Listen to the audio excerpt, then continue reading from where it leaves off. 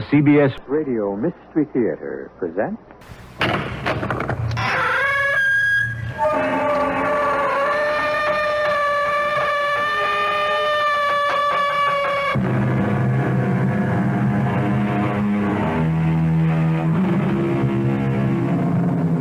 Come in. Welcome. I'm E.G. Marshall. Look up into the night sky at the pattern of the stars. Night by night, as our whirling planet moves through its orbit, the pattern changes slightly. The stars themselves remain constant, locked in the master design, the mosaic fixed, except for an occasional shooting star or... Wait a minute. What is that streak of pulsing fire that blazes across, dives, whirls, hurtles earthwards, faster than any plane could move? An illusion? A mirage? Or a reality? The link between us and other worlds beyond our galaxy? Whatever it is, we call it a UFO, an unidentified flying object. Concentrate on the spinning disc in front of you, Lisa. All right, Doctor. I'm concentrating. There's a star at the top, a circle at the bottom. Yes. Now watch the symbols as they turn. Watch. Watch. Let the wheel space you out, soothe you, call you. Are you there? Are you there?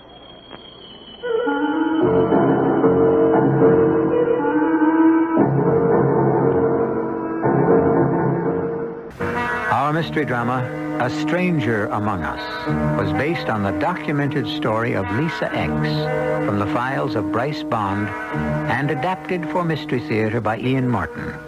It stars Marion Seldes. It is sponsored in part by True Value Hardware Stores and Buick Motor Division. I'll be back shortly with Act One.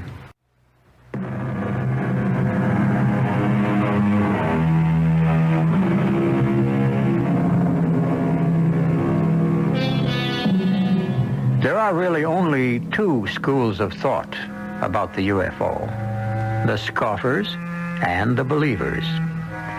Does the mystery craft from a galaxy beyond our comprehension roam our skies? Or are all the reported sightings so much self-delusion by hysterics and romantics? I hasten to say I take no sides. But recently, there have come into my hands some carefully documented files on this subject. A story so fantastic and out of this world that I felt I must share it with you. A story that is actual and real. Only the names have been changed to protect the protagonist's rights to privacy. Dr. Bryce Dunlop. Hi, Doc. Detective Sergeant O'Banion here. Hey, Dave, how's it going? Oh, can't complain too much, Bryce. Long time no see. Or here. No bats or squirrels running around your belfry these days. Oh, the usual compliment every time the moon gets full. Nothing wide enough out to catch your fancy. Except, like, right now. Right now? Yeah, have I got a case for you? Brother, do I need your help? Well, you got it before you even asked. You think maybe you could trek over here to the precinct house? It's that immediate? And that important? Immediate, yeah. Important? Well, that's what you gotta tell me. I want you to meet a lady who's got me way out of my depth. I don't know whether to charge her, commit her, or just try to forget I ever ran into her. I promise you, she's clear out of this world. I'm sort of a maverick. Oh, I have the degrees. BS from Princeton, MA from Duke University, and my PhD from Berkeley. My major, of course, is psychology, which is what I practice. But my minor, and now an all-absorbing hobby, is parapsychology, and in particular, a very special branch of it. SEEP, which is an acronym for the Societies to Examine Extraterrestrial Phenomena. A hobby I mention only because, although I didn't know it at the time, I was about to receive one of the most highly documented reports on a UFO that ever came to our files. A story so bizarre and chilling that it staggers the mind. Bryce, let me fill you in. About an hour ago, around 11 o'clock this morning, this babe walked into the squad room. She wanted to see the lieutenant, but like you know, he's had the flu, and I've been covering for him. So we went into the lieutenant's office, and, well, now, she's a tall girl, statuesque, kind of beautiful, poised, well-to-do. I mean, you know, good clothes, expensive clothes, perfume, all that. She speaks well. She looks you right in the eyes, and, well, I mean, you'd never figure her for some kind of a nut or something. Except you do. I'm going to let you be the judge. Now, just listen to this story she gave me. Her name is Lisa Stallings. She's a widow with a couple of kids. She's a realtor, pretty successful one, right here in town. She's 33. Now, last night after dinner, she went to a church party, kind of a social. She's pretty religious, I gather. And during the evening, this guy came up to her and asked her, "Would you mind if I asked you to dance?" No. Why should I? Well, you are a bit taller than I am. Well, that doesn't bother me. Maybe you're a better dancer than I am.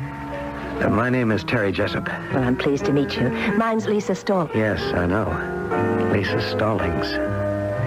Well, I guess I'm flattered. How did you know? Oh, I've been thoroughly briefed on you. Shall we dance? Yes. Yes, of course. Well, you dance very well, Mr. Jessup. Nothing is left to chance. I beg your pardon? Well, I mean, they try to prepare you for every eventuality. My training was very thorough. Well, what business are you in, Mr. Jessup? I'm, a coordinator. I don't know if I understand. In what area of business? Oh, not in business. My work is more in the field of human relationships. May I ask you something? Of course. I'd like first to have your word that you won't repeat to anyone what I'm going to ask you. Well, that sounds very mysterious and quite exciting. All right. Don't treat this lightly. I'm very serious. Do you believe in UFOs?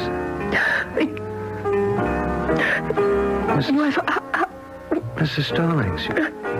Well, you haven't answered me. Are you all right? Yes. No, I mean... You just freaked me out by what you asked me, you know? I know. No, you couldn't possibly. I mean, things you couldn't know that have happened to me lately, and other things in my past you couldn't understand. Oh, but I do. You've actually seen a UFO, haven't you? And someone who came from one? Yes. Yes. How would you like to go right out now to a ship and meet these people face to face? Look, Mr. Jessup, I know you're just kidding around, so let's just drop this subject because I don't happen to think it's funny. Neither do I. Now we can get in my car and drive outside of town near Carmel to the ship. I'm not driving out of town in a car with you. We've only just met. Would I be here at a church social if there was anything dangerous about me? Well, no, I suppose not. But I... Are you really physically afraid of me? You're bigger than I am. I think you have a complex about that. Not a complex in the world. I'm what I am, and you are what you are. And we happen to be special. We share a secret belief. And you could share so much more if you'd come with me. Share? What? Knowledge. Secret knowledge. Proof of all you have believed so long and have had to keep hidden for fear of ridicule. I can lead you to your destiny. If it isn't me, it'll be somebody else. For you have been chosen. So she falls for this joker's line, and she leaves with him in the car. And they drive out toward Carmel. And here's what... Now, wait a minute. I've given you the general picture. Let's go now and meet Mrs. Lisa Stallings and let her tell you the rest of her story for herself. And all of a sudden, up ahead, I see this bright light flashing in the sky. Just up ahead of us, there was a wooded area with a lot of trees. And I said, look at those lights zooming over the trees there. I see them. Well, you think that's a UFO? I know it is. It looks as if it's landing. Yes, that's just what it's doing. Watch for the lights to disappear behind the trees. Yes, they're gone now. But I can still see the reflection. It's landed. They're waiting for us. I don't know if I want to go any nearer. Why not? I'm afraid. There's a tingling sensation running up and down my arms. I can't breathe. I feel as if I'm being smothered. Rub your arms up and down. You'll be all right. Are you cold? Well, no, I don't know. How can I be cold in the middle of the summer? Just rub your arms.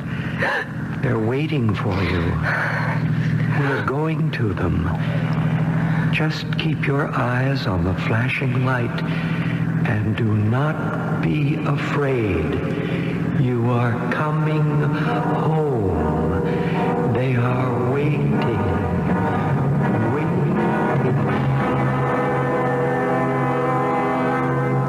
The last thing I remember, then, were the flashing lights and rubbing my arms to keep them from going to sleep. And the next thing I remembered was hours later, on another road far away.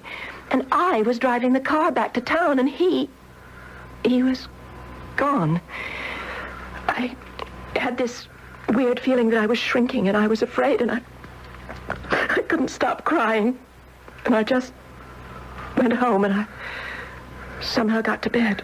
And when you woke up this morning, the first thing you did was drive the car down here to the station and report to us. Yes, it wasn't my car.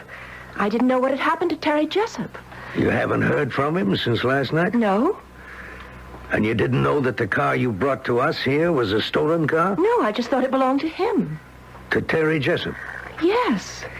Mrs. Stallings, you still have no idea who Terry Jessup is? No, just a man I met at a dance. And you have no idea what happened to him? As of right now, no. And as of right now, I better be getting on home. I have lunch to prepare for 2 hungry kids.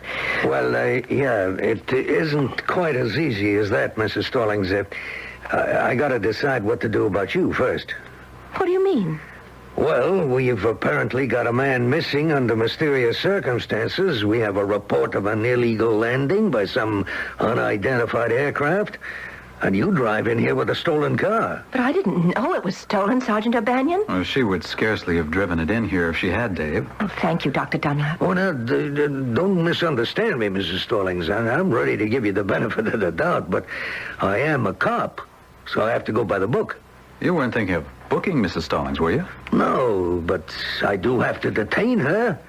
I need a full description of the missing man so I can get out an APB. And I'll need Mrs. Stallings to take me to the spot where she thought she saw this thing land. But then you'll have to give me a chance to make some arrangements. I have to see that my children are taken care of for this afternoon. Well, sure, of course. I'll send an officer with you. Dave, since I serve in a semi-official capacity with the force, why don't you remand Mrs. Stallings in my custody? There are some questions I would like to ask her in any case. Oh, I'd be glad to answer anything I can. Well, as a matter of fact, I would be asking you to answer some for Dr. Dunlap anyway. I'd welcome being questioned by a psychiatrist. A psychologist, Mrs. Stallings. I'm not a medical doctor. I wonder if before we leave, you have a ladies' room in this building? Even before women's lived, Mrs. Stallings. If you'll just go right across the squad room and out the door. Turn left. You'll find it down the hall, just past the elevator. I won't be long. Thank you, Sergeant. My pleasure. I'm surprised you're suddenly so trusting. I'm not. Detective Sims got the high sign and will suddenly find the same need. You run co-ed washrooms? Detective Sims' first name is Mary. Well, what do you think of Mrs. Stallings? I think she's a knockout. But is she also a freak-out? Well, I don't know. Oh, I believe her about the car. The guy who was possibly just on the make. The rest... Well, don't leave it hanging. You noticed when we spoke with her, this isn't the first experience she's had with a UFO. Well, I didn't go into that area. It's out of my field. Well, last night was different. Something screwy went on. First things first. Now, this lady is off bounds for both of us, Dave. She's a very special lady with a lot of mind-blowing info to reveal. If she's ready to, or can find her memory. I can find that for her, if she gives me a chance. Yeah? How? The most modern technique we have to unlock the mind. Hypnotic regression. Through it, I'm sure we can have Lisa Stallings recall exactly what happened last night.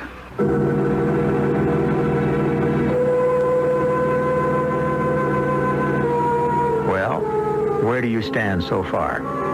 With Sergeant Dave O'Banion, who doubts the whole story? Or with Dr. Bryce Dunlap, the open mind, who wants to wait and see until all the evidence is in? No matter. Your opinion is your own. But the evidence has only begun. The mind-rocking story is still ahead of us when I return shortly with Act Two.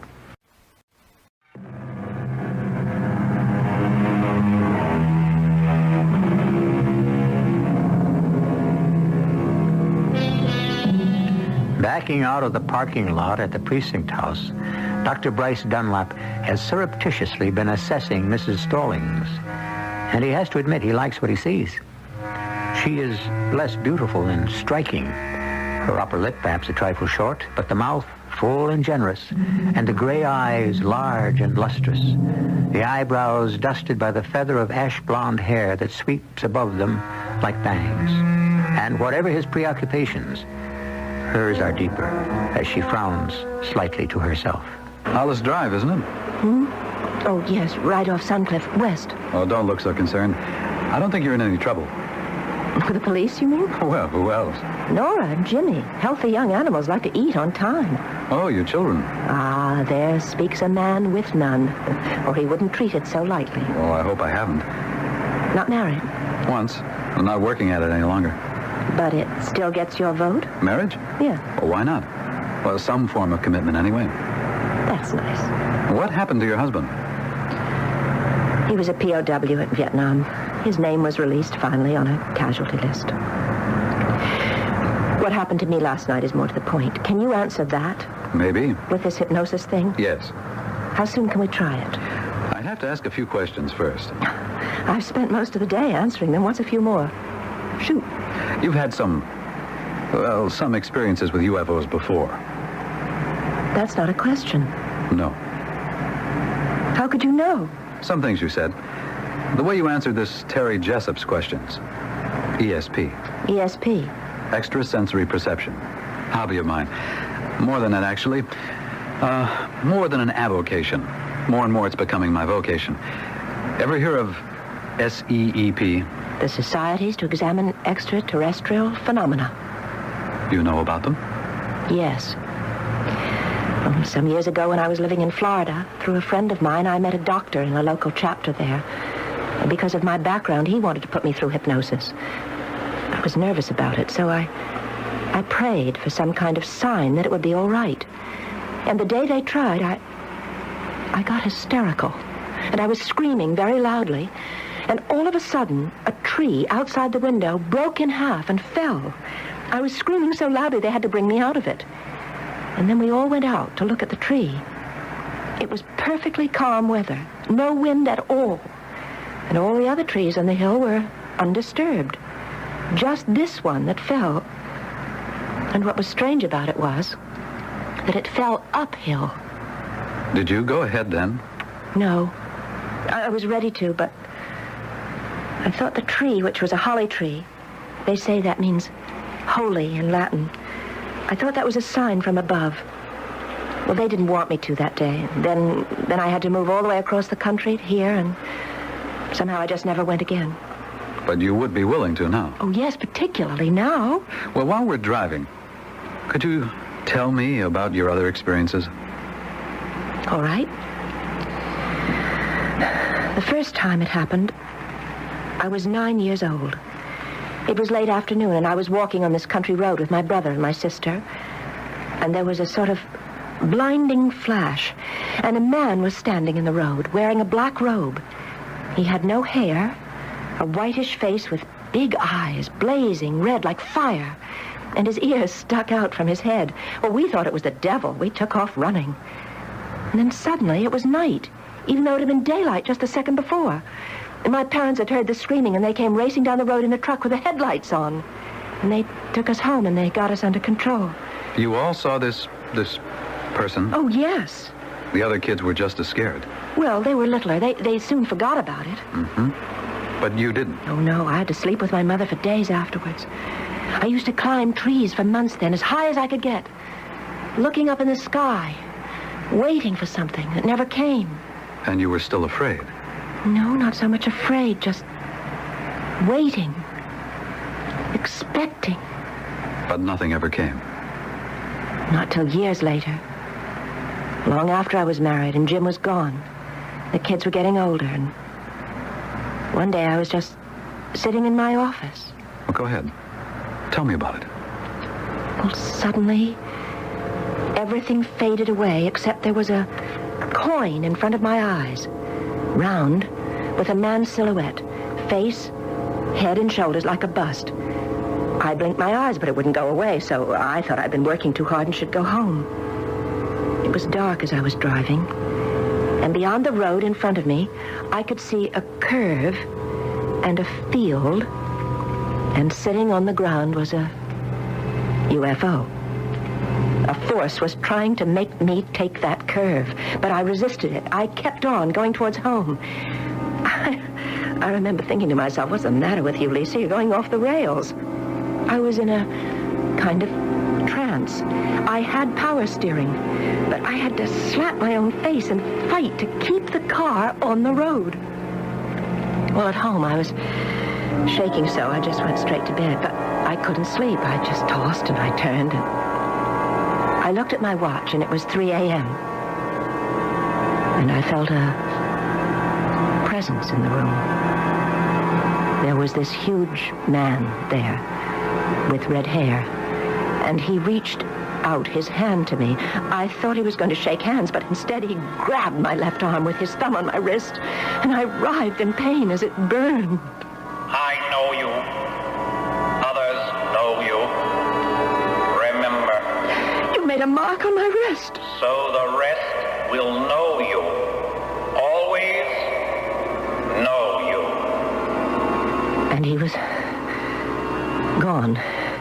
In the morning when I woke up, I had a pain in my arm and an angry red mark like a burn there. I felt sick. I looked at my watch. It had stopped at 3 a.m. I tried to start it. It wouldn't go. I couldn't even wind the stem. I took it to my jeweler, and he opened it, and he couldn't believe what he saw. The whole inside of the watch was fused together, melted into one lump.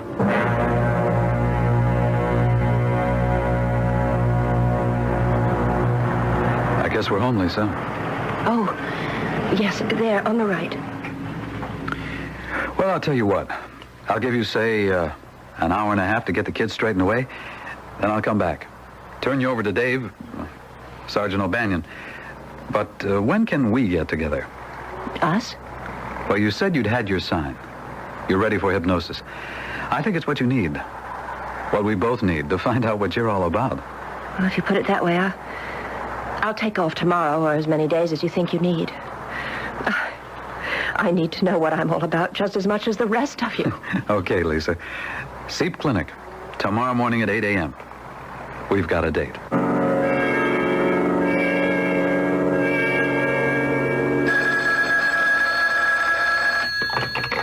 Dr. Dunlap. It's Dave, Bryce. Ooh, I've been waiting for this. What'd you find out? About the guy, Terry Jessup, forget it. We got a composite that's just that. Guy looks like anyone. Medium everything. Yeah, well, what about the landing site? What about it is right. There's a glen, a depression, whatever you want to call it. Like about 300 feet in diameter. And something burned off the undergrowth and some of the trees there. But was it just a plain fire? Or super galaxy jet exhausts? Well, whatever it was, it's just another hole in the ground now. How are you doing? Well, you've got to give me a chance, Dave. There's something very strange moving here.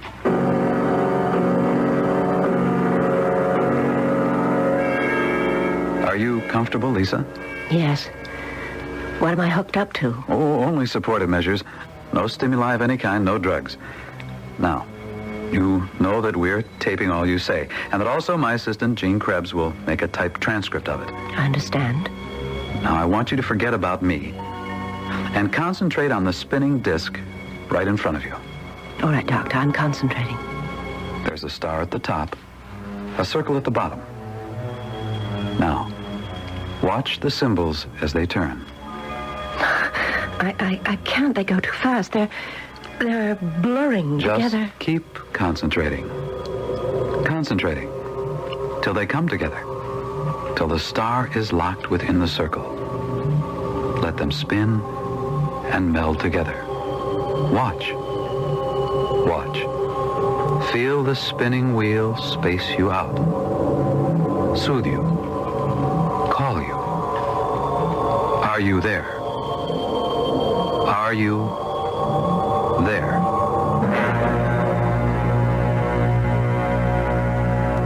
But did you get anything? Did I get anything? Oh, it's gonna knock you right off your blocks, David boy. What do you mean? With her written permission, I have it on tape. You think you're ready to take this? Shall we stop hacking around and get on with it? Okay, boy. Here it is. Everything I report here or say is of my own free will and under no coercion of any kind. Thank you, Lisa. Now, can you tell us just what happened last night? Terry was driving the car, and we saw the light go down behind the trees. He drove a little more, and then he pulled to a stop beside the road. He flickered his lights once or twice, and in a moment, 2 people came from the ship. Oh, how did you know they were from the ship? Because they weren't human. They moved in a funny, jerky way, and they couldn't speak. Were they robots? Maybe. I suppose they were. We got out of the car and followed them, and there was the ship. What did it look like? It was round, very wide, and sort of flat, but with a bubble top. It looked like metal. It appeared to be metal, a grayish type, sort of dull-looking. Did you go inside? Oh, yes. When I first walked in, there didn't seem to be any light. It was like walking into a dark ring. But then all of a sudden, there was light. Like when I took the last step from the ramp to the hall. And it was very bright. But you couldn't see that from the outside. And inside, there didn't seem to be any light fixtures. Just lit up, all complete illumination. Bright and blinding. And then I met him. Who did you meet? This person. He looked like a man in a sort of a jumpsuit under a robe, like he used that as a sort of a coat. He was bald, and he spoke to me. He knew English? No. He didn't speak to me like that. He wasn't speaking with his mouth. He was speaking by mental telepathy.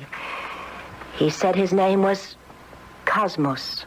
He said that? No, it was like he made the picture of his name in my mind.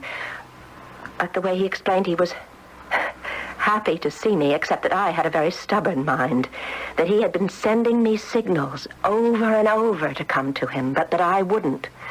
And so he explained he finally had to just send for me. And now that he had you there, what were his plans for you? Well, he didn't tell me that then. He just led me about the ship.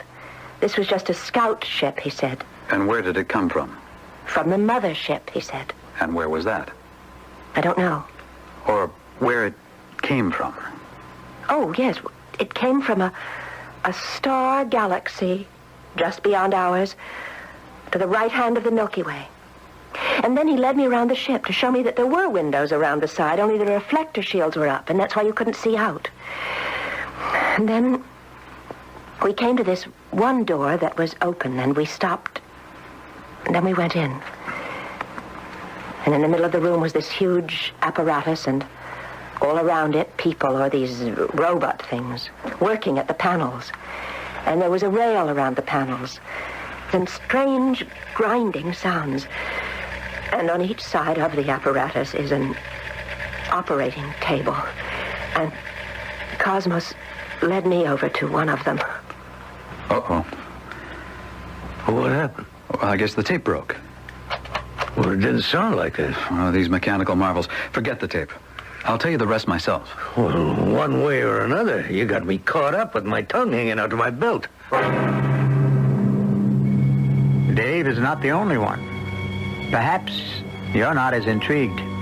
Me, I wouldn't miss the end of this for anything. Oh, all right, skeptics.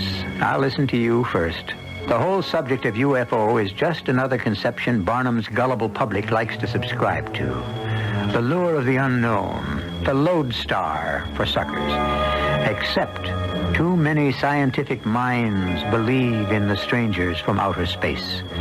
So maybe we'd better hang around and listen to Act 3.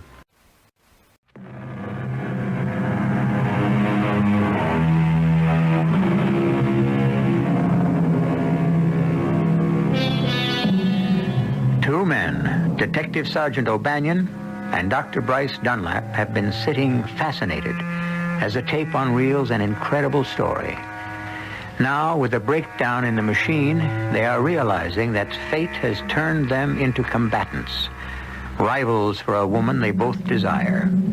And if they could only be objective enough, a woman that both of them had probably better avoid like the plague.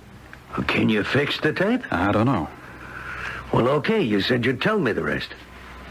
This Cosmos was leading her to some kind of operating table when the tape broke. That's right. Lisa said, and I'll try to keep it as close as I can to her own words, that on one of the operating tables, a young woman was lying. I asked her what she looked like, and she said she was young, I'd say, in her 20s. She had long, dark hair and an olive complexion with huge brown eyes. It seemed like her eyes were much larger than normal. She had on a purple gown, and she was strapped to the table. Lisa, I want you to meet Antron. Antron! Hello, my other self. Antron. What did she say? Pay no attention to her, Lisa. She's a very willful young lady who rebels against her destiny. What is her destiny? She has been chosen, as you have. Chosen? That's what Terry said. Just so. He is one of us. His mission was to bring you to us. But what have I been chosen for? At a later time, you will be given the 7 powers. What 7 powers? Those powers that will help mankind. You must go among them first and tell them that we are here at last. We? Who is we? Tell her, Antron. In the beginning, we were those who inherited the Earth. My mother and father brought me from the great planet in a fleet of hundreds of spaceships, and we colonized this wilderness and made it fertile and to grow. We conquered the dry earth, built dams and libraries. Our culture flourished, while you and your forebears ran on 4 feet, skulking from the sun in caves or locked in the trees by day, hunting, afraid of your shadows by night. And then came the great rain, the flood, when Noah built the ark. I know nothing of your pagan legends. We had supposed all of you in the lower order had been destroyed. But what about you? I mean, your people and Antron's. Tell her. We took our ships, orbiting the Earth till the flood subsided and the waters rolled back. Only a few of us decided to return to the Earth. The rest decided to return home. To the mother planet. But why didn't you stay there? Because you needed us. You cannot control what you have. You war among yourselves, build greater and greater weapons to destroy not only you, but the green Earth itself. We cannot allow that. Since we are peaceful, we must take over gradually. And to do that, some of us must sacrifice ourselves. Antron is one chosen for the sacrifice. What are you going to do to me? Do not be afraid. It is useless to struggle. Tell her, Antron. They are going to make us one, sister. How? We are strapping you to the table, so you are head to head. When I turn on the machine, it is my hope that you will be fused together. Antron planted in your left side, so you carry her as the mother carries the child. Only in this case, the child will be the mother. Antron will control you so that she may guide you and bring our message to the world. so that you may be saved. Saved. Now, turn it on. Throw the switch. Let her be one of us.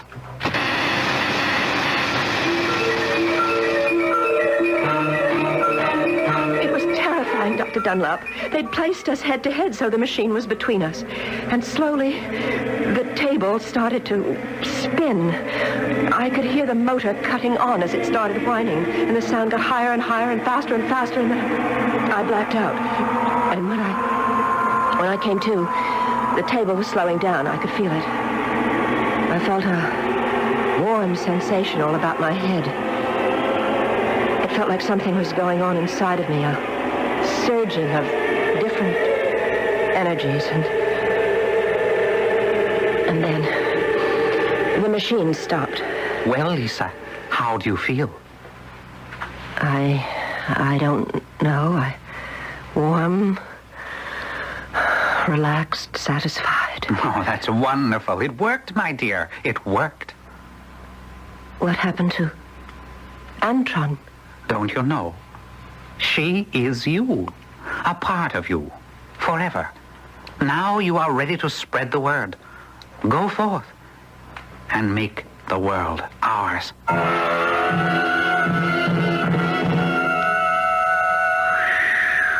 Brother. Pretty wild. Well, you don't believe any of that bunk, do you? I don't know. I've heard stranger. Oh, come on. You gotta be kidding. Well, what's the difference? It isn't anything you can use anyway. Well, I told you she's clean for all of me. I got no axes to grind. Uh-huh. Are you sure, old chum? Well, what's that supposed to mean? Would I lie to you? Well, you might, where personal feelings were concerned. She means a lot more to both of us than that. She's not for you, Dave. Well, I'll decide that. Not without some argument from me. Look, she has a couple of screwy notions. Well, that could pass. Bryce, I don't need any help in my personal relations. You stay away, you understand? All she needs is someone to take care of her and the kids. Once she gets the responsibilities off her head, she'll be okay. She doesn't need any doctor messing around with her psyche. Dave, don't be a fool. You'd never understand this girl in a million years. I suppose you would. Well, what's the difference? It'll be Lisa's choice, not ours. If it comes to that.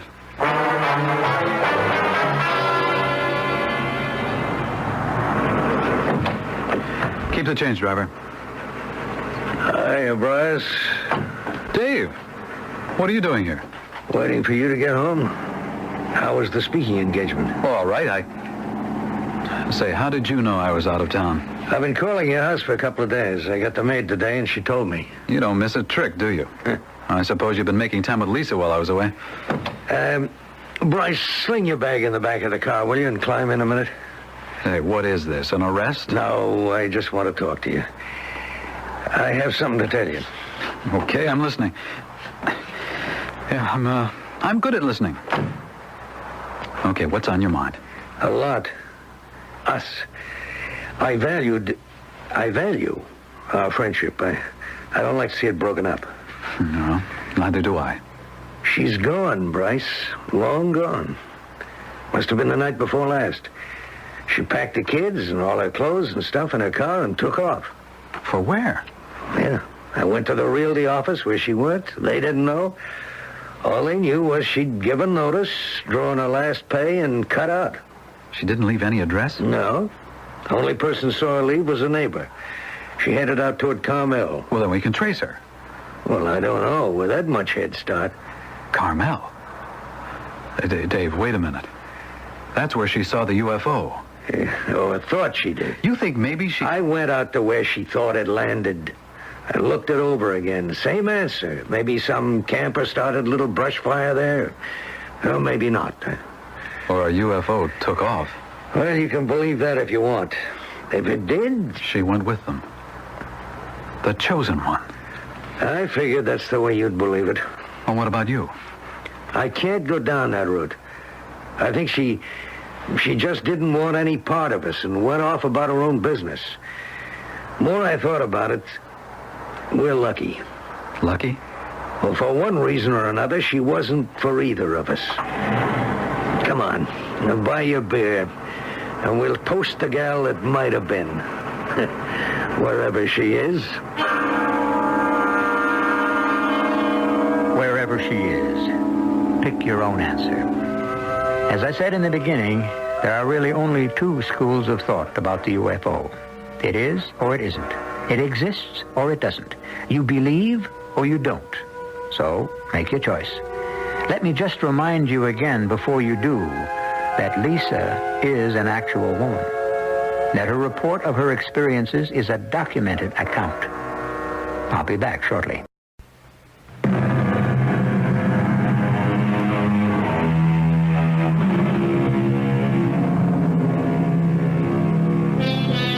One final note on the elusive Lisa. You must realize that there are many questions unanswered about her. Did she leave this world for another on a UFO, or is she still among us? And if she is, does she carry that strange woman from outer space implanted in her body? Is Antron now the real Lisa? Is it she who controls all her actions? Ponder a moment, my friends, and then see if you don't have the strange feeling that invades me, that none of us has seen the last of Lisa. Our cast included Marion Seldes, Court Benson, and Lloyd Batista. The entire production was under the direction of Hyman Brown. Radio Mystery Theater was sponsored in part by X-Lax. This is E.G. Marshall inviting you to return to our Mystery Theater for another adventure in the macabre. Until next time, pleasant dreams.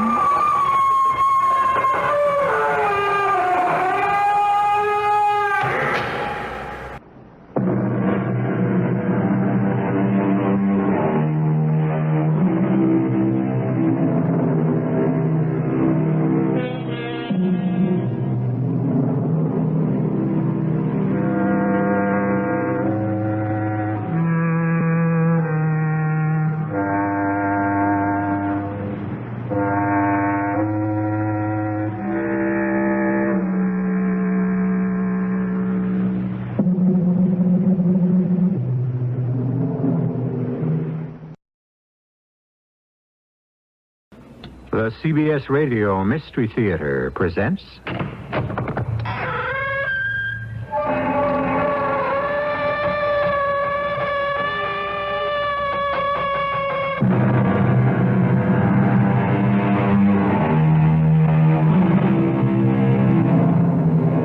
Come in.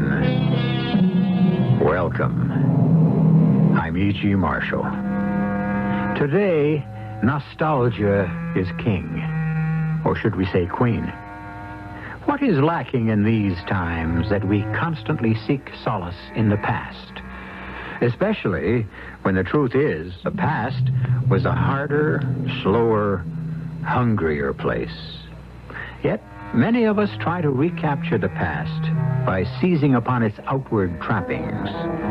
You who do so should be careful. Unconsciously, you may break through the glitter and capture the essence. And then what will become of you? Your clothes and hairstyle may come back into fashion, but your sense of values? Captain, I tell you there was a witness to the killing. Who? Someone was here, and that someone was shot. If that someone was shot, where's the body? I don't know. Now, this person was shot at least 3 times with a .357 Magnum revolver. This person should, therefore, be dead. I know, but I ask again, and keep asking, show me the body. Show me even a little blood stain. But please, show me something.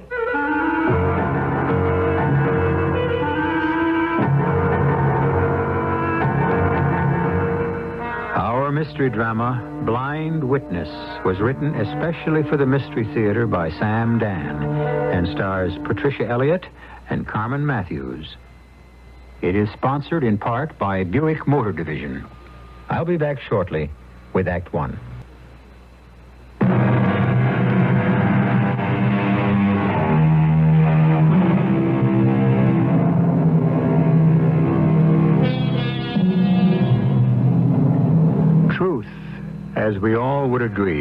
is stranger than fiction. And that is because, as the scientists tell us, matter can neither be created nor destroyed.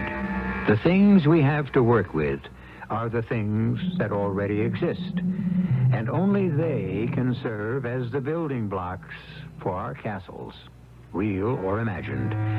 We call the ones that we have seen before truth, and the new or strange ones fiction. The difference lies in perception. Is everything clear? Well then, forward with our story. All right, you know the place. It's around the corner. Okay. First, walk past. See if he's alone. Hey, you expect I'd go in there if there was somebody in the joint? What do you think?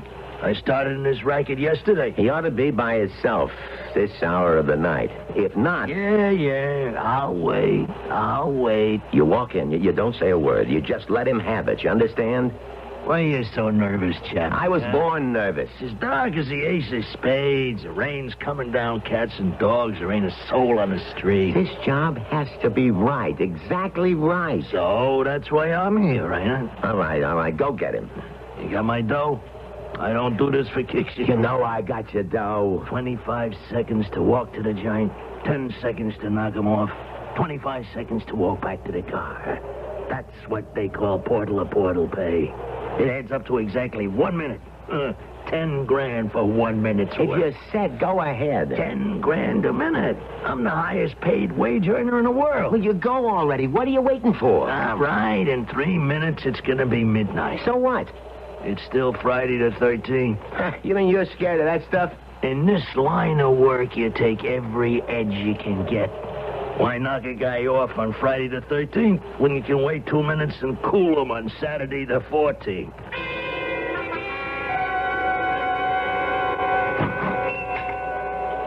Good evening, Mr. Ascalon. Now, what are you doing out this time of night, Mr. Hume? You should be scared to walk the streets. Thank you for your concern, Mr. Ascalon. You're a true friend. Well, it's almost midnight, and there's a very low element out on the streets. I have come to obtain my sister's medicine. Yes. I've got some right here. Oh, thank you. How much is it? The usual price, $5. Mr. Ascalon, haven't you ever heard of inflation? In inflation? You have been charging me $5 for the past 25 years. Shouldn't the price have gone up? Oh, not to you, Mr. Hume. And now I tell you what you better do. I'm about to close up. So if you'll wait a few minutes, I'll walk you to your door. Oh, that's very kind of you. Oh, those hard candies my sister is so fond of, did they come in? Oh, yes. Now, where did I put them? Oh, yes. You go down to the first row of shelves near the door, and it's the... Oh, listen to me. I keep forgetting you can't see. The first row of shelves, you say? How do you do it, Mr. Hume? It's a matter of mastering your environment, of visualizing every shape, of memorizing every distance. Down here, you said? Yes. Say, that's uncanny. I mean, how do you just put your finger on it? Oh, yes, sir.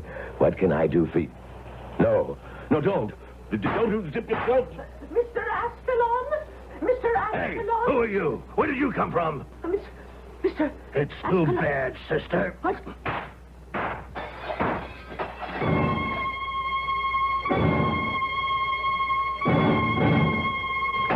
Get out of here. It sounded like the 4th of July in there. What happened? There was a dame in the store. What do you mean there was a dame in the store? I look in the window. He's all by himself. I walk in, I hit him, and all of a sudden I hear this dame's voice. What dame's voice? She must have been behind a shelf. She just shapes up out of nowhere. Well, did you... Yeah, she's finished. Listen, are you sure? Nobody could live with all the lead I give her. And Ascalon? You don't have to worry about Ascalon no more. With that dame and all, it better be clean. Cleanliness guaranteed. That's why I get the price. Hand it over. Okay. 10 big ones. But it took me a little more than a minute. And my overhead also went up. Must be this inflation, huh? 1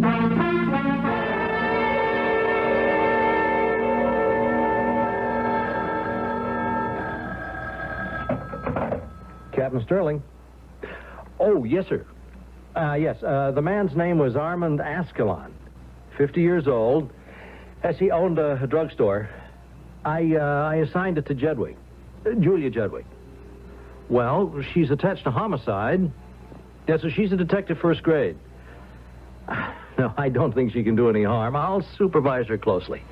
Yes, sir. Oh, none of this I needed. Captain Sterling? Oh, come in, Julia. Come in. Here, sit down. Now, what we got here is one of these neighborhood knockoffs. Now, you know how to go about this? Well, sir, Now, the best way is to keep your eyes and your ears open and work close with the patrolman on the beat. Yes, Captain. Now, what we got here has to be a stick-up. You know, most likely a junkie or else some hood. And, well, Julia, don't be afraid to lean on me for help. Thank you, Captain Sterling. Any questions? Oh, well, it's just about the gun. What about the gun? I have a report from ballistics. Mm-hmm. The 2 bullets that were found in his body were fired by a .357 Magnum revolver. So, what's your question?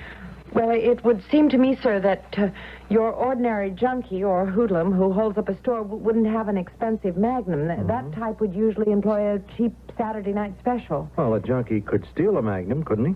Well, yes, Captain, but if it was a junkie and he needed money for a fix, he would have sold the Magnum.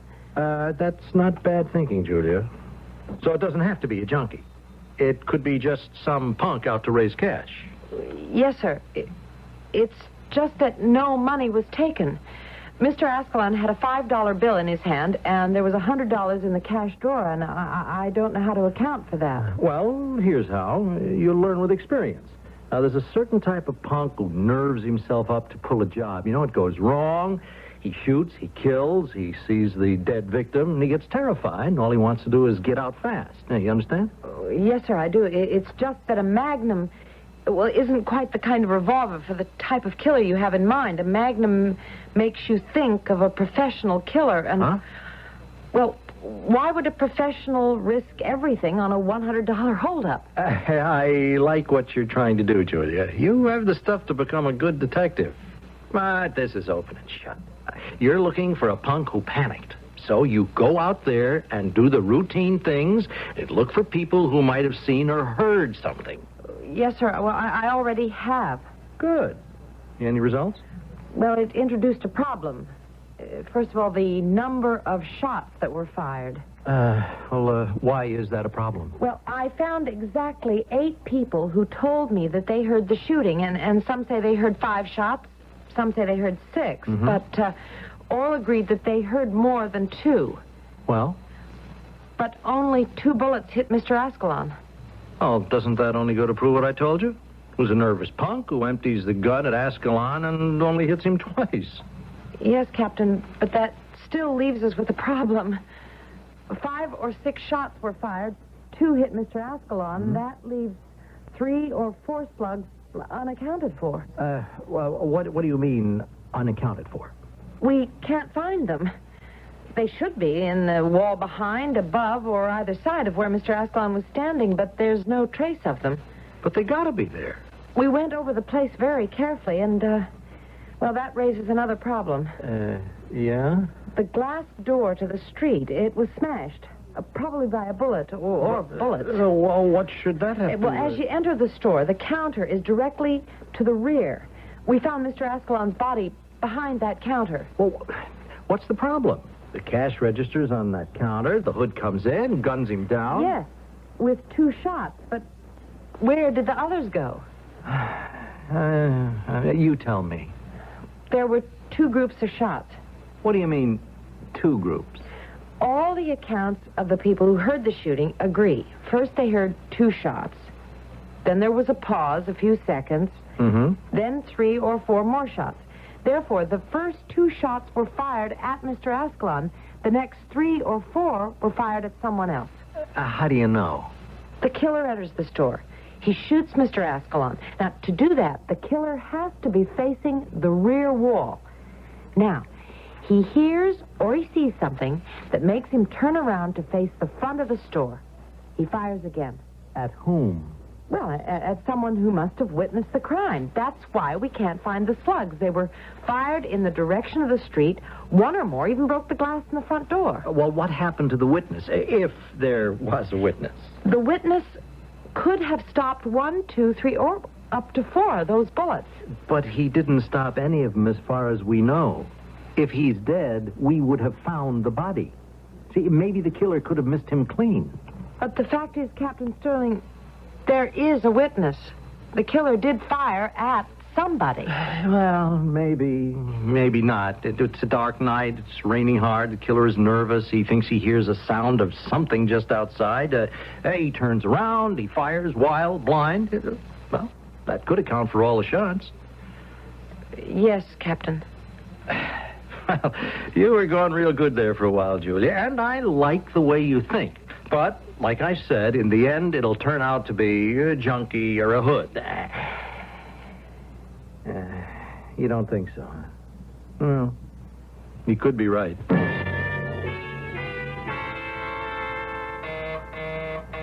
Okay. Knock it off, will you? I'm coming, okay. Who's there? Me, Kathy. Mule. Hey, what's the matter with you? Me and quick.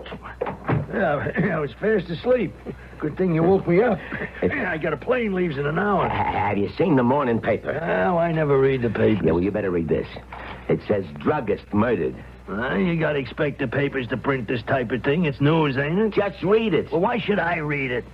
Ain't gonna be news to me. Druggist murdered. At midnight last night, Mr. Armand Ascalon, 50-year-old proprietor of Ascalon's Pharmacy on the corner of Bridge and High Streets, was shot to death by a bandit. Hey, I ain't no bandit. It has not yet been determined what has been taken from the store.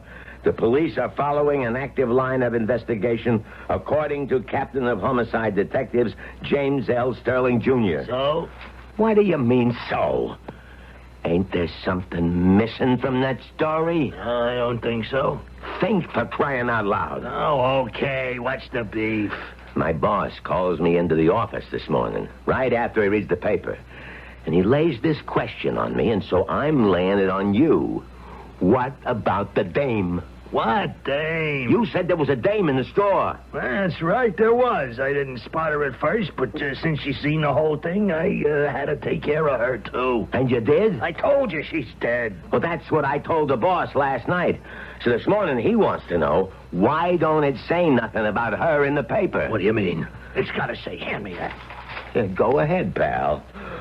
Where does it say one word about the dame? But I got her. I know I got her. Then why wasn't it reported? They can't keep a thing like this out of the press. You missed her. That's what you did. You missed her clean. No, I wasn't 10 feet away from her, and I don't miss. I could even hear her go, ugh, when them first bullets hit her. She's dead, I tell you, Chappie. She's dead. Okay, Mule. Just answer me one question. Where's the body?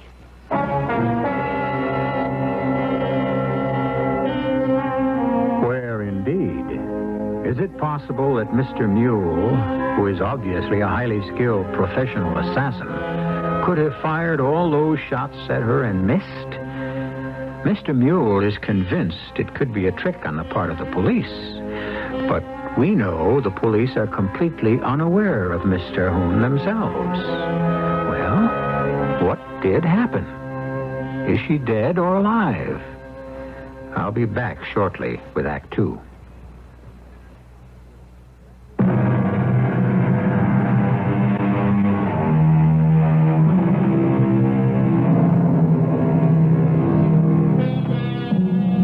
Edgar Allan Poe, who invented the type of story you're listening to now, set down the basic rules.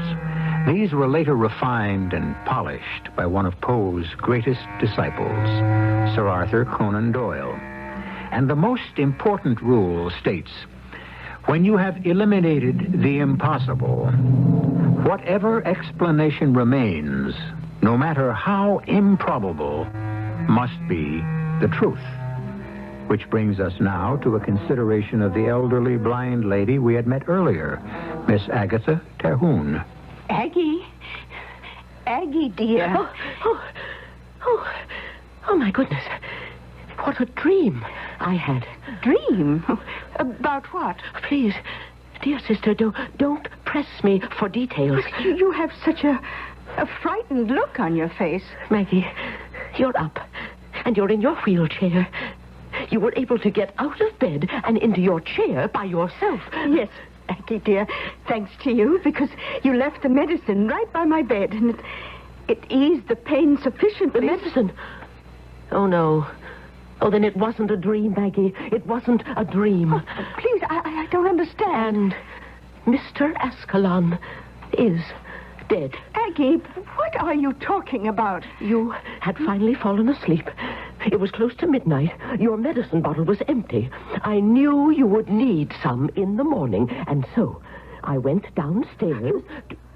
You went down into the jungle at night? Maggie, dear, could you face the morning without your medicine? But you could have been murdered. These streets at night... You know what lurks behind every doorway. And so I fortified myself. I put on the vest. At least I would be safe from knives and bullets. You should have waited till morning and wheeled me. The rule is you must never go alone. By morning, you would have been in too much pain. I would have put up with it somehow, and beneath my blanket, I could have the Colt 45 in one hand and the can of mace in the other. I had no choice. Aggie, you know you can't see. I know how to get every single place in this neighborhood and back. Just because I'm blind is no reason to treat me as an invalid. Oh, my poor darling Maggie. I'm so sorry. I shouldn't have said that word. It's true. I am an invalid. I can't walk. I'm also a drug addict. Don't say that. Will that change anything? We were both in the same accident. Don't relive it. I lost the use of my legs. You lost the use of your eyes. For 40 years now, I've clung to you. I've been supported by your strength because I have none of my own. Look at us. We've become two crazy old ladies because of me. I won't listen to any more of this. You risked your life for me. You said Mr. Ascalon is dead? Yes.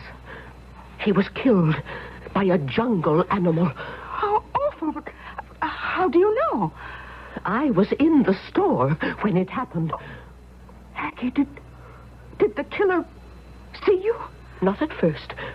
He walked into the store and began shooting.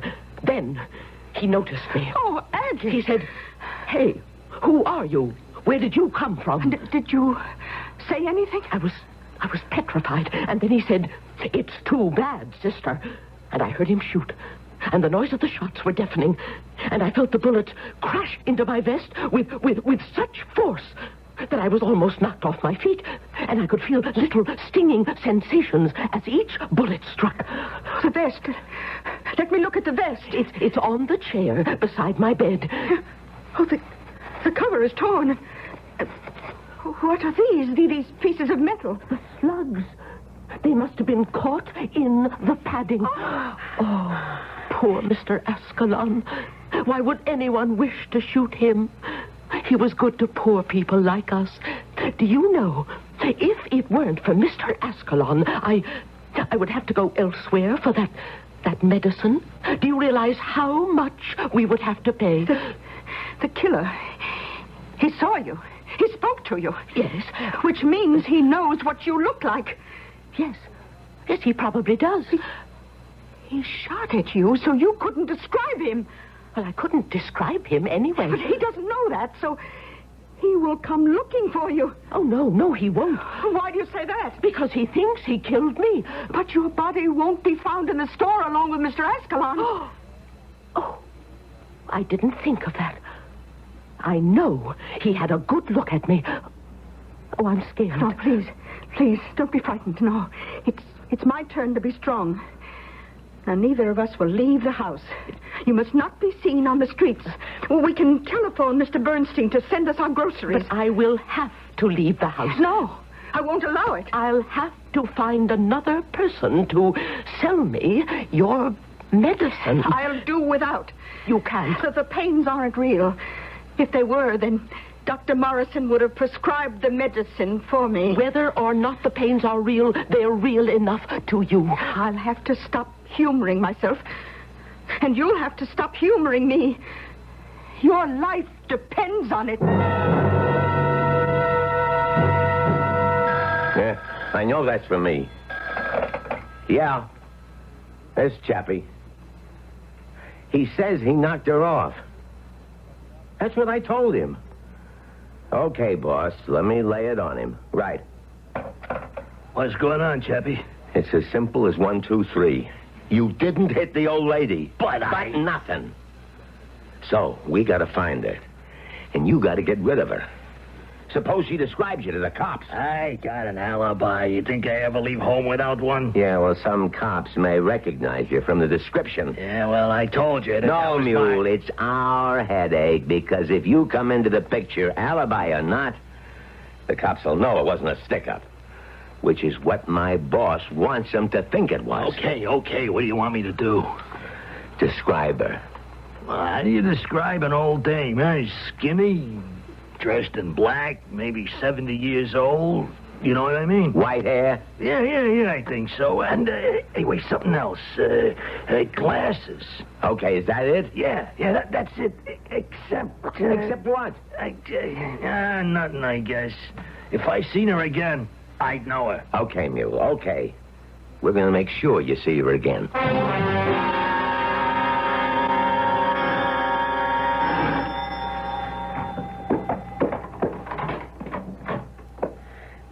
Good evening, Mrs. Caravel. Oh, yeah, you're the cop, the lady cop.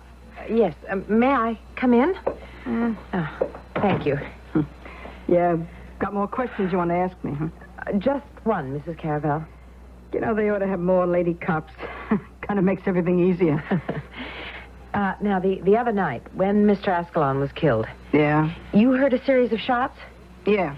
Did you hear any other sounds in the street? I noticed that your window opened... No, I didn't see anything. We was in bed. How about an automobile? Oh, yeah. After the shots, I'm sure I heard something sound like a guy was running, and then I heard a car taking off fast. And that's all? Yeah. My husband, he slept through it all. You could drop the atom bomb in here, and he'd have...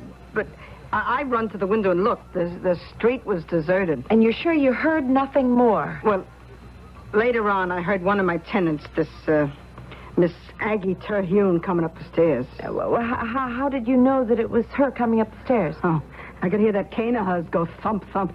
Oh, I see. Then she came upstairs right after the murder? Yeah, around that time. And she'd been outside in that weather at that hour. Where do you suppose she'd been? Well, I figured the drugstore. See, she's got this twin sister in a wheelchair that always needs her medicine. Then she had to be there at the time of the murder. Are you sure that you heard her coming up the stairs? Well, she couldn't have been there while Mr. Ascalon was being murdered, or she'd have been killed, too. I don't know, maybe I didn't hear her coming up the stairs. But you just said you were positive. Such a scary night. Maybe I dreamed it.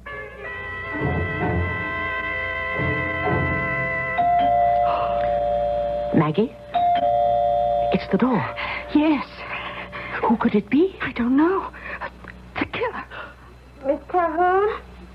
It's a woman's voice. Oh, the killer wasn't a woman. He could have brought one along to throw us off guard. Miss Calhoun. Even so, Aggie, we have to answer. Do you have the Colt 45 handy? Yes. Who is it? It's a police officer. What do you want? I have to ask you some questions. Can we trust her? Miss Calhoun, I can't identify myself properly. I'm about to open the door. Have your badge ready. She's all right, Aggie. That's a police badge. And she's alone. Please, don't point that automatic at me. I have a license to own it, and I know how to use it. A pistol. We find it necessary in this jungle. And hanging on the wall. Is that a bulletproof vest? Well, it is. This quality must have cost a fortune. We don't even have anything this good in the police department. How can we help you, officer? Which of you is Miss Agnes Terhune?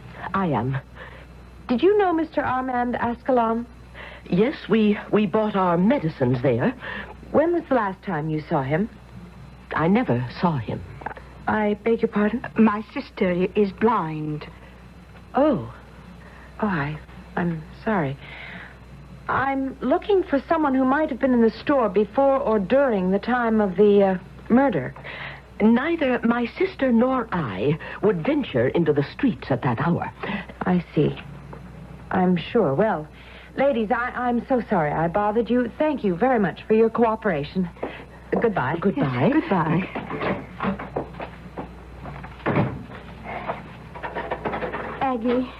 Aggie, you could have told her the truth, that you were in the drugstore. No, my dear. We must keep out of this at all costs. But she was a police officer. Couldn't we trust her? We can't trust anyone who lives out there in that jungle.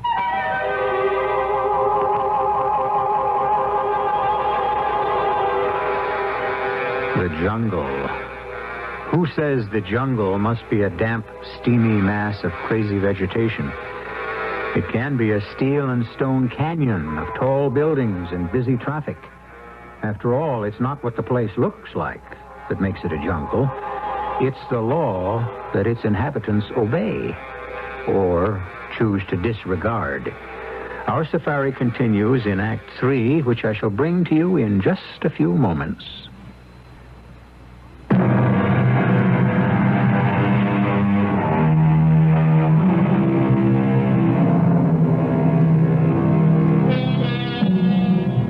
Things start simply enough. What appears to be a routine holdup suddenly assumes larger and weightier proportions. Both the law and the criminals are searching for a supposed witness. A diligent young policewoman has succeeded in her quest. How does the underworld plan to go about it? Listen, Chappie, I can't afford to hang around here. I got a business to attend to. Oh, no, you're going to hang around here until your business here is finished. I've been prowling the neighborhood. I could spot the old dame. Pulling your horns. What does that mean? The boss just figured out how we can get this old dame to come to us. Yeah? What was she doing in a drugstore at midnight in a howling rain? Beats me. Come on, use your head. Would she go out if it wasn't something important? Why did the boss want Ascalon knocked off in the first place? I never asked them kind of questions. To let all the smallies know that he's running the drug racket in this town. Nobody can go into business for himself. It's got to be organized. All right. This Ascalon clown was running what amounted to a charity clinic. The fact that he got knocked off made the message loud and clear. So, what does this have to do with my old dame? An old dame. She has to be a junkie. She needed a fix. Yeah? What else? You shot at her and missed. How could I miss? You scared her. Now, you know what she looks like. She knows she's in trouble. So what's she doing? She's laying low. But sooner or later, she's got to come to the surface. Why? Because she's a junkie. She'll need the stuff again. She can't go to Ascalon no more. She'll have to find a supplier. And the only supplier operating in that neighborhood right now is one of our own people.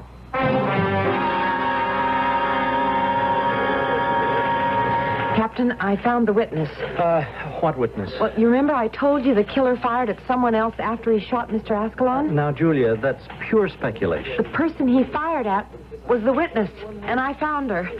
Her? But we have a problem. She refuses to admit she was there, and even if she did, she couldn't help us to identify the killer. She's blind. What? A little old blind lady. What are you handing me? The killer spotted her and fired at her and would have killed her, but... Oh, you'll never believe this. She was wearing a bulletproof vest. You are saying to me that standing in the store when the killing happened was a blind old lady wearing a bulletproof vest? That's it, Captain. That's what I'm saying, and I can prove it. I saw the vest, and one of the slugs was still stuck inside it. I managed to sneak it out and have it tested at ballistics. It was fired from the same gun that killed Mr. Ascalon. You mean you got all this already? Well, You see, I had to ask myself why this blind old lady would go down to Ascalon's store so late at night in a bad neighborhood. She wore a bulletproof vest? Yes. You see, she and her sister are somewhat, well, eccentric. But it must have been for something very important, I said to myself. Well, I searched through Mr. Ascalon's files, and I couldn't find a prescription for Miss Terhune. So, what was he giving her? Drugs. That's right. And when you look closely at the sister, you see the classic signs of addiction. Her nose itches, she had a nervous tic, her eyes can't seem to focus, she sniffs. Drugs, sure. That's why Ascalon was knocked off. He was freelancing. The syndicate must have wanted to teach an object lesson. Yes, sir. There, you see how you put these things together after you've had as much experience as I have? No, Julia. It's all yours. You deserve all the credit. Sir, for what? We don't have the killer. We will. But how? They are going to come after your little old lady. Well, but how can they find her? You found her. Never let yourself get trapped into thinking that you're the only smart one. But they don't have to find her. She can't identify the killer. She's blind. They don't know that. But they're going to try to kill this woman. I know. Isn't there something we can do? Yes, we can protect her. But, sir, we're not infallible. Well, what do you want us to do? Spread a story in the press that, yes, there is a witness, but she's blind? Well, that might stop them from... that wouldn't help. They wouldn't believe it. They'd smell a rat. But, Julia, they know there's a witness. They won't rest till they get her, unless we get them first.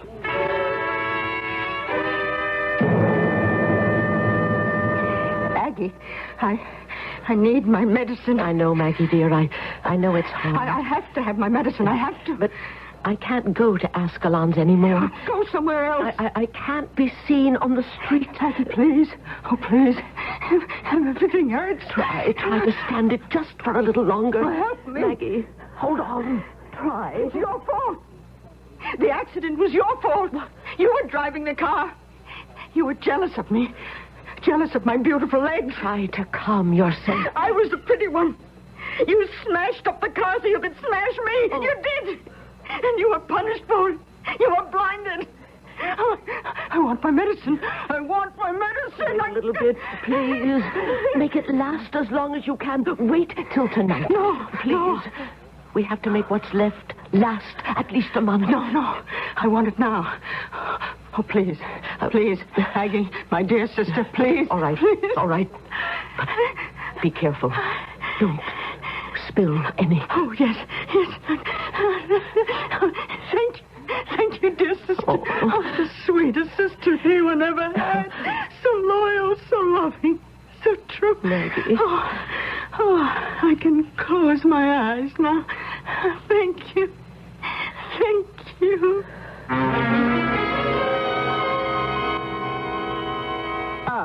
Come in, Miss Terhune. Thank you. You know, it's a miracle how you can walk like that, being blind and all. You know just where to turn and sit. I remembered from last time, Mrs. Caravel. I must come to the point. I need to buy some drugs. Drugs? Mrs. Caravel, you have a tenement house in this neighborhood. It's a respectable place. I didn't say no. Your husband is a gambler. Now, just a minute, Miss Terhune. I'm not finding fault, only establishing credentials. Now, surely, with your knowledge of things, you could find someone who will sell me some drugs. But... Yeah, I should have figured. With old Ascalon dead. Well, I could ask a few questions, get a few answers, and maybe put you in with somebody who knows somebody. That's all I ask. You won't get the price or the high quality. My sister, we can't afford to be particular. You know, I'd rather not do a thing like this. My sister is desperate. I know. I hear her screaming sometimes. You'll help me. Yeah. If you want to call it help.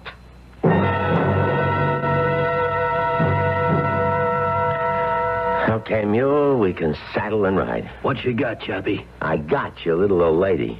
Who? Her name is Terhune, Agnes Terhune. How? I told you she'd have to come up for air. How long could she stay under? She found Lester. Lester? Yeah, Big Lester, the neighborhood pusher. He was told to make a note of new customers, especially old ladies. He pegged her. How does he describe her? Thin, white hair. How many of them can there be? It's got to be yours. Now, something's missing. What? I don't know. Something about that old dame. I can't put my finger on it. Well, whatever it is, you still have to finish her off.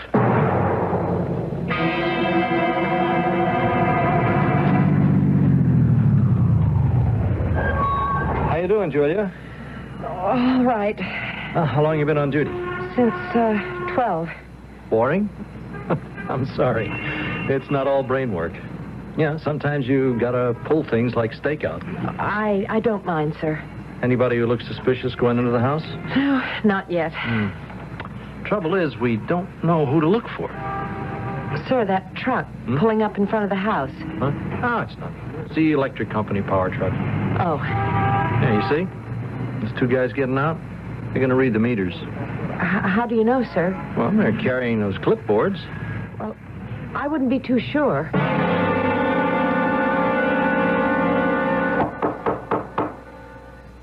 Who is it? Electric company. What do you want? You got a short circuit reported. We got to fix it. I don't know, Maggie. Well, it sounds reasonable. Let him in. It's just something about his voice. His voice sounds familiar. Oh, come on, lady. We ain't got all day. No, it's him. I recognize the voice. The killer. She's on to it. We got to bust the door down. What's the matter, Julia? Isn't meter reading a one-man job, Captain? Well, It seems to me. I've been in that house twice, and I don't think you get to the basement from the front. You have to go around to the back to get to the service entrance. Come on. You keep behind me.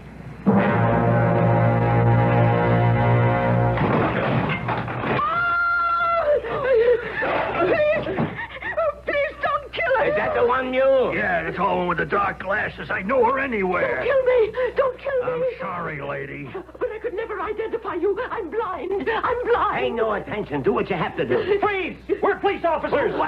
Drop it! Both guns! That's it! Stand still. You ladies okay? No. No. Now I know it was bothering me all along. She's blind. Are we safe now, officers? Yes, ladies. You're safe now.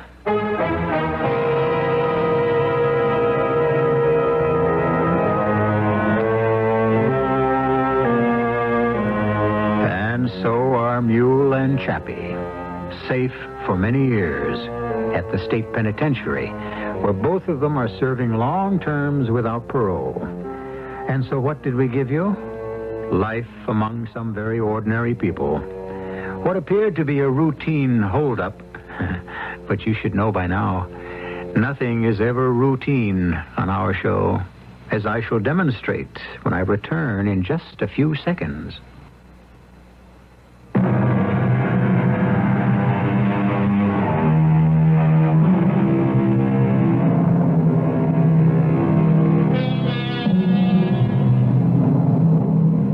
Someone once said, everything can happen to anyone, provided he lives long enough.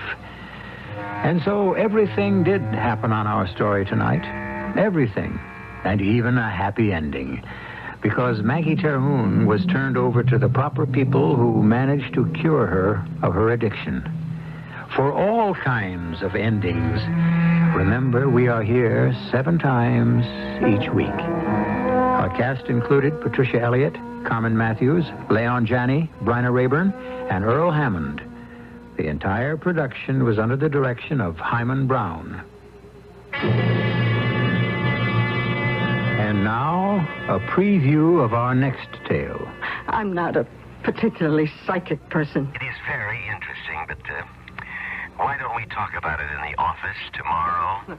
Sir, what I think you should do is call the police station in Porto San Diego. Where? That's the town nearest your sister-in-law's plantation. Oh, but that's in South America. I know. Now, ask them to send a squad of police over to the house. Why? Because my secretary is having a bad dream? No, sir. Because you are frightened for the safety of your sister-in-law and your niece. But who'd want to harm them? Please. But I'm maybe 10,000 miles away. Sir, you're William J. Big Bill Rawlinson. When you talk, people listen. Will you call the police now? All right, I'll handle it. You're not saying this just to quiet me. I said I'll handle it. Do it now. It's the only way we can save them. This is E.G. Marshall inviting you to return to our Mystery Theater for another adventure in the macabre. Until next time, pleasant dreams.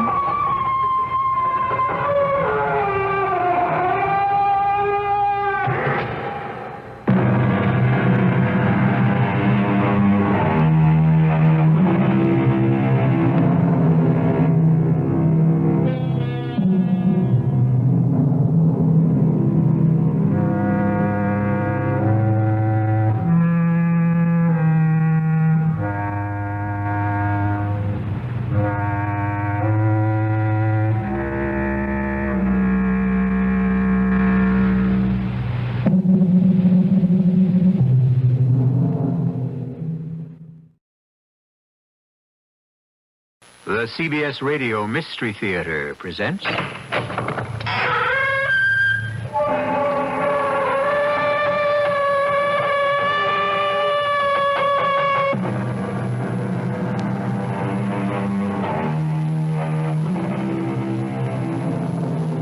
in. Welcome. I'm E.G. Marshall, conductor of this occult omnibus, which stops at your station 7 times each week. It is said of some people that they live in the past, but of course we know this isn't true. Nobody can actually, genuinely, physically live in the past. Yes, it's possible to spend one's life in reverie, in daydream, but live in the past? That's incredible. You can only live in the present, and the present is a vehicle that can only travel in one direction. Forward into the future. At least, that's what we've been led to believe. You wouldn't want to be 19 again? No, I wouldn't want to be 19 again. It's better to be 55? In some ways, it is. You wouldn't want to be 19? You wouldn't want to be back there? Back where? Listen. Grow up, Bill. Please, grow up. I have grown up, and I don't like it. Like it or not, you've got to live with it. That's where you're wrong. I don't have to live with it. You don't have to live with it either. Come back with me. Back where? We can be 19 again. You're crazy. There's a key. I found the key. Bill, please. Zelda, I've got the key. I know how to go back. Come back, Zelda. Come back with me.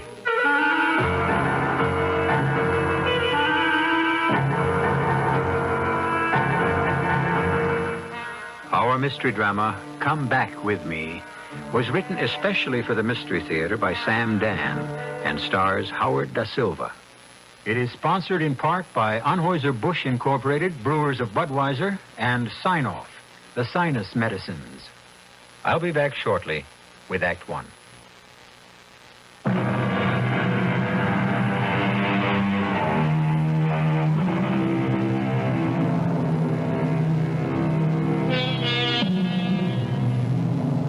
The city is a living organism, and because every living thing must one day die, the city must die too. Like the human beings who build it, the city has its periods of youth, maturity, and old age. The city dies by degrees. A house here, a street there, block by block, neighborhood by neighborhood. The boarded up, shuttered buildings stand empty, decayed. deserted, dead.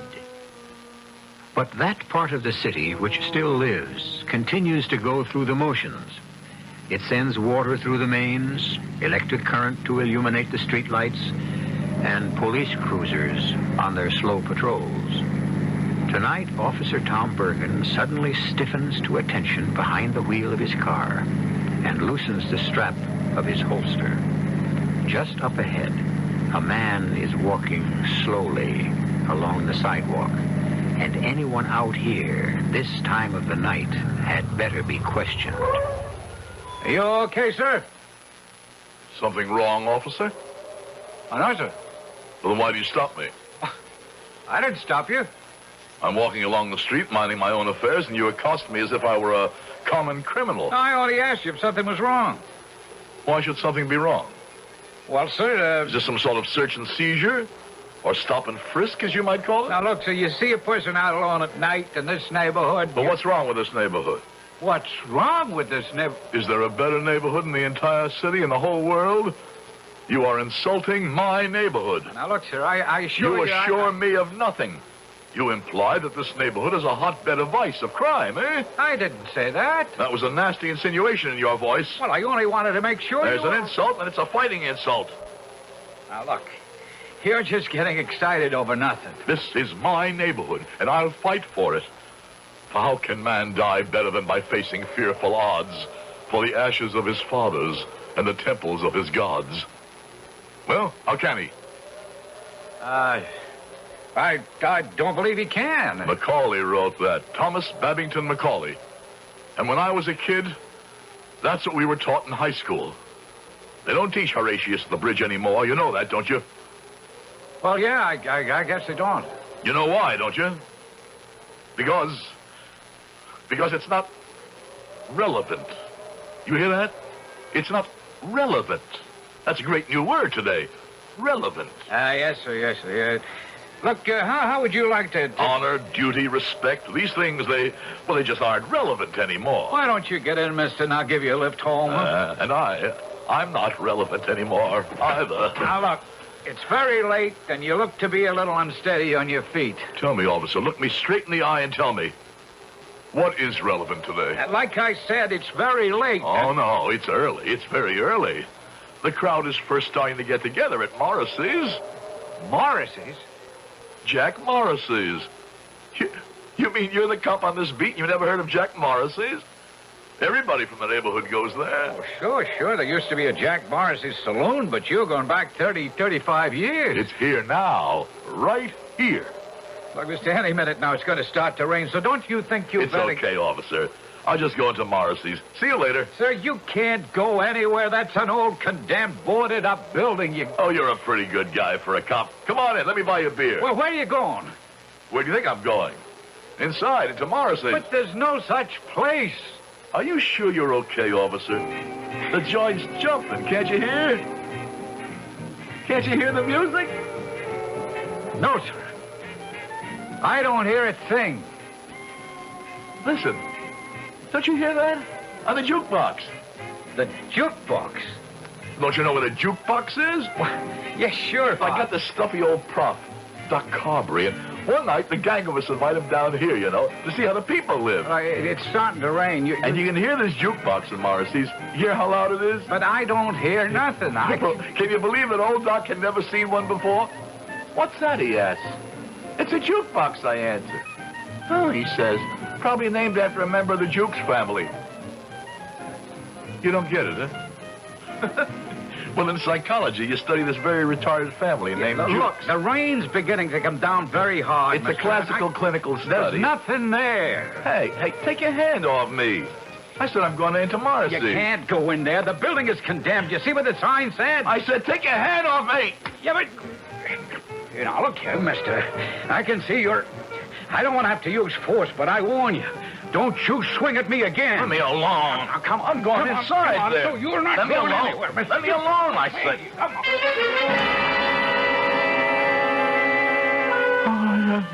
I can't push me around. I can't ever... I'm up. Yes, you're up. Zelda. Hey, What time is it? It's almost noon. Noon? He didn't wake me. I have to be at the office. Bill, don't get out of bed. What are you talking about? Dr. Davis said he wants to see you as soon as you're awake. What for? Bill, you don't know what for. What happened last night? Last night? A policeman brought you home. What are you saying? There it was, midnight. I answered the doorbell, and you were practically draped over the policeman's shoulder like a sack of wheat. You're kidding. Bill, the cop said he didn't want to book you. Book me? For assault. You were obviously disturbed. He felt that treating you like a criminal wasn't the answer. He was a very decent cop. Zelda, what is all this about? I must say, in addition to everything else, the publicity could have been the last straw. That's all we would have needed. Zelda. Bill, shut up. What were you doing in that deserted, godforsaken neighborhood? Godforsaken? Don't say that. Why were you wandering around there? What? I don't know why. Bill, I'm trying to hold on. What was I doing there? I was looking for something. What? If I tell you, you'll think I'm crazy. I think you're crazy now. I was looking for you and for me. All right. All right, I was a fool to ask. You really don't want to know. I want an intelligent, responsive answer. I guess you would. Intelligent, responsive answer. You used those words the very first night we met. Oh, Bill, please, please. We met in Morrissey's. I fell in love with you at first sight. Western United Industries is making the offer today. How can you talk about... How can I talk about love? Our lives depend on it. Yes, our lives do depend on Bill, love. save us. Let them buy us. You mean sell out? You can call it whatever you like. It's our only chance to get out of debt, to save something from the wreck. What wreck? Now, Norman's had some preliminary discussions with their attorney. It's a fair offer. I remember. I walked into Morrissey's that night, and I saw you sitting there. You remember? You didn't have to kill it. Now, look, Bill. You try to relax. I'll have Dr. Davis come over here right away. There's no point to it. You want him to convince me to accept some basic facts of life? Well, I accept them. I'll go down there and sign my death warrant. Why do you have to call it your death warrant? Because that's what it is. It is nothing of the sort. You'll still run the company. Hundreds of small businesses have been taken over by big corporations. I don't want to talk about it. They still want you to manage it. I said I'm willing to do it. Why do we have to talk about it? Now, let me shave and get dressed and get down to the office. Wear the new dark suit. Oh, absolutely. Dark has always been the proper shade for executions.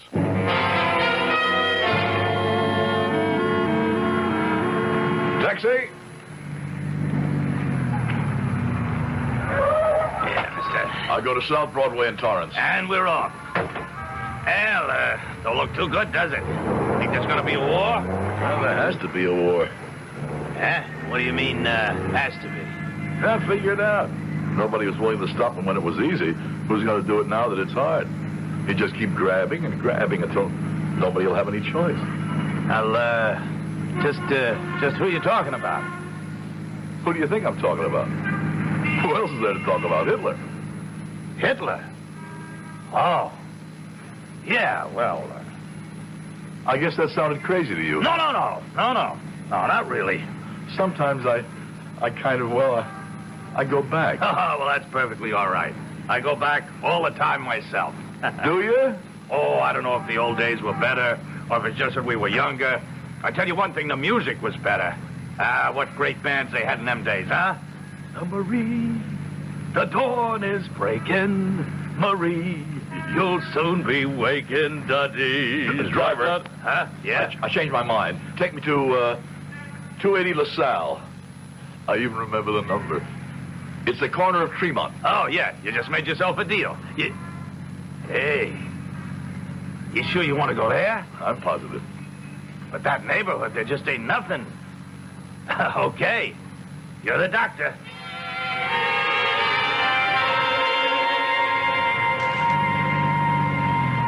Tremont, just off LaSalle. 210. Keep the change. Hey, you mean you want to get out here? That's why I came. Mister, listen, for blocks around, it's deserted. It's all coming down. I mean, you can even hear the wrecking crews. Now, some of these buildings, they got junkies, all kinds of weird characters. It ain't safe. You know, you're a character. I'm just going into Morrissey's. Check Morrissey's. Morrissey's? Yeah, but all the cab drivers seem to be characters. Is it part of the union rules?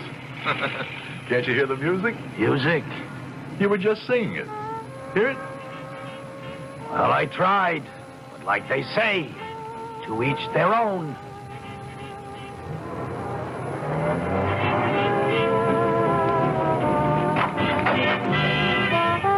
Hello, Jack. Will you look at who's here? Billy Boy himself.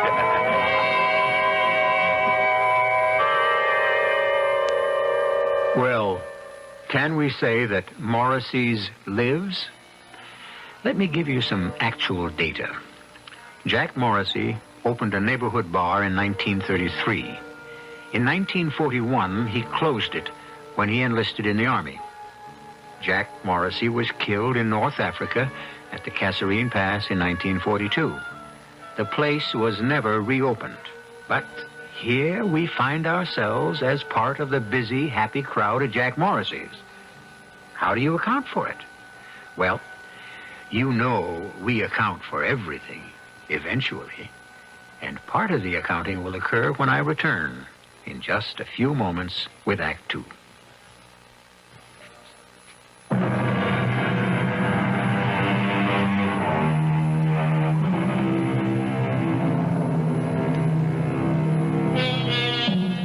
I would give 1,000 tomorrows, a poet said, for just one of my yesterdays. Well, today is yesterday for Bill Harlow. He has just walked through a door, and almost 35 years have suddenly fallen away. The far away and the long ago has just become the here and the now. Here he is in Morrissey's, where the college crowd hung out. And here are the girls, just as he remembers them, with their hair parted in the middle, high in the front, and curled up at the shoulders. Here are the guys, in sweaters and pleated pants and loafers. And the music. Oh, that music. Well, how are you doing, Billy? I may just enlist. Oh, now that's a drastic step. Well, might as well get in there first. Never be first in anything, Billy. Let some other guy do the spade work. You see what I mean? Who's around tonight, Jack? Well, there's your old buddy Norman. Nice dish sitting there with him. Yeah, very, very nice. I think she's giving you the eye. No, she belongs to Norman. A woman belongs to nobody. What do you want me to do, steal her from my best friend? He'd steal it from you, wouldn't he?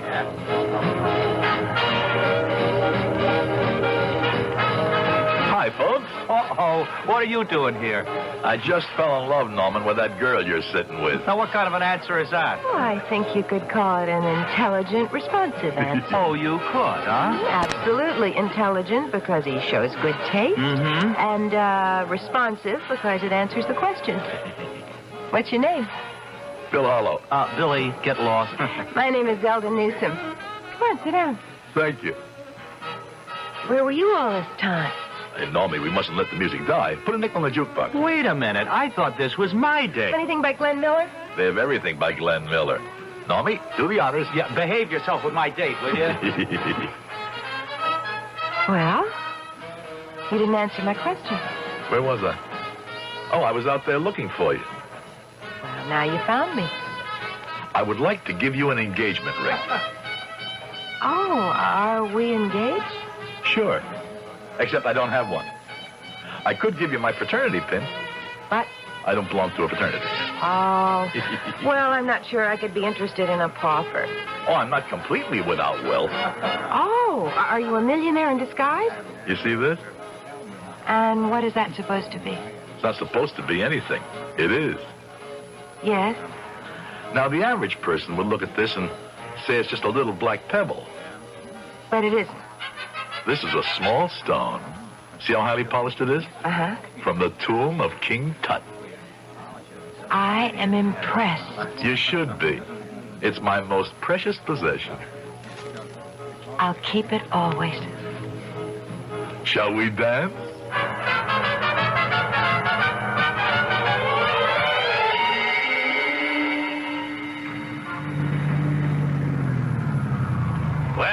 my old buddy, Officer Tom Bergen. How come you ain't made chief, huh? Hey, what are you doing in this godforsaken neighborhood? I'm trying to get out of it. How'd you get into it? I had a fare. You mean somebody wanted to come down here? Can you believe it? I had a guy wanted to go to LaSalle Corner Tremont. Next week, that joint ain't gonna exist. The wreckers ball is gonna lay low. No, wait a minute. This was a genuine 18-carat nut. Take me to Morrissey's, he says. Wait a sec. A tall guy, kind of distinguished looking, a little bit gray. Yeah, that's right. The guy looked legit. He points to this building that's falling apart. That's Morrissey's, he says, just like it was a live swinging joint, and in he walks. Yeah, he would. Yeah, thanks, Jerry. Thanks for telling me.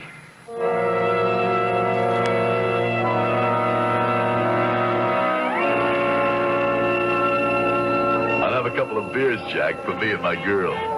Your girl, huh? She come in here with Norman, and I say Norman's gone home. Well, I would have done the same for him. What is this gift you got with the girls, Billy? Well, what can I tell you? You have to be born with it. Or you do without. Billy, she's just another dame. You're telling me. I think that Norman was gone on her. She made the choice. I hope he forgives you. Normie and I, we're like brothers. Blood brothers. Yeah. Anyhow, he wasn't sore when he left. Oh, I seen that big smile of his. But you never know how a guy's taking it inside. Oh, come on, Jack. A guy himself may not even know how he's taking it. Like, it may be boiling away deep down where he don't know it. And then maybe 10, 20, even 30 years from now, it could suddenly make you pay the price. I could stand here and be enriched by your wisdom forever, Jack, but the most beautiful girl in the world is sitting there at the table waiting for me.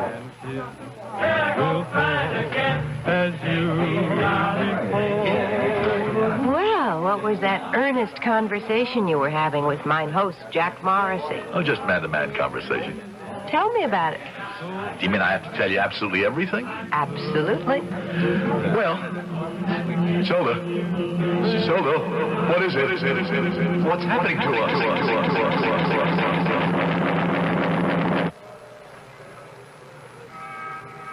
Hey, Mr. Harlow.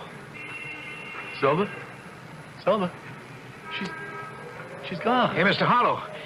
Morrissey's gone. It's all gone. Where did he go? Look, Mr. Harlow, you can't stay here. It was all here. Jack Morrissey's. Don't you understand? You don't want to get yourself into trouble, Mr. Harlow. It was here.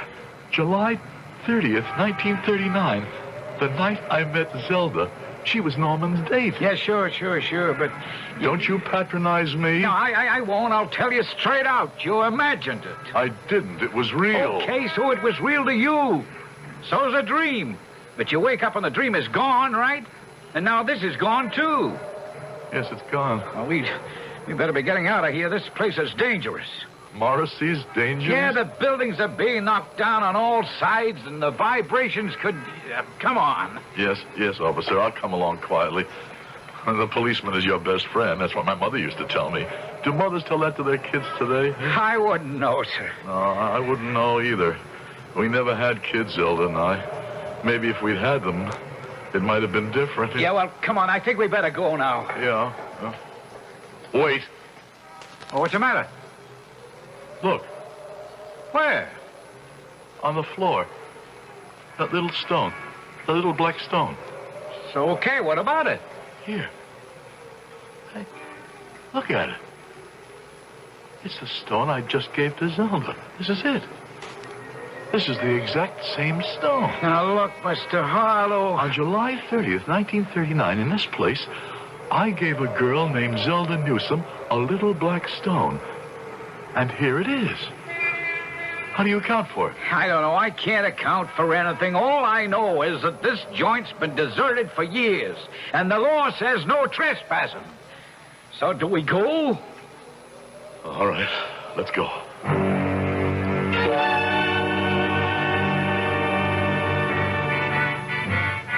Bill. Hello, Zelda. Norman. Well? Is that all you can say? Hello? What are you doing here at home? Well, it's obvious. I've been listening to one of my favorite records. Turn that thing off. It used to be your favorite record, too. Please, Bill, do you mind? We have some serious matters to discuss. Oh, we certainly do. We certainly do, Zelda.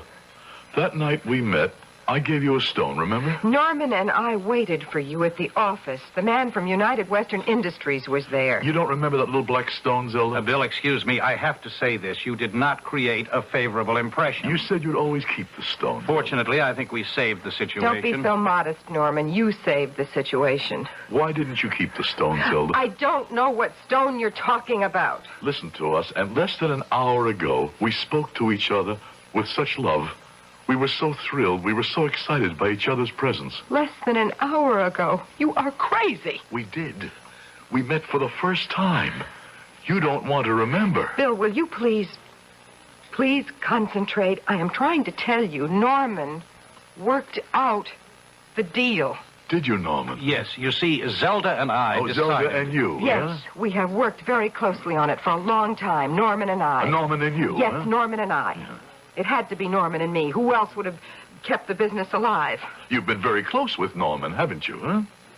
Just what does that mean? Well, maybe you think you made the wrong choice back there in Morrissey. Maybe she did. I'd better go now. No, stay. Would you have been happier with Norman? Sober, steady, reliable Norman? Disregard all of this, Norman. We have to discuss what happened today while you weren't there, Bill. Now, Bill, look, you'll still be president of the company. That's nice. But... the but. I become chief executive officer in charge of operations. I see. Well, you know what it proves. Jack Morrissey was right. Now, what are you saying? Poor Norman. You kept it bottled up all these years, but you never forgave me, and today you buried the knife. Bill, I didn't want the job. Oh, I bet you kicked and screamed. Won't you try to understand? It's the only deal United Western will accept. But I don't accept it. Do you want to know the truth, Bill? The awful, terrible truth? They don't have to give us any kind of deal at all. They can wait a year until you go bankrupt and then just move in and pick up the pieces. You really don't remember the stone, Zelda? Can't we have a sensible conversation? You're getting off lucky, Bill. Am I? Why? The truth is, you don't know how to run a company in today's market. That's true. I believe in quality. Yes, you justify yourself with that word, quality. But quality is a thing of the past. It costs money. People refuse to pay for it. As long as I run this company... When did you ever run this company? I carried you. Shut up. Look, I'm sorry. I'm going back to the office, and you should go back, too. We have to meet with the United Western people. Well, you sure spoke your piece, didn't you? Huh? Oh, Bill. You were a big, friendly boy with the gift of gab. But after a while, it all wore a bit thin. Goodbye. You better go back to the office. Yes, let's go back. But not to the office. Let's go back to Jack Morrissey's. Jack Morrissey is dead and gone. And you and I can't do the Lindy anymore. We were happy. We were so happy. Because we were children. You never wanted to grow up, accept responsibility. Wouldn't you like to go back to when we were really in love? You're still a kid, and you still ask a child's questions. But I've gone back. Once again, I felt that thrill. The thrill I knew the night we met. You even sound like a song of 30 years ago. I saw how you looked. You didn't have a line on your face, a doubt in your heart, a worry in your head. Please, Bill, go to the office. Salvage something. I have to go back. I can't live here anymore. What do you mean by here? The present. The present is all we have. The future never comes, and the past is dead. This time, I won't let anybody break into it. I'll know how to hold on to it. Come back with me, Zelda. Come back.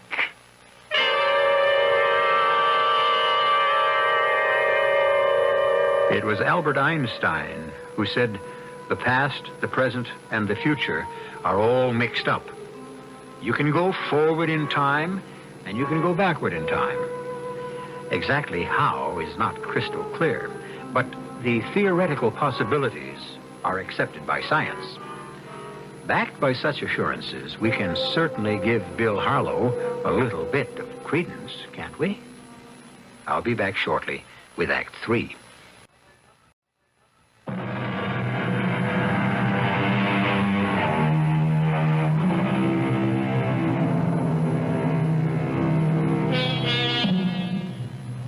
The promise of youth. Who has seen it fulfilled? Not most of us, that's for sure. And so, Maturity becomes a matter of more or less graceful reconciliation between the dreams of the boy and the realities of the man. We say more or less gracefully to describe the reconciliation, because while there are people who accept failure with very little grace, at least they do accept it. Then we have Bill Harlow, who refuses to accept it at all. Come back there with me, Zelda. Zelda, you and I, we're still there. We're still sitting in Jack Morrissey's. We never left. Bill, how can we be sitting in Jack Morrissey's if we're sitting here? I don't know, but I was there an hour ago. I think of how beautiful you looked. It breaks my heart. Bill, it won't work. We're what we are now, what the last 35 years have made us. No. You simply cannot accept life. That's not life. That's death. Death is also a part of life. Please, come back. To Jack Morrissey's. Yes. Where you can still get a big glass of beer for a dime, and you can dance all night, and there's no gray in your hair, and only love in your heart, and all the world is friendship and music. Was that the only time in your life that you were really happy? Is it a crime to want to hold on to happiness? No. It isn't a crime. It's a delusion, but it isn't a crime. We can go back. I don't want to hear any more about it. But I can prove it. I've got the proof. You go back to your office and you grow up.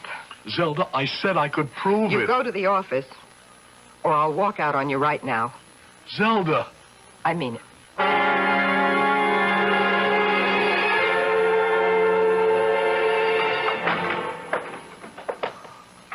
Oh.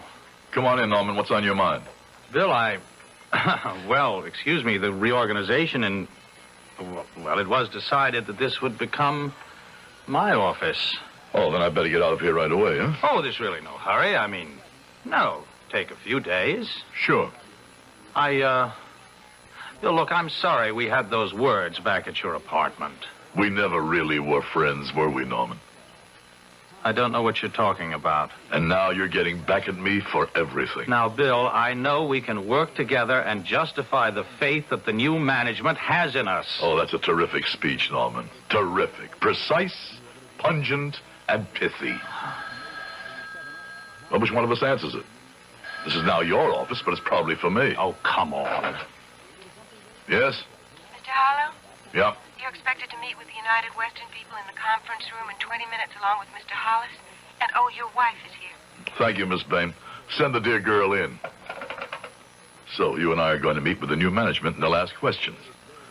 And they'll see how bright you are and how stupid I am. Bill, that is ridiculous. Is that how you set it up? Set what up? Oh, it's nothing. That's right, nothing. It's just old Bill being paranoid again. I've got to get some figures together. I'll see you in the conference room. Bill, I know it's hard. It's hard for you to work with Norman as, well, on an adult level, to accept him as an equal. Brilliant Bill plodding Norman. But you need each other. You mean you really don't remember the stone, Zelda? The stone. King Tut's royal stone. Then why did you pretend? Maybe I wanted to forget. Why? Because so much has happened to us. Zelda. Now, don't try to rake it up, Bill. Let's have it out. All right? All right. Let's talk. About Marie. I was never in love with Marie. That didn't make it any easier for me. I thought we agreed to forget about Marie. I never said I would forget Marie. I only agreed not to let her break up our marriage. Zelda, she was the only one in all these years. Oh, the only one? Well, I think that calls for some sort of medal. How long did it last? A couple of months? And what's a couple of months in a lifetime, hmm? You promised you'd never forget that stone. Oh, yes, the stone. That was the day I learned I had an associate. Zelda. Another partner in my marriage. You know what I did with that funny little black stone? Which you said came from King Tut's tomb. Well, it really didn't. Oh, I always knew that. I went for a walk on the Starrett Street Bridge. And I stopped at the rail over at the middle of the river. and had a wild idea to throw myself off the bridge. But I threw the stone instead. And by now, it's sunk deep into the riverbed, under 100 feet of water. So you see, it's gone. Zelda, if we could get that stone back. Oh, sure. That stone. The stone I gave you the night we met. The night it began for us. That stone is gone. It's gone forever. It's gone beyond recall. No. Bill, you have to grow up. You have to accept it. Because the stone is like the past. Dead. Buried. You cannot bring it back. I have brought it back. Oh, Bill, please. Look. Look here. Look at what I have in my hand. Take it. What is it? You know what it is. That can't be the stone. You remember. You took it to a jeweler. You had our initials engraved on it. B.Z. You found another stone just like it. Hold it. Look at it. Feel it. It's the stone.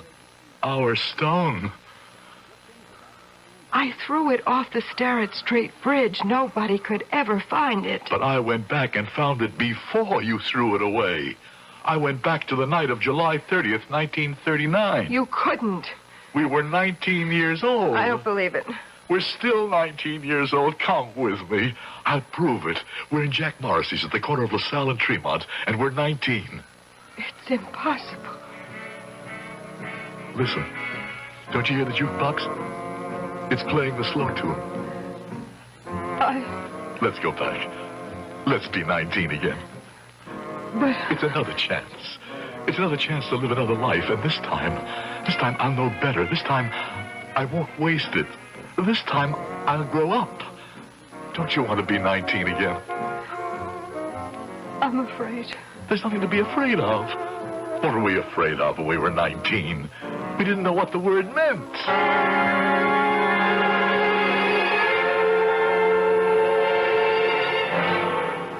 It's gone. The neighborhood, it's all gone. Hurry. We're not supposed to go into the building. Why? Because, it doesn't matter. Here, this is it. This was Jack Morrissey. It still is inside. Now, let's duck in quickly, before we're seen. No, I'm afraid to go in there. Why? Hurry, before somebody comes along. It's a crazy-looking building. It looks as if it'll fall apart any minute. Come on in. But can't you see there's nobody inside? There isn't? Listen. Do you hear it? What are we waiting for? It's July 30th, 1939, and we're about to meet for the first time. You see that table near the wall? That's where you were sitting with Norman. Go there. I'll join you in a minute. Well, it's Billy the bridegroom. And how's married life? I recommend it highly. Try it, Jack. Oh, I've done without it for 40 years. You look handsome in that uniform, Billy. Why don't you enlist, Jack?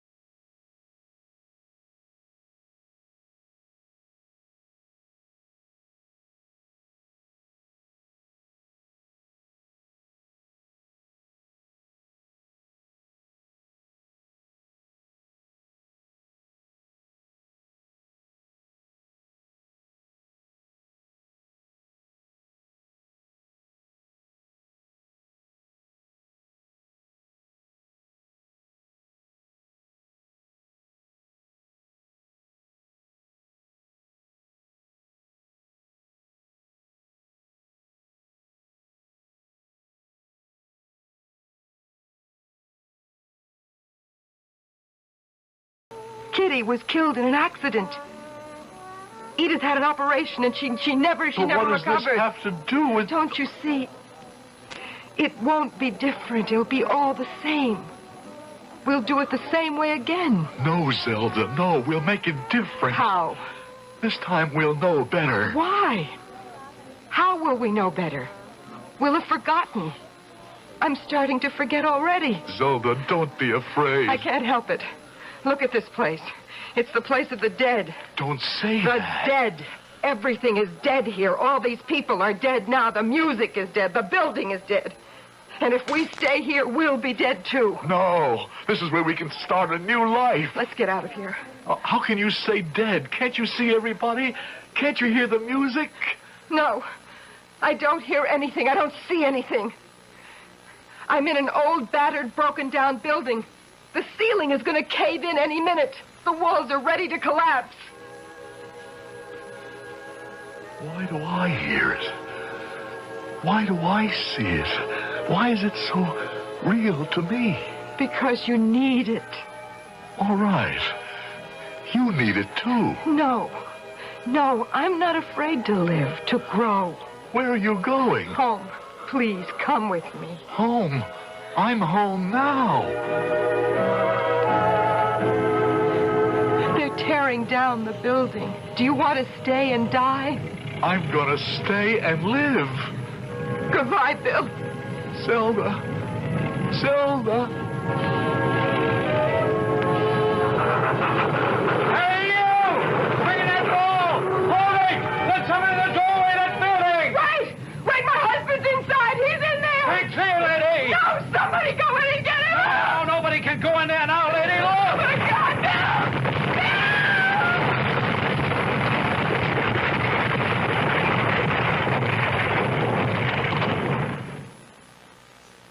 They never found his body. But then again, they never found the bodies of anyone else inside the place either. All the people who were in Jack Morrissey's the night of December 6th, 1941. Maybe Morrissey's is a state of mind. After all, doesn't everyone have a private Jack Morrissey's of his very own? I'll retreat to mine for just a few moments and then return to reality.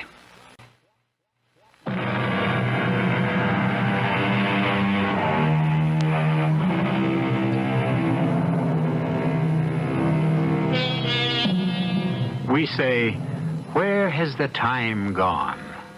The truth is, the time hasn't gone anywhere. Time is merely a track.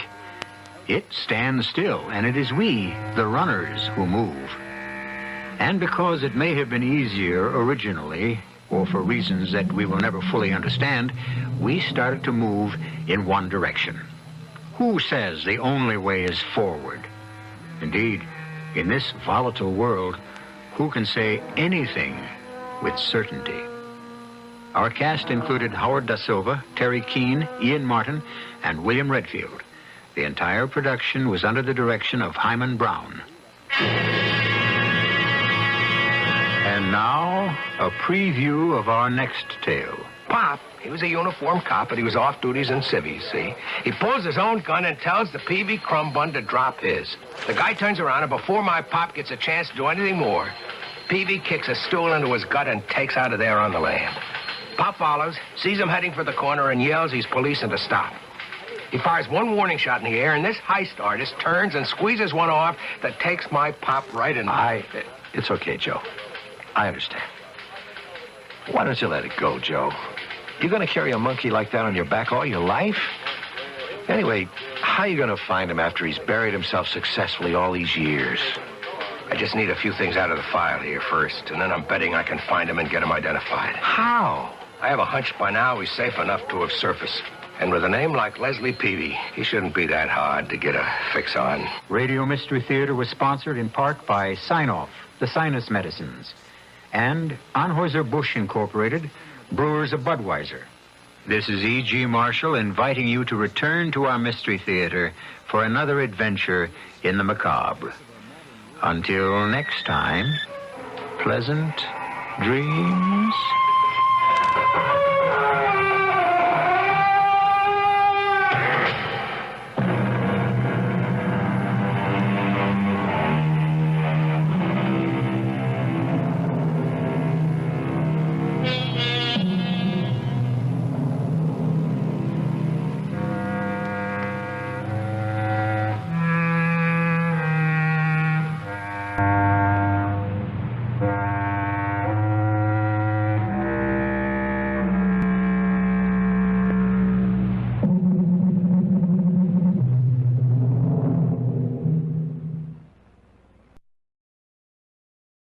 CBS Radio Mystery Theater presents...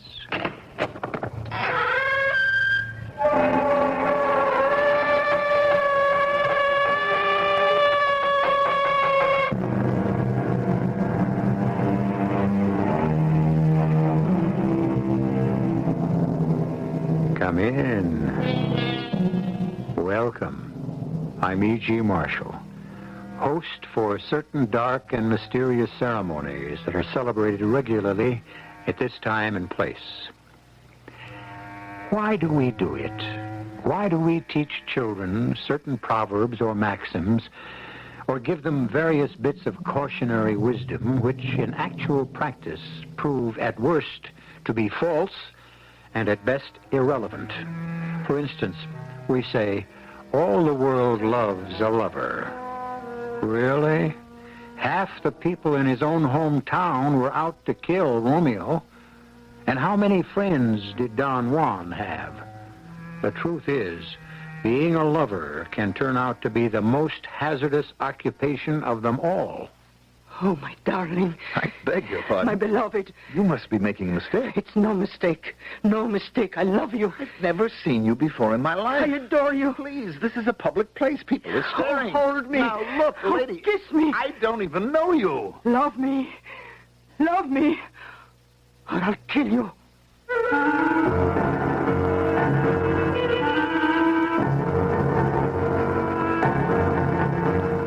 Our mystery drama, Demon Lover, was written especially for the Mystery Theater by Sam Dan and stars Mandel Kramer.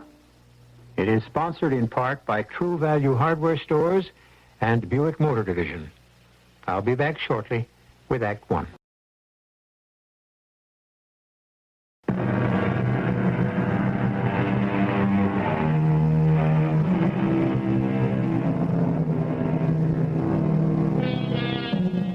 Why are so many love stories written? Well, writers love them. A writer doesn't have to prove or justify anything as far as love is concerned. His characters fall in love because he commands them to, for any reason or for no reason. And isn't that also the way it is in what we are pleased to call real life? Look at some of the romantic combinations of your own acquaintance. Can you figure them out? Why do people fall in love? Here, we deal in answers. And so, we're about to meet Professor Albert Morrison. It's 2 in the morning. I know it is 2 a.m., even though there is no clock in the room. And they've taken my wristwatch from me. There was nothing malicious about that. Evidently, they fear I could break the crystal and do myself some injury. Of course, I could ring for the orderly, and he would tell me. The big heavy one, Joe, he's on tonight. And for all that he looks like a gorilla, he's really very kind and gentle. But I don't have to ask anyone. I can see the sky. And I can tell by the location of Cassiopeia. You see, I can center the whole constellation between the 2 middle bars of the window. Well, it doesn't really matter what time it is. I don't think I'll be going anywhere. But the fact is, I am right about the time because I hear Joe outside with my 2 o'clock medication. You asleep, Doc? No. I got your pill. I swiped some grape juice for you. Thanks, Joe. You know, you're supposed to drink it with water. But I know how much you like grape juice. You're very kind, Joe. I think you're getting a bum deal. You know, after all, what'd you do? You killed a dame. Well, so what? One less dame in the world. Who's gonna miss her, huh? Doc? Yes, Joe? Hey, I quit fighting City Hall. City Hall? Yeah, the wheels. You know, the establishment. You know what I mean. Look, they want to think you're nuts? Okay, leave them. Go along. Play ball. Then they'll say, oh, well, we got to give him therapy and return him as a useful member of society. Huh? You follow it? Yes, I think so. And so you play the game with him for a year or 2 years, just to make it look good. You follow that? Huh? And before you know it, you're free. You're out of here. And it's like nothing ever happened. Believe me, Doc, in your whole life, nobody's ever going to give you a better chunk of advice. Thank you, Joe. Now, tomorrow, I got it through the grapevine. You're getting a new doctor. I hadn't heard that. Yeah. Somebody who wrote a couple of books, and so she's suddenly a hot property. She? Yeah, Dame. So, she'll be out to score points. So just lead her along, you know? Leave her find out you ain't with us. Look, Joe, I can't play a role. The truth is that... Truth. That's the trouble with you educated guys. You worry about the truth.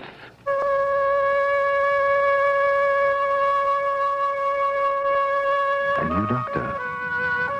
Why am I being given a new doctor? And a woman doctor? I don't like this. I was feeling very comfortable with Dr. Rader. Is that why we're changing doctors? Because I'm comfortable? Oh, listen to me. I'm becoming paranoid. Actually developing a persecution complex. These people are only doing what has to be done. After all, according to the circumstantial evidence. But why a new doctor? And why a woman? What kind of game is she going to play with me? I've already told the entire story, Dr. Mallow. I know you have, Dr. Morrison. It does seem odd that we call each other doctor. I have a Ph.D. in astronomy. I don't insist on being called doctor. Nor do I. But since I am the patient, it is altogether fitting that I call you doctor. You are the patient, and I am the doctor. Why? Because these are the roles that have been assigned to us by society. Who knows? It is entirely possible that I shall be helped more than you by our sessions. I see. A brand new technique. Why do you say that? Oh, I've become an authority on psychiatrists. We have the austere ones, the friendly ones, the clinical ones, and now, you. How do you classify me? Well, you seem to be a we're both in this thing together type. Well, we both are. Tell me, what happened? Doctor, why do you persist? Why do all of you persevere in this pathetic little game? I'm not aware that it's a game. I was under the impression that absolute truth between doctor and patient is the cornerstone to any success in this type of relationship. I am new to this case. I have no preconceived... You saying you know nothing about me? Nothing. Am I to assume that you never have read the papers, looked at a news program? The news media can only examine the skin of the orange. What lies beneath is beyond their capabilities. I see. We have here a phrase maker. It's the truth. Therefore, you intend to peel me as if I were an orange, to reveal my hidden juices. With your help. Doctor, why aren't you honest? Why doesn't everybody come clean? You're out to prove I'm crazy, and you know it. We'll play the game. But I'm sane, Doctor. I am as sane as you are. You could be making a self-damaging statement. You know, you're very soft and very gentle, with just a touch of wry humor. Very much like Dorothy was. Same blonde hair. Dorothy. Is it possible? Are they that diabolical? Who is Dorothy? My wife. She was my wife. She died 5 years ago. She was the only woman I ever loved. And I remind you of Dorothy. In many ways. So they have found what they think is a psychological softening up process. They'll expose me to you. It won't work. I'm sane. Tell me what happened. For the 987th time, I was in the Logan cafeteria in the faculty administration building when a woman I had never seen before in my life threw herself at me. Don't just tell it. Try to relive it. Try to reveal to me what it looked like, felt like. All right. It passes the time. I have already said I was in the Logan cafeteria. I generally don't eat there, but on Fridays they have New England clam chowder. So I bought myself a bowl, and I found a quiet table, and I was enjoying my clam chowder. It was thick with large, succulent clam chunks. God was in his heaven, and all was right with the world, when suddenly she hurled herself at me, knocking the clam chowder to the floor in the process. I remember I said, "Madam, please," but she threw her arms around me, began to cover my face, mouth with kisses. Please, madam, please. Oh, I love you. I love you. You must be making a mistake. Darling, darling, darling. What is the meaning of this? Please, who are you? I must have you. Always. Madam, this is certainly some mistake. No. Now, please. No. Don't push me away. Take me. Love me. You have confused me with someone else. No, I know who you are, what you are. Now I know why I was born, to love you. I tell you, this is all a mistake. I wouldn't want you to make... Love me now. Look, can't we discuss this? Love me here. Rationally, Love please. me. We're starting a scene. People are looking. I don't care. I defy the world. I don't care. Excuse me. Please, excuse me. Oh, love me. Please, will you excuse me? I adore you. Excuse me. Somehow I broke away from her. I ran to the door into the street. I ran all the way across the campus. I didn't stop running till I came to my apartment. When I arrived there, the phone was already ringing. Hello? Morrison, this is Clemens. Yes? Clemens, Jim Clemens, President Clemens. Oh, yes, sir. Get over here to my office at once. Jim? Mr. Clemens. President Clemens, sir. Oh, boy. Well, Doctor, when the president of the university says, get over here, you get over there. And I did. And he was loaded for bear. He harangued me for 10 solid minutes before I could get a word in edgewise. And when I finally did, he refused to believe it. You expect me to believe that? It's the truth. Now, I warn you, Al, don't insult my intelligence. I know how you feel about me. I know how you all do. I got the job because I know how to raise money, not because of any intellectual brilliance. Now, you look down on me, but don't you think you can take me in with a story like that? I haven't told you a story. I said I never saw that woman before in my life. That's a one-sentence story, and it is a lie. I was sitting there minding my own business, enjoying my clam chowder when this woman attacked me. Okay. I expect trouble with my political science people, with my arts people. But you fellows, you astronomers, you never bothered anybody. That's not true. Galileo and Copernicus presented the authorities with a great deal of trouble. I mean in 400 years. Oh, Al, help me out. What are you talking about? Her name, it's Maria Capuchin.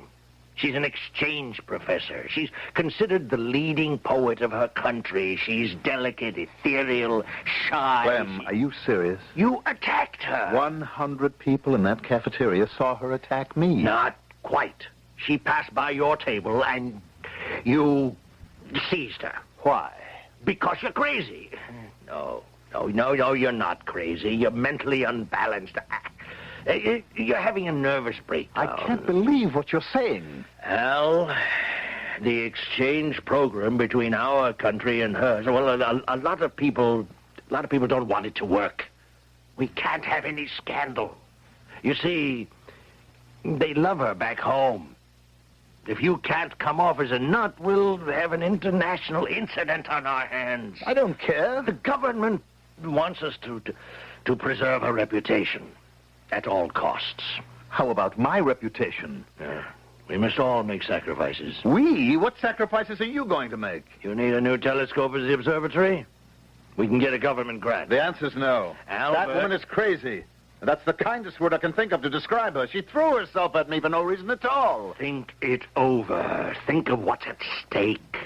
All right, what is at stake? Many things. For one, the foreign policy of our country.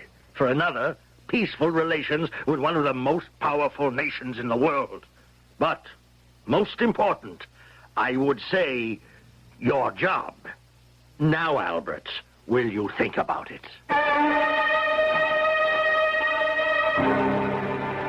It's always something to think about when the boss puts the proposition in just that light.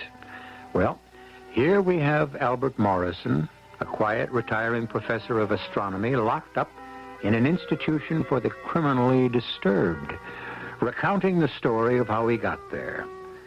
So far, he seems more sinned against than sinning, but you know by now that you never get the full story in the first act. And I shall return shortly with the second.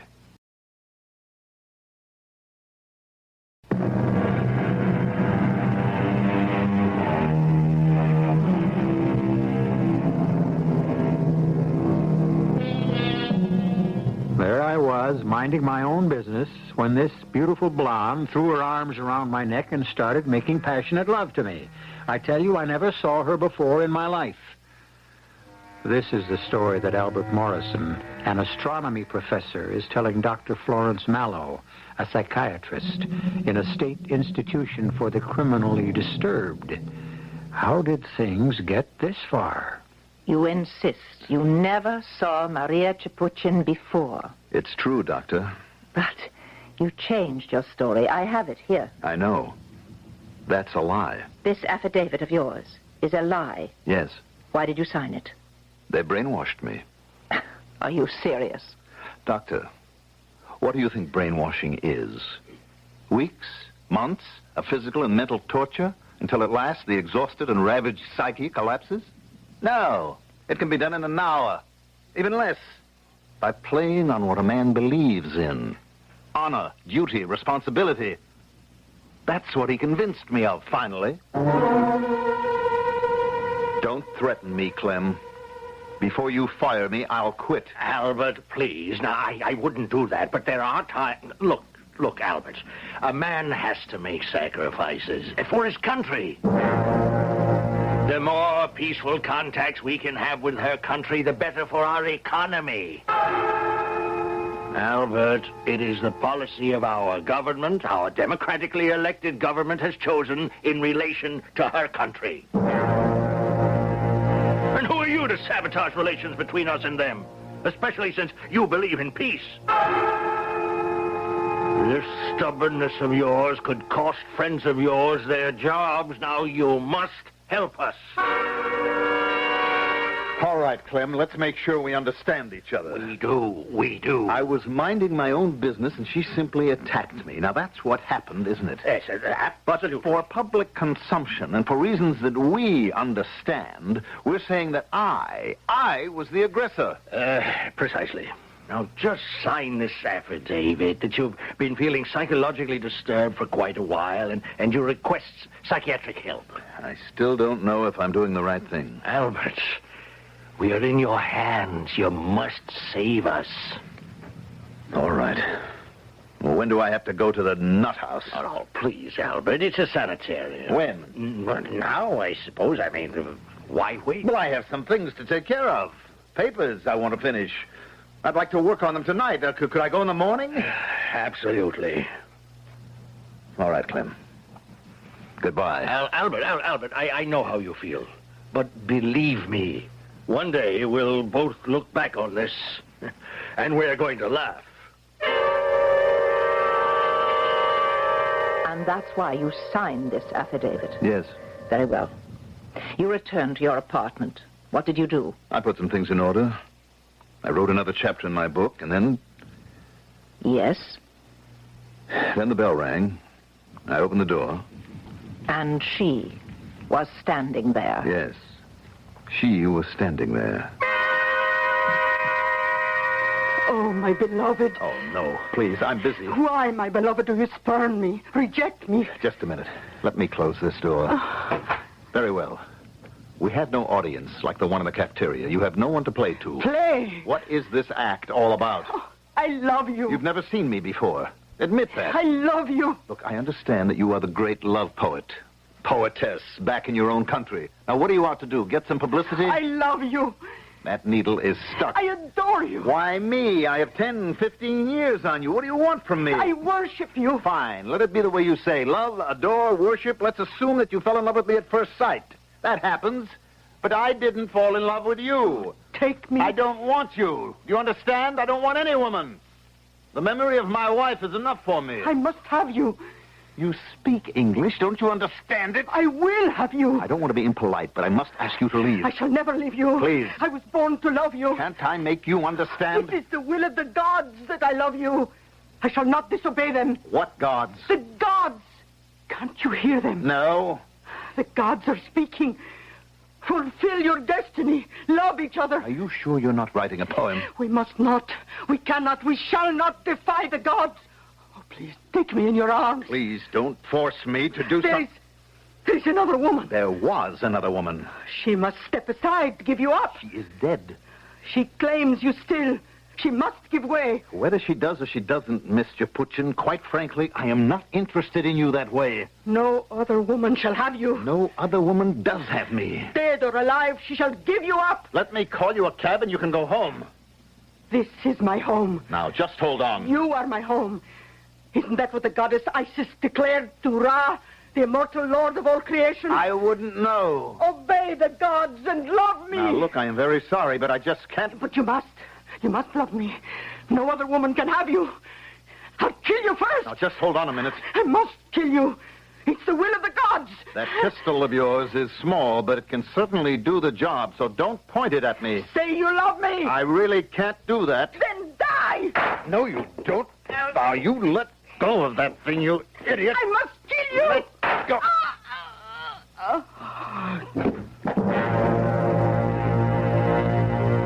She fired at me and missed. We struggled. I tried to get the gun away from her, but she was stronger than she looked. It went off, and the bullet went right into her heart. She was dead. And that's your story. You don't believe a word of it. I neither believe nor disbelieve it.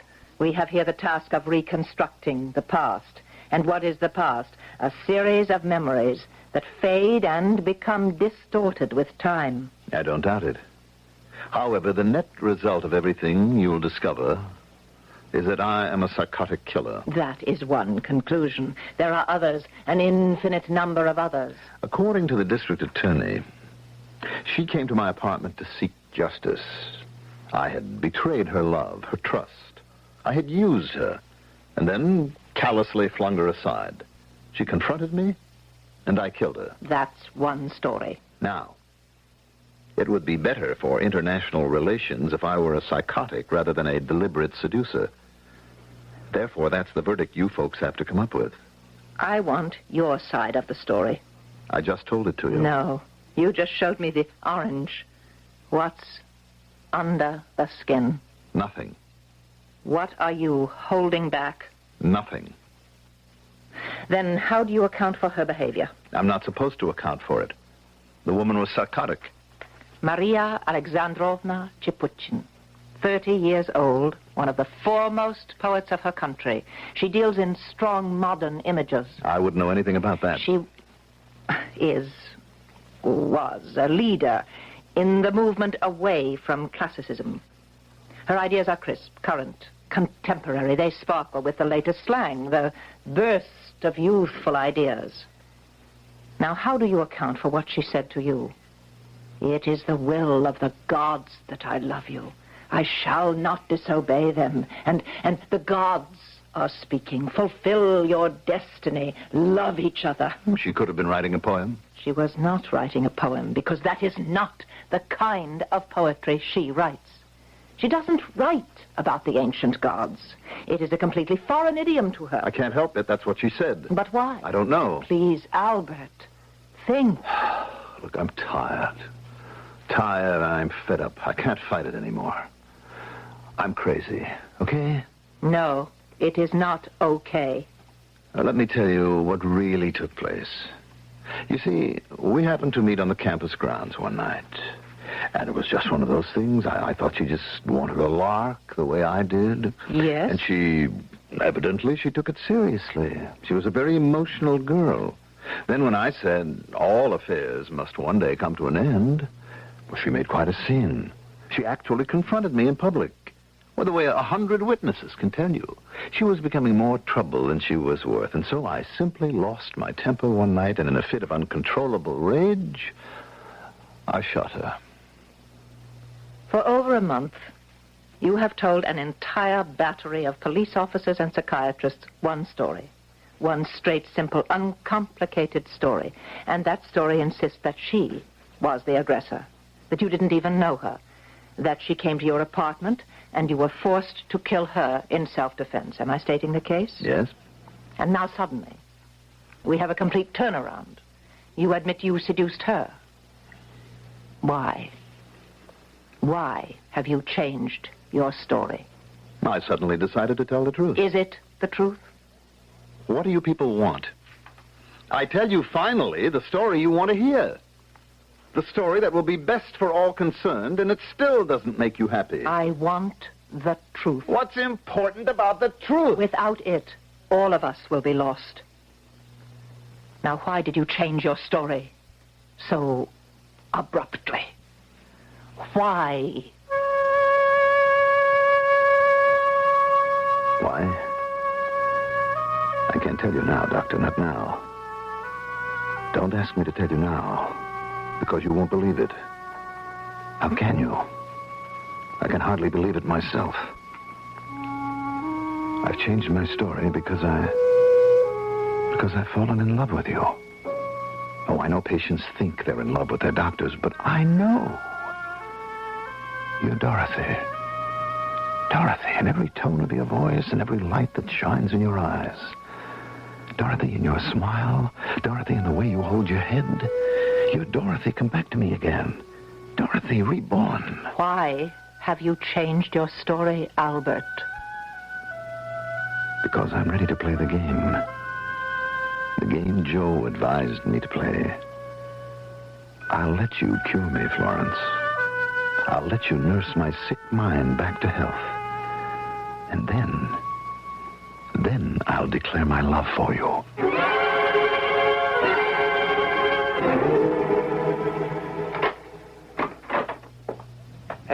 Hey, it's breakfast time, Professor. Wonderful, Joe. I'm hungry. Hey, way to go, Professor. Knock them all off. Minerals, vitamins, proteins. The whole joint's talking about you and that Dr. Mallow. Oh, what are they saying? Positive results, pal.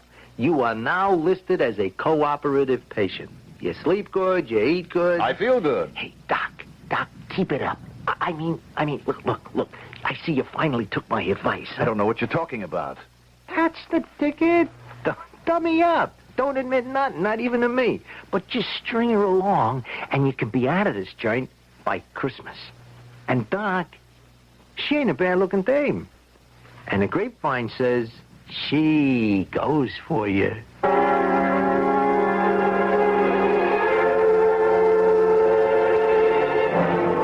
What was there in your behavior that could have inspired I don't her? know. Albert, I thought we agreed never to use that phrase.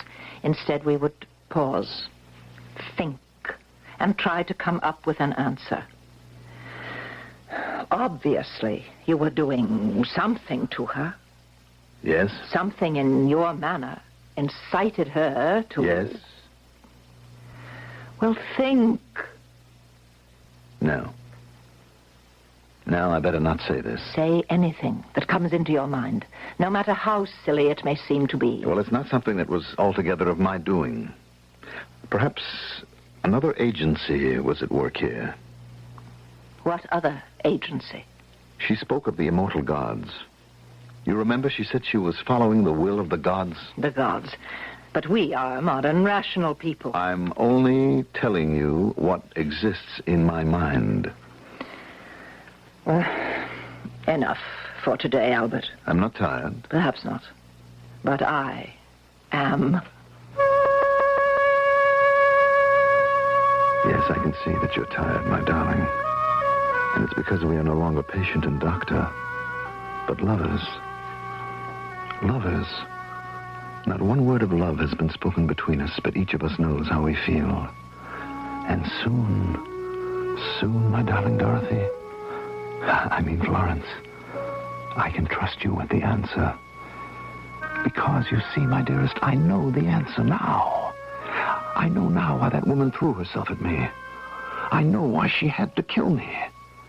And very soon you'll love me enough so that you'll believe me.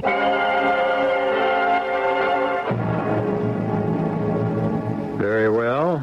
What does he know? Does he really know why poor Maria actually threw herself at him? If he does, he knows more than we do, and even more than she did. Well, all knowledge is usually revealed in the third act, and I shall return shortly.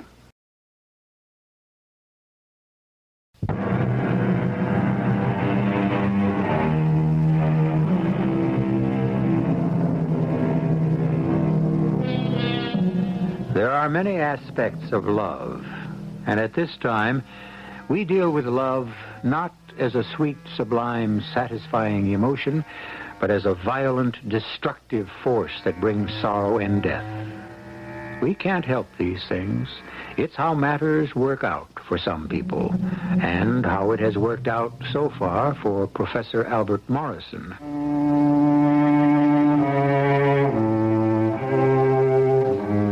Suddenly, it all falls into place. It's remarkable how so many discoveries occur in a sudden flash of insight. We stagger and stumble in the dark, and without warning, the white-hot idea illumines every nook and cranny of our consciousness. I know why that Maria became infatuated. No, not infatuated, fell in love. Not even fell in love, but was consumed. I know. There's only one answer. And it was so obvious. All the time I was wearing the sweater. Dorothy's sweater. Dorothy, even in death, you'll be the one to save me. Remember that sweater, Dorothy? Remember, it was my birthday. I hurried home because your gift was always sure to be something wild and wonderful. Happy birthday, darling. What is that? What do you think? It's a sweater. Well, I know it's a sweater, Dorothy, darling, but what is that all over it?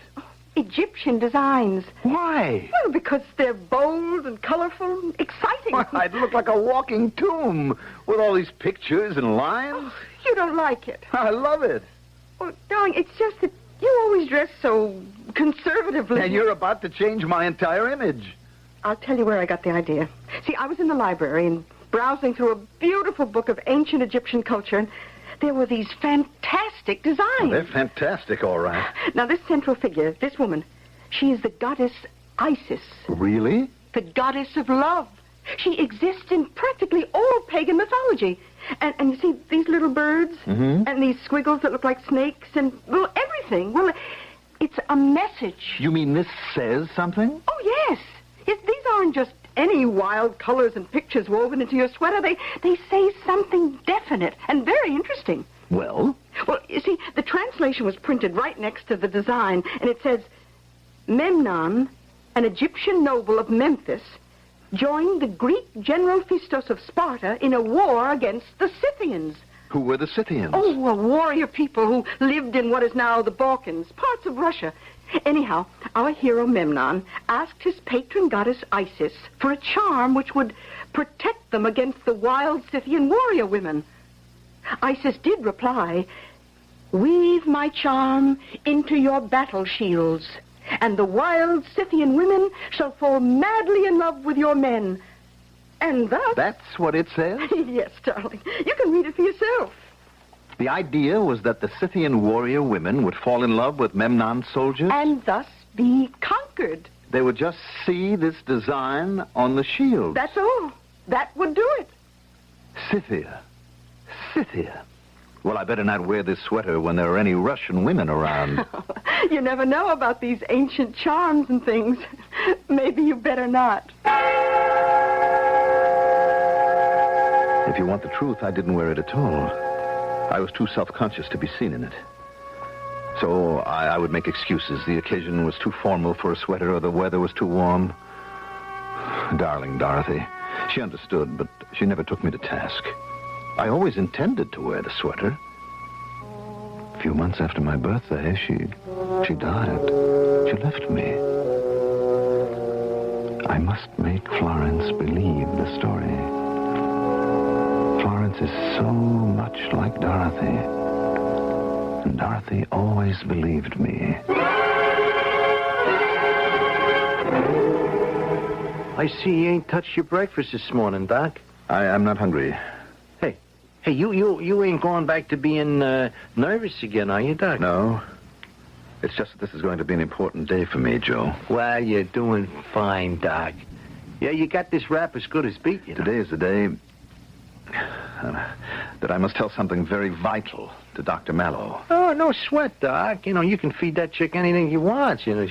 She dates you. Joe, could you do something for me? Just name it, Doc. Look, as soon as you can, could you get over to my apartment? I don't have the key. Oh, I know where they keep your things. I can swipe it. Look, I have a sweater there with long sleeves. It's blue, red, and black, and yellow. Oh, hey, man. With Egyptian-looking designs on it. Now, could you bring it here? Doc, it's done. I know it's hard to believe, Florence, but it's the truth. And so you insist that this charm of the goddess is what made Maria Chipuchin throw herself at you? Yes, it has to be the answer. Why? What other answer is possible? I know I never encouraged her in any way. In any way that you are aware of? She is the one who spoke about the goddess Isis. No. You are the one who said she spoke about it. I have only your word for that conversation. Florence, do you doubt my word? I thought you cared for me. I do care for you, Albert. How do you care for me? The way a doctor cares for a patient? Yes. Or the way a woman cares for a man? My personal emotions are not at issue here. Oh, they are. They are. I thought you were in love with me. Why? Because I'm in love with you. Oh. Is that all you can say? Oh? Albert, I do care for you. And I just asked you how. I don't want to go into that, not now. Why not now? Because it's too premature. If we're in love, we're in love. How do you know you are in love with me? Love is something you know. You just know. On the other hand, you can still be in love with Dorothy. You think I am Dorothy. I know you are not Dorothy. Well, I'm enough like her. I'm in love with you. Now, getting back to the goddess, Isis, and the sweater. I was wearing the sweater that day in the cafeteria. But why? You said you never wore it. I can prove it. There were witnesses. They would testify to the fact that I wore a crazy-looking sweater. Show it to them. They'll recognize it. But why did you wear it that day? Because it was my birthday. And I couldn't stop thinking about Dorothy. I felt I had to be close to her. And so I wore the sweater that she had made with her own hands. And there, in the cafeteria, Maria Chipuchin saw the design. Maria Chipuchin was obviously a descendant of those Scythian warrior women. But we can't prove that she could read Egyptian picture writing. She didn't have to read it. Her ancestors couldn't read it either. It was the power of the goddess Isis that commanded them. How can you, a man of the 20th century, a doctor of philosophy, an astronomer, a scientist... I'm only telling you what happened. Where is the sweater now, Albert? In my apartment. I sent Joe to bring it. You'll see. You'll read the charm. You'll see how authentic it is. I tell you, Maria did talk about the goddess Isis. I don't care if she was modern. The goddess Isis possessed her soul through that charm. She lost her will, her reason. I can prove to you that what you are saying is nonsense. That there's nothing to it. How? Come in. Oh, I'm sorry. I thought the session was over, Dr. Mallow. What do you have in that bag, Joe? It's all right, Joe. Just leave it here. Thanks. And now, please, excuse us. Yes, ma'am. I said I would prove to you that this is nonsense. Now, put on the sweater. But how will that prove Just any... do as I tell you. I'll explain later. You're the doctor. All right, now, let me tell you why your theory holds no water at all.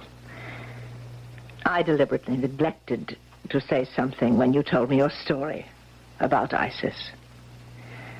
Albert, if it's true, then why don't I...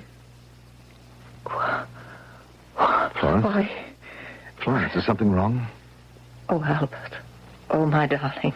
Oh, my beloved. Florence. Come to my arms. Florence, what do you I say? adore you. I love you. Tell me that you love me.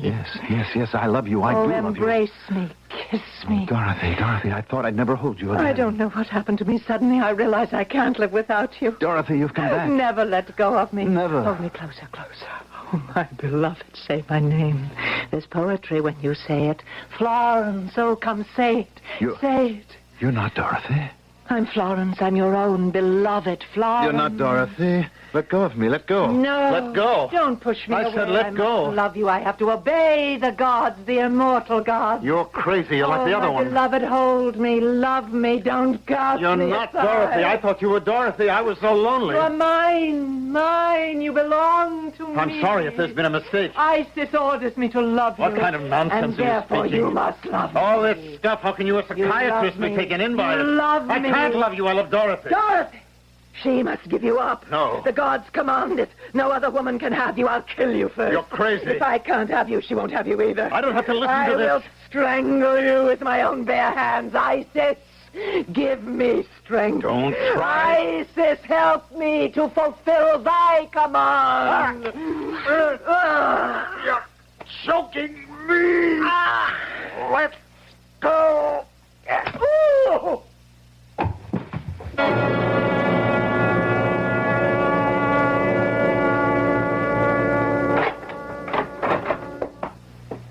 Doc? Doc, you hungry? You gotta eat. I know you hate to be fed. I'll unstrap your hands. Okay. Here. Joe? Yeah, he's your Joe. Oh, man. Man, you went and you did it again. I couldn't help it. It was self-defense. No kidding. She was choking me to death. That little bit of a gal. She had the strength of Isis in her fingers. Yeah? I had to hit her. I must have hit her too hard. She fell back and hit her head against... Killed her like that, huh? Hey, what makes you do it, Doc? I mean, one time I dig, but, gee, 2 in a row. I don't know. I just don't know. She was okay. I mean, for a dame. She worked hard, you know. She'd come to this country. She was just a little kid. She made her own way, you know. Gotta hand it to her. You say she came to this country when she was just a little kid? Uh-huh. Where did she come from? I don't know. I hear it might have been Russia, Yugoslavia, you know, one of them places. Russia? What's the matter, Doc? That was what she wanted to tell me. Yes, that was what she intended to tell him. That she was also a descendant of the wild Scythian warrior women. And see, the charm would have no effect on her. That's what she intended all along. However, somewhere on the journey between superstition and enlightenment, she became sidetracked. I, on the other hand, shall return here shortly.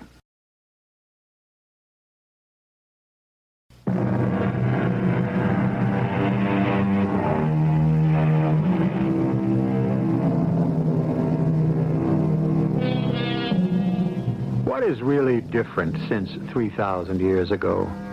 When the ancients wanted advice, they asked the oracle at Delphi, who was the priestess of Apollo. She listened to all the facts and then made her prediction. We, on the other hand, feed our facts into a computer and let the computer give us the answer. Was the priestess of Apollo always right? No. Is the computer always right? No. But you can always be right if you listen to us 7 times each week. Our cast included Mandel Kramer, Marion Seldes, Bryna Rayburn, and Earl Hammond. The entire production was under the direction of Hyman Brown. Radio Mystery Theater was sponsored in part by your nearby Goodyear Auto Service Center. This is E.G. Marshall inviting you to return to our Mystery Theater for another adventure in the macabre. Until next time, pleasant dreams.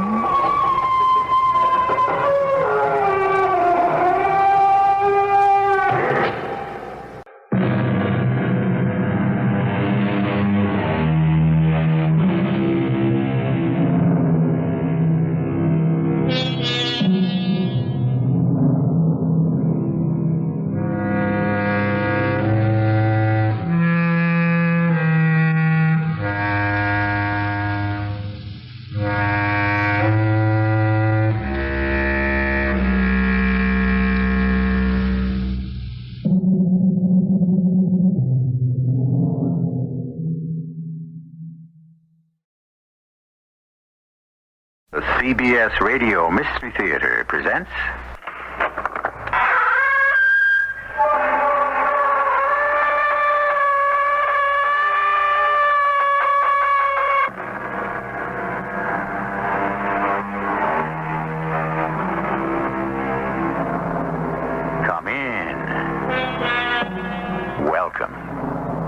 G. Marshall.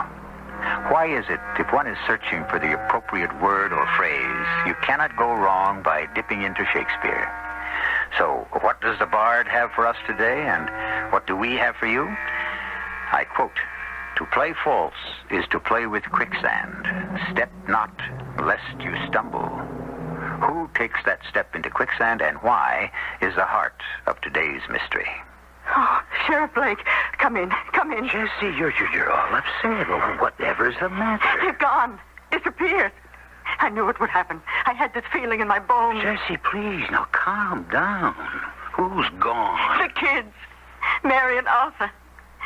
Sam and I are very afraid something terrible has happened to them. It's that blackmailer. Do you think he could have killed them?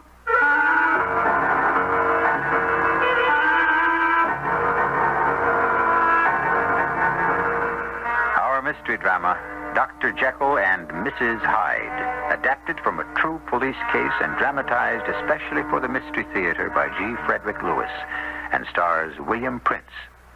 It is sponsored in part by Buick Motor Division. I'll be back shortly with Act One.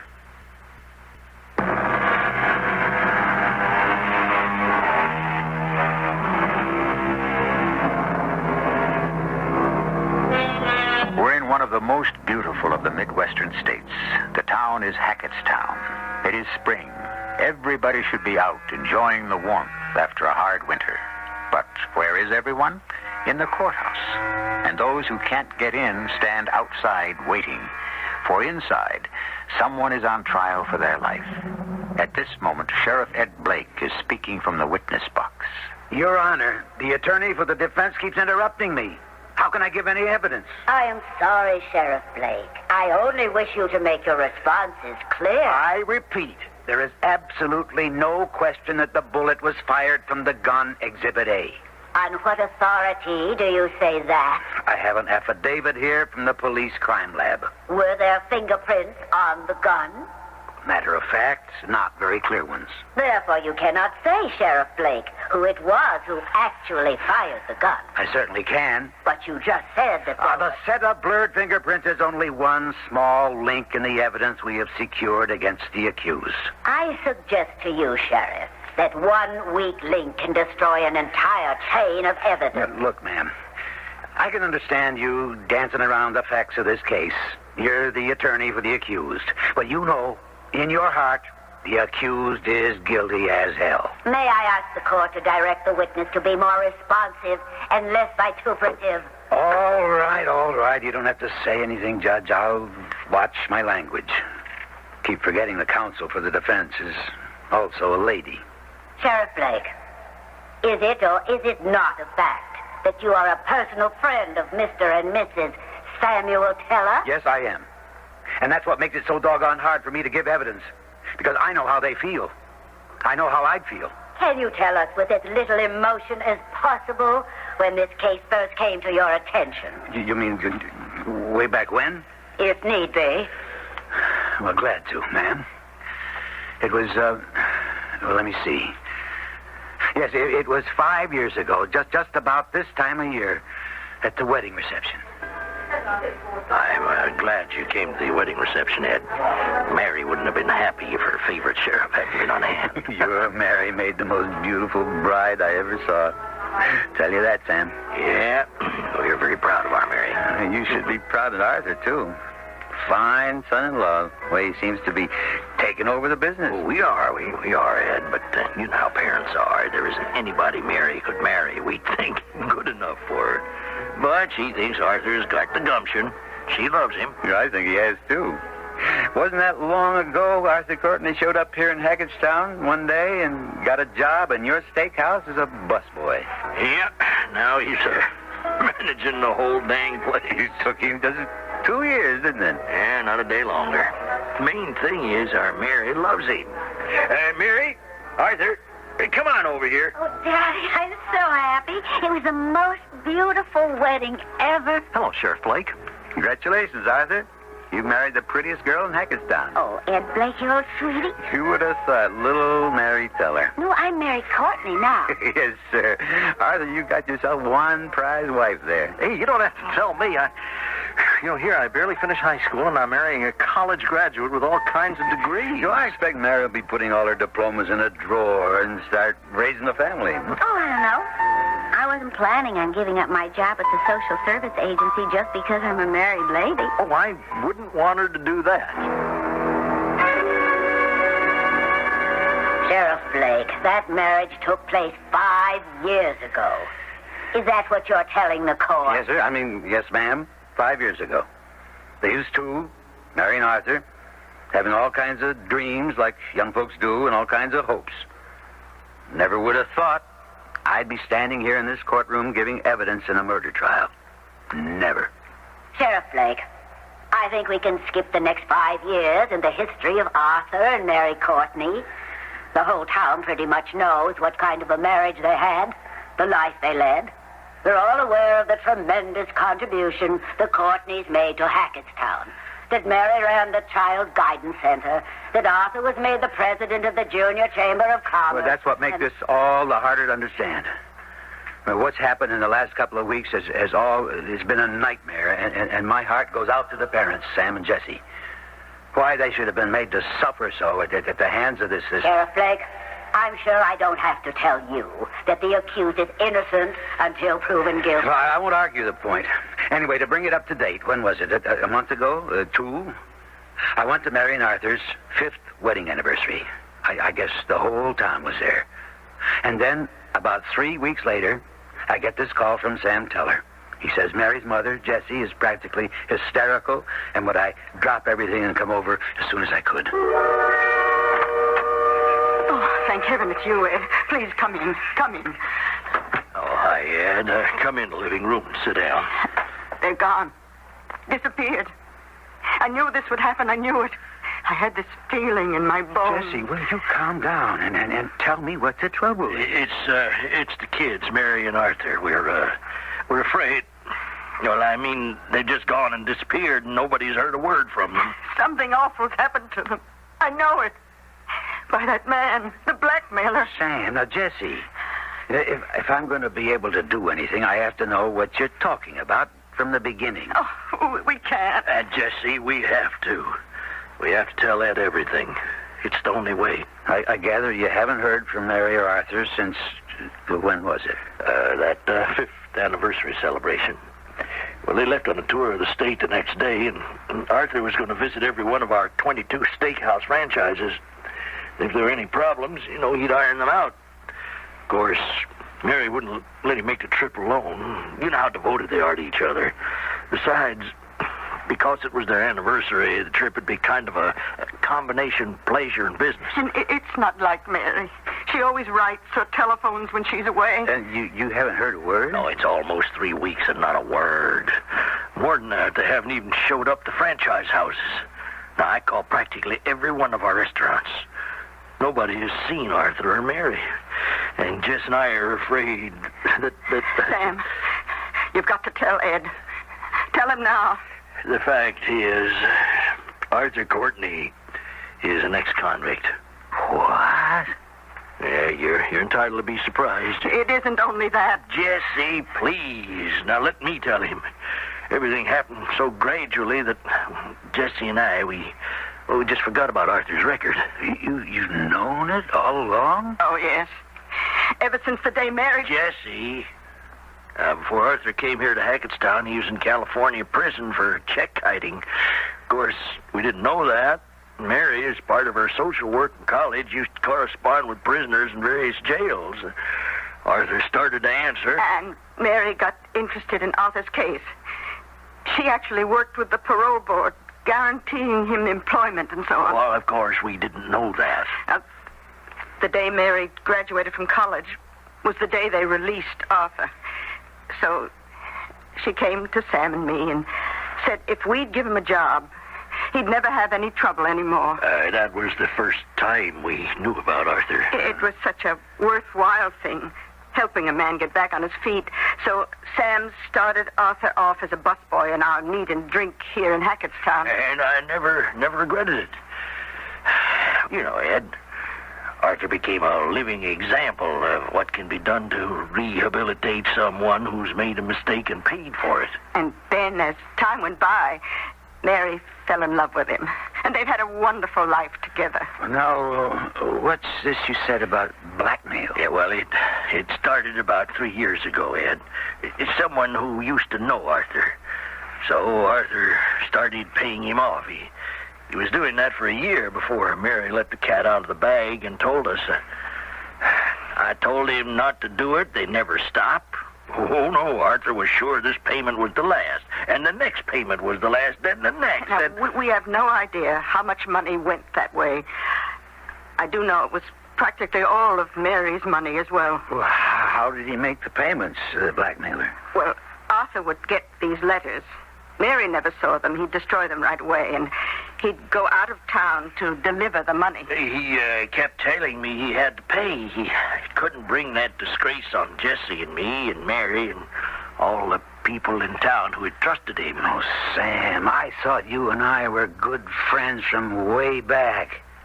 You should have told me years ago. I told Sam that, didn't I? Didn't I say, tell Ed?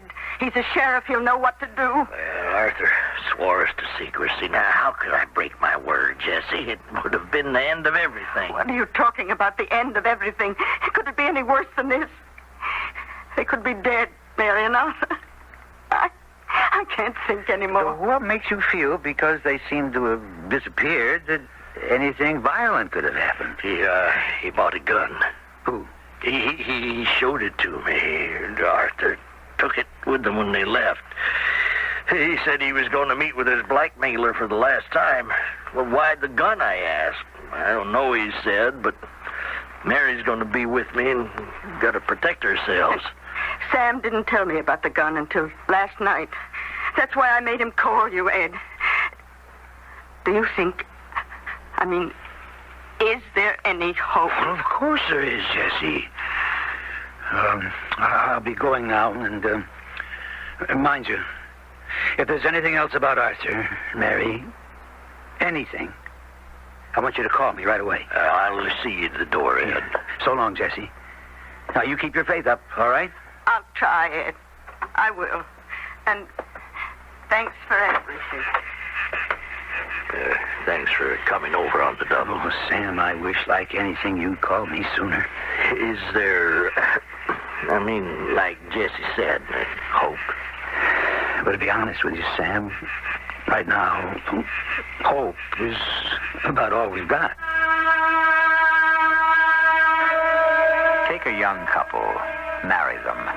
The man has a criminal past, but in spite of it, he makes good, turns apparently straight.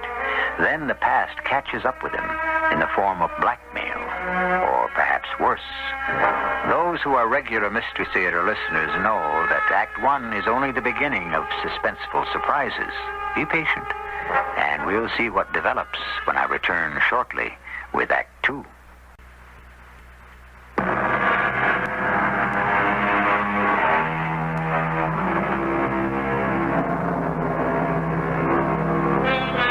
J. Edgar Hoover was talking once about the art of gathering evidence and assessing clues.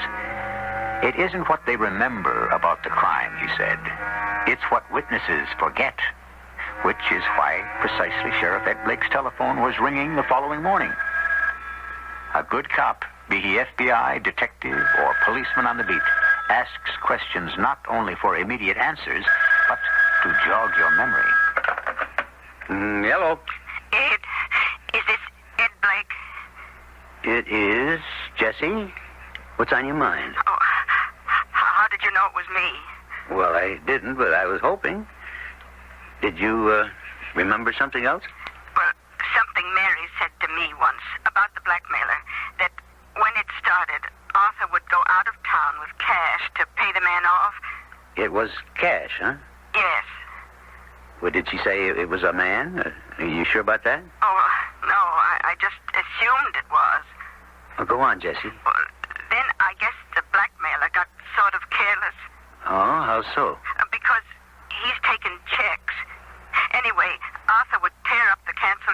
when he'd get them back at the end of the month. But one time, Mary found a scrap of a check in the wastebasket. She said it was number 999. I couldn't forget that. 999. And it was made out to William C. William C. Is that all? That's all. The rest of the name on the check she never found. Well, thanks for calling, Jessie. I'll follow it up right away.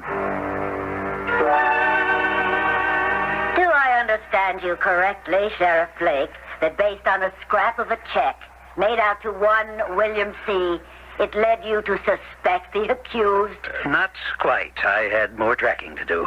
But it was a start. Is it not possible that a check made out to a William C. could have been any of a half a dozen people with similar names with whom Arthur had business dealings? No, not possible. What proof do you have, Sheriff? I had access to the bank's microfile copies of Arthur Courtney's checks, and I found that over a period of 30 months, checks of various high denominations were made out to one William Crosby. Then how did you proceed, Sheriff? Well, my next step was to go on our radio station and make an appeal.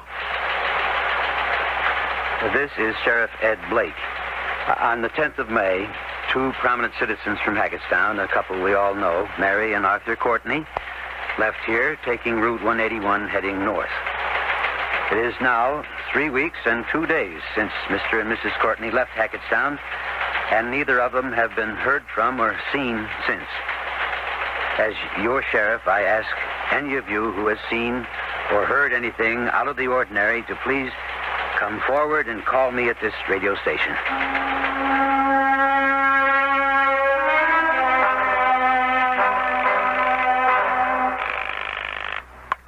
Hello. Sam? Sam Teller? Yes, Ed. Hey, that's a good idea, that radio broadcast. They've been playing it since Wednesday. Do you go back to the radio station every day? Oh, no, they've been referring the calls to police headquarters. Any news? Well, that's why I called, Sam. Don't tell me you found them. They heard the broadcast. Take it easy, Sam. I just had a long phone talk with the chief constable in Hills Landing. Where is that? Well, it's up near George Lake. But what I want to say is the police up there have found some things, and I wondered if you'd drive up with me. Why, sure. When? Well, as soon as you can. What do you mean, found some things? I'd rather not go into it on the phone. But I'll need you for identification. Oh, my God. All right, Ed. I can be ready anytime. Well, why don't you leave the restaurant right now and walk straight down Pine, and I'll pick you up at the corner of Pine and 12th in 5 minutes.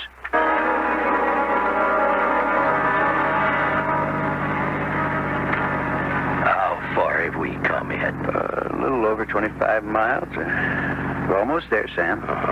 It's this side of Hills Landing. Well, I'm going crazy sitting here, not knowing. What I mean is, Ed, what do you know that you haven't told me, huh? Is it... I just can't bring myself to say it. Sam, you hold on to yourself. I will say this, speaking from experience. More times than not, the first clues that turn up are generally false.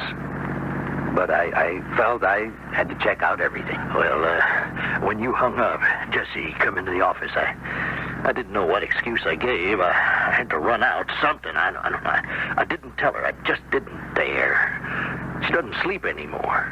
She keeps saying she must have been crazy to let Mary marry a man with a prison record. She just keeps saying it's all her fault. I wish I knew something comforting to say, but I think, Sam, whatever we find or don't find, it's better to know. Yeah, that's what Jesse says. One can adjust to that, but not to know, it's like walking a high wire in a windy day. It is crazy, but I'm praying that where we're going, it'll all be a false alarm. We'll know very soon now. Now, we follow this dirt road. Second telegraph pole. One. Let's go, Sam. Hey, there's a man standing by that rock. He's got a badge. It's one of the town's constables. Let me go first, and I'll check out what he's found, all right? Yeah, I appreciate that. I don't know if I could bear to see Mary's body. I just couldn't. No, there isn't a body, Sam. That's not what they found. Hello, officer. I'm Sheriff Blake.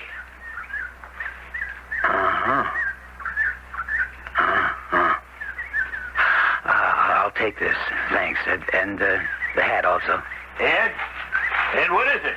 Sam, I want you to look at this hat. Man's hat.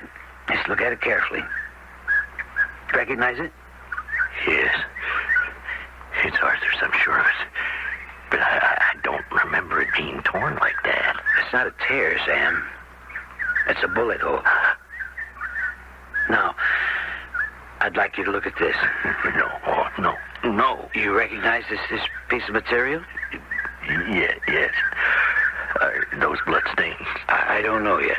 It's a piece of a dress, isn't it? Yes. Whose dress is it? It's my daughter's. It's Mary's. Sam, you got to be 100% certain.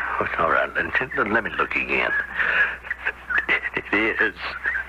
Oh, God, what am I going to tell Jesse? Sam? No, there's no question. It's Mary's, all right. Some fiend must have just ripped it off. This piece of it, I mean. I guess somewhere there's the body around here somewhere. Tell me, how do you know it's from Mary's dress? Well, you see down here by the hem, that morning before Mary and Arthur drove off, we were all having breakfast together, and Mary got up and she tore it right here by the hem. She didn't have time to sew it up, and I said, "Here, take this, Mary," and she pinned up the hem with it. Do you see what it is, Ed? That's my collar pin. I took it out of the shirt I was wearing, and I gave it to her.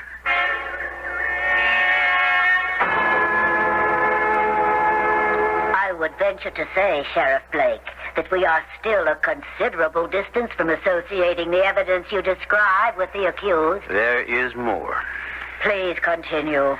I assumed Mary and Arthur had met their deaths at the hands of the blackmailer, although at that time we had found no traces of either of them. None whatsoever. It was apparent a struggle had taken place in that spot. I should mention it's about 50 miles north of Hackettstown. It was evident that Mr. and Mrs. Courtney had been carried off elsewhere to be disposed of. Unfortunately, there had been numerous tire tracks and footprints, local police and others. People had been picnicking there. We found some empty wine bottles, but I'm told they didn't yield any fingerprints. If you don't mind, Sheriff, will you kindly confine yourself to how it specifically applies to the accused? I'm getting there. The investigation proceeded in 3 directions. A careful search of Arthur Courtney's office in the main restaurant building. 2, I made a call to the California prison where Courtney had served time. And 3, I took the evidence, the hat, a piece of the dress, to the police crime laboratory up at the state capitol for detailed analysis.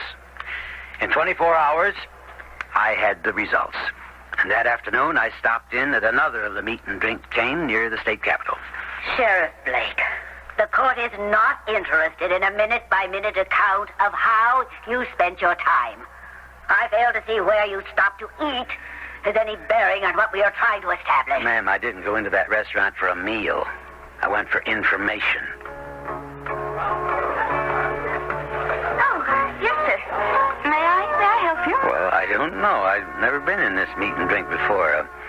I've been in some of your others. You cashier? Yes, sir.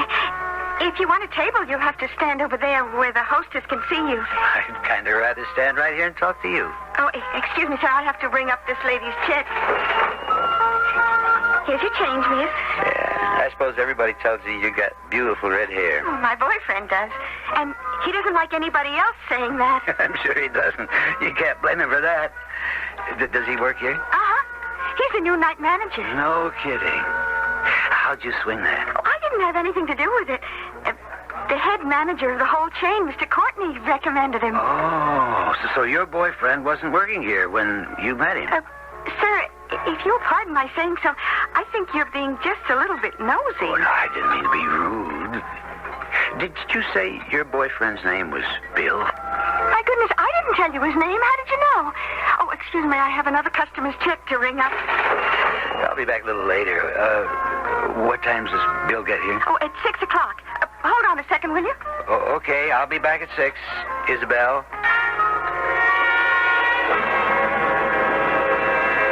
I mean, really? Now we're getting a flirtatious conversation with a cashier in a meat-and-drink restaurant in the state If it capital. please the court, I shall complete my testimony in just a few more minutes. At 6 o'clock, I returned to the restaurant. A man I did not recognize was standing in front of the cashier talking to her, and I walked up. Oh, here he is, Bill. This is the gentleman who knew our names. He said he wanted to talk to you. Oh? Well, what can I do for you, sir? What is Sheriff Blake up to? Who is the man called Bill? And the red-headed cashier, who is she? And the hat with the bullet holes and the piece of torn dress. Have you, with the few clues available, been able to match wits with the sheriff? Have you guessed? Has a crime been committed? And if so, by whom? Let's see how right you are as the facts unfold when I return with them shortly in Act 3.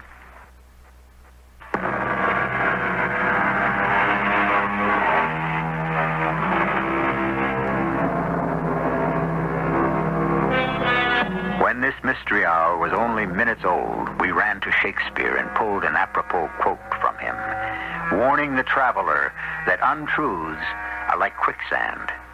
Step not, lest you stumble, was the advice. The final line to which is, one misstep and all is lost. In a restaurant, a man turns and faces the sheriff. Yes, sir. What can I do for you? Are you William Crosby? Yeah, sure. And you, sir? Ed Blake. I'm sheriff in Hackettstown. Oh, where's that? Oh, Bill, you know where Hackettstown is. It's about 50 miles south of here. No. No, I've never been there. No? Well, I thought Mr. Courtney recommended you for this job as night manager. That's where he lives. And he got you this job, right? What are you talking about? I didn't know he was a sheriff, Bill. I told him about that letter, remember? You told me that he... Will you shut up? Mr. Sal, what did you say your name was? Blake, Sheriff Blake. Yeah. The lady is right. I'd forgotten. I show you this picture, Mr. Crosby. You know this gentleman? No, I can't say I do. Who is it? This is Arthur Courtney. You'd never met him? Oh, never.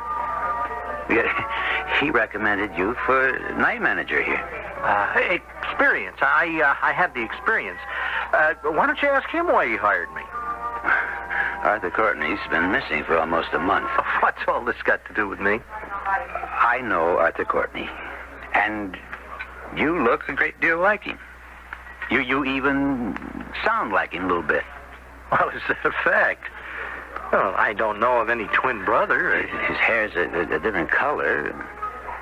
So are his eyes. They're gray. He's about the same build as you. I'd say an inch too shorter. Sheriff, I'd like to stand here and talk with you, but folks are going to start coming in for a meal, and I've got lots to do. That's all right, Arthur. You go on ahead. Call me Arthur. My name is William, okay? Isabel, will you check all the menus and make sure they got tonight's burger and fries special? Goodbye, Mr. Blake. Why did you call him Arthur? Oh, slip of the tongue. How long have you known him?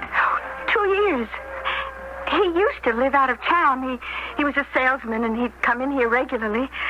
I might as well tell you, we're going to be married. You kept in touch with him when he traveled? I must say, you do ask a lot of questions. Yes, I'd write him. Where? Care of general delivery. Where? Do I have to say? Would you have something to hide? I don't know. I'd write him care of general delivery, Hackettstown. A place your fiancé said he'd never been to. I know. All I can think of is Bill must be protecting someone. He's that kind of a person. I'm going to give you these photographs. One is Mary Courtney, Arthur Courtney's legal wife. The other is Courtney himself. When you're home tonight, I want you to show them to Bill. See if you can get him to remember if he knows them or has ever seen them. And I'll stop by here and have a little chat with Bill again sometime tomorrow night.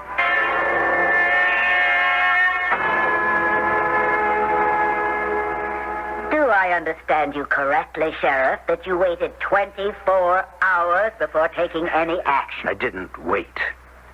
I immediately alerted the local police. They staked out where Isabel, the cashier, and Crosby were living.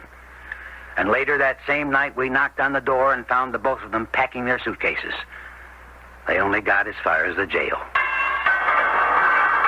Crosby, I've come to ask you a few questions. Well, what did you do with Isabel?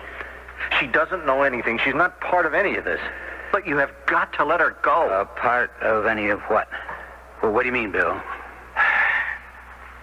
I'm Arthur Courtney. Don't you recognize me, Ed? I recognize you right away. The heel lifts, the dyed hair. I don't know, Ed. I got to get me a lawyer. You do that. You're entitled. And while you're at it, you get one for Isabel, too. I am telling you, the girl doesn't know anything. She's completely innocent. I'll level with you. Isabel's the only girl who ever meant anything to me. I'd do anything to keep her out of this. The only girl? What about your wife, Mary? Mary. Mary Teller? Oh, the secret of people's lives. Ooh, that's true. What do you suppose we never raised a family yet, huh? In 5 years. Why? I'll tell you why. I can still see her now, 5 years ago, coming back from our honeymoon. Artie, you listen to me. You listen hard and you listen good. What is it, sweetheart? I am not staying married to a head waiter all my life. Understand? What are you talking about? Your dad's made me manager of the meat and drink here in Hackettstown, and he says in a couple of years or so he'll have me in charge of the whole region. Well, that's not good enough. You're my husband now, and I expect a lot of you. I want this restaurant chain of Dad's to be the best run, the most talked about in the whole country, and make the biggest profit. And then I want us to buy up other food chains and take over the fast food business everywhere. Hey, come on, honey. Everything a good time. Is that the way to talk the day we get back from a honeymoon, huh? Whew. Talk about throwing a guy a curve. Oh, wow, I sure had you pegged wrong. Look, if I hadn't sized you up as right for me, I never would have married you. When you came along, I knew you had just the kind of guts and push I needed. Mary, I don't know you. Maybe not. But I know you. No one in this town, in this business, is going to know you have a prison record. Yet. So let that be a warning, Artie. It just goes to show, Ed. You never know who you're dealing with. Well, I don't think Mary knew the kind of person she was dealing with either, Arthur. Or she might be alive today. What about Isabel, Sheriff? Before I answer that, I need more answers from you. First of all, where's Mary? Okay. I'll take you to her.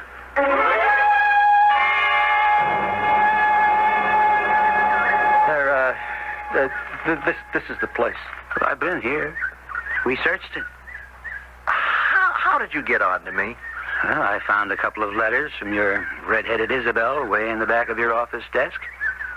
Also a file of old telephone bills with long-distance calls you made to her. You left a trail as visible as an airstrip.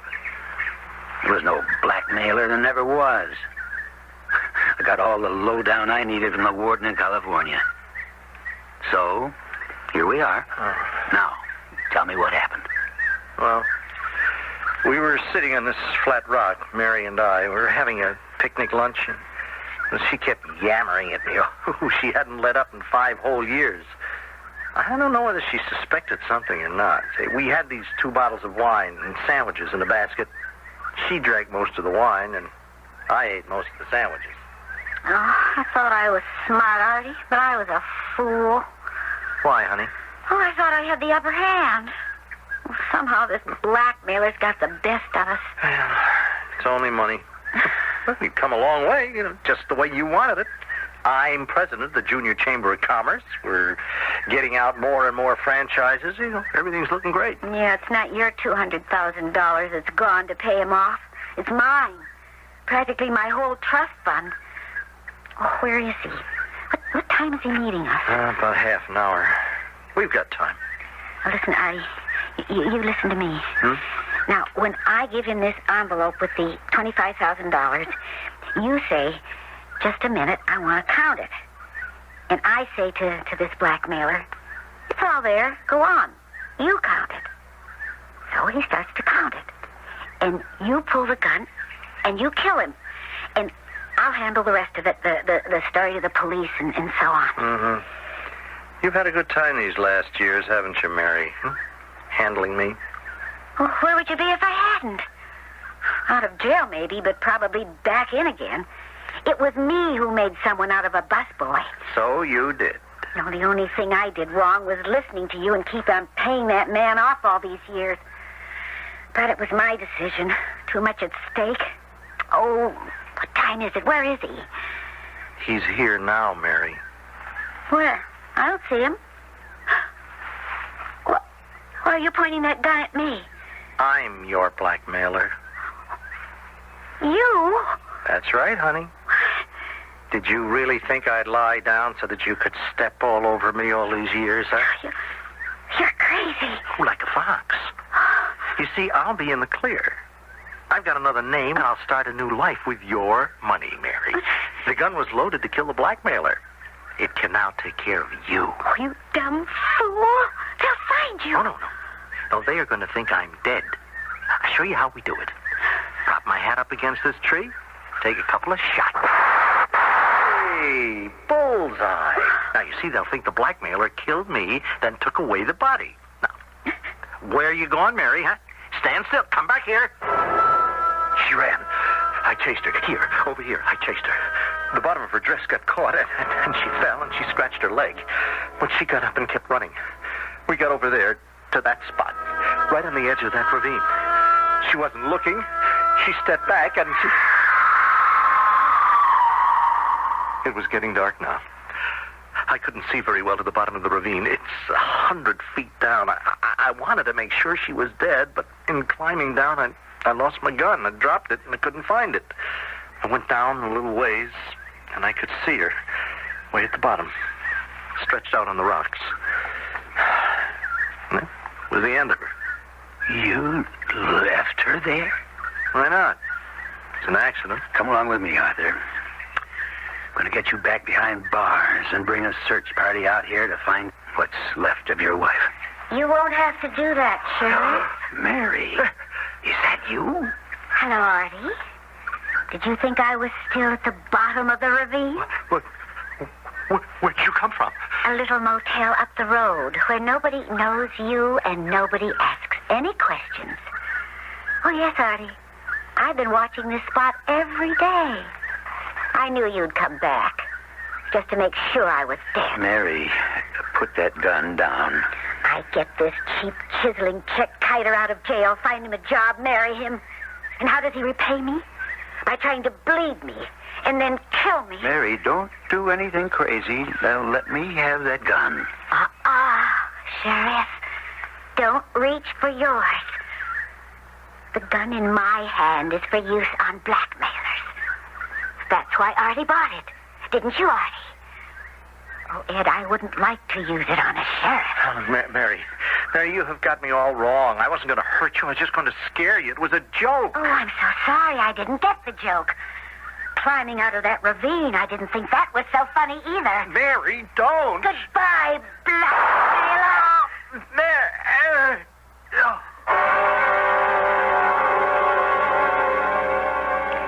Sheriff Blake, would you wind up the evidence you had against Courtney? Yes, ma'am.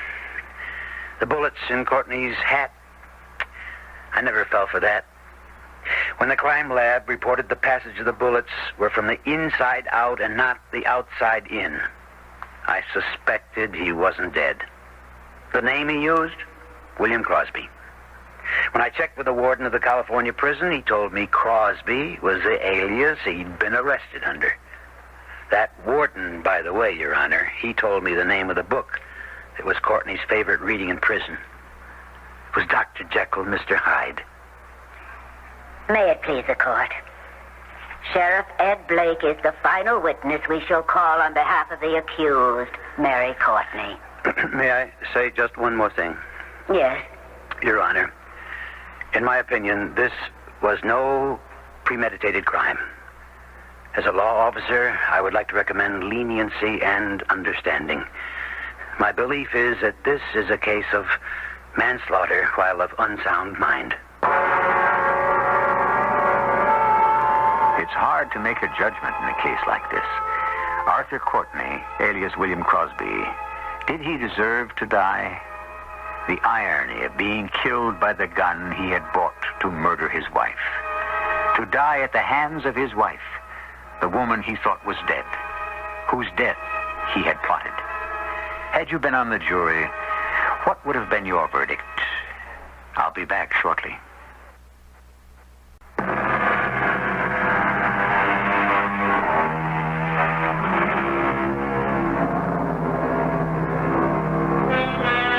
In this strange case, which I call Dr. Jekyll and Mrs. Hyde, the jury took note of that book by Robert Louis Stevenson, which Courtney had read over and over while in prison.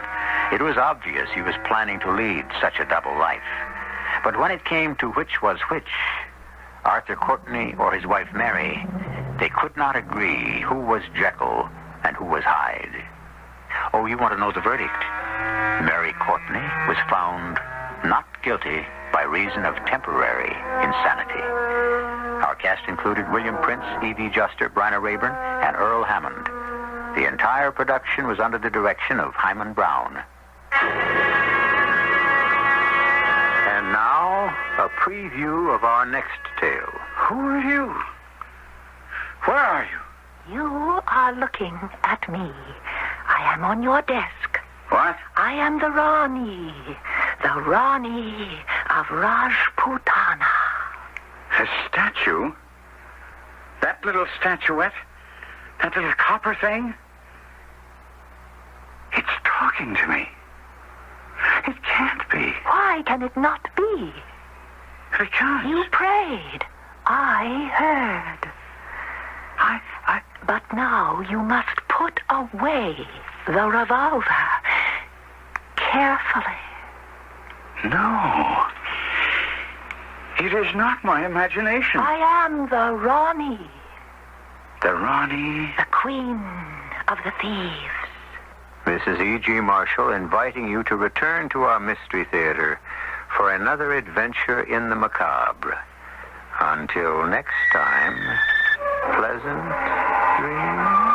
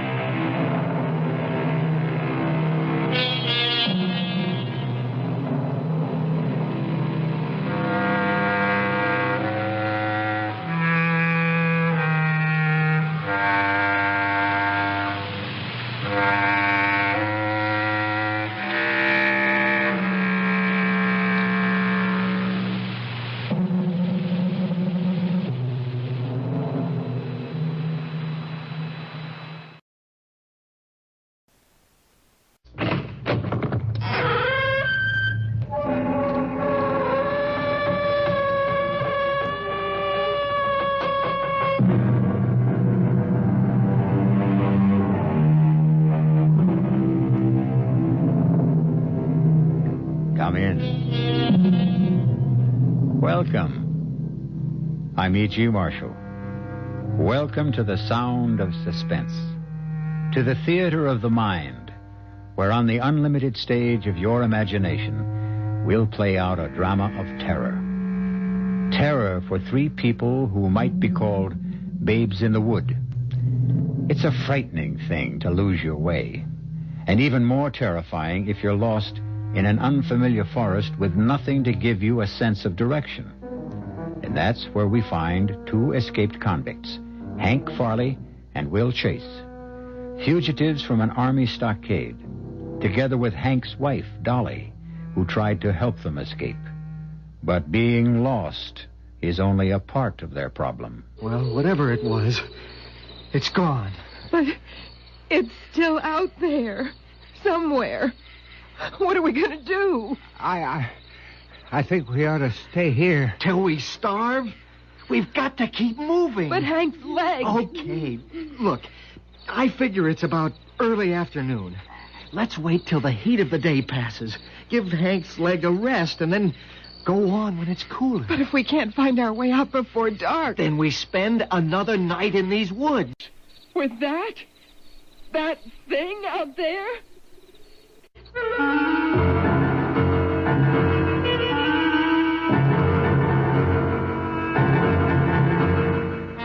Our mystery drama, Escape, Escape, was written especially for the Mystery Theater by Bob Juran and stars Terry Keane and Robert Dryden.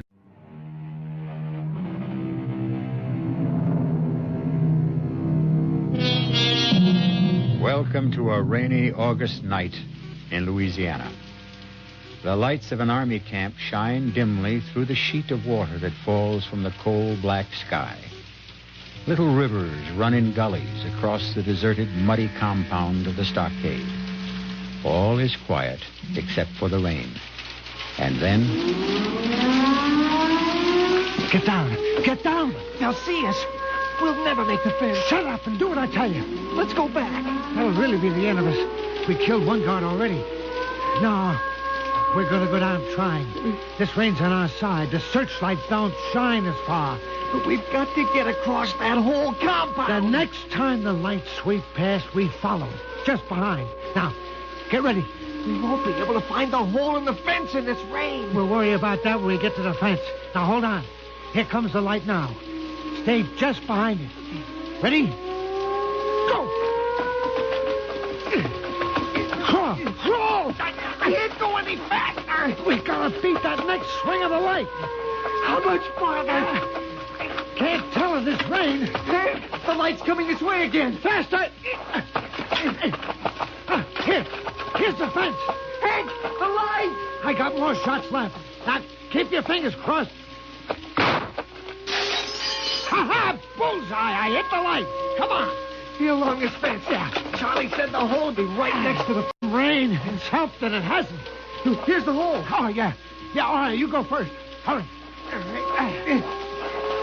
I made it. Watch your right side.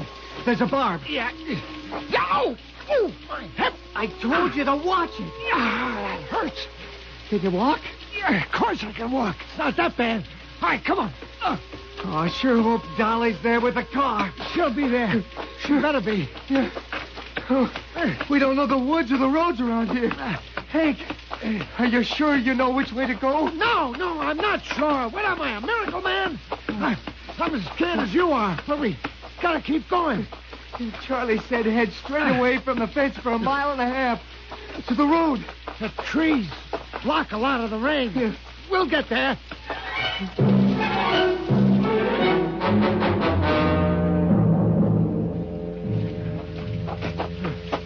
There's a clearing. It must be the road. Yeah. Oh, that looks like a car, Hank. Huh? It's too dark to be sure. Keep moving. It is a car, Hank. It's Dolly. She found the spot okay. Yeah. It's a convertible. I told you Dolly wouldn't let us down. Oh, Hank, you made it. Oh, bless you, Dolly, for being here. Okay, well... You made it, Hank. Oh, I have missed you so. Time for that later, doll. All right, come on, get going. Oh, hey, man, you sure are a mess. Yeah, we had to crawl through the mud. Yeah. Hey, where are we heading? Well, first to Masonville. We pick up the interstate there. I had a heck of a time finding my way in here. The rain didn't help either. It helped us back to the stockade. What's the matter? Oh, I ripped myself crawling through the fence. Is it bad? I don't know. I don't think so. I haven't had a chance to look at it. Well, maybe we should stop in Masonville, huh? Are you crazy? Oh, you'll be all right. We don't dare stop. He's right. We'll keep going. Oh, What's the matter? I just went past the road I'm supposed to take. You sure? Yeah, I'm positive.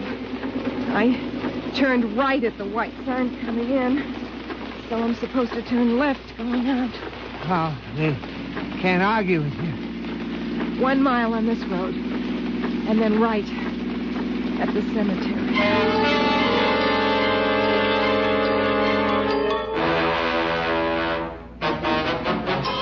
Now what? I know this was the road, but we should have come to the cemetery a long time ago. We probably missed it in the rain. Maybe we should go back.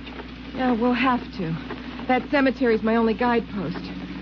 We're on dirt now. The roads coming in here are all paved. Oh, maybe we ought to stop and wait till daylight. Hey, there's a light up ahead. Let's ask. What are you, dummy? What do you think we are, tourists? They've had an alert out for us for an hour. Well, look, maybe I should ask. You two stay in the car. No. Wait a minute. It might not be so bad. It's isolated out here. Maybe they haven't heard about us. And even if they have, it doesn't make any difference. What are you talking about? We're going to spend the night in that house. What? Now, you're just wandering around getting lost in the rain. We're all going in and help ourselves to their hospitality.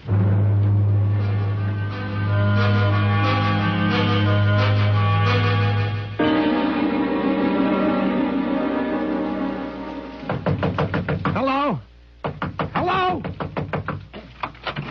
Oh, what do you want? Our car broke down. Can we use your phone? Oh, what happened to you? Haven't you ever seen mud before? Oh, well, come on in. This is very kind of you, and this is... Call me Granny Good. That's how I'm called.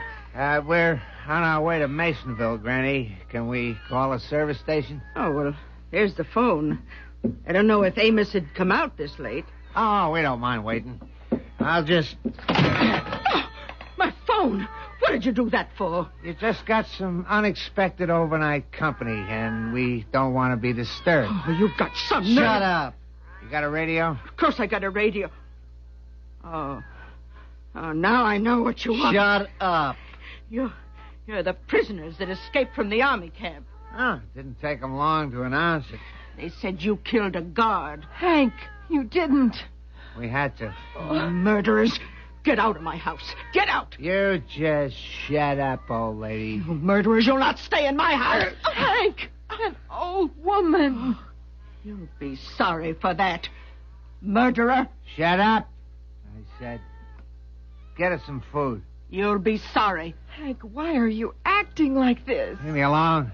He's on edge, Dolly. We all are. The past couple of hours haven't been any picnics, you know. What is it? You're hip again? Yeah, Well, here, sit down. Okay. Look, could we have some warm water and bandages? My husband's been hurt. You expect me to nurse him? No, I just asked Not for a murderer.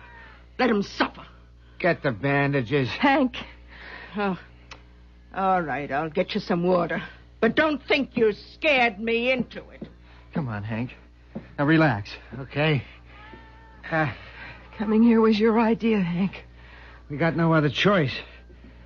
We'll stay till daylight and then get moving. Water and a bandage, and don't ask for anything more. How about some food? I don't have any food. Yeah? What's in that pot on the fire? Snakes and snails and puppy dog tails.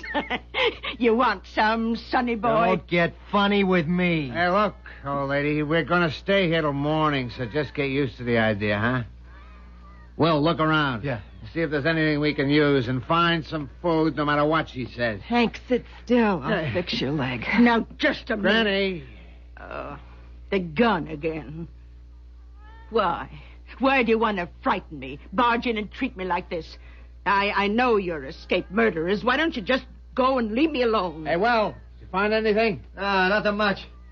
There's a storeroom back here full of empty bottles, every size and shape. Oh, so Granny likes to put up her own, huh? Where are the full bottles, Granny? I don't know what you're talking about. Where's your booze? I could use a drink right now. There's no liquor here. Find it, Will. Right. No, don't open that cabinet. Open it, Will. No, please. It's locked. Open it. Oh, please, don't.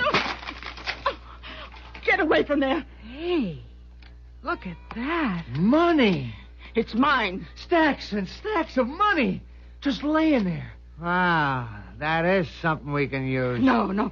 Don't you dare touch that. There's no hurry. We'll pack it up when we're ready to leave. All right, come on, Will. Wash up, and Dolly will find us something to drink. And eat.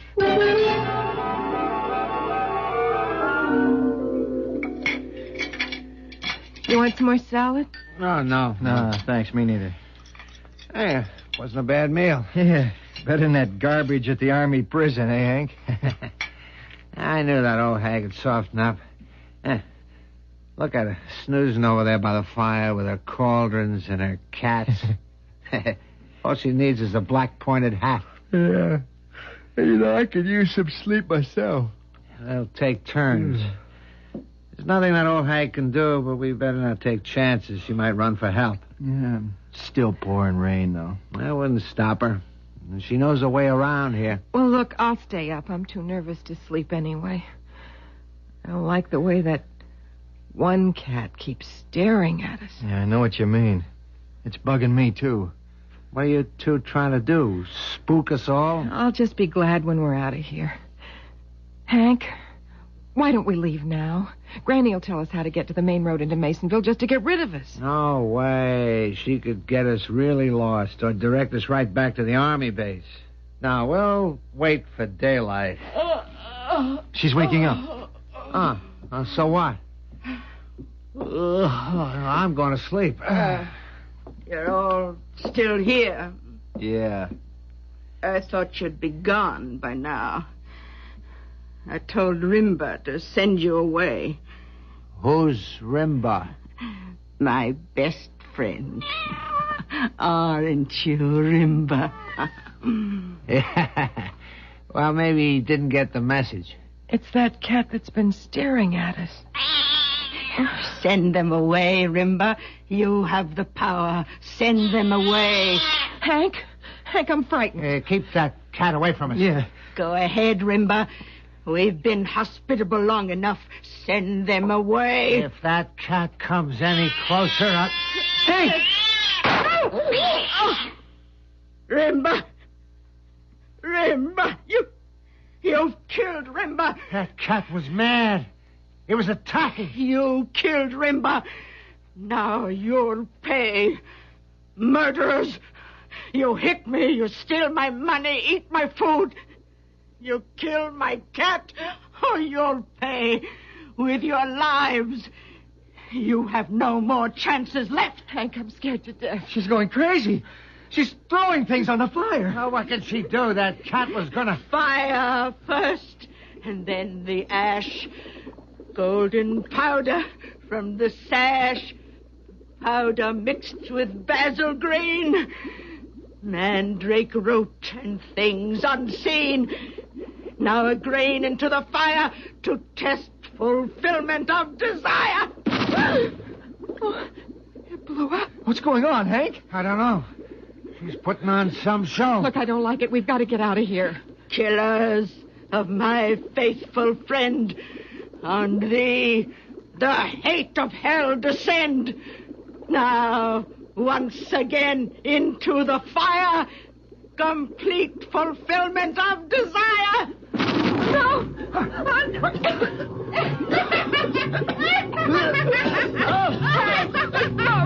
I can't breathe. Get out of here. How can we get out of here? I can't see anything. Hey, Dolly! Where are you? I'm suffocating. I'm over here. Hey. Where? Where are you? Dolly!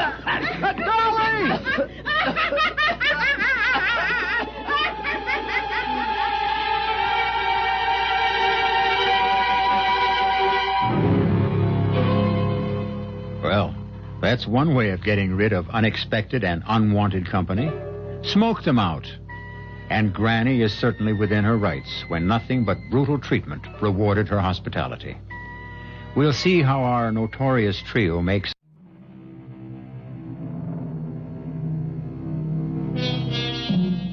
We return now to the rather bizarre scene at the cottage of old Granny Good. After being terrorized by her very rude and ungrateful guests, she struck back by filling the cottage with smoke from a powder she threw into the fire. And at this moment, her unexpected company is making a hasty retreat. Oh, Hank! Hank, I'm over here. I see you. I can just make you out. We found the door. Hurry up, the smoke's getting worse. Okay. Let's go. Oh, I can breathe. All right, keep running. We'll get to the car. Hey. The rain stopped. But it's so dark. I can't see either of you. Oh, that's the way it is in the woods at night.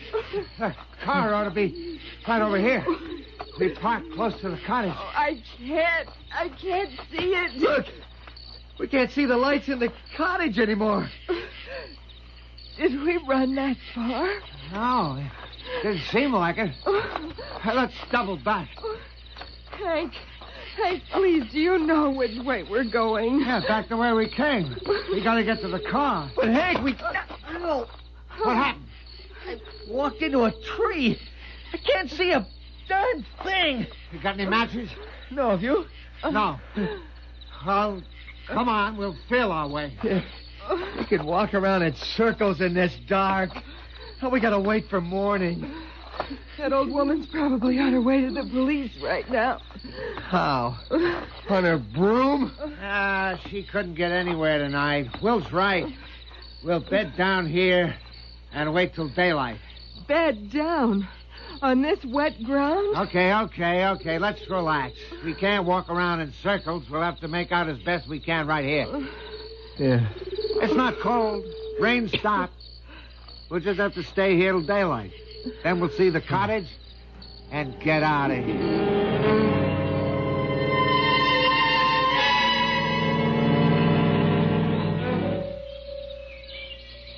Hank, you awake? Yeah. It's getting light. Oh, yeah. Better get moving. Dolly. You all right, honey? Oh, I'm so stiff. You'll feel better once we get going. Hey, Dolly, look. What? Where's the cottage? It's gone. Well, we couldn't have wandered that far away from it. Well, we did. We thought we were heading back for it in the dark. Instead, we were walking away from it. What direction should we go? Well, if we keep moving, we gotta come to a road sometime. Maybe the dirt road we came in on. Okay. Hey, look. That looks like a path. Up ahead. Oh, yeah. Yeah, the undergrowth isn't as thick up there. Well, a path's gotta lead somewhere. What do? We go right or left, huh? Left. It seems to go up. Yeah. Maybe if we get to higher ground, we'll see the cottage. Oh, okay. We go left. Yeah. Hank, suppose we can't find our way out of here. We don't have any water, any food. Don't think like that, Dolly. We'll get out of here. We couldn't have come all that far from the cottage last night. We stopped walking after a few minutes. The cottage and that dirt road have to be close. Yeah. But we may still be walking away from them.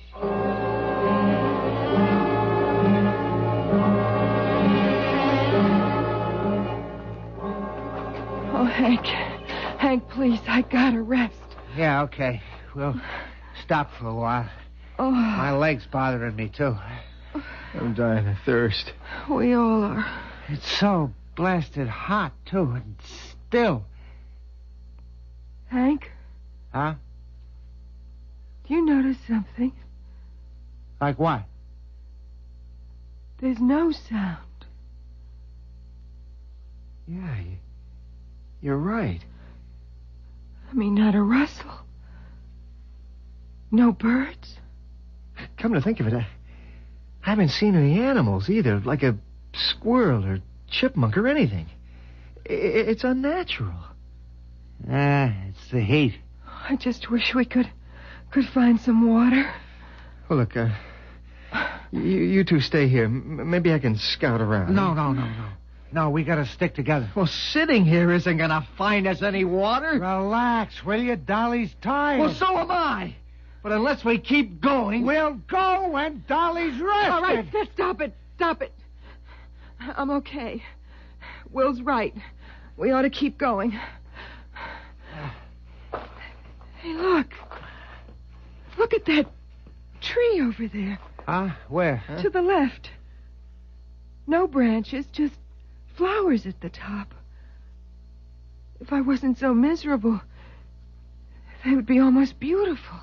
It's probably a vine, like the bougainvilleas in California. When I was in L.A. one time... Hey, up ahead. Oh, yeah. Maybe we can get our bearings if we get out of this undergrowth. Hey, come on. Yeah, maybe there's a pond or a stream or something. Look at... Wow. Look at the size of that rock. That's bigger than a house. And white. It's like a whole hill collapsed into a pile of white boulders. Look, I'm gonna try and scale this one. Maybe I can get a clue about where we are. Be careful. It's not too bad. I can get a footing. Looks like about 30 feet up. It's a solid rock. Not a branch or a blade of grass. See anything? Not yet. I'm going higher. Take it easy. Wow. What a sight. What is it? Hundreds of these things. It's like a desert of white boulders. Far as you can see. Dead end? There's some funny-looking trees in the distance and... Hey, yeah! It looks like a road. A road? How far? It's hard to judge from here, but... maybe 2 miles. We'll have to cross over these rocks. Are you sure it's a road? Wait a second. Yeah, I'm sure it is. It's a paved road running straight along the line of trees. Good. Okay, come on down. Oh, Hank, we're finally getting out of here. Yeah, but let's not waste any time.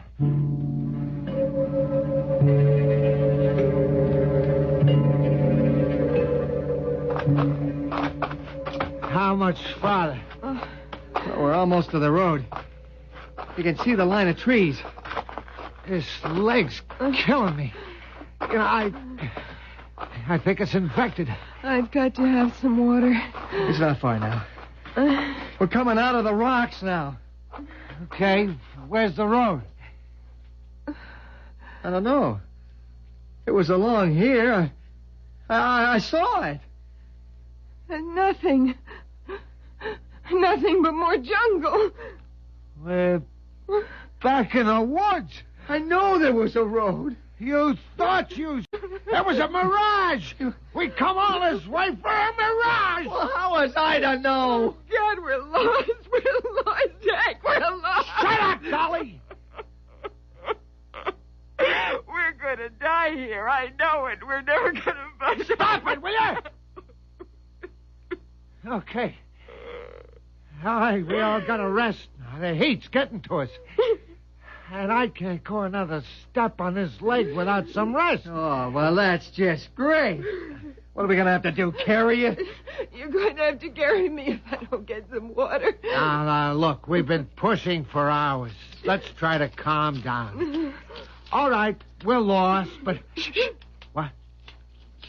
Listen. What is it? What would someone be doing making a sound like that? Whoever it is probably won't know about us. We can ask him how to get out of here. He's got to know how he got in. Sounds like he's clearing brush. He's coming closer.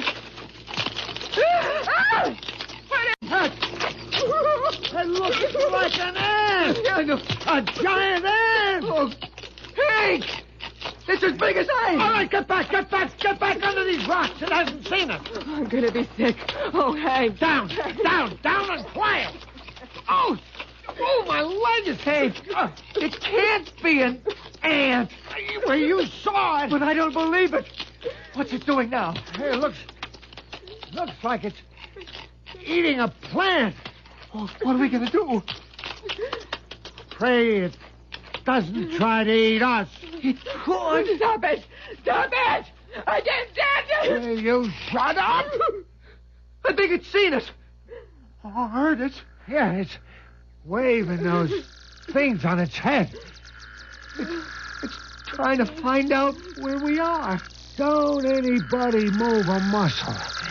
It'll stop moving. We're just dreaming this. There can't be ants that big. I think it spotted us. I can't look. It's moving this way. It's moving. We can't fight it. We gotta get back under those boulders. They form a natural cave back there. Yeah, well, I can't make it fast on this leg. You've got to.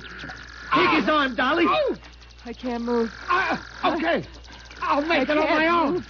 I can't move. Hey, Will, I'll drag myself. It's attacking! No! I can't stand this! I can't stand it! Here, fast! Give me a hand, Hank. I'm not gonna make it. Save Dolly. You make it. I'll get you in here. Dolly's all right. If a thing that big stings you, you're dead. No, it can't reach us in here. Oh, we're okay now. I can't. It can't be real. That can't be real. Oh, that was straight out of a nightmare. I got chills all over. I can't stop shaking. It was so hideous. Has it gone? No. It might be trying to find another way in. Oh, no. Oh, gosh, that's an ugly thing. Oh, it's moving away. Back into the woods. Oh, thank heaven. How could an ant get to be that size? I mean, this isn't Mars. It's Louisiana. What do you... Hey, maybe it's mechanical. What? What do you mean, mechanical? Well, some kind of vehicle the Army's been testing. Remote controlled, maybe. Oh, we've been walking in this heat for hours. No sleep, no food, no water. We could be imagining anything. It tried to attack us. I was no vehicle. Well, then how do you explain an ant as big as a lion? I don't know. Well, whatever it was, it's gone. But it's still out there. Somewhere.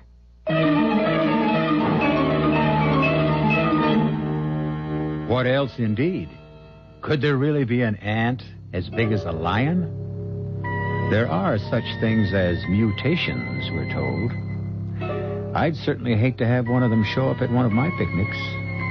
But if that's any indication of what lies ahead in this strange Louisiana wood, it won't be any picnic for Hank, Will, and Dolly when we return shortly.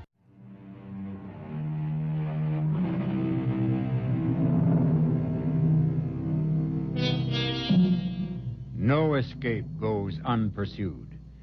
And at the moment, while Hank, Will, and Dolly are considering their predicament, their pursuers are hot on the trail.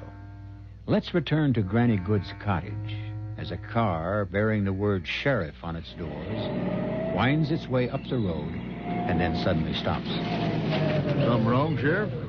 Yeah. That car by Granny Good's cottage. It's got out-of-state plates. Don't see many of them around here. Let's walk the rest of the way. Keep your gun handy. Harley and Chase were on foot when they left the stockade. Well, they could have been picked up by somebody. Hi, Roy. Hi, Granny. Everything all right here? No, it ain't. I just got finished burying Rimba, my favorite cat. Whose car? That belongs to the fellas I think you're looking for. They've been here. They were here. They're gone now. Without their car? Oh, Granny, this here's Major Thomas from the Army base where those two fellows escaped from. He's investigating. How do, Major? Hello, Mr. Good. You say they were here and then left without their car, is that right? Last night, a few hours after they came. And good riddance. They're nothing but murderers. They killed my cat, my Rimba. And they hit me, tried to steal my money. Yeah, well, now, if they didn't take their car, where'd they go? I don't know. It was pouring rain. They run out into the woods. There's the girl with them. She drove the getaway car. Well, she said she was the wife of one of them. Yep, Hank Farley's wife. Chase wasn't married. Oh, well, come on in out of the heat. I have lemonade ready. All right, tell us what happened last night, Granny. Well, Roy, they bust in here around 10 o'clock. Oh, they traveled fast. First alarm went out at 9. They were all covered with mud. But I'd heard it on the radio. I knew who they were. And they pulled the phone out of the wall. But what made them leave? How'd they run into strange woods they didn't know? Oh, it beats me. Oh, here's your lemonade, Major. Thank you, ma'am. Thank you. Roy? Oh, thank you. Major, I don't think you're ever going to find them. Those woods out there, one wrong step and you're lost forever.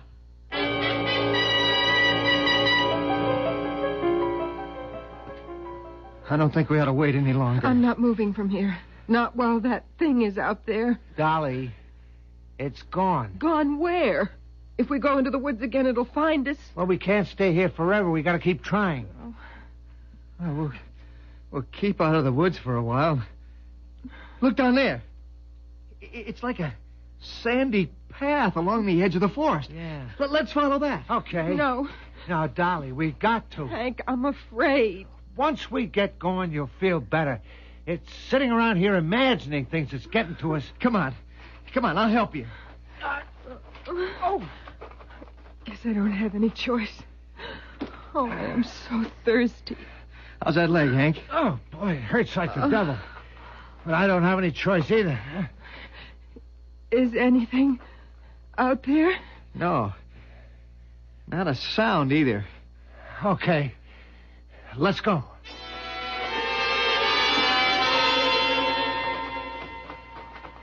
You know, seems to be getting lighter. I think we're coming to something. What do you mean, coming to something? Well, another clearing, maybe. The sand strip's getting wider. Look, it's like a desert.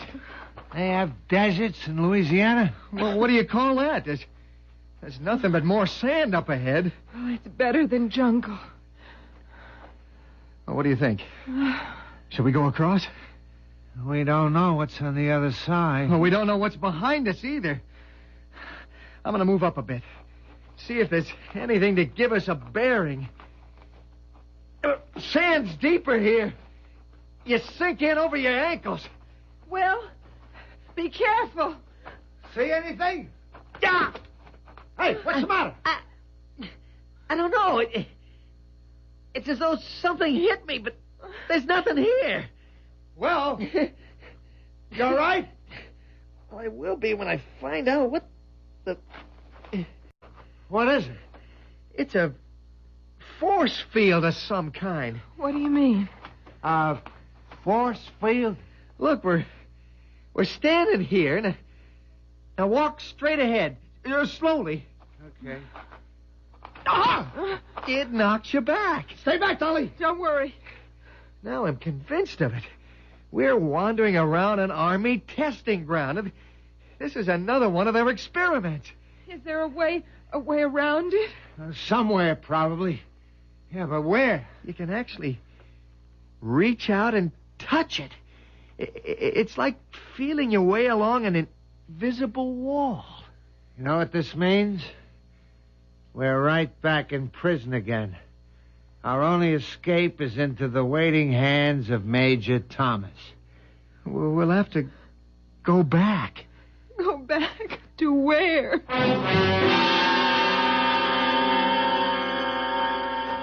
Well, hold up a second. Look off there to the left. Nothing but sky.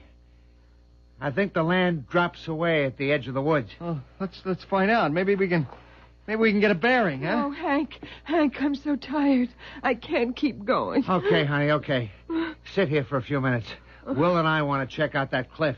Hey, we're high, all right. Nothing but space out there. Don't go so close to the edge. Look down there, will you? Did you ever see anything like it? No. The strangest looking plants I've ever seen. It's not like the woods anymore. Yeah, tall, spindly things. And flowers. Don't make sense. Look at this thing. Over here. Ah! What is that? Will, hang on! I'm sliding! What's happened? I can't stop! Will's going down the cliff! What can we do? There's no way to stop him! I can't watch it! Hey, wait a minute! He's grabbed hold of a plant. Hey, Will! Are you all right? He can't hear you. He seems okay. He's pulling himself up on the plant. Hank! Look! The plant's crushing him. It's closing around him. It can't be! Oh, Hank, do something. The plant is swallowing him.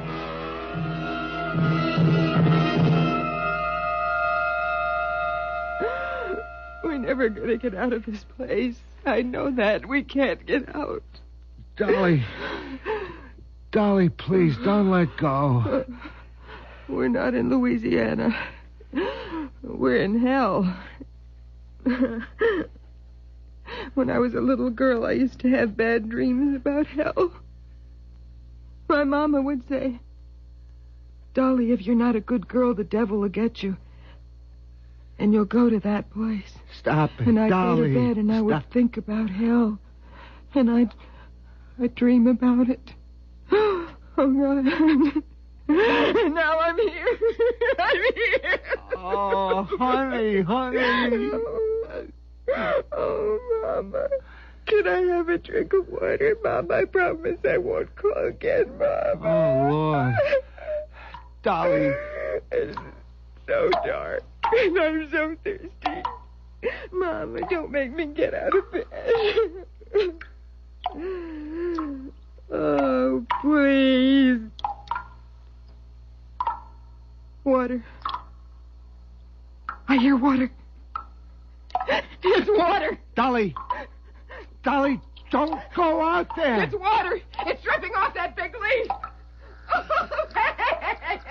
It's water at last. Dolly, come back here. Dolly!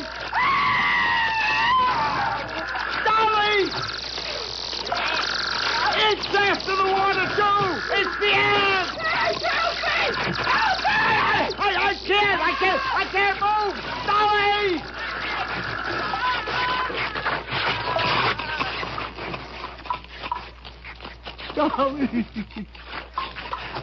Dolly!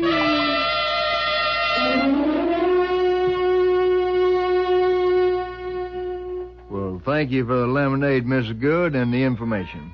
I'll have Fred and Tony up here in about 20 minutes. Oh, whatever you think best. And I'll get the phone company out to fix your phone before dark. You can't be without that. Oh, I'd appreciate it, Roy. All right, we'll be in touch, Granny. Major, are you married? Why, yes, I am. Well, then I'd be most happy if you'd take this to your wife. A little token of my appreciation. Why, it's very beautiful. Well, it's a terrarium. I see you've been admiring it. Granny's terrariums are famous around these parts, Major. Everybody buys them. My wife's got one with a plant that eats meat. That's the Venus flytrap. There's one in this glass, too. Well, thank you very much. My wife will really enjoy it. My pleasure. Oh, something wrong, Major? I thought I saw something moving in there. Well, it might be an ant. Sometimes they're in the earth when I plant them. It does no harm. Well, thank you again, Miss Good, and don't worry. We'll get those men. Well, you never know. You might be closer than you think.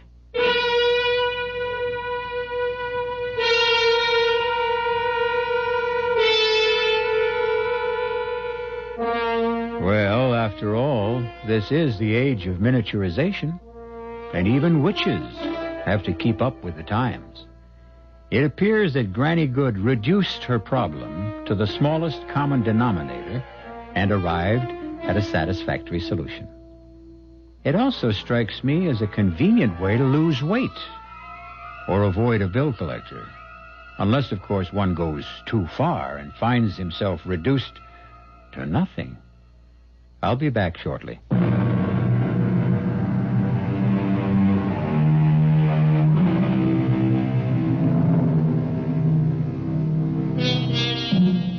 Hank, Will, and Dolly might well have heeded a popular saying before tampering with Granny Good.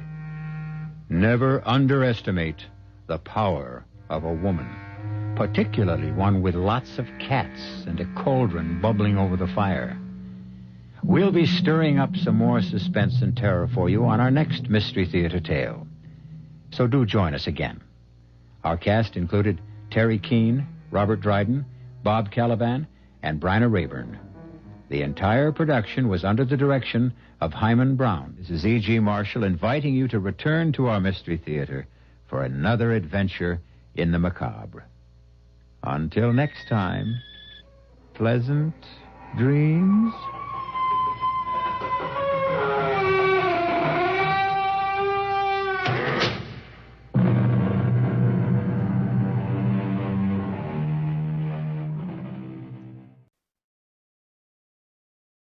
The CBS Radio Mystery Theater presents...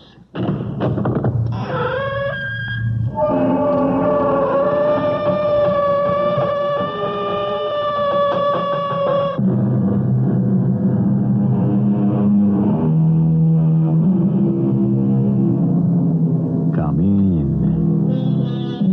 Welcome. I'm E.G. Marshall. Blessed be the ties that bind.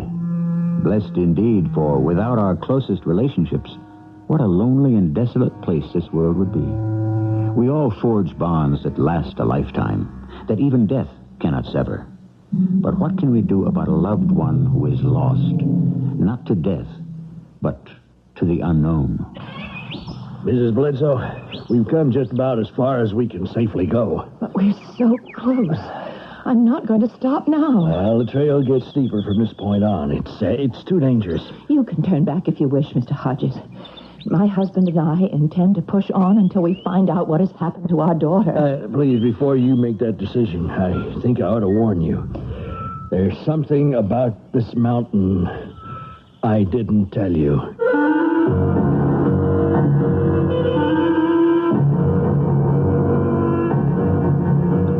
Our mystery drama, CAQUETA, was written especially for the Mystery Theater by Percy Granger and stars Marion Seldes and John Beale. It is sponsored in part by ARM, Allergy Relief Medicine, and True Value Hardware Stores. I'll be back shortly with Act One.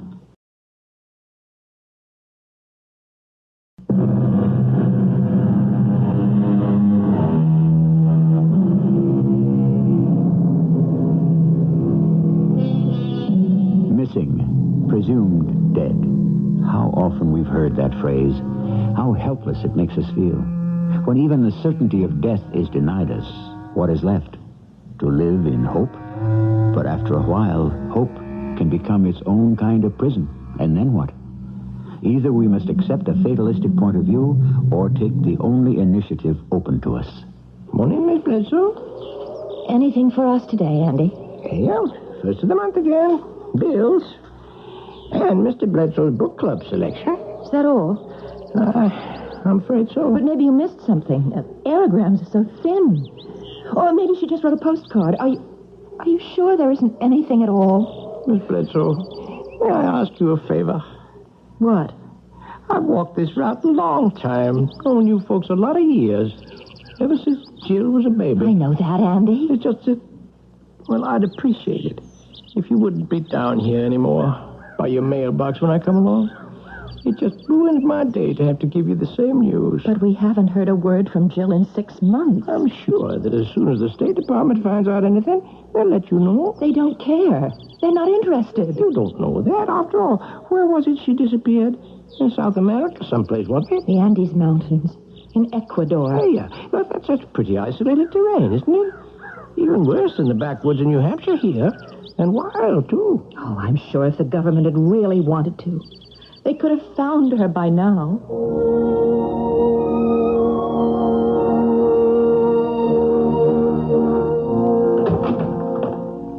Honey, the mail come? Yes. And? Nothing. Not a word from her, not a word from anyone. Silence. Well, my book club selection came. My old colleague, Professor Morrison's latest work. Latin American Perspectives. Don, I want to talk to you. But I'm already late for work. Have you stopped caring that Jill has disappeared? I don't see what more we can do, Margaret. We've written the State Department, our congressman, our senator.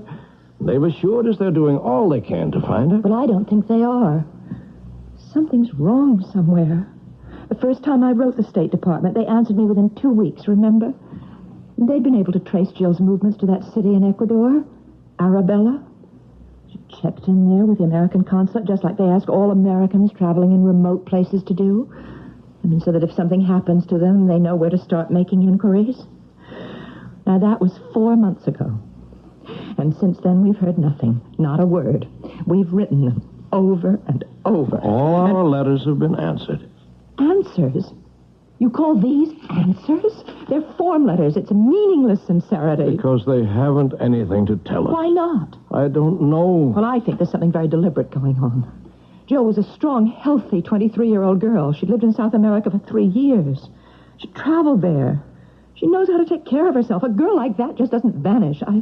I think we're facing a conspiracy. Oh, Margaret, that's unfair. Conspiracy of indifference or incompetence. I don't know which is worse.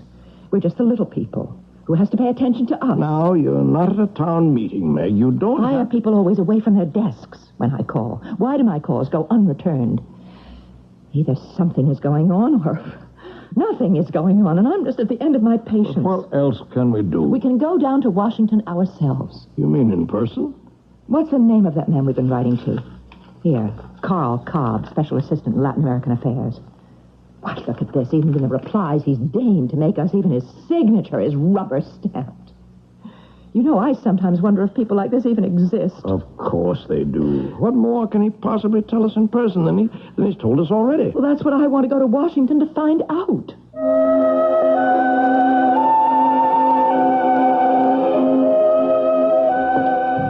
Look at the size of this building. Don, you don't have to whisper. It's our State Department. We helped pay for it, didn't we? I wonder if anyone ever gets lost in all these corridors. Oh, I'm sorry. That was a bad choice of thoughts. Are you watching on your side for Mr. Cobb's office? Do you know a building this size uses as much electricity as the entire city of Troy, New York? Here it is. 212. Mr. Cobb? Well, there's no one here. Mr. Cobb? Yes, right here. Mr. and Mrs. Bledsoe, is that right? Yes. Yes, Carl Cobb. When they called me from the front desk, I just went in the next room there to pull your daughter's file. You have a file on Jill? Oh, yes, of course. At the time she disappeared, she was traveling under a passport issued by our department, and that makes her our responsibility. Let's see. Donald and Margaret Bledsoe. Is that correct? And your daughter's name was Jill. Was? I beg your pardon? You said was. I did? Why? Oh, I'm really terribly sorry. Just a figure of speech. Without thinking. Mr. Cobb, my husband and I have driven down here all the way from Peterborough, New Hampshire. Oh, well, you're New Englanders then. And we want to know what is being done to find our daughter. The disappearance of U.S. citizens traveling abroad is a regrettable occurrence. Our last communication from her was from Arabella, Ecuador. Well, in most cases, there's a... Did you say Arabella? Yes, I looked it up on the map. It's at the foot of Mount... CAQUETA in the Andes. Yes, of course, yes, that's what it says right here in the file, Arabella. I remember now. Now, anyway, in most cases, there is little we can do beyond passing on what information we have to the local authorities. We sent you photographs and even some samples of her handwriting. Well, these would have been forwarded to our consular representative there, Mr. Raymond Hodges. Yes, here's that information. They were sent down on October 2nd of last year. And you've heard nothing from him? Well, apparently not. Tell me, was your daughter with a group? No, she was traveling alone. Alone? Jill's lived in Latin America for 3 years. She teaches school. She speaks Spanish and Portuguese fluently. She's quite able to take care of herself. She's traveled alone every summer. Well, still, it's hardly advisable. People don't just vanish. But unfortunately, sometimes they do, Mrs. Bledsoe. Not my daughter. What's the matter with Arabella? I beg your pardon? If I'm not mistaken, you did something of a double take a moment ago when I mentioned it. Well, it's nothing in particular. We didn't drive this distance to get more of a runaround, Mr. Cobb. If it's necessary, we will go to your superior. Well, I didn't want to alarm you unduly. Well, please do. It's better than nothing. Well, this isn't the first time that the town of Arabella has appeared in our files. Over the past 2 years, if my memory serves me, close to half a dozen U.S. citizens have disappeared in that vicinity. What's happened to them? We don't know. But apparently it's not just U.S. citizens. Several people from other nations have disappeared there as well. Well, what does your man down there, this Mr. Hodges, have to say about all this? Nothing. People vanished. There's no evidence, no clues, not a trace. The only thing they seem to have in common is that they've all set out to climb Mount CAQUETA. That's what Jill said she was planning to do in her last letter. But then why aren't people warned away from this mountain? Well, no, I'm sure they are, Mrs. Bledsoe, but for some people, a warning is an invitation. I am sorry I can't tell you anything more encouraging. If we receive any word at all, I'll let you know immediately. That won't be necessary, Mr. Cobb. Why not? I'm not at all satisfied by this conversation, nor is my husband. It sounds to me as if your man down there, this Mr. Hodges, isn't very much on the ball. Clearly, the only way we're ever going to find out what has happened to our daughter is to go to Arabella in person.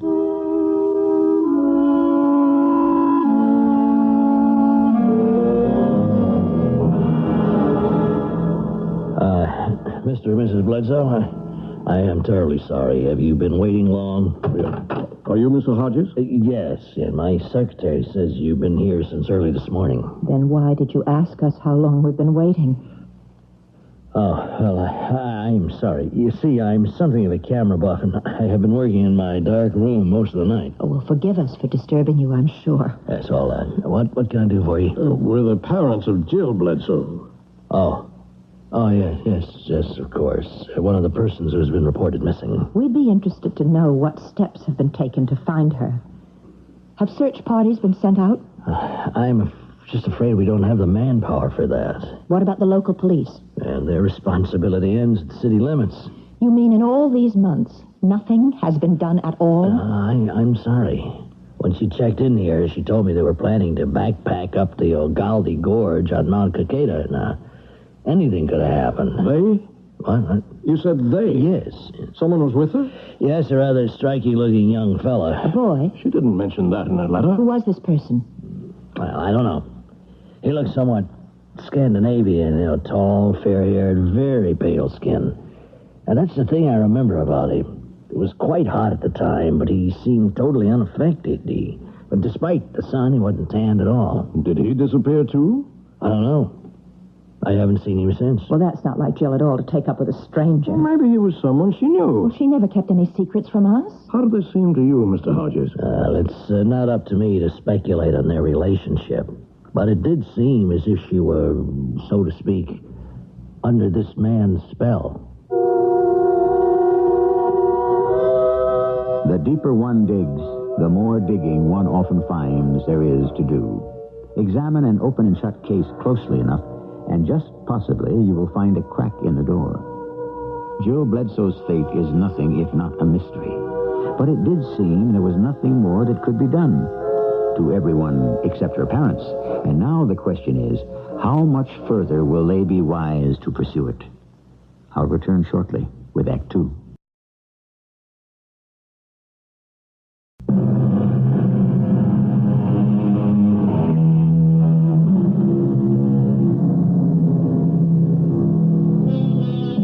He wandered the fabulous byways of the world and asked only that its wonders be to him unfurled. So sang the medieval troubadour, and so have many souls with wanderlust in their hearts sung since. But when traveling, one does well to choose companions wisely. Just who was this young man who was with Jill Bledsoe when she vanished? Was he also a victim? Or was he perhaps the cause of her disappearance? Mr. Hodges, you permitted our daughter to go up that mountain with a strange man. Now, I run a consulate here, Mrs. Bledsoe, not a dating service. But you said there was something suspicious about him. I said he was a foreigner of some sort, yes, but there was nothing menacing about him. Excuse me, what do you mean by some sort of foreigner? Nothing, only that I couldn't specifically locate his accent, and that's a hobby with me. I pride myself in usually being able to tell where people are from by the way they talk. But Jill wasn't the first person to disappear on that mountain. Couldn't you have warned them? I did tell them I thought it was ill-advised, yes. And you're sure that you'd never seen this man before? No. At least I didn't think so at the time. So you have? No. But he did seem familiar to me in some way. I mean, I began to think, well, maybe I had, but I'm sure I haven't. You're not making a great deal of sense, Mr. Hodges. Well, copies of Jill's photograph are in the hands of the local authorities. You can speak to them if you like, but they'll tell you the same thing. People who have gone up Mount CAQUETA have vanished without a trace. I am sorry you made your trek here for nothing. Well, we certainly don't intend to go home now, Mr. Hodges. What do you mean? You say that she and this man went up the Algaldi Gorge? You want to climb Mount CAQUETA yourselves? We're New Englanders. We're quite used to climbing mountains. In fact, we're prepared for that eventuality by bringing our own camping equipment with us. Well, the Andes are not the Green Mountains, Mr. Bledsoe. We are not going home until we find out what happened. Now, there are Indians, the Andu, who live in the jungles on the upper slopes. So they are completely uncivilized, and they're very dangerous. Forgive me again, Mr. Hodges, but I read a very interesting book on the plane trip down, Latin American Perspectives. I'm sure you're familiar with the book. Yes. Then you know it describes the Antu as a small and quite peaceful tribe. Now, perhaps you'd be so kind as to direct us to a store where we can buy some supplies. I'll come with you. Thank you, but that's not necessary. I mean with you up Mount CAQUETA. Oh? Why? Well, I've never been up there, and I think that under the circumstances, it is time that I went. We're quite capable of taking care of ourselves. In that case, I must insist that I accompany you.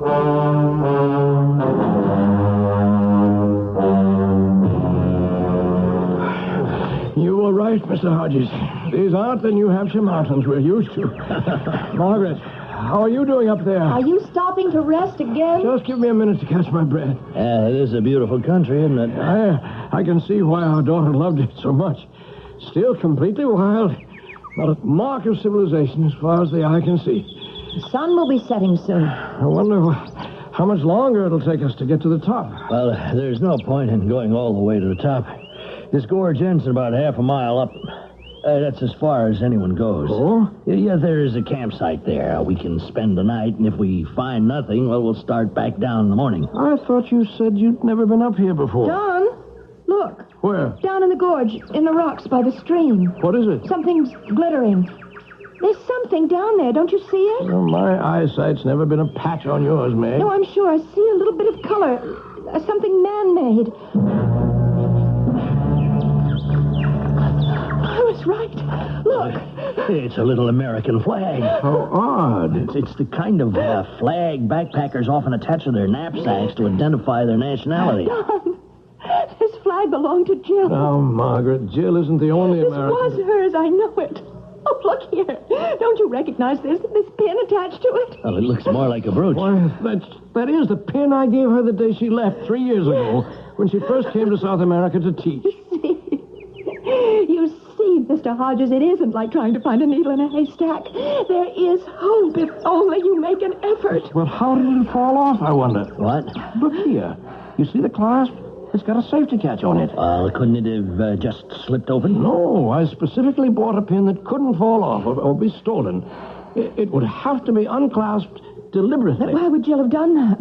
Well, what if she knew she was in danger and left this as a marker? Well, that's pretty far-fetched, don't you think so, Mr. Bledsoe? Is it?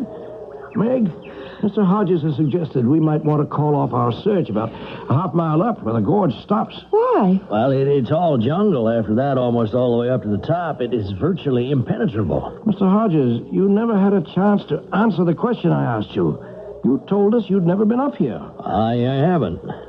How do you know there's a campsite at the end of the gorge? Well, that's common knowledge. Yes, Don. Now, the important thing is to keep going. There's no time now to get peckish. But if he's never been up here, how does he know it's a half-mile from here to the end of the gorge? Well, all right. I have been up here before. But just once, and it was a number of years ago. I wasn't in government service, and I was with an anthropological expedition. Why did you lie to us? I lied because I hoped you'd change your mind. We're prepared to keep going until we find out what happened to our daughter. Now, before you say that, I should tell you about this mountain. In the first place, it's volcanic. We're climbing up the side of a volcano? But surely it's extinct. I mean, if there are jungles growing on the slopes. It is almost extinct. Almost? I suppose the technical designation is inactive. Now, the crater contains a botanical phenomenon due to an atmospheric quirk which creates rain clouds over the area almost daily. Now, there's a forest in the crater which is even denser than the jungles on the slope. So it's like a rainforest? Yes. Well, that doesn't sound particularly dangerous. I think we're wasting time. It's getting dark. We should push on to the campsite. Yes, but there is a danger. Beneath the foliage, the crater floor is laced with thin crevices, some of them dropping down to the very root of the volcano.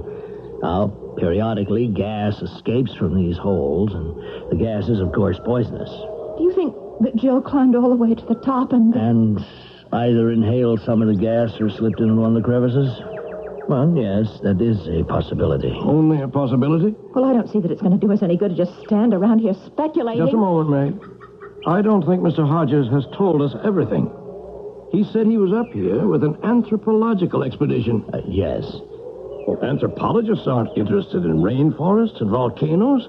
Their province is the living creature. Specifically, living creatures like us, humans. The science of man. That's right, Mr. Bledsoe. The science of man. Well, just what was it that drew your expedition to Mount CAQUETA?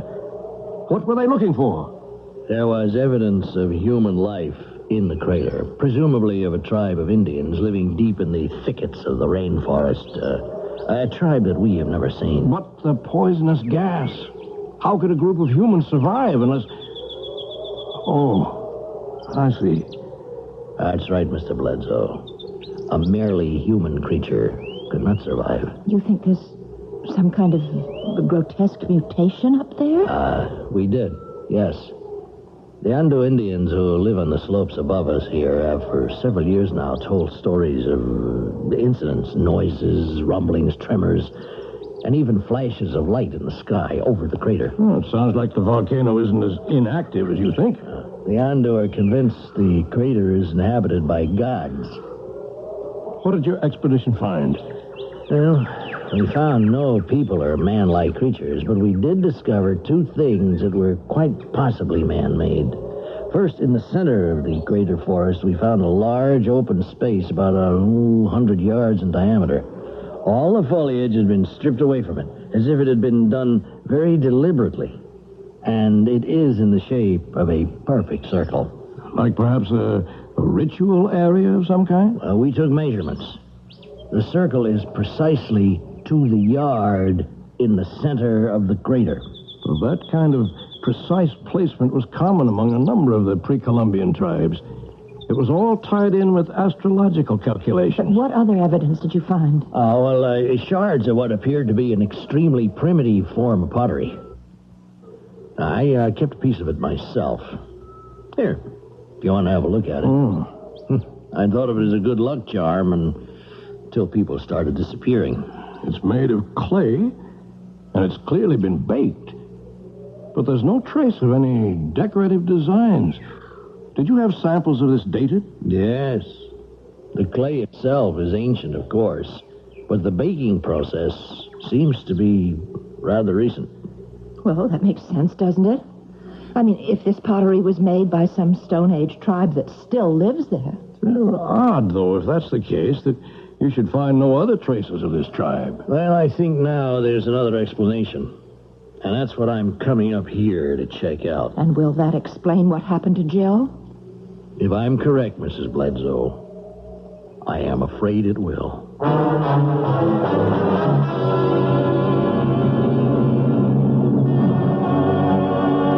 Oh, good night's sleep. Dawn, did you...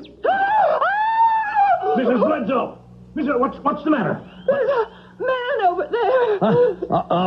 No, it's okay, Mrs. Bledsoe. That's only one of the Antu Indians I told you about. They're really quite harmless. Your scream probably terrified him. I was asleep, and I woke up, and he was staring at me.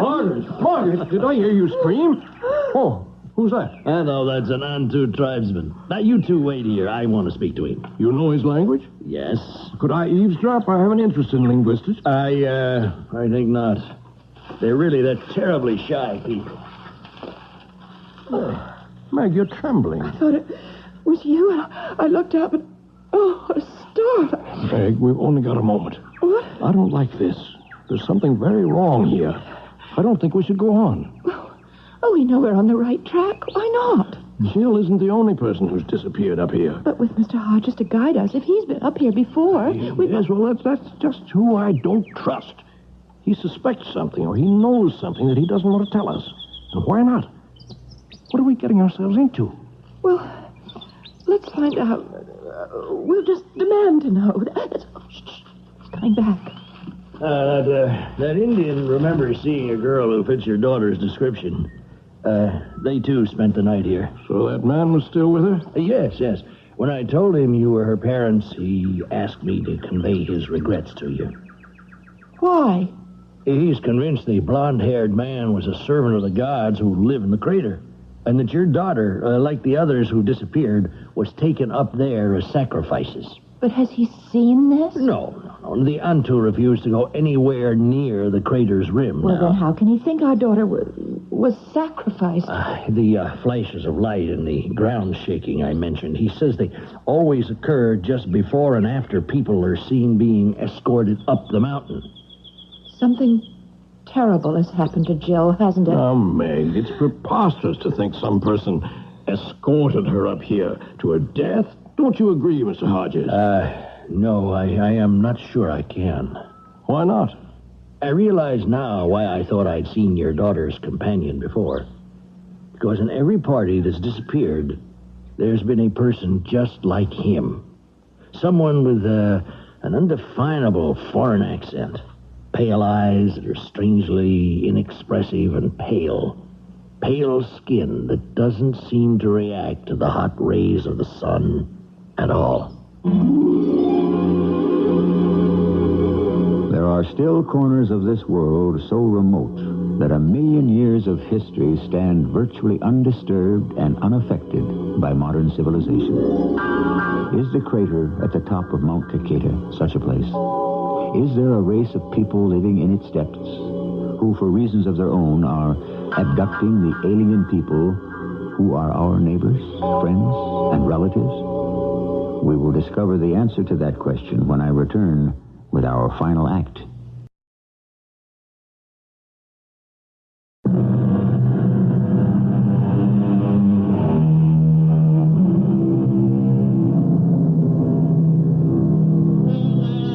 What began as two parents' angry inquiry into an apparent case of bureaucratic indifference is rapidly becoming a cautious and somber confrontation with the unknown.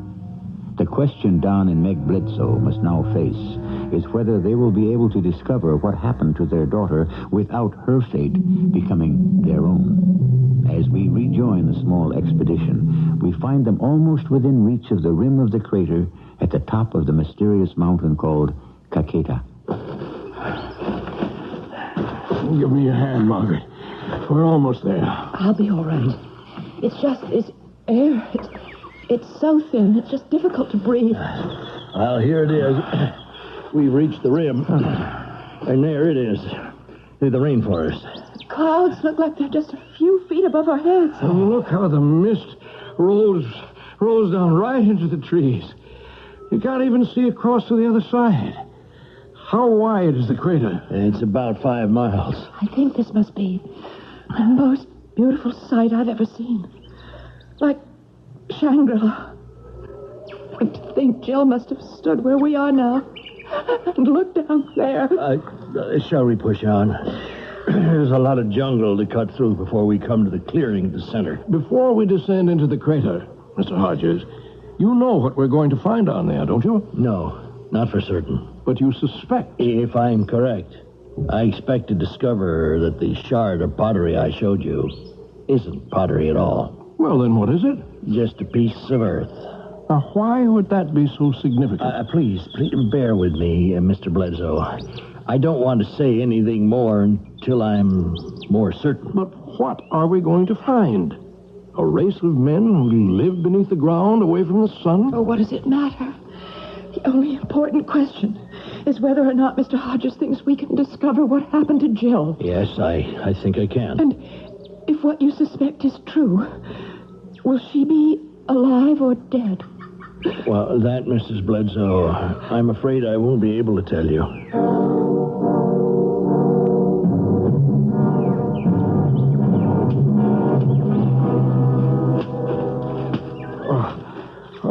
This is extraordinary. Shouldn't we be getting closer to the center? As if we've kept a straight course. I hope so. I don't relish spending the night in this stuff. Look, just ahead. I think I see a break in the trees. That's it. We're almost there. It's just like you described. A perfectly open space without so much as a blade of grass. If you two pitch the tents, I'll start making supper while there's still some daylight left. Yes, it's too late now to look around. Excuse me for a few minutes, will you, please? I'll be right back. Where's he going now? I don't know. Just out into the center of the circle. It looks like. Look. He's kneeling down. Is he praying? I can't tell. Don, you don't think he... What? So strange. You don't think he could be one of these people? It looks like he's just examining the ground. Oh. It is odd. What? The earth in this open area. Hodges said the area gets 200 inches of rain a year. Now, how come this ground is so solid? What's it made out of? Well, it looks like clay. But it's hard as a rock. As if it had been baked. Like pottery? Yes. So that's what he's checking. And what they discovered on their expedition wasn't pottery at all, just pieces of baked earth. Strange. Well, we are practically on the equator. Yes, but we're too high above sea level for the sun's heat to have that kind of power. Yet if the sun didn't do this, what else could? Could the heat have come from below? You mean from inside the mountain? Well, it's a volcano, isn't it? Meg, I know we want to find out what happened to Jill, but I don't think it's safe to stay here. I'm not leaving until I know the answer. She's gone. She's lost to us, Meg. We have to accept that. We know that she came up this mountain, and we know she didn't go back down. Now, she has to be here somewhere, Don. She has to be.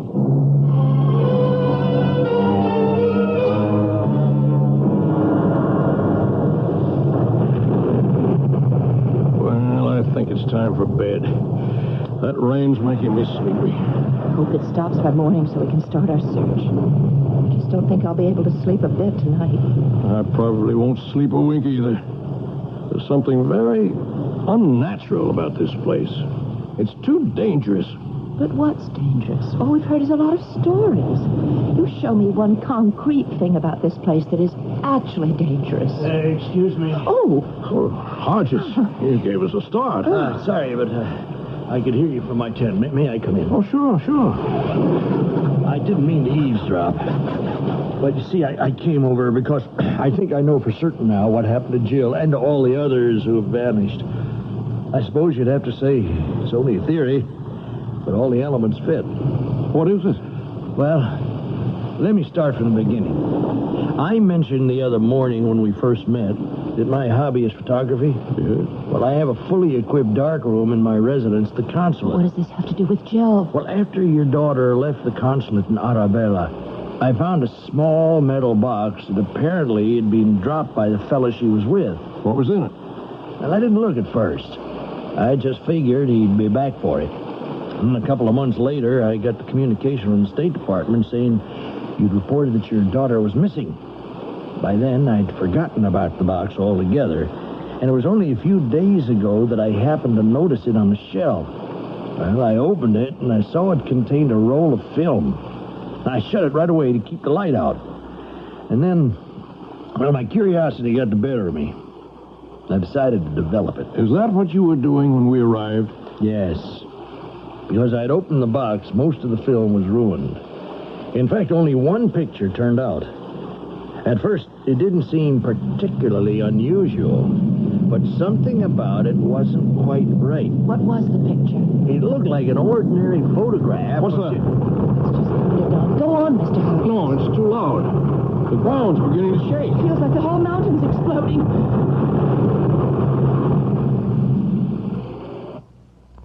Stopped. You all right, Meg? What was it? I thought the earth was going to swallow us up. No, I don't think that's it. We've got to get out of here. Mr. Hodge. Don, look at him. Mr. Hodges. Are you all right?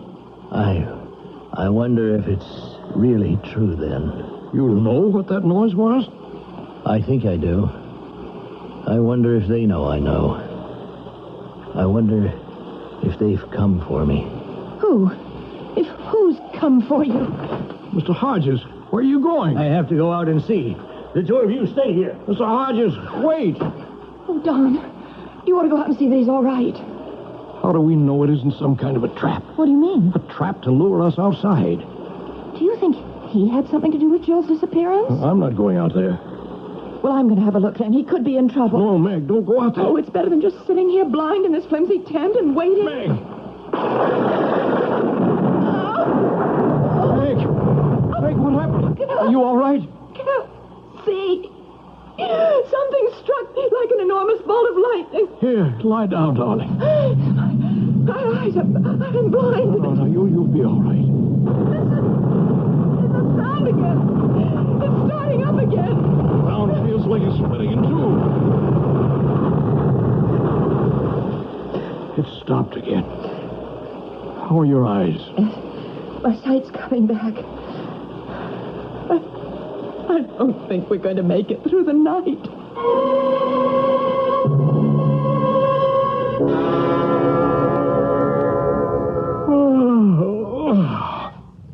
Meg? Don, are we still alive? I don't know. But we're both in the same place if we're not. Oh, look. It's daylight out. And the rain stopped. We must have fallen asleep. I hope that's all that happened. I don't know what to think anymore. Mr. Hodges, we should see if he's all right. Hodges? Mr. Hodges? Well, it's a lovely morning anyway. Mr. Hodges? Look, his tent is open. Well, he's gone. Mr. Hodges! He's vanished. Like the earth had swallowed him up.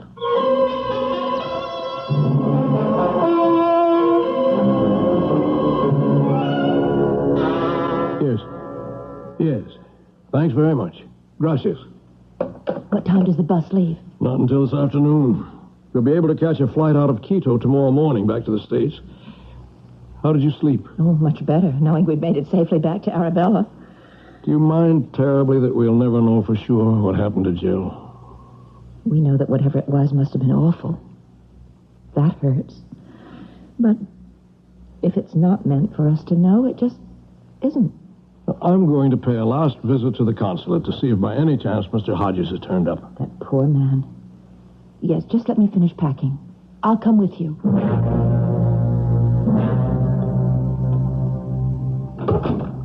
Well?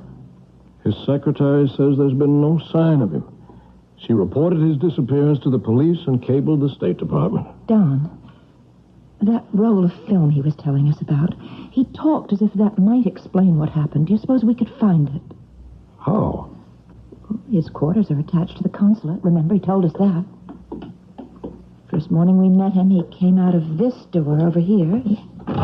It's open. Meg, this is his private house. We shouldn't go in here. But if it will give us the answer we're looking for... Which room would be his dark room? Don, here it is. Is there a light switch?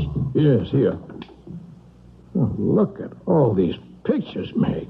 It's hopeless. We'll never find the one he developed for the role that man dropped. But if he just developed it that morning, it would be right on top, don't you think? Well, most of these are photographs of the town and the mountains. No, look. Now, this one's different. It looks like a photograph of the Milky Way. Yes, it does, doesn't it? But what's so special about it? I don't know, but do you remember he said that it had looked normal to him at first, and it was only after he studied it that he saw what was so astounding about it? Yes. Do you suppose there's some kind of secret installation up there? Something no one is supposed to know about? Good Lord. What? You see? Yes. I see what happened to Jill. That man she was with, the one who escorted her to the top of the mountain, he seemed strange because he was. He was from beyond our world. From outer space? Well, these creatures must visit Earth periodically to take specimens of us. Oh, Don, that's utter nonsense. No, it isn't. That open circle in the middle of the jungle, it doesn't belong to some primitive tribe. It's a landing pad. Do you mean that noise we heard last night, and the rumbling we felt, that was a flying saucer landing and taking off? Yes, some kind of space vehicle anyway. And it's the heat from its engines that baked that clay. That's why there's no vegetation there. It's all been burned off. But even if it was some kind of machine that landed and carried off Jill and the rest, how do you know it's from outer space? How does this picture tell you that? You see this star here? That's our sun. And there's Saturn with its rings, and Mars. Yes, it's a photograph of the heavens taken from an observatory. So? But that's just it, Margaret. It wasn't taken from an observatory. At least not from an observatory here on Earth. You see that small dot there? That's us, Meg. That's the planet Earth. This picture was taken from someplace 100 million light years in space.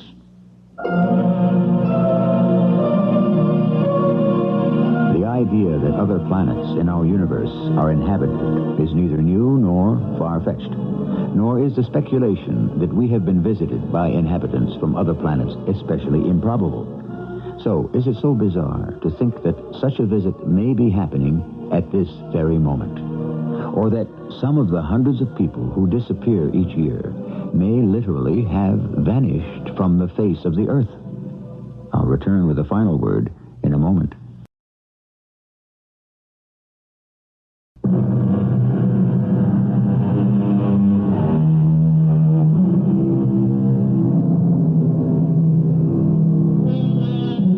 What goes on behind our backs is disturbing. What goes on under our very noses is incredible. What happens all around us every day is enough to stop the mind. And I'm only talking about those things which happen in the 3 dimensions we know about. What goes on outside those dimensions is anybody's guess. Do you know where your children are right now? Our cast included Marion Seldes, John Beale, and Earl Hammond. The entire production was under the direction of Hyman Brown. And now, a preview of our next tale. Oh, just a moment. It's almost midnight, Inspector. What do you want? You didn't hear anything? Well, I'm a very sound sleeper. You're what? The mandrake shriek. What? Mr. JECKLE is dead. He was found at the base of Wicklow Tower. No. I'm afraid I have to ask you to come down to police headquarters. Me? Why? Mr. Coombs says that you went to see Mr. Weller in his room earlier this evening. Yes? In the span of barely 24 hours, 2 men have died identical deaths. In both instances, you were the last person to see them alive. Radio Mystery Theater was sponsored in part by True Value Hardware Stores and ARM, Allergy Relief Medicine. This is E.G. Marshall inviting you to return to our Mystery Theater for another adventure in the macabre. Until next time, pleasant dreams.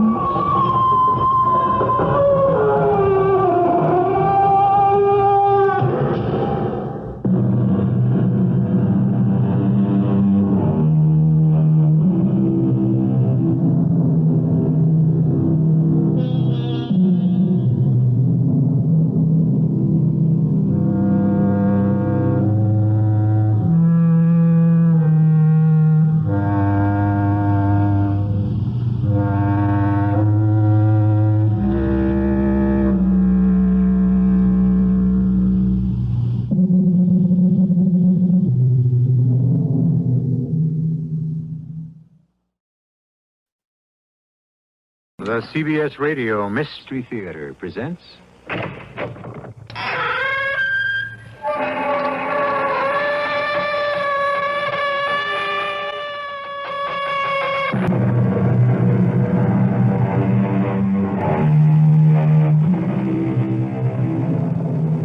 Come in. Welcome. I'm E.G. Marshall, shepherd of this far-flung flock that assembles regularly at this time and in this place to indulge in our mysterious devotions. While might may not make right, it can and often does make just about everything else. In a very real sense, the story of our alleged civilization is a story that has been created by armed men. Although the eminent Mr. Bulwer Lytton may have said that the pen is mightier than the sword, it should be noted that he used a knife to sharpen his quill.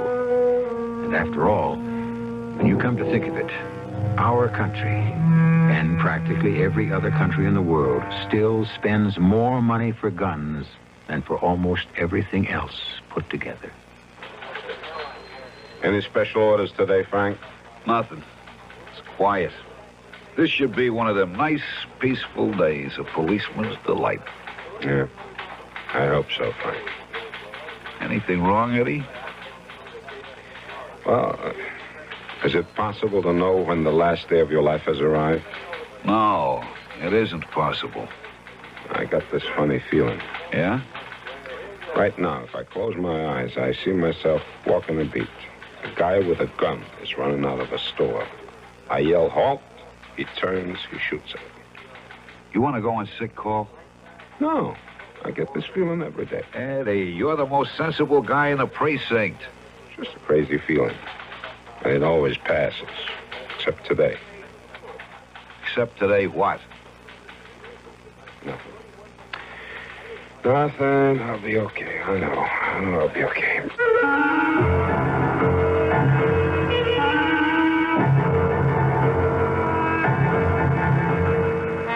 Our mystery drama, Just One More Day, was written especially for the Mystery Theater by Sam Dan and stars Theodore Bickel. It is sponsored in part by Sign-Off, the sinus medicines, and Anheuser-Busch Incorporated, brewers of Budweiser. I'll be back shortly with Act One.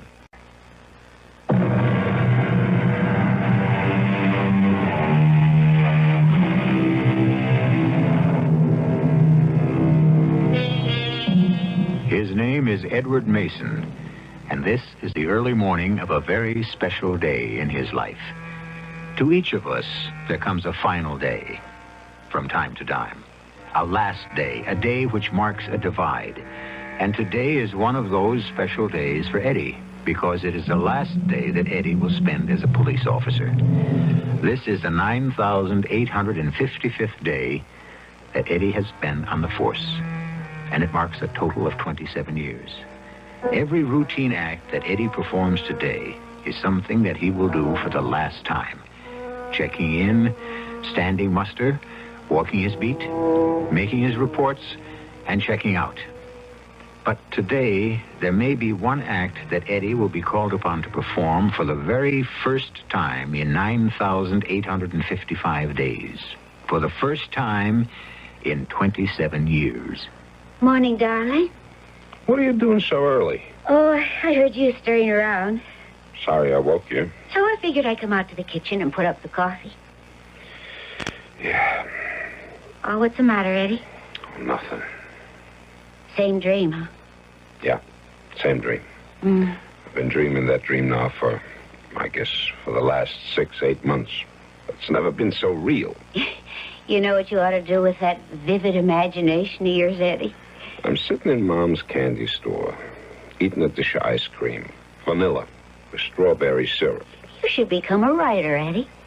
I'm aware of how creamy white that ice cream is, and the strawberry syrup is red, like blood. Maybe go back to school. Take a writing course. Usually you don't dream in such sharp detail, you know? Then there's this kid. He's maybe 17, 18. One of the local punks. His name is Tommy. Comes running in. Oh, Eddie, it's only a dream. He yells, "There's a guy next door in D'Angelo's. He's got a gun." I rush out of the candy store, and I hit the street. There's this guy with a gun in his hand, and I yell, "Halt!" But he doesn't. He spins around and he fires. And what happens? I don't know. The shot. It's the loudest shot I ever heard in my whole life. Always wakes me up. Eddie, call in sick. Nope. Not on my last day. But you got the time off coming. Myra, honey, I'm going to put in my 27 years fair and square. Hey, turn on the radio. Let's hear the news. Oh, the radio? Yeah, the radio. Oh, I can't. Why? What's the matter? It's broken. It is? Mm-hmm. I was getting up just before. I thought I heard it. Well, you did. But it just quit all of a sudden. Well, let me see if I can fix it. Take my word for it, Eddie. Come on, Myra.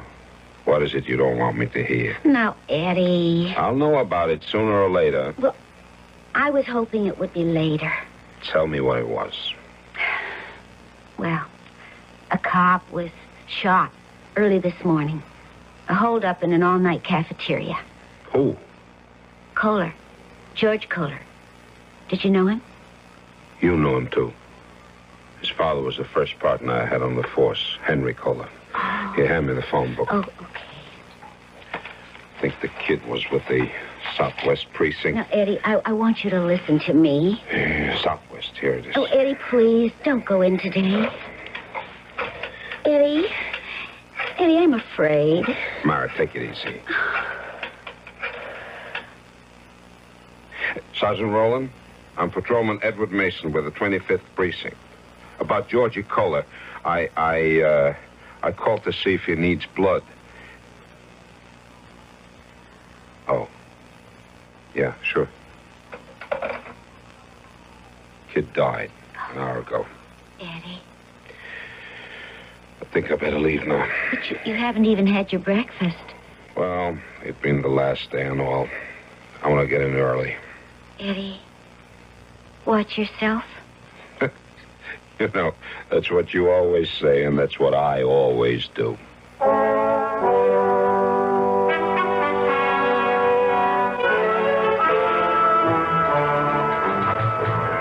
know, Eddie, I thought sure the captain was going to make a little speech this morning. About what? Oh, about this being your last day and all. Yeah, well, I asked him not to. I'll miss you, Eddie. I'll tell you. I think you're the best cop I ever knew. How come you wind up after 27 years just pounding the beat? I like the beat, Frank. You get to know the people, you get to be involved. That's where I disagree, Eddie. It's a job.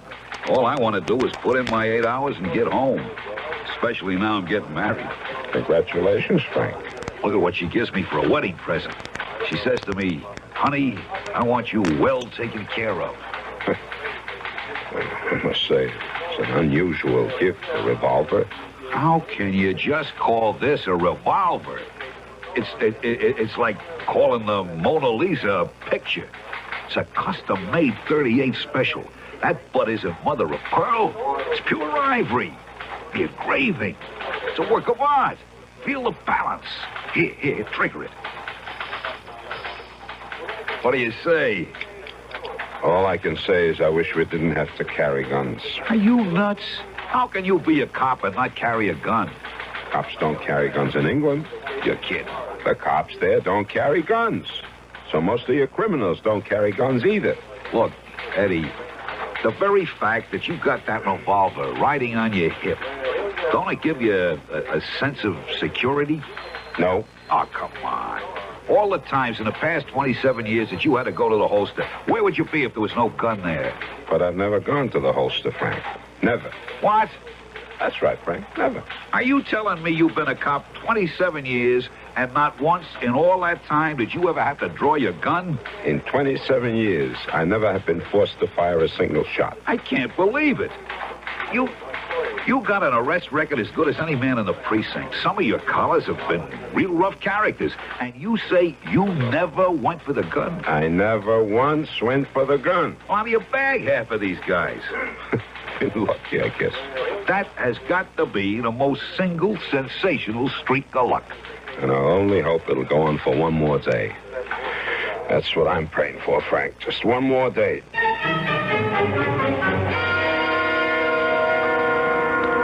Hello, Tommy. Yeah.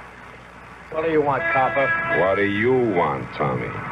Well, it's a public street, ain't it? No, not exactly public. It's an alleyway used as a loading dock for this warehouse. You got any business here?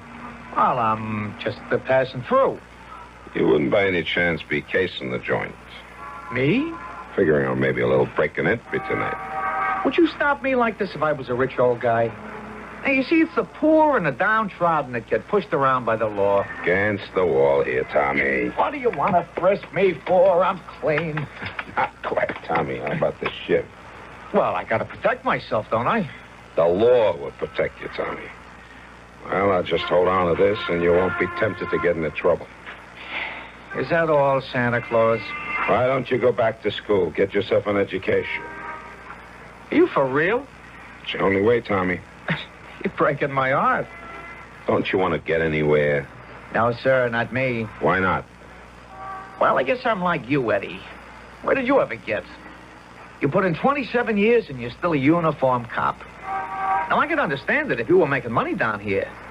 But you're too dumb to even shake down the storekeepers. Okay, punk, beat it. I understand you're retiring tomorrow, Eddie, and all you got is your pension. And you're telling me to be smart? I said beat it.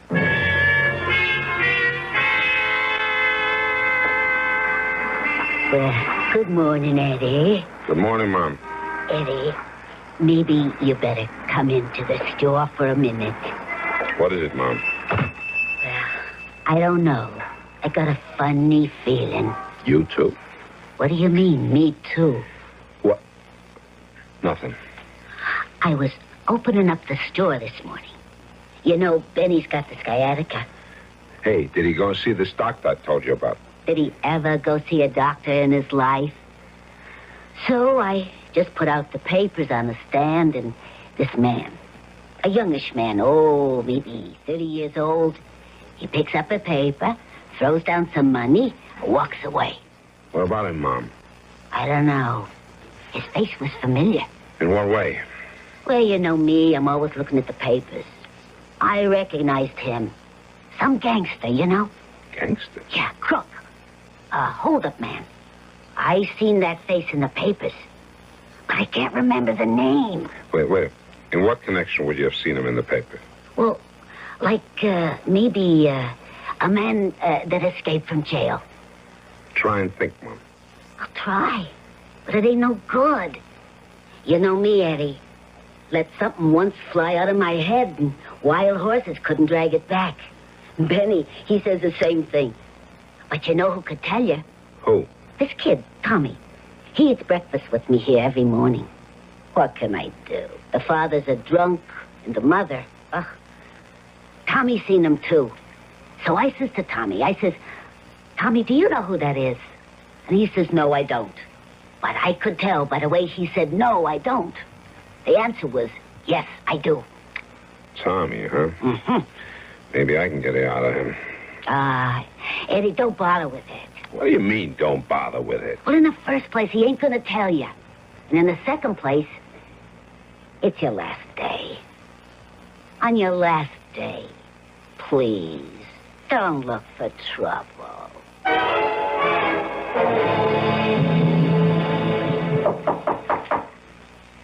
Come on in. Lucas, I heard you busted out of the slammer. How'd you wake it?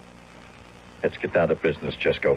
That's what I like about you, Lucas. You're sociable. I called you because I need a wheelman, and you're the best there is.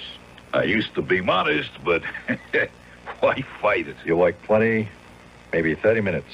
Tops. You get 25%. Of what? Come over by the window. Across the street. On the corner, you got a candy store. Next to it, see the sign? D'Angelo's Jewelry. That's it.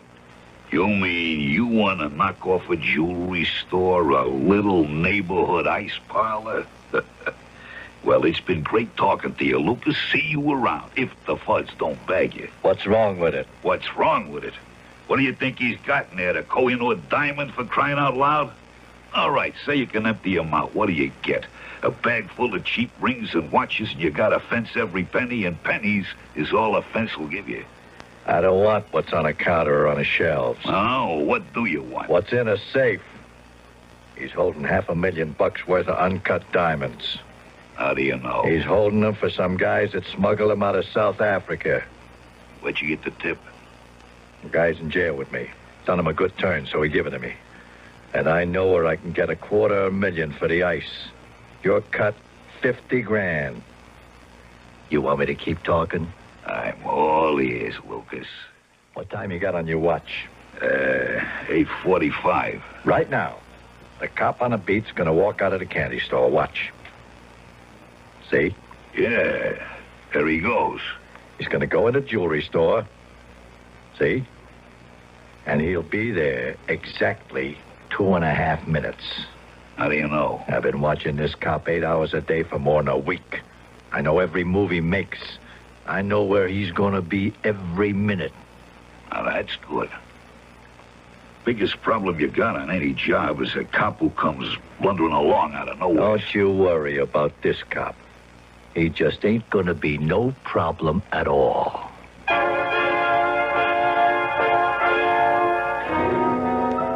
After 9,855 days on the job, will Patrolman Eddie Mason finally have to draw his service revolver in the line of duty? The two gentlemen whose conversation we have just overheard would seem to be the type who could very well make him do it. I shall return shortly with Act 2.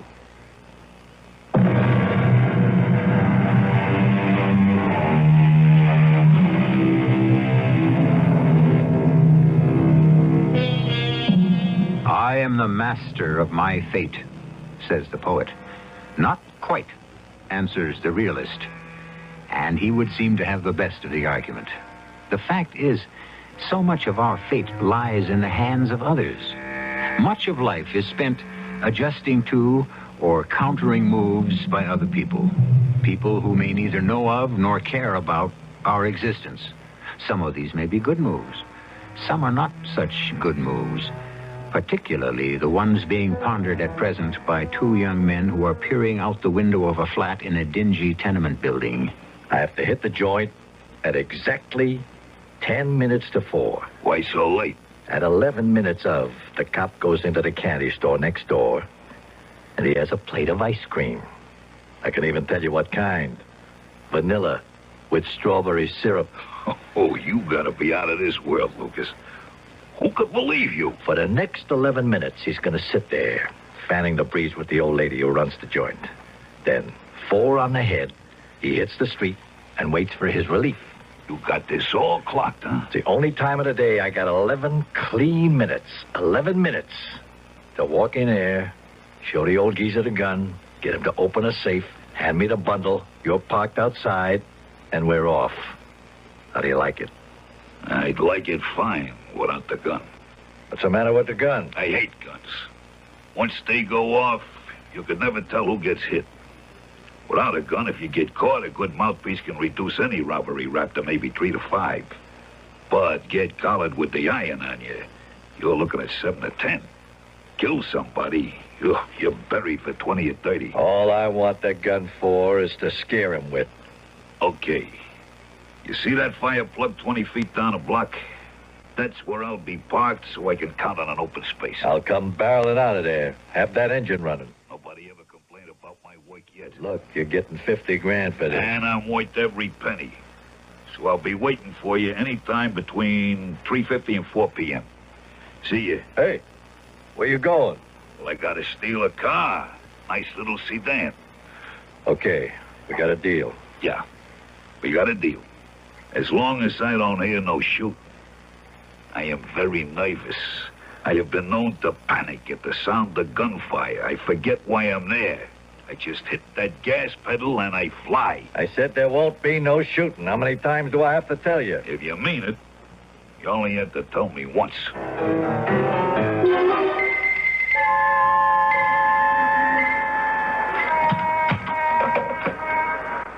Yeah, you okay, Eddie?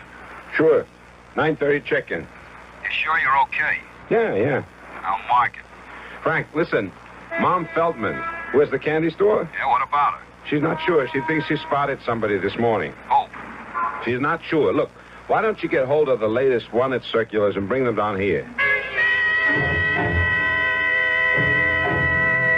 How about this one, Mom? No. Him, I'm sure it ain't. This one? Mm-mm. What about him? Hey, wait. Wait a minute. He's the person. Mom, you sure? Yeah, I'm sure. In the picture, he got short hair now. And now, it's down over his ears. But I'd know him anywhere. Any time. By his mouth. Tight. Pulled up. Like something's always bothering him. Jack Lucas. Yeah. Busted out of the state pen 6 weeks ago. Armed and very dangerous, Eddie. Be careful. I'm always careful, Frank. He always carries a big gun. Likes to use it. We better ask to have an extra car patrol the area. I'll tell you one thing, Eddie. You spot him, you want to shoot first and shoot fast. And remember. I remember. You see anything the least bit out of the way, call in. Okay, Frank. Thanks, Mom. My pleasure. Eddie, it's your last day. Why did you have... I have a job to do, ma'am. I remember reading the name. Jack Lucas. Mad Dog Jackie. And he's here, in the neighborhood. Who says he has to be here? Maybe... Maybe what? Well, maybe he was just passing by. He could be miles away from here by now. Mom, he's here. Eddie, makes sense. Why would he be here? What's here? He's here, Mom. Why do you think I am wrong, Eddie? If I tell you, you'll say I'm crazy. Eddie, you crazy? It's impossible. Today is, the only thing I can think of to call it is, today's the day of the gun. The day of the gun? Now what is this, Eddie? The law of averages, Mom. The law of averages suddenly realizes that me, Edward Mason, has been breaking it far too long. Now that sounds crazy. I know. So today we have to have the day of the gun to make up for all the days we didn't have one. I wouldn't want to talk this way to anybody but you, Mom. Eddie, what is this about a gun? Wherever I turn today, I'm looking down the barrel of a gun. Last night, I dreamed about a gun. This morning, a cop I knew since he was a kid is gunned to death. Yeah, I heard it on the radio. I come to work, and Frank makes a big deal out of his brand-new custom-made service revolver. A gift from his fiancée, no less. What kind of gift? All right, each his own. And now we have Mad Dog Jackie Lucas, who I think was weaned on a gun. Yeah, but what does he want here? I think he wants me. Oh, what kind of talk is this? Does he know you? No, Mom. And I don't know him either. Then what are you saying? Saying I got this feeling I can't shake it. Just one more day. That's all I want. Just one more day. And I know, just know, I can't have it. Listen, you say you saw this guy. Well, I could have been mistaken. That doesn't help. If he's in the neighborhood, I have to know. Could Tommy have seen where he went? Could Tommy have seen? Yeah, sure. And I'll tell you why. Because when I asked Tommy if he knew the fella, Tommy went to the door and he looked. So, wherever he went, Tommy would have seen him. Yeah, thanks, Mom. For what? I upset your whole day.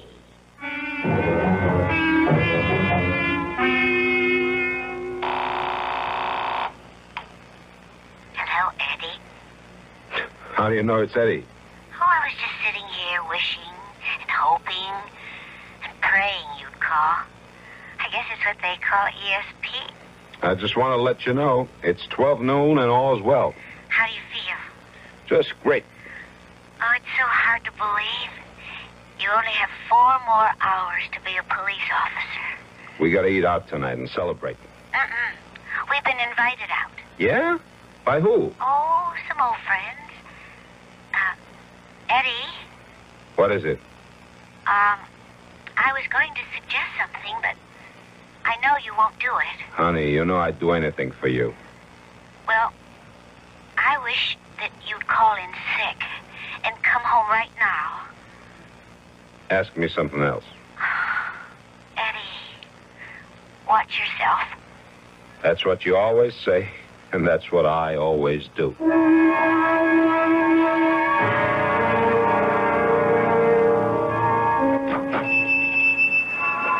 Well, look who's here. Mr. Junior Gangster himself. Give me a chocolate malt, huh? I owe you $1.50 for breakfast, so just take it out of this. Where'd you get $10? I lifted a guy's wallet. I almost believe you. When are you going to get a job? Well, I may pull one tonight. Oh, was it going to end with you, Tommy? Eddie the cop wants to see you. Oh, yeah? Listen, Tommy. You remember that person we saw by a paper this morning? I didn't see no person. Do you know who he is? I don't know nothing. He is the one they call Jackie Mad Dog Lucas. I never heard of him. An escaped convict. A murderer. I can't prove nothing but me. Tommy, if a person like this is in the neighborhood, Eddie should know about it. A lot of things Eddie should know, but he's a chump. Eddie's a good cop. There ain't no such animal as a good cop.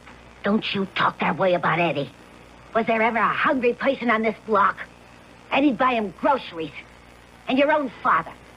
How many times does Eddie carry him upstairs when he's dead drunk? Why don't Eddie mind his own business and leave the old bum in a gutter? Tommy, can't say that about your own father. Even if it's true? Believe me, Eddie's on your side. Hello, Tommy.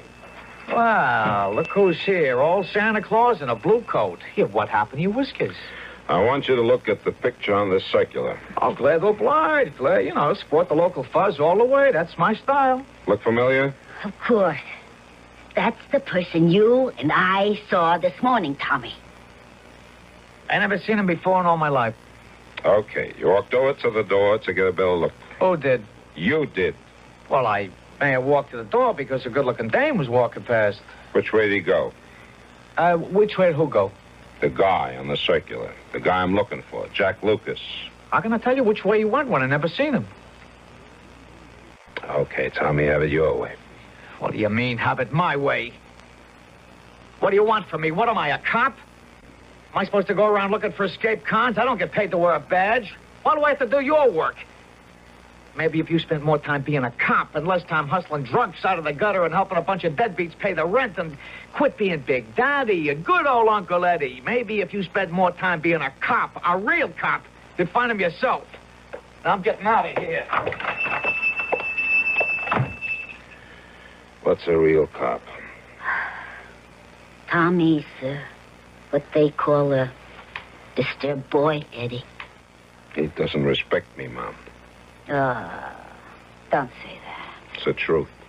You are the best cop on the whole force. No. I'd be the best cop if I opened somebody's skull with a billy club or gunned down some crook. That's what he's been taught to respect. Eddie, he really looks on you as a father. That's no compliment. Well, just think. Tomorrow, you'll be a retired man. Yeah. But that's tomorrow. Meanwhile, I still got today. Just one more day.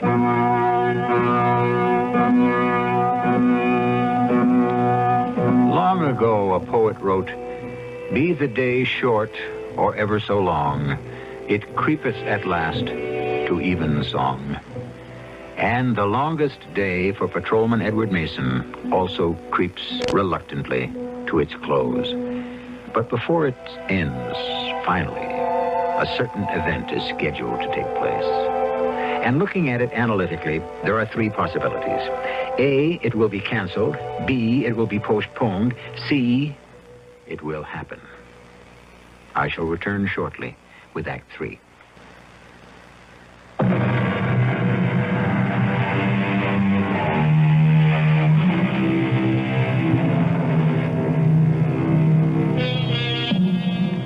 A dream is about to come true for Patrolman Edward Mason.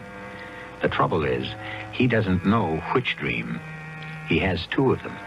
The first is that he'll be able to complete 27 years as a police officer without firing a shot in the line of duty. And the second dream is that he won't. It is now 2 o'clock in the afternoon of his last day on the force, and he has 2 hours to go. All 27 years are now compressed into 2 hours, 120 minutes, 7,200 seconds, and Eddie can feel the beat of each of them. Ah, Eddie. Mom says you wanted to see me, Jimmy. Eddie. Look at you. I don't know. Should I laugh? Should I cry? Well, do both, Jimmy. See which you like better. Yeah, I cry because 27 years, Eddie. Where did it go? Search me. But I laugh because tomorrow you are a retired man, a free man.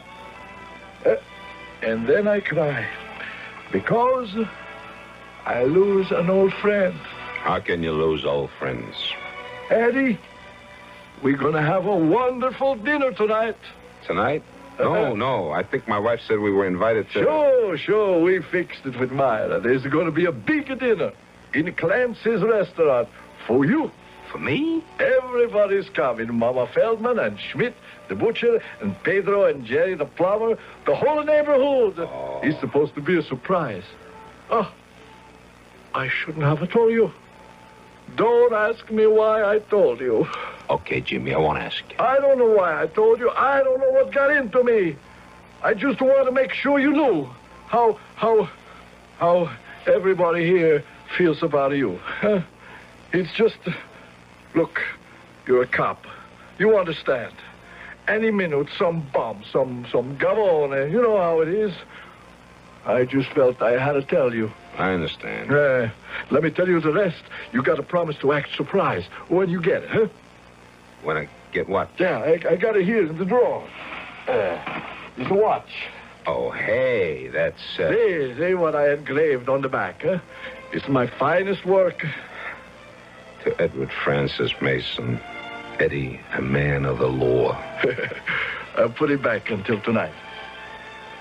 Jimmy. What do you got in that drawer? A revolver, Jimmy. What? I got a license for it. Why? Eddie, times have changed. I know, but you can't change them back with a gun. Nobody gonna come into my jewelry shop and hold me up. You want to get killed? Jimmy, what's gotten into you? That gun, it won't settle anything. It'll maybe settle a few crooks. You show the gun, you force them to kill you. These animals today, they kill you anyhow. Believe me, Eddie, you're getting out just in time. You're not a cop for today. Promise me you won't do anything foolish. How can any human being make such a promise? Huh?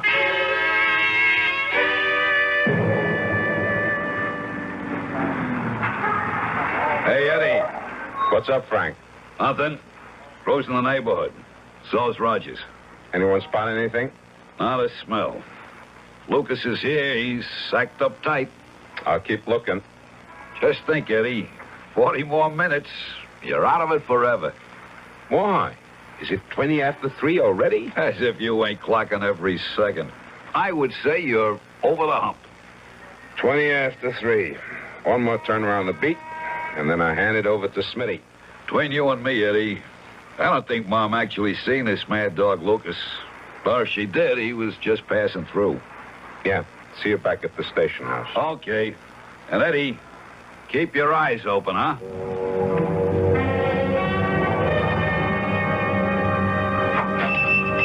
Give me a pack of cigarettes, huh? Tommy, you want to come to the dinner tonight? Me? Pay $5 to eat with a cop? I'll pay for you. Why don't you get off my back? Who's bothering with you? And don't ask me if I seen this guy. Who's asking? Because the answer is no. You got a phone booth? Right in the back. Thanks.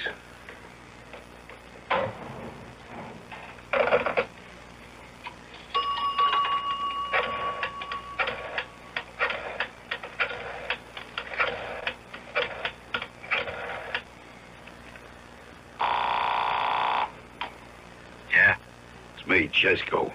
I'm in a candy store. You set? You look out of the window with the black two-door hardtop near the fire plug, you'll see I'm set. Listen, I want to ask you something. Is there a chance somebody could have fingered you? What do you mean? I mean, your picture's been in the paper. You could have been spotted.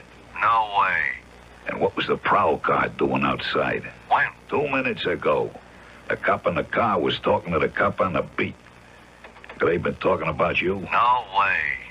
You didn't say nothing about prowl cars. I thought you had it locked. I do.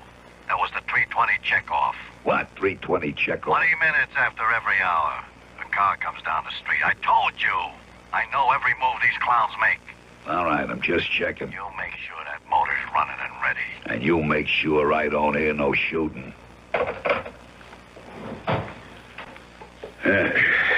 Hot day, huh? Yeah. It's like yesterday it was winter, and today it's summer. What happened to spring? Don't ask me. What do you get for an ice cream soda? 40 cents. I can remember when they cost a quarter. I can remember when I sold them for a dime. 40 cents, huh? But you get 2 scoops. Give me a black and white. Ain't it a crime the way prices are sky high today? Yeah, where will it end? Beats me. Tommy. I already paid the $5 for Benny. I said I ain't going. I just talked to Benny on the telephone. He can't even get out of bed. Why should the money go to waste? I'd starve to death first. I'll see you, Mom. Young people today. Yeah, no manners. We got a cop on the beat. Such a wonderful man. I couldn't begin to tell you. We're giving him a retirement dinner tonight. And that one don't want to go. No respect. Hey, is that the right time in your clock? Absolutely. We said it by the radio. It can't be 3:47. My watch stopped. How do you like that? Never stopped before. Take it next door. We got a jeweler, Mr. D'Angelo. The man's a genius. Eddie, you're 2 minutes early. That's your car parked outside? Yeah, it is, officer. You're kind of close to the fire plug. Got to be 12 feet away. Okay, officer, I'll take care of it. Thanks for telling me. No, you can finish your soda. It's okay. I'm on a diet anyhow. What a nice young fellow. The usual? Yeah, might as well. Go easy on the syrup, though. Eddie, I can't tell you how glad I am the day is over. Yeah, it's just about over. And I made it. And I am so happy for you. I made it, Mom. But I cheated. What are you talking about? It's like a pitcher in baseball who's trying for a no-hitter. You know what I mean? From baseball, I know nothing. Well, the first couple of innings, he doesn't realize it, but as the game goes on, he becomes aware of it. I still don't understand. The gun thing, I mean. It's become bigger than anything else. Would make me different. Give me something to brag about. Eddie, don't be so tough with yourself. This escaped gunman, Jack Lucas, I haven't really been looking for him.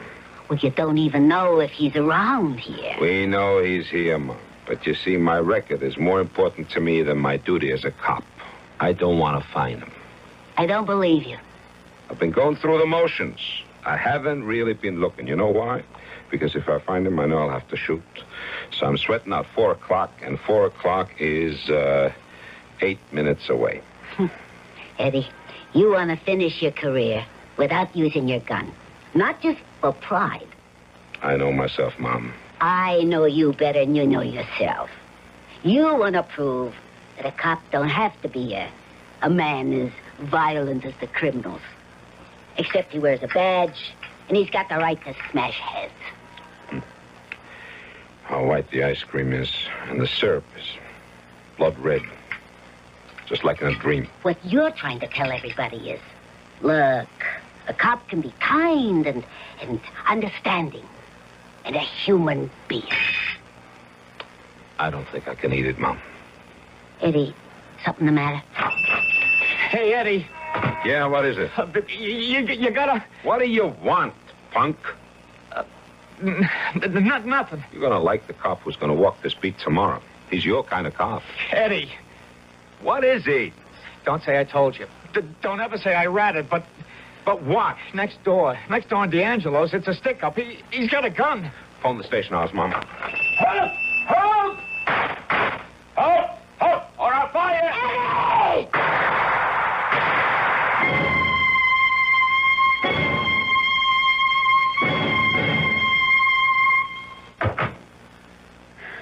Eddie? Yeah? It was on the news. I heard. Frank called me, and the sergeant. And Mom. Yes. D'Angelo. He's dead. Oh, no. You see, he was willing to give up the diamonds, but... But what, Eddie? He wouldn't let the hood take the watch. Oh. This watch. Read what it says. I know what it says. I killed the guy. I know. He fired first. That's what everyone says. He's 32 years old. Spent 12 years in jail. He had to end like this one day. He was searching for this day. He was waiting for it. That's right, Eddie. Listen, I told the commissioner that since I'm still under 50, I can put in 30 years instead of 27. All right, Eddie. They need me on that beat. You don't mind, Myra? I don't mind. They need you, Eddie. See what it says? To Edward Francis Mason. Eddie, a man of the law. Guys like you are few, far between. Nah. There's lots of guys like me. Guys who pray for just one more day. Well, just because I didn't get it, don't mean I have to walk out. I'll just start all over again.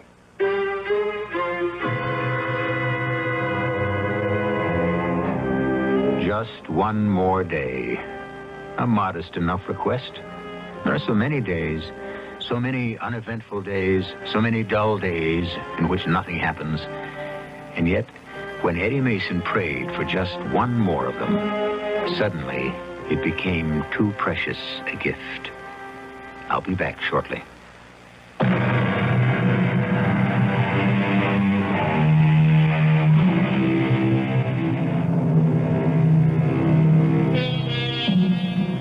Because they come and go without effort, without notice, because one follows another swiftly and regularly, do not take your days for granted. Each is special. Each has its own meaning and its own place in the scheme of your life.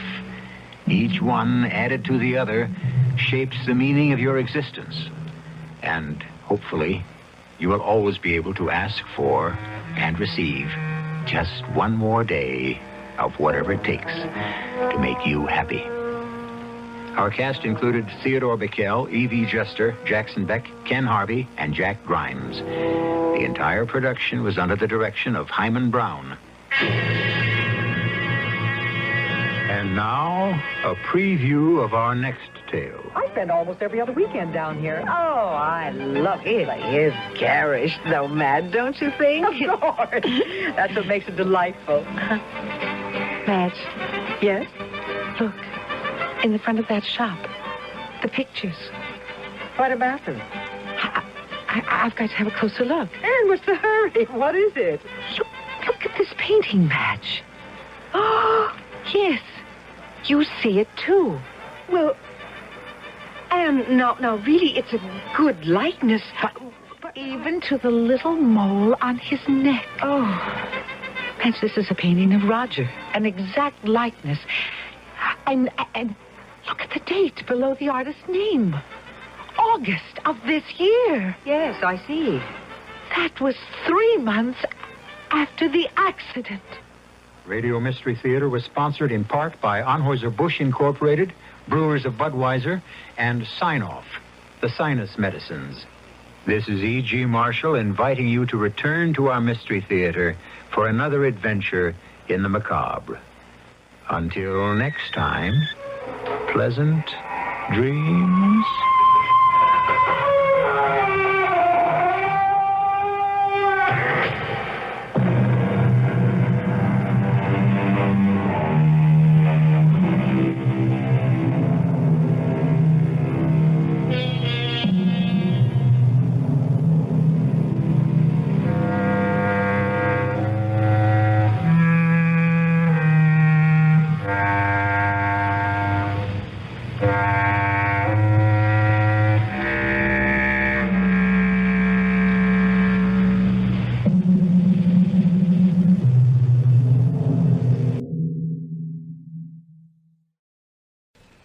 The CBS Radio Mystery Theater presents...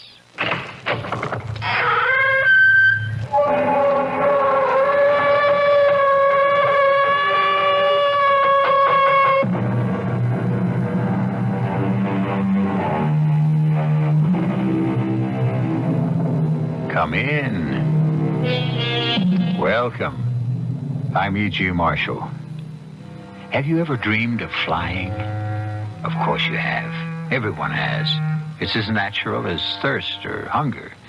Except when it is not you who's doing the flying by yourself, but are being carried by... But that's our story. Another gripping twist on a subject which refuses to die. The vampire. I have come here, but I don't know why. Because I love you. And I want you to love me. Give yourself to me. How can I? You are a specter. You have no body, no being. Give yourself to me.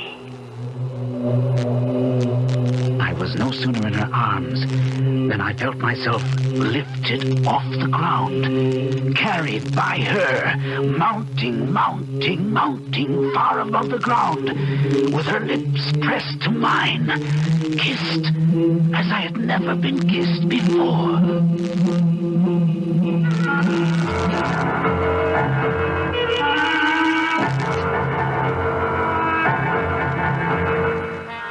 Our mystery drama, Nightmare's Nest, was written especially for the Mystery Theater by Ian Martin and stars Gordon Gould. It is sponsored in part by Buick Motor Division and by the Florida Orange Growers. I'll be back shortly with Act One.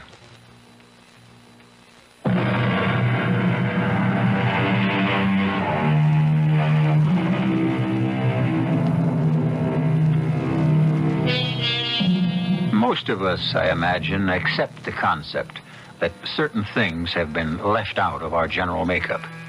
We don't hit a baseball like Henry Aaron. for a tennis ball like Jimmy Connors.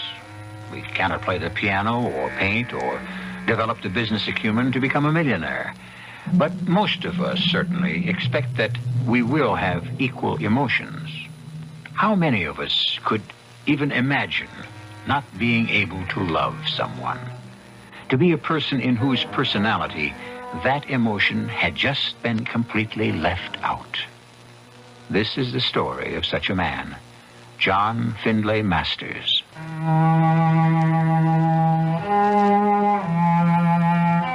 I've never really felt incomplete. That is, I never had till... But that would be getting ahead of myself. What I mean is that I have never been unhappy. Although I suppose I've not been very happy either. But content enough with my life, my dreams, my achievements, and my few avocations. As Father Dan McGovern liked to say of me, Ah, you're the ultimate pragmatist, John, my boy. That's what keeps me coming by. I'll convert you yet. what keeps you coming by is the sad delusion that someday, some way, you'll beat me at our weekly game of chess. Can I get you something to drink? Oh, now that'd be nice. A little cherry would warm my heart if you'll join me. By all means. I wish I thought it could warm yours. Dan, you'll never let go, will you? Why do I worry you so? Because it's not natural to begin with. I mean, here you are, a man just turned 30, and you live like a hermit. You should be married with children. Not my style. At least you should have a woman who I mean, someone to cherish and love and... Father, and you, a man of the cloth? Are you advocating extramarital affairs? Of course not. I'm less concerned with sex than with love. Which only goes to prove what friendly antagonists we are. I am just the other way. One of the advantages of living in today's world. So let me put your mind to rest about that. And drink your sherry. Somehow, it doesn't taste as good as I anticipated. Well, that's a first-class sherry. It isn't the wine that sours on me, it's you. Why let it bother you? Because because I feel I stand in loco parentis to you. Your father, rest his soul, was a long-time friend. You puzzle and worry about me, Dan. You find me hard to understand. It shouldn't be too difficult. My father, who gloated over my mental capacities, my precocity in mathematics particularly, the academic honors I won that fed his vanity because I was his son. The endless hours he chained me to a chessboard, teaching me the game till I became the master.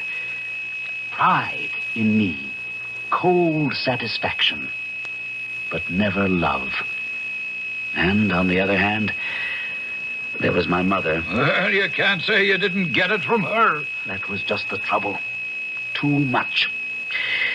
Like a dog that licks wildly at his master's face. Or all the girls who hung around after the football game. Or when we won the basketball championship. Wait now, by the Holy Father. There's some hope for you yet. There is emotion. When sure I thought your soul was dead and buried. Oh, don't be ridiculous, Father. I am a man of no emotions, because I don't need them, or believe in them, except as a destructive force. My motivations are scientific, in the realm of pure mathematics, sheerly practical. Come on, you finished your sherry. Let's get to the game. No. A moment longer. Now, I don't feel much like chess tonight. Well, you'd better. Why is that? It may be your last chance. I'm giving up my apartment. I'm going away. Away where? I found a perfect house.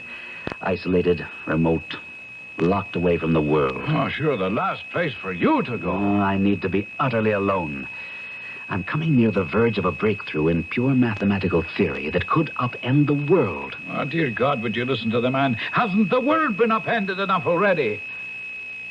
Oh, John, I have a terrible premonition 'tis the worst thing you could possibly have done.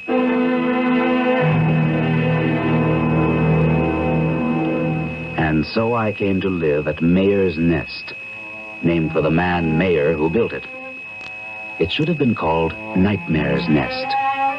But I had no idea of that, of course, that first afternoon, as Mrs. Denton took me on a tour of my new home. I'm sorry, Mr. Masters, for the condition of the third floor. Most of the rooms here are small, old-fashioned servants' rooms with little light. And the others are storage, filled with old lumber. A lot of leftover trash that Mr. Mayor has instructed me to throw away. Family papers, old clothes, and the like. What's that door at the end of the hall?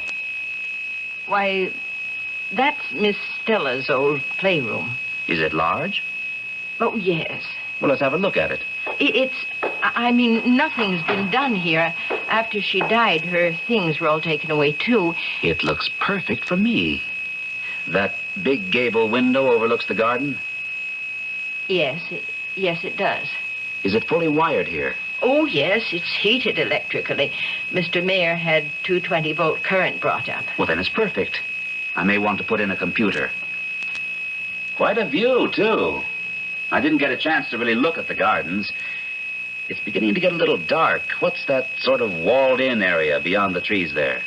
That's the maze, sir. The what? Mr. Mayor was a very rich man. He had strange fancies. He was visiting in London at Hampton Court, is it? Where Henry VIII lived? That's right. Well, there's a thing called the maze there. You know, a place... I know, a labyrinth of yew hedges full of dead ends till you find just the right path to the center. That's right. Well, anyway, Mr. Mayor built one just like it for Miss Stella. For her and her friends to play in was the idea. Fascinating. I'd like to go down and have a look at it. Oh, it's getting a bit dark, sir, and besides, when the wall was built around the maze, the gate was padlocked, and I don't know where the key has gotten to. Well, never mind. I can see it tomorrow. Let's go down to the second floor and decide on a bedroom suite for me, and then we can start thinking about dinner. Very well, sir. Oh, Mr. Masters. Yes? I just hope you'll be very happy here. I don't even ask that much. Content and undisturbed will suit me fine.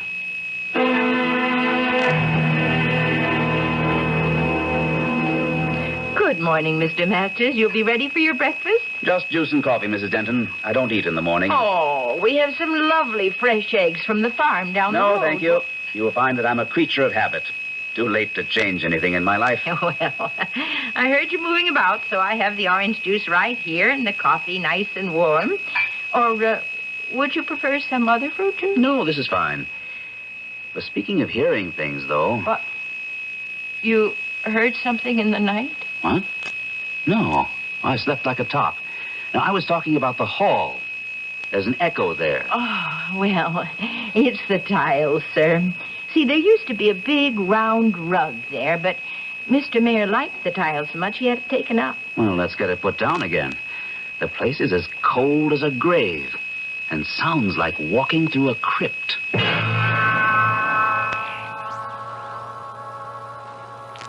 It's a pleasant day. It's getting very chilly. Nice dry chill. An invigorating day. And I need a good deal of air after last night. I beg pardon, sir. You said you slept well. I did, but heavily. I couldn't get any of the windows open in my room. Oh, well, that's because the screens aren't in yet. Well, still, if I hadn't gone to bed so late, I would have looked for you to ask you why on earth they are nailed shut. Oh, it's just a precaution, sir. The trees grow so near the house that quite a bit of wildlife gets into the house unless the screens are up. Well, then, let's get them up. Is there some sort of handyman? Oh, yes. You know, I'm fascinated by the maze. Did you dig up the key for it? Oh, no, not yet, sir. Well, there's no great rush. You must tell me more about it at dinner or tomorrow. Because today I must get back to the house and get to work. But I would like to get some windows opened. It's cold this time of year. And the screens need painting. Now, if you could just wait a while... Not too long. The house is as musty as a tomb. Let's get it opened up a little. What is it? Oh, you left the front door ajar. Oh, Mrs. Denton, don't worry. I realize there's an oil crisis, but a little extra strain on the supply... It isn't that, Mr. Masters. Oh, we shouldn't ever leave anything open. There are things that can enter. Things? Oh, you mean mosquitoes, flies, insects. And there are other things. Woodcocks, opossums, raccoons. We're that far out in the woods? We're all alone here. Isolated like. Well, as long as it isn't bears or anything we can't handle. What is it? I don't know. A funny dead smell. Oh, we must get this house open and let some air in. And what? I thought it was oppression at first, but strange reaction. It's depression. Doesn't make sense on a day when it's so clear and the cloud cover's so high. I never felt like this in my life before. Well, heavy, listless. No, what's the word? I know. Something I've never totally felt in my life. Even at my parents' funerals. Sad. Just unbearably, inescapably sad. Oh, Lord, help us. I knew as soon as I saw the door open. And the moment we got inside, she's back again. You let her back in.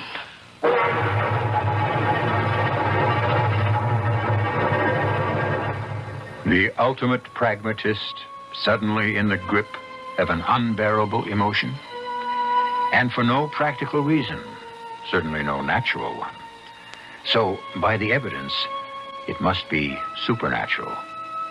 Who is the she who disturbs the peace of this haunting, strange house? I'll be back as shortly as I can with Act Two.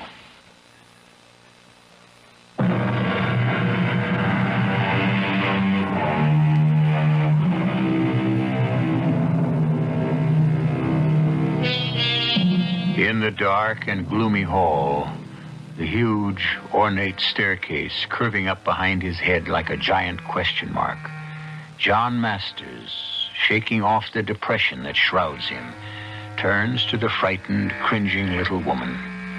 Mrs. Denton leans against the heavy front door, whether for support or as if to bar its opening at the insistence of some outside force.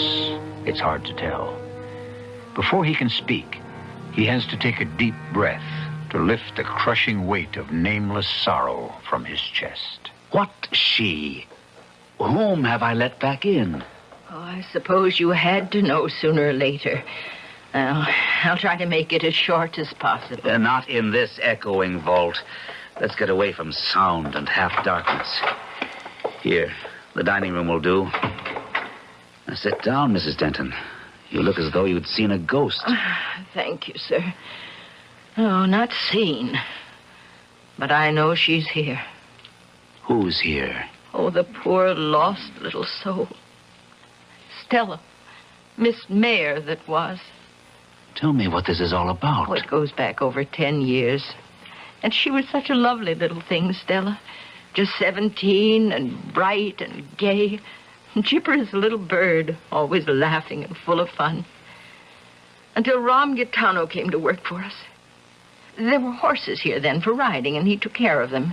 And he drove Mr. Mayer in his car to and from the station. Oh, he was a handsome young man with black hair and white teeth and a dark gypsy skin. And it didn't take Stella very long to fall head over heels in love with him. And they would sneak away and meet in the middle of the maze. There's a little sort of Grecian temple there. There used to be a gazebo. And I was so worried, I hid myself away behind there one night after dinner. Moshkadroka e Borodine Sherlukan Kisana. What is that, Ron? Darling, what do you expect from a gypsy? That's Romany. What does it mean? My heart and all my pulsing soul is yours, my only love. Oh, how beautiful. Yeah, if you go for that. Stella, baby, what difference is it how I say it? I'm crazy about you. And you know I love you. Well, you know I buy it, but with your old man? I don't know. Have you talked to him about us yet? No. What's the matter? Afraid he'll think I'm not good enough for his little chick? I'll I'll handle that. I don't think so. Oh. All right, Stella, you can go. I heard enough on my way into the maze to know where we stand. I'll handle this from now on. Crouched in my hiding place, I blame myself bitterly for not having been at the house so that I could have stopped this meeting. I could see, hear how hurt my little Stella was, and I wanted to come out and help her. I knew how wrong this man was for her. But I also knew Stella. I knew how deeply she could be hurt and how easily broken. So I froze, helpless. It doesn't matter what you do or say, Daddy. I love him. And if he wants me, I'll have him. Any way he wants me. Sorry it had to be like this, sir. I am sorry it had to be at all. How long has this been going on? Oh, for some time, Mr. Mayor. If you have in any way... I may not be Ivy League, but so far I'm a gentleman. No sweat there. You had better not. So help me God, I'll drag you in for statutory rape. I wouldn't advise it, Mr. Mayor. You wouldn't have a case. But nudge me far enough. I'll nudge you, all right. Straight out and keep on going. You're fired. You're making a mistake, Mr. Mayor. My mistake was in hiring you. Ever letting you get near my daughter. But from here on in, I'll make sure you don't have another chance. You know I could tie you into a pretzel, old loudmouth. Try it and I'll put you in jail where you really belong. On second thought, maybe I'll just lay a nice fat gypsy curse on you. That's what you really object to, isn't it? My race. I don't give a damn about your race. Or your color. Or up to a certain point, your creed. Simply that I can recognize a no-good, hands-out bum just as well as you can. I came up from nothing myself. Only I made my own way. I didn't climb over other people's backs to get there. Now get out and stay out. I waited a long time before I left the maze. And by that time, they'd gone to the station. And I was left to comfort and try to calm down a frantic little girl who was mad with grief. Oh, I should have slept in her room that night. Her bedroom was the same as you have now, Mr. Masters. But I was fool enough not to. The rest of the story I had to piece together from fragments spoken in fever by Stella during her long, last, puzzling illness. Late that night, Ram came back. Climbed the big tree outside her window. If you look, there's a branch cut off now that used to stretch near enough to reach the sill.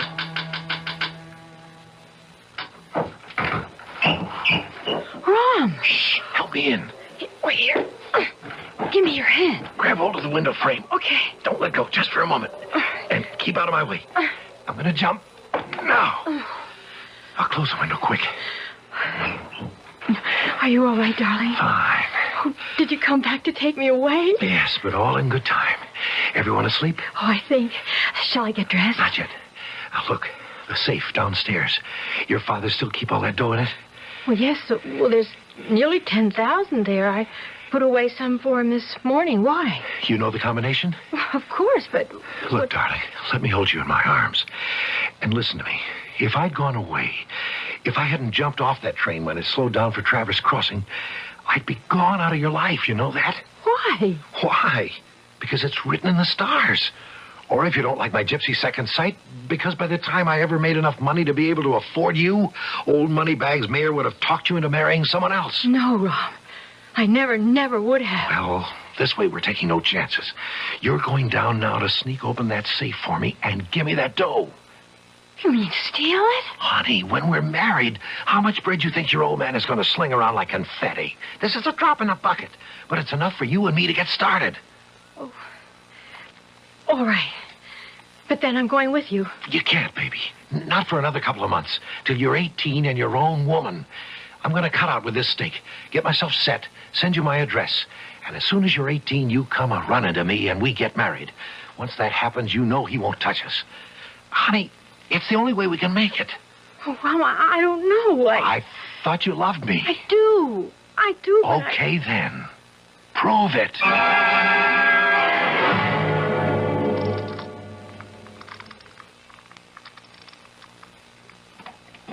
There. It's open. Okay, honey. Now get on upstairs. You know nothing about this. Leave the rest to me. Oh, I don't want to leave Just you. for a little while. Trust me. Oh, I'd put my life in your hands. Who's there? Don't move till I get the light. You kidding? Look out or I'll... Oh, what? You damn... Go. You killed me. You? I thought I'd seen the last of you. Come here. Looks that's what you bought. Daddy, what happened? Oh, you killed him. Still, I was only protecting my house. I didn't know who he was. Remember, you killed me. Drak, Voldy, Neister, and Dermot Stark the Vampire. What? An old gypsy curse on you. I will not die till I replace my soul and one of you become a Vagram, Silfied Vagram. And this all happened 10 years ago? It would have been 10 years, nearly 2 months ago. And Stella, by that time, was under psychiatric care. Oh, the poor child. She just went to pieces. Do you think her father knew that he was shooting her... Well, that he knew who the man was? I don't know. I know that Miss Stella thought he did. She never spoke to her father again. Oh, this house was a terrible place to live in. We were all smothering under a terrible... a blanket of grief and shock. Sometimes it was hard to breathe. That feeling at least I had just now. And she lay upstairs in the bed you slept in last night and just wasted away. No, Mrs. Denton, that's silly. In this modern age, with all our medical know-how, nobody just wastes away. Life can be maintained by mechanical means almost indefinitely, particularly a young life. They couldn't keep her alive. They said it was anemia, pernicious anemia. They kept giving her transfusion after transfusion, but the doctors were helpless. The blood just seemed to break down and disappear. Well, she was buried in the little temple in the center of the maze. And that's where she lies now? No. You mean she was reburied somewhere else? Her body was moved? Her body was moved, but not by any earthly means. It just disappeared. I don't understand you. Oh, Lord, forgive me. I don't understand myself. I can only tell you this. After Stella's death, Mr. Mayor was a completely broken man. He couldn't stand this house, complaining all the time of the same smothering pall of sadness you felt today. But he wouldn't sell the house, not while his daughter rested here. So I was kept on as housekeeper. And every day I took fresh flowers to place by the coffin. By his instruction? Yes. There was no wall about the maze then, but you can imagine. Because I had loved her so. What a sad pilgrimage that was every day. She might have been the daughter I never had. So I would kneel there and pray. But after I'd learned to find my way blindfold to the center, I seldom thought of looking at the coffin itself. Until one day, I did. And... Mrs. Denton, are you all right? I'm as right as I shall ever be again. Are you up to finishing your story? Oh, I'd rather show you as well as I can. You wanted to see the maze. Well, now's the time to see it. You found the key? I've always had it. I never let it out of my sight. Shall we go? I followed her to the maze. The lock, rusty and old, but apparently well oiled, opened easily, and we threaded our way to the little Grecian temple at the center, Mrs. Denton leading. Inside the temple was a dais, and on it lay a carved, frescoed bronze catafalque. She brought me to it. The lid is very heavy. It takes a strong man to open it. One day after she died, I came here with my flowers. The lid was standing open. I was appalled. And I stepped forward to look in. Open it yourself, Mr. Masters, and you will see what I saw.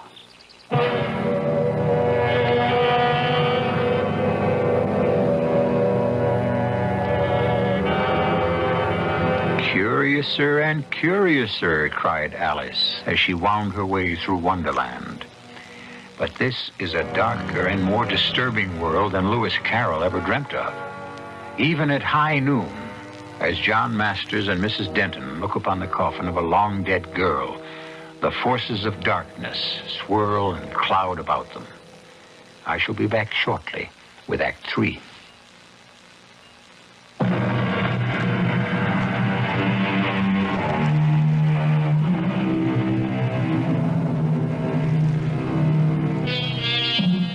The little Grecian temple in the center of the maze is very simple.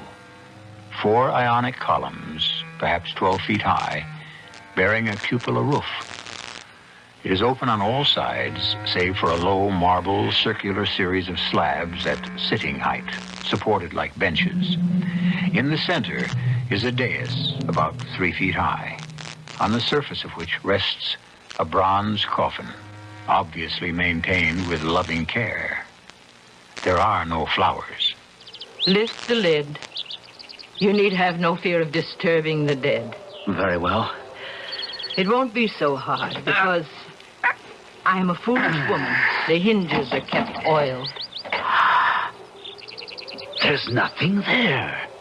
Exactly. That's what I found all those years ago. A month after she had died and been buried. I was annoyed. I had bought this house from the Mayor estate with a built-in housekeeper to guarantee my isolation and quiet from my mathematical experimentation. I realized now I should have questioned more closely the bargain I had thought it to be. But that die was cast. The problem now was to put all this nonsense out of my mind, and at the same time try to banish the stifling feeling of profound grief that kept sweeping over me from time to time. But within a day or two, with the weather warming and the screens up so we could open windows, that had passed, and I could get on with my work. Then suddenly, it returned more strongly than before. And on an impulse, I called Father Dan and invited him down for a weekend. Oh, could we open a window, John? They're as wide open as they can be already. Why? It isn't that warm. Well, then, could we take a little walk in the garden, do you think? I was waiting till tomorrow to show it to you, but maybe it's light enough. Why not? There'll be a gibbous moon. It's a little over the half.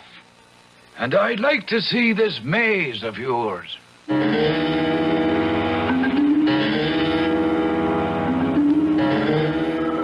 Well, it's an amazing little labyrinth. I wouldn't have believed you could find your way in here so easily. Well, it isn't so difficult. There are a whole series of little markers to lead you right, when you know where to find them. Oh, even in this half-light? You must have come this way quite often. Yes, I'm fascinated, naturally, by Mrs. Denton's foolish, well, you might say, legend that she's been building up. Yes, of course, of course. And I see there are fresh flowers by the coffin. I thought that had been stopped a long time ago. Oh, I put some there yesterday morning before I picked you up at the train. A gesture. I don't know why. To an empty coffin, huh? And it is still empty. Well, naturally. But I have seen a picture of the young lady who should lie in it. I'll show you later. And she was a lovely child. I suppose that gypsy lover's relatives stole the body. No. Now, why would they do a thing like that? Well, how the devil would I... She was wearing jewels, rings, when she was buried. I can only surmise they robbed her for those. Or some kind of vengeance. Did he have relatives? Oh, Father Dan, I don't know. I told you it was a surmise. Let's get back to the house. I was in no mood for discussion when we returned to the house, which was unreasonable of me, since it was the main reason I had invited Father Dan down. But the mood of depression hung too heavily on me, and I wanted to be alone, to sleep, to just forget.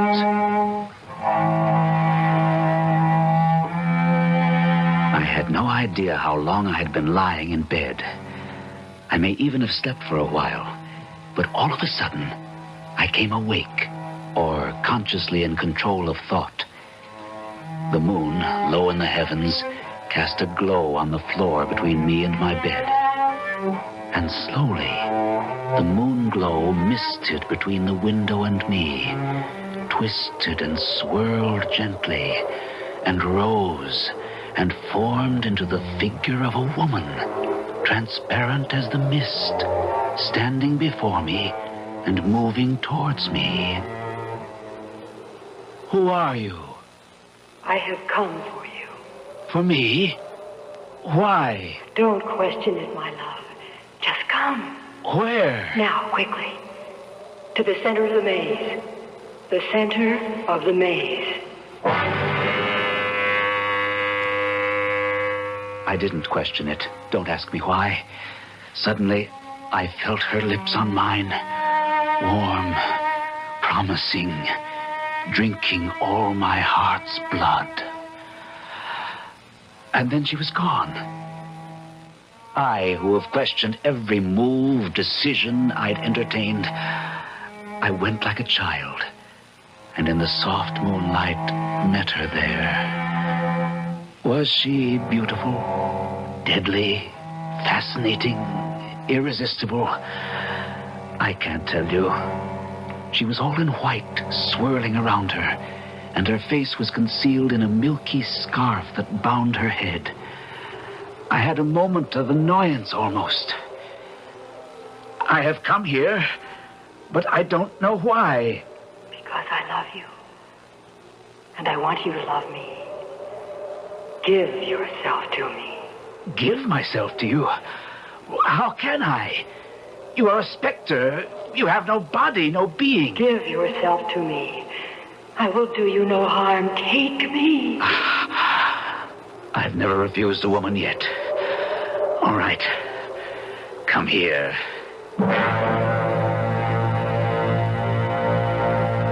were no sooner in each other's arms than I felt myself lifted off the ground, carried by her, high up over the trees, mounting, mounting, mounting, sailing effortlessly, while in the moonlight I could see the country spread out below. And every so often, her lips pressed to mine, as I have never been kissed before, drinking from me, drawing me to her, lifting me with her to glide on the wind currents until...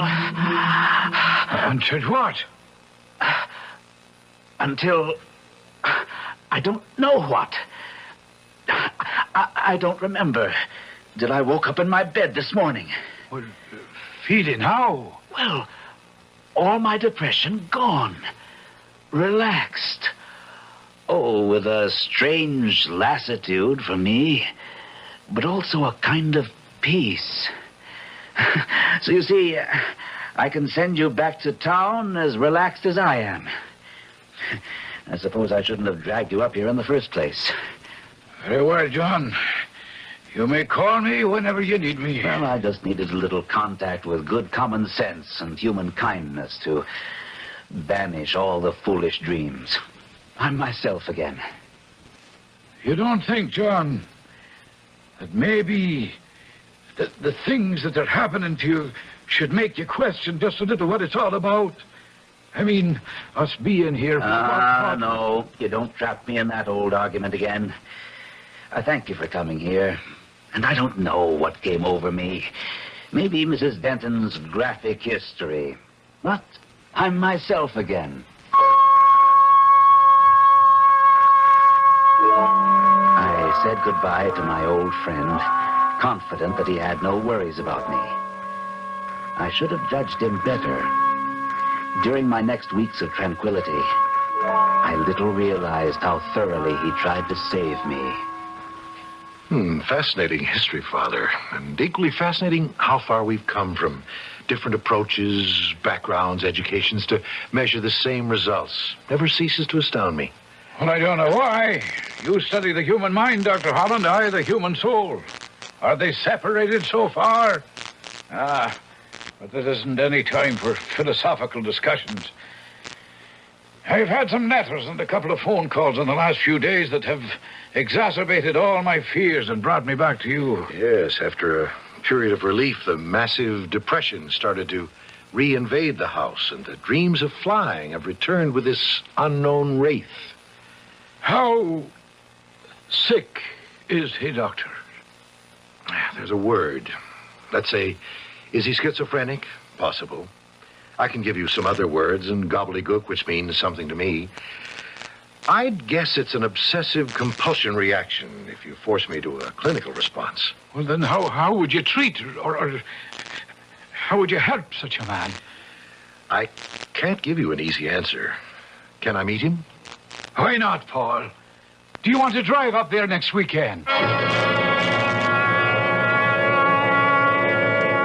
With the approach of the full moon, my white-clothed lady with a scarf about her head and face appeared to me in dreams, if they were dreams, more and more frequently.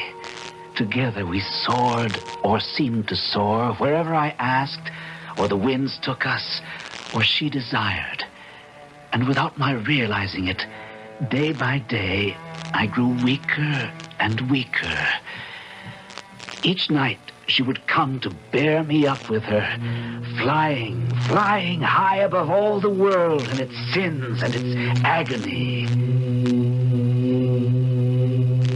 Darling, oh my darling, kiss me. Yes. Hold my lips, suck in your breath, and then release it into my mouth. We are one. We are one.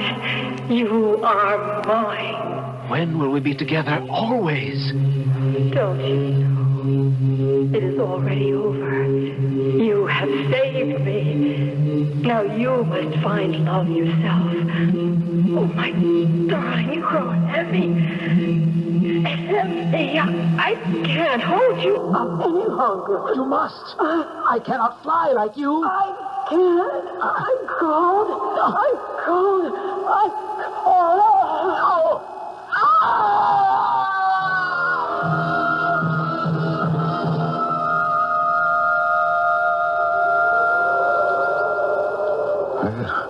Thank you, Mrs. Denton, for bringing us here to the center of the maze. If you don't know your way, it's hard to find. So this is the tomb from which the body mysteriously disappeared? Yes. I haven't seen the inside of the coffin myself. Oh, you can open it if you want. There's nothing to see. Well, for curiosity's sake, I'd like to look. But you are the one who should say if it's proper.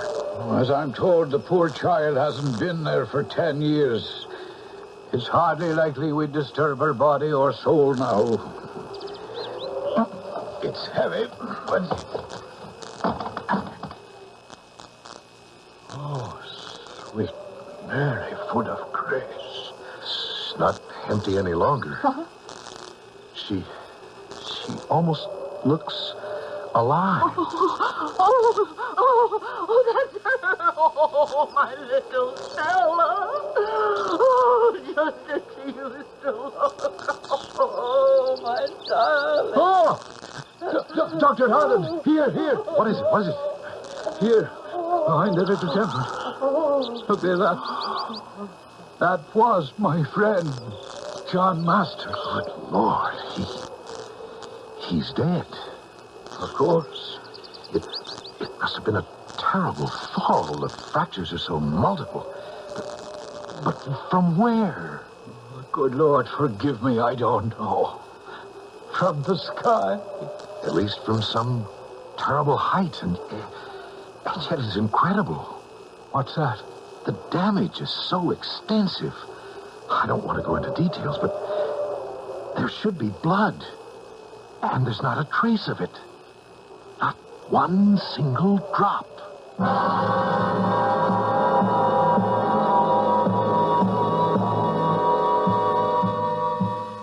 This say the corpse of one who has become a vampire will always be found as fresh and full of blood as if it had arteries and veins that sustained life. I'll be back shortly.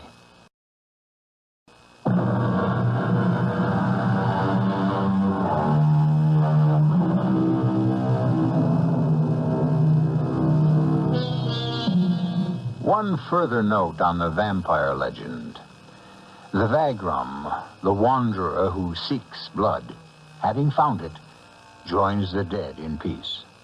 The donor, the victim, must wander between heaven and hell till he finds one to love and nourish him and grant him the sanctuary of the grave.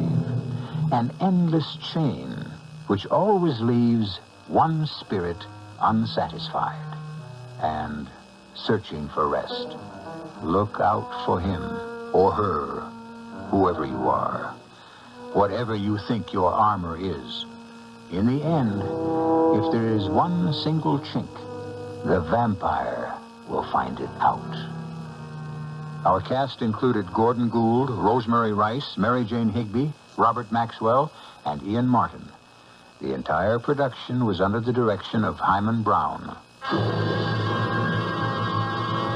And now, a preview of our next tale. I mean my driver's license, my social security They card. are already in your new wallet. Tom, these aren't mine. That's not my license. But it is, dear. Well, look for yourself. The name on this is Mary Ann Williams. Of course. It's on all your documents. What are you talking about? It's your new name, Mary Ann Williams. And my new name is Walter Williams. New names? What do we need new names for? Because we died. Who died? You and I. We were killed in a car crash. Do you know what you're talking about? Tom and Eloise Rutledge are dead. They have been changed into Walter and Mary Ann Williams. Radio Mystery Theater was sponsored in part by the Florida Orange Growers and Buick Motor Division. This is E.G. Marshall inviting you to return to our Mystery Theater for another adventure in the macabre. Until next time, pleasant dreams.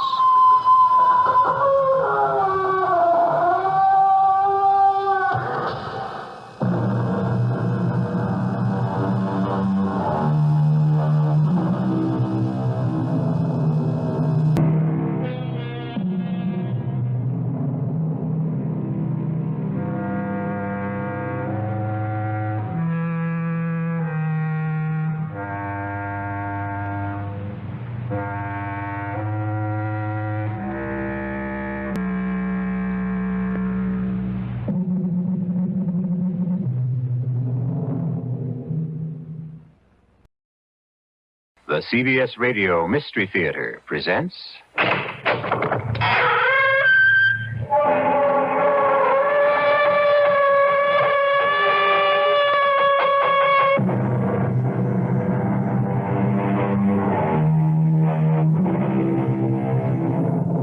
Come in. Welcome. I'm E.G. Marshall. Most people look upon their own everyday lives as being routine, without much excitement. But that shouldn't stop anyone from having an active imagination. This is why we make our escape from the humdrum with stories of adventure, mystery, and murder. Another mental activity most people enjoy is fitting together the pieces of a puzzle. The stranger the shapes, the more challenging that puzzle becomes. Our present puzzle concerns a young man who is called upon to use all his wits in figuring out the whereabouts of a string of deadly pearls. Now, it's absolutely essential, Keith, that you understand the importance of this assignment. I believe I do, sir. If those pearls aren't recovered, and recovered soon, it's an established fact that someone else will die. I understand. And no matter what happens, no one on that island must have any idea who you really are or what you're doing there. Check. You better be a good actor. I think I can manage that. What do I have to lose? you could lose your life.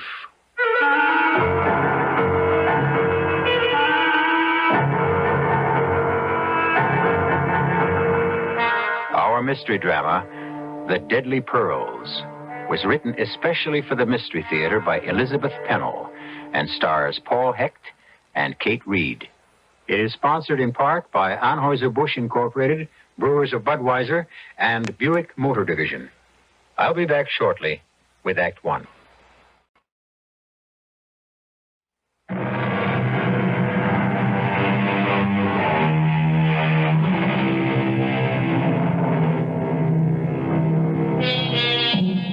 Although the FBI and the Honolulu police were in on the case, because of certain peculiar circumstances, it was important that the criminal be apprehended by a private investigator. This hazardous assignment went to Keith Spencer, a young man who had proved his physical courage in wartime service. But other qualifications were required for the job, as explained when Keith had his final briefing in San Francisco with the head of the Gordon Investigating Service. Afraid we've given you a rough time these past few days. Oh, I didn't mind, sir. Only I am anxious to get going. You do type, don't you? Sure. Well, I'm afraid you'll have to prove it, so let's do two things at once. Take over this typewriter, and I'll dictate some paragraphs. Okay, shoot. I, Keith Spencer, am unmarried, with no living relatives, and no dependents. From this day forward, and until the completion of this assignment, I have assumed the identity of Robert Keith Ryder, and under no circumstances will I reveal my true identity. Is that all? Yeah, if you'll sign it. Sure, got a pen? Here. Oh, I suppose you should have signed a statement about your ability to play bridge. What? You did assure us that you play at least an average game of contract. Well, sure, but I didn't realize it was all that important. It could be crucial. Our three suspects are avid bridge players, when they can find a fourth. Okay. Now, before I leave, let's go over the basic facts once more. All right. The missing pearls were cultured. A single strand, about 24 inches long. So they'd hang down about 12 inches if someone was wearing them. They don't sound very spectacular. Yeah, but they are. Jonathan Kohlmeyer, who bought them, was a partner in a watch company which made radium dials. And somehow he managed to have the pearls treated with radium so they would glow in the dark. When he first thought up this scheme, did he have an ulterior motive? Who knows? It was what happened later that we care about. And you don't think he started out as a murderer? Well, that's beside the point. He became one. And when he found out how easy it was, he did it again, 3 times. Now, clue me in. Who did he bump off first? The first woman he gave the pearls to was said to be very frail. When she died in an accident, Kohlmeyer was in a state of shock. So no one accused him of complicity in her death. Yeah, but apparently he did retrieve whatever presents he'd given her. Oh, yeah. He was that type. Then he got married. He gave the pearls to his bride, who wore them constantly. She loved that string of pearls. How long did she last? Radium can be a slow death. But it caught up with her after a while, and when she was dying, the doctors suspected radium poisoning. So why didn't they nail her husband right then? It never occurred to anyone to suspect the pearls. How could any smart murderer pull the same stunt again? He fell in love with a young and brainless beauty. Must have really liked her because he didn't give her the pearls for a long time. Not till he retired and they moved to Hawaii. What did she do to deserve such a present? Started playing around with another man. That did it. Kohlmeyer gave her the pearls. She moved out, went off with the pearls and her new boyfriend to a scarcely inhabited island, a small one, well offshore from Oahu. And when she developed an unexplained malady, the boyfriend left her. Big-hearted guy. Well, after her death, there was an autopsy. And this time, no question. Radium poisoning. Now, why didn't the police move in and confiscate the pearls? There were no pearls to be found. Now, isn't it possible that Kohlmeyer had been there and gotten them? No way. Kohlmeyer committed suicide without returning to the islands. Without a confession about what he'd done? Good Lord, no. He was a respected businessman. Now, you think the pearls are still on the island? We're sure of it. But more than that, Keith, we've narrowed down to 3 people who lived nearest the cottage where the last victim died. So my job then is to make friends with these 3 people and find out quietly which one of them has the deadly pearls. Well, you make it sound too easy. Each of these people is highly eccentric.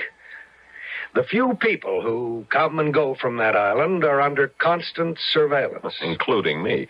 Naturally. The pearls were usually kept in a narrow box.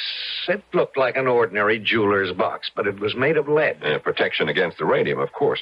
Means it would be heavier than most boxes that size. Well, it makes it seem more elegant. The box is covered with purple velvet and lined with satin. How original. I know. It won't look much different from any jewel box you've ever seen. I can't help thinking how useful a Geiger counter would be. That's totally out of the question. When you bring a Geiger near a suspected object, it starts ticking. Sure, I know. No gadgets to make life easier. Just your own ingenuity. And it better be damn good. Well, there's not much more I can say, except to wish you luck.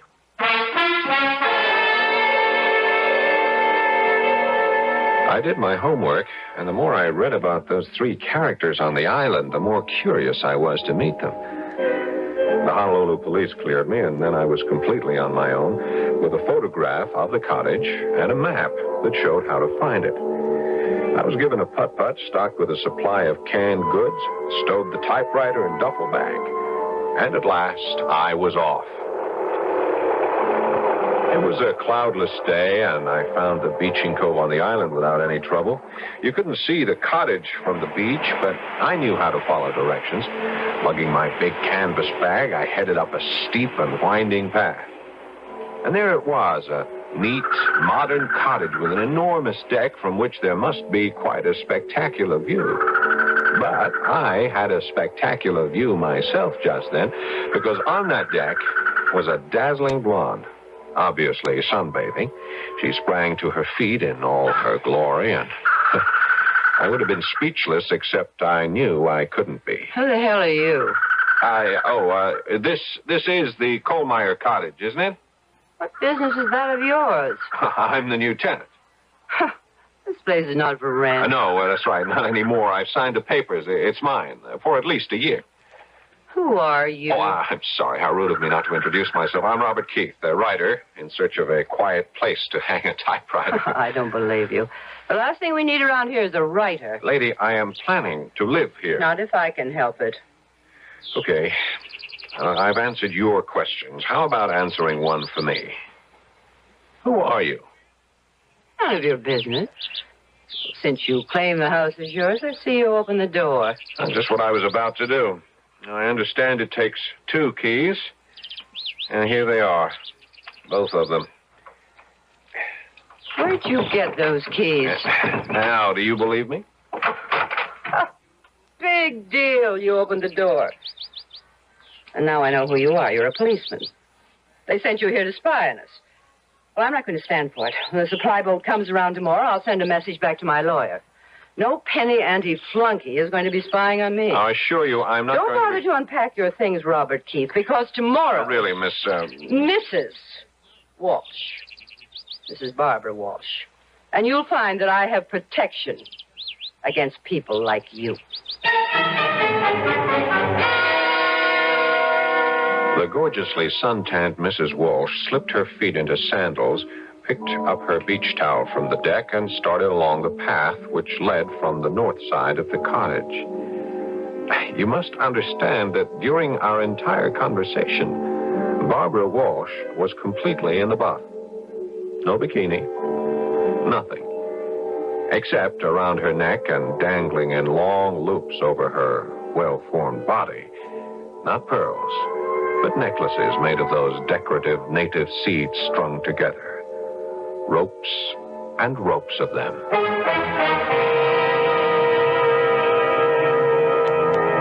Robert Keith may have thought he was prepared for anything, but this introduction to his new home was an unsettling experience he hadn't counted on. He has now had a most revealing look at one of the 3 suspects. We'll be there for his encounter with the others when we return shortly with Act 2.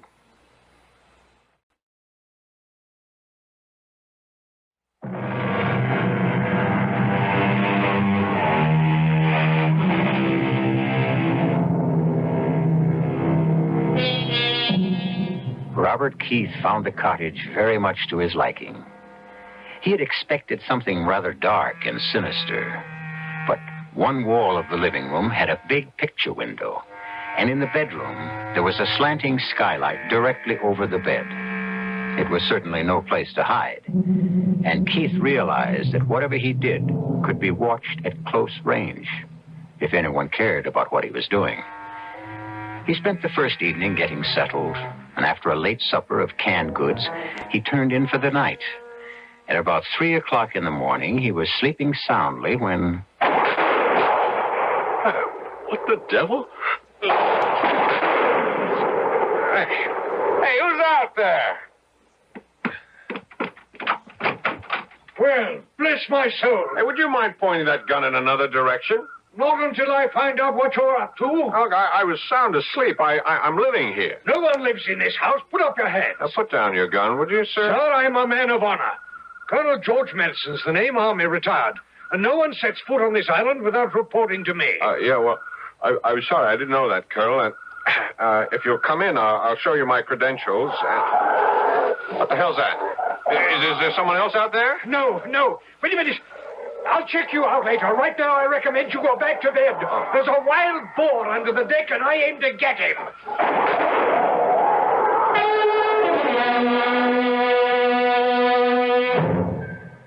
When the sun came up, it was another cloudless day.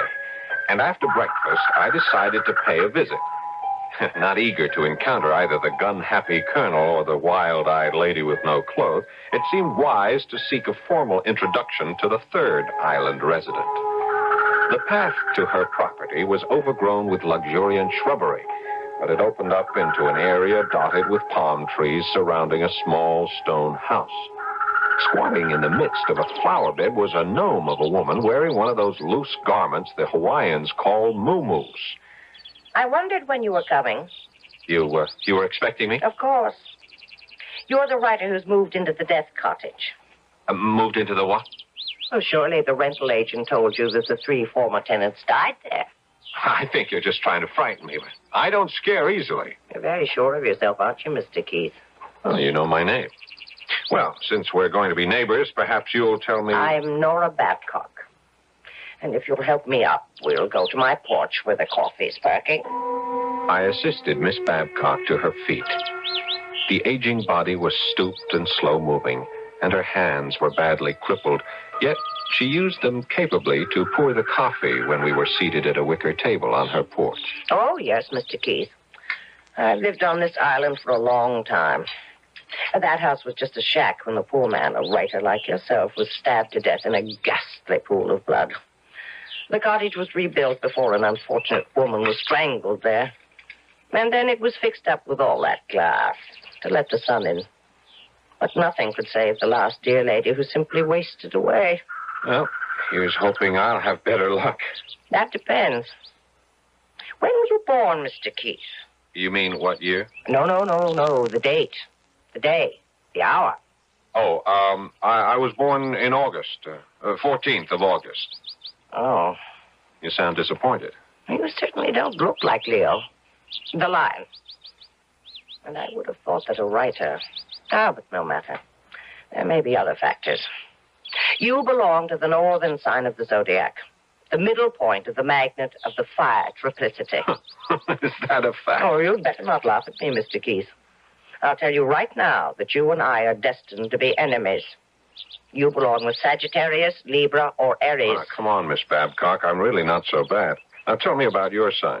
I'm Gemini, the positive people of the air triplicity. You mean air and fire don't mix? Dangerously, Mr. Keith, very dangerously. Your sign is governed by the sun, and your gems are carnelian and sardonyx. I wouldn't know a sardonyx if I stumbled over one. My governing planet is Mercury. Emeralds, moonstones, and pearls are my sign. And I have a very special affinity for pearls. Mrs. Walsh had obviously passed along word of my arrival, which was why the colonel had come trying to flush me out, and the reason Miss Babcock knew my name and occupation. So, that afternoon, I became a spy, hidden in the underbrush with binoculars trained on the three of them walking along the beach. I was darn sure they were planning some strategy to get me evicted. Then Colonel Madison left the two ladies and headed up the trail toward my house. I went quickly to the typewriter and pretended to be busily at work. Hello there, Mr. Keith. I hope I'm not disturbing you. Beautiful day, isn't it? Yes, that it is. How are you, Colonel? Oh, couldn't be better.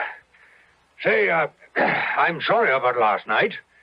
Wouldn't want you to think we're not hospitable around here. Do you mind if I sit down? No, please do. I was beginning to feel like an outcast. I gather you've met the ladies. Yes, they didn't exactly give me a warm welcome. Oh, pay no attention. Batty old Babcock won't be a problem. She's usually off in outer space, you know, talking to the stars. I gather she's hipped on astrology. Oh, mad as a hatter, even though she does play a good game of bridge. You say you're also acquainted with Barbara Walsh? If you mean, have I had a good look at her, you're darn right. Stunning, isn't she? You said it. Well, tell me, Colonel, what's a woman like that doing all by herself way out here? Oh, but if this were a British colony, I'd say she's a remittance woman. She's being paid to stay away? Yeah, being paid very well. The big man in her life is a mafia type. They nabbed him. My guess is the family's afraid she'll talk unless she's kept well out of the way until he's released from jail. What's he in for? Oh, drug traffic, I don't know. Dealing in stolen goods. Let's talk about you, Mr. Keith. You writer fellows interest me. What's your special subject? I'm a novelist, science fiction sometimes, but mostly light stuff. Know anything about pearls? No, not much. How'd you like to come over to the other side of the island and watch the pearl divers? Pearl divers? Here? Oh, well, it's not like Ceylon or the Sulu Sea, but they go through the motions here twice a week during the season. Occasionally they come up with a creditable pearl. Come along if you want to. Well, I'd like that very much. Fine. Oh, wear some stout walking shoes, and I'll pick you up in about an hour.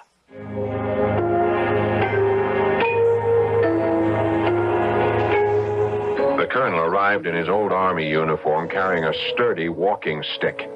We started off on a barely marked trail, and I marveled at the beauty of the place with its lush flowers and brightly colored birds.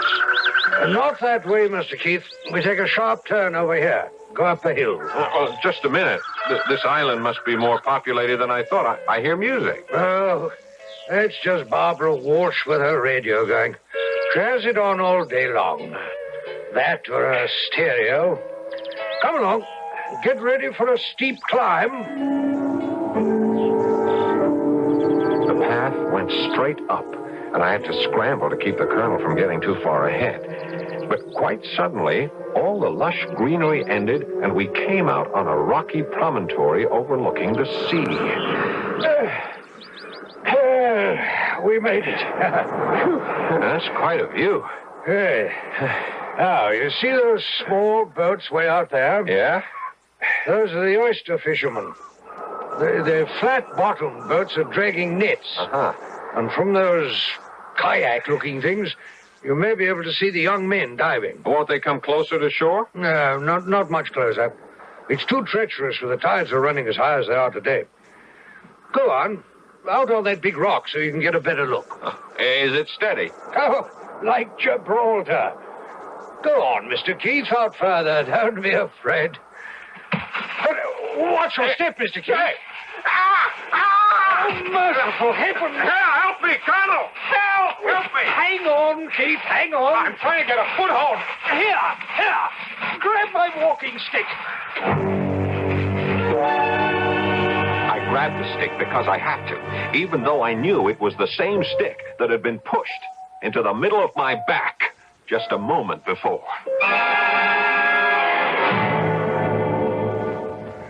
I'll say you're a brave man, Keith.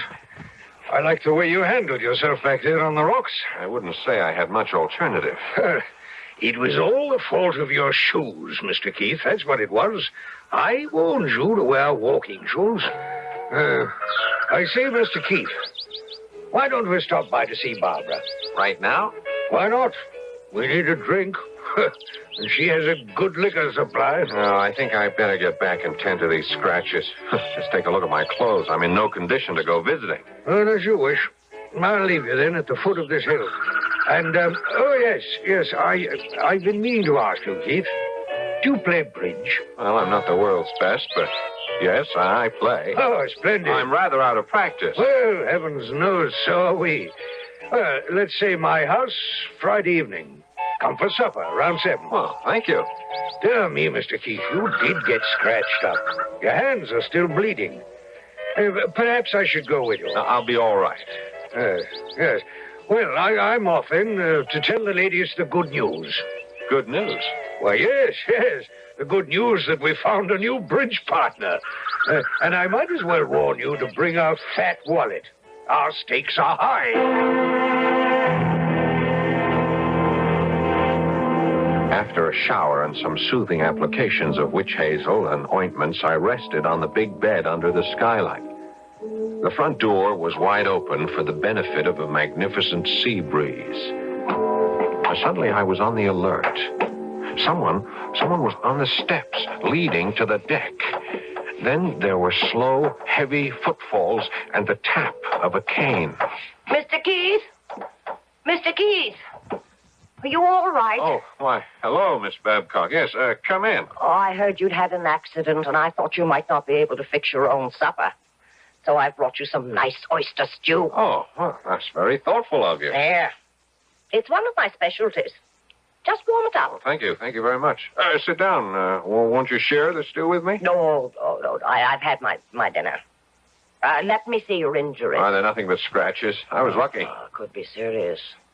And you are not lucky, Mr. Keith. I looked at the stars last night, and the heavens do not bode well for anyone born under the sign of Leo. But you see me alive and well. I could have crashed all the way down those rocks and into the sea. Look out for more danger ahead. That was simply the first warning. Miss Babcock knew what she was talking about, and it had nothing to do with the stars. I heated the oyster stew, and it was delicious. In fact, the best I've ever tasted. But about an hour later, I began to feel drained of all energy. I thought it was just a reaction from a rather strenuous day and decided the best thing to do was go to bed and sleep it off. It was a tremendous effort to get undressed, but I managed to drag myself, partially clothed, onto the big bed.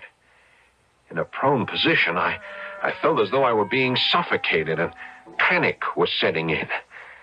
I'd been poisoned, and no one was going to save my life this time unless I did it for myself. Literally, I crawled into the bathroom for the well-stocked medicine kit. Yes, I was prepared with antidotes for poison, but time was too short to figure out which one would be appropriate. By now, my hands and feet were growing numb, and breathing was getting more and more difficult. I mixed up a heavy pink liquid in a glass of water, and just before blacking out, I was very, very sick.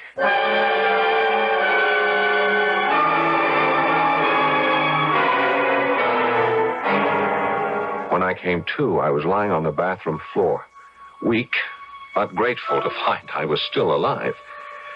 Very slowly, I got to my feet and staggered toward the bedroom, hoping at last to sleep off the effects of whatever had been in that poisonous stew. But my whole body sagged, and I knew I'd never make the bed, so I eased myself down on a narrow couch in the living room and fell instantly into a heavy slumber. Once again, it must have been about 3 o'clock in the morning, when there was a sound which would have awakened the dead. The skylight in the bedroom, back flat against the wall. I waited for minutes that seemed like an eternity. No movement. Absolute silence. So I crept into the next room, armed with a flashlight, and cupping the beam, examined the bed. It was a mass of shattered glass. In the darkness once more, I moved stealthily to the front door, opened it without a sound, and stared into total blackness. Slowly, I raised the flashlight and then snapped it on full beam. Pointing straight down the path, facing directly toward me, stood the statuesque Mrs. Barbara Walsh, fully clothed in a long, dark kimono. And over her breasts hung a necklace of gems which burst into life like 4th of July sparklers.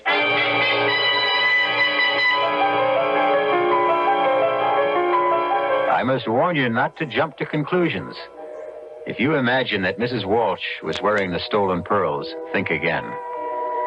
Diamonds are the jewels that glitter when exposed to light.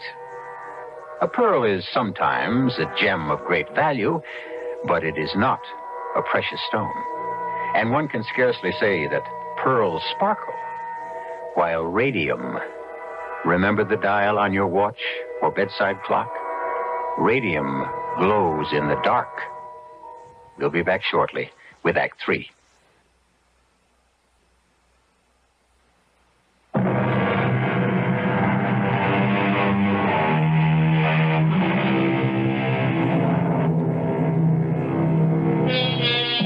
Mercifully for Robert Keith, the next 2 nights and 3 days were totally uneventful. He dozed in the sun, occasionally pecked at the typewriter, and did a great deal of thinking.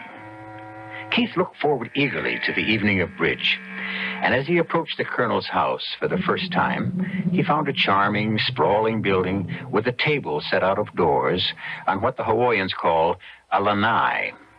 He was glad he had purchased a colorful sport shirt in Honolulu, although it paled beside the one Colonel Madison was wearing over his white slacks.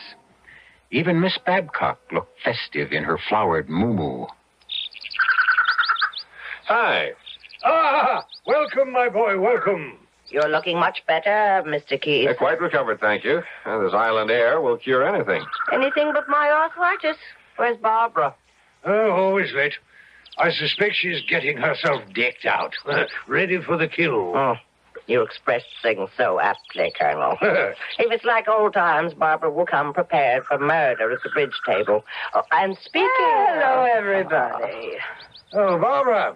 Well, you've outdone yourself. Hey, dazzling. Simply dazzling. Oh, Colonel. And, Nora, dear. I believe you've met Mr. Keith. My lawyer has verified that he exists. Well, I'm glad to hear that. Mr. Keith, you may have the right to live on this island, but that doesn't mean that I have to love my neighbor. No, Barbara. However, since we have so little opportunity for social occasions, I propose we declare an armed truce. But I'm not at war with you, Mrs. Walsh. Speak for yourself. Peace for the evening. Dinner began with oysters on the half shell. 6 enormous oysters for each of us. And I should be interested in your opinion of these, Keith.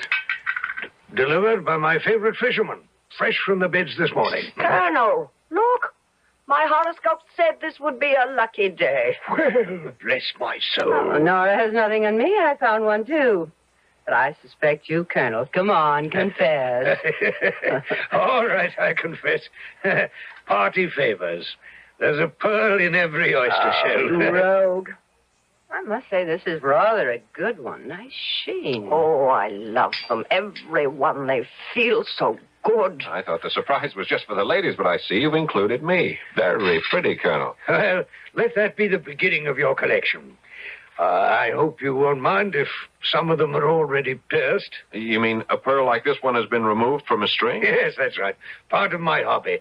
I seldom find a string that meets my standards for matching, so I rematch them and mix them. But come, let's finish our dinner so we can get on to the battle.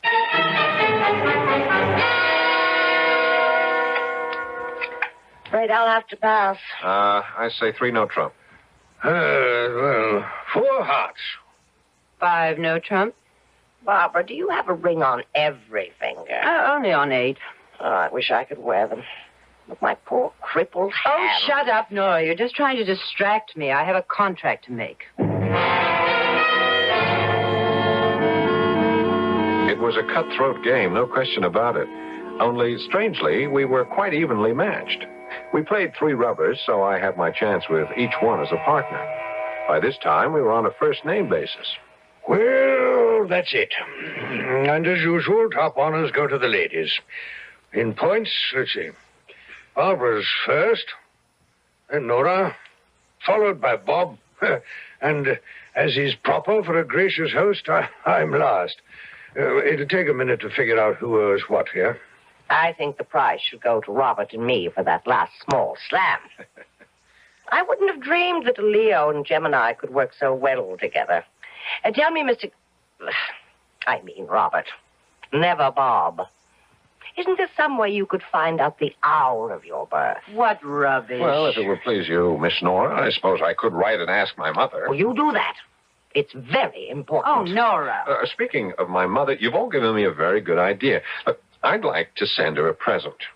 A present for your mother? You'll think I'm sentimental, but many years ago, my dad gave her a string of pearls as an anniversary present, and, well, they were her greatest treasure. Dad's been dead a long time now, and she was heartbroken when the pearls were stolen from her New York apartment. Oh, well, say no more. I'll fix you up. How much do you want to pay? Right, now, just a minute, Colonel. I'm afraid you deal in merchandise that's too rich for my blood. I'm talking about a simple string of cultured pearls. Couple of $100? Now you're on the right track. Ridiculous. Excuse me, everybody, but I'm very tired. Time to go home. I'll be happy to escort the ladies. Don't bother with me. Perhaps you're not aware that I spend most of every night wandering around the island alone. Oh, go with them, Barbara. Well, you'll have to help me with the dishes. Oh, that does it. Walking with Nora Babcock was a tortuous business, and I had a feeling she was in pain every step of the way. And we lost sight of Barbara, although she had an unsettling trick of appearing on the path, sometimes in front of us, sometimes behind. When we reached the door of Nora's house... She's out there somewhere, and I don't want her to hear. If you'll come to my house tomorrow afternoon, I'd like to talk to you about those pearls for your mother. Fine. What time? Around 2 o'clock. Okay, be seeing you. Good night. And now you may have the pleasure of seeing me home. Oh, yeah, this is a pleasure and a surprise. You want to know what I have against you, don't you? I am curious. Well, come to my house for a nightcap, and I'll tell you.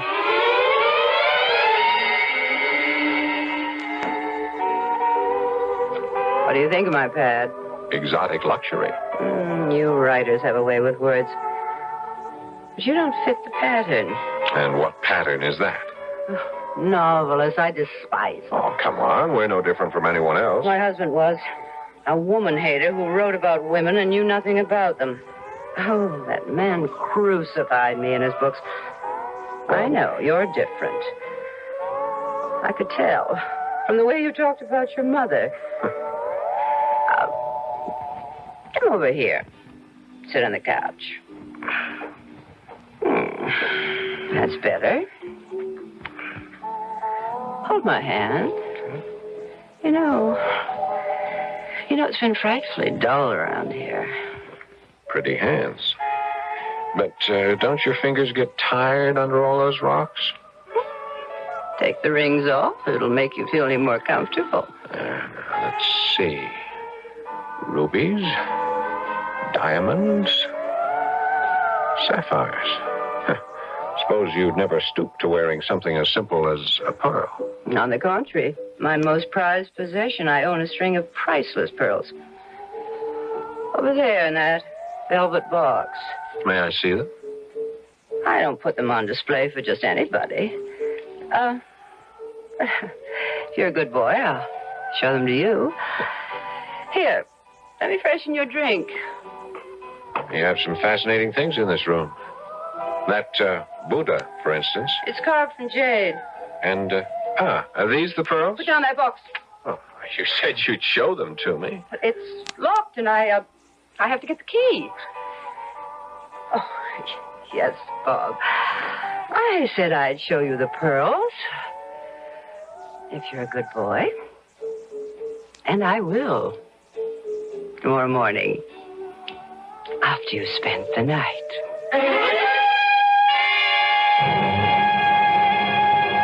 When I was having breakfast next morning in the sunshine on my deck, yes, I was alone. I had not spent the night with Barbara Walsh. In my line of work, it has to be business before pleasure.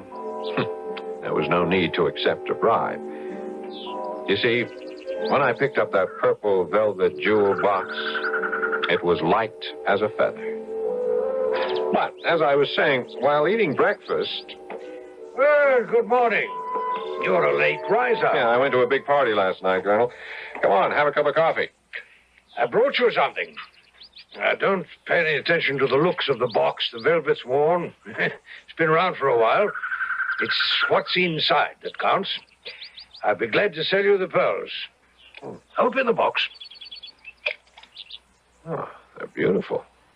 But these are not the ones we were talking about last night. I mean, this is a double strand. Obviously far more expensive. I know. They can be sold for several $1,000s someday. But my price to you still stands. Oh, no, Colonel. I just can't accept it. My good man, I'm offering you the kind of bargain that comes once in a lifetime. But it'll never do for my mother. Don't you have something else? Yes, of course I do. I thought I owed you a favor. Oh, you owe me nothing. Now, please, Colonel, if you'll let me go to your house, perhaps you could show me another string that would be... I'll show you nothing right now. Good morning, sir. The Colonel stopped off, and I knew I would have to change my approach if I wanted to look at his collection. Well, I'd think about that later, because my next appointment was with Nora Babcock. Come in, Robert. Didn't we have a good time last night? You can be my bridge partner anytime. That's very sweet. I meant to ask you, how did you like my oyster stew? Oh, the taste was superb, but... Didn't it help you to go to sleep? Look, I'll level with you, Miss B. You put something in that stew, didn't you? Oh, the usual dash of chili sauce and plenty of rich cream. No. I mean something bad. I don't understand. That stew made me deathly ill. Why, I wanted you to sleep well after your accident, so I did put in a drop or two of my sedative. The kind that helps me. From one of those bottles. Perhaps it shouldn't have been combined with the seafood. Yeah, perhaps. I thought you were trying to poison me. How could you have such thoughts about a poor old lady? I take them all back. When is your mother's birthday? Oh, it's in June. Like yours. Oh, I knew it. My pearls were a present, and nothing would please me more than giving them to a Gemini. Oh, that's very generous of you, but Please, get the pearls for me, Robert. On that cabinet over there. Okay. You'll find the box is rather heavy. You say these pearls were given to you? Yes, by the dear lady who lived in your cottage. I took care of her, poor thing. And before she died, she gave me her dearest treasure. Open the box and tell me what you think. I think they're perfect. Oh, you don't know the best part. These pearls have a magical quality. Just wait until you see what happens to them at night. Uh-huh. Pick them up, examine them. I like the way they look against the satin. Oh, how I love them. Nora, just when do you wear these pearls? Oh, they're not for wearing. At least not for me. I like to fondle them. And before my hands got so bad, I used them the way the Greeks do. You know, worry beads. I've often taken them to bed with me. Nora, these hands of yours... Oh, it's not my hands. You see how hard it is for me to get around. Yes, I know. Have you been to a doctor? No use. I have my medicines, though they don't do much good. I know a fine doctor in Honolulu. I think he can help you. Will you let me take you to him? Oh, I couldn't let you do that, Robert. It's not in the stars. How many times have I told you? I've been warned never to trust a Leo. Look, Nora, for reasons I won't trouble you with, and that, of course, I wouldn't want the Colonel or Barbara to know, I'm not the person I pretended to be. Would it make any difference to you if I told you I was actually born on January the 2nd? Why, all the difference in the world. I should have known. We were destined to be friends from the very beginning, Mr. Keith. Yes. Just Keith. That's my real first name.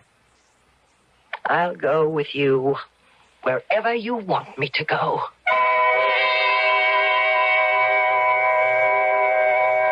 Case closed. Miss Babcock's destiny was not written in the stars, even though she went to her grave believing it was. The deadly pearls were taken out of circulation, and Nora Babcock was given the best of care in a hospital, where they did what they could to ease the pain during the short time she had left to live. It was thought best not to shatter her dream, so she never knew that Keith Spencer was an orphan, or that her treasured pearls had been anything but a comfort. I'll be back shortly.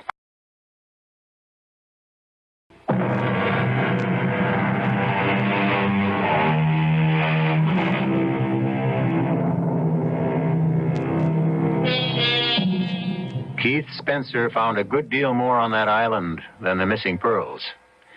He stepped into the lives of 3 people whose philosophies did not agree with his, yet with each, he had at least one point of mutual understanding. Our mystery was solved with the apprehension of a victim rather than a culprit. Our cast included Kate Reed, Paul Hecht, Grace Matthews, and Kurt Benson. The entire production was under the direction of Hyman Brown. And now, a preview of our next tale. I'll tell you why I called you, Sam. Your favorite parolee, Steve Janos, was just in. Yeah. I know what a big football fan you are. Me, it's the ponies. What's on my mind? I don't know. The Cleveland police just sent me down a picture of that wife of his. And... Huh?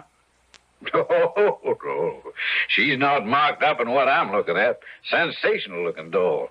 Too good to just pass up. What I want to know is, how are you coming on that trace you've had out on her? Yeah. Well, the moment anything turns up, you get on the pipe. Even tonight, I'll be here late. I wouldn't want to know that your boy and this girl were in the same town. That could be begging for trouble. Radio Mystery Theater was sponsored in part by Contact, the 12-hour cold capsule. This is E.G. Marshall inviting you to return to our Mystery Theater for another adventure in the macabre. Until next time, pleasant dreams.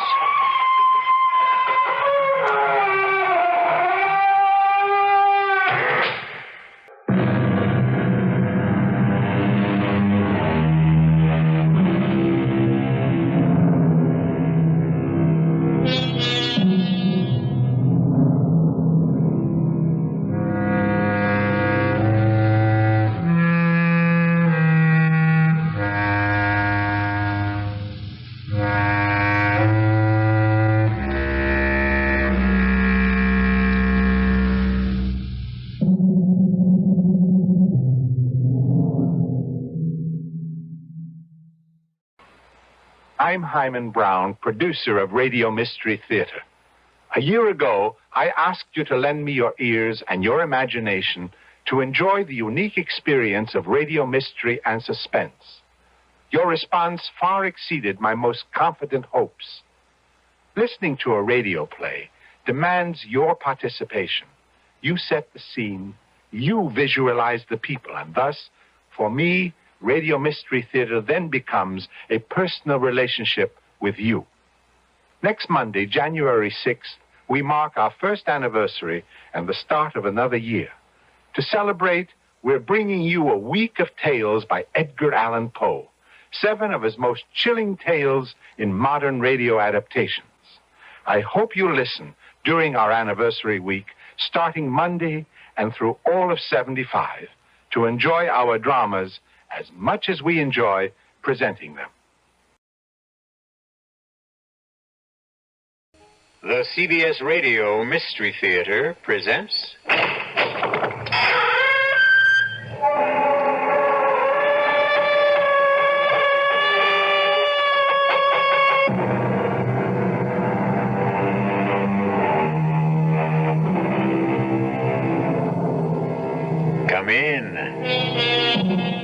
Welcome. I'm E.G. Marshall. We've been waiting for you. We knew that you'd be back. We know that by now you've discovered there's no fear like the fear you can hear.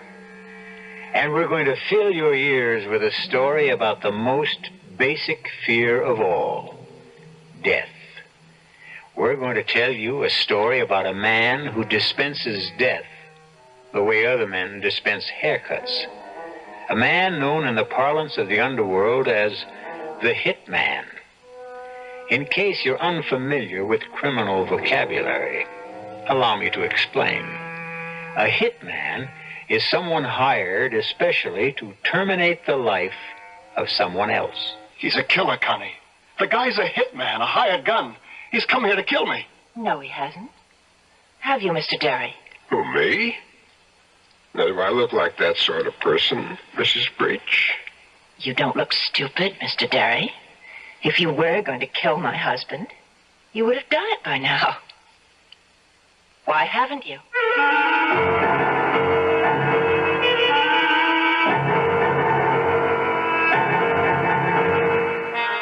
Our mystery drama, The Hitman, was written especially for the Mystery Theater by Henry Slessor and stars Mike Kellen.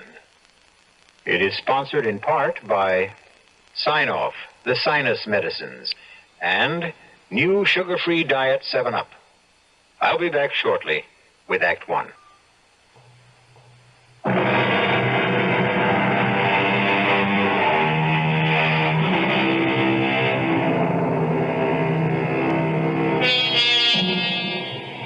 Our story begins in a bus terminal of a large eastern city, a place of arrivals and departures. In the crowd, we can see a rather sallow young man searching every face and scowling at his inability to recognize the man he has come to find. But then, he doesn't know what Jim Derry looks like. Jim Derry tries not to make himself too visible a person. Mr. Derry has a very good reason. But now the young man spots someone pulling on a pair of light-colored gloves. And he recognizes the signal, if not the man. Warm day for gloves, ain't it, mister? I got cold hands. Jim Derry? Yes? I'm Earl. What took you so long? Arnie said you'd be on the 2 o'clock bus. I've been hanging around this crummy terminal for an hour. A gypsy told me never to take a 2 o'clock bus. They didn't tell me you were a comedian. What did they tell you about me, Earl? Come on. Arnie's waiting.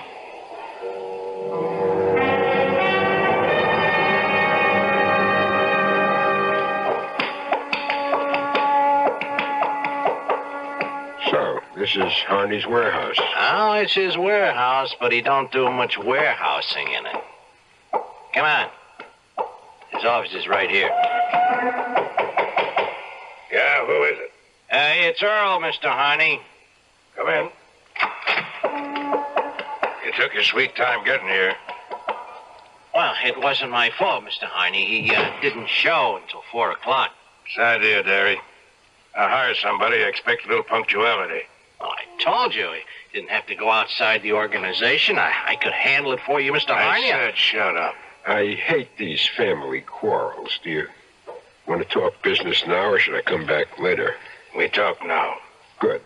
Then give the kid a quarter and send him to the movies. Beat it, Earl. Yeah, okay.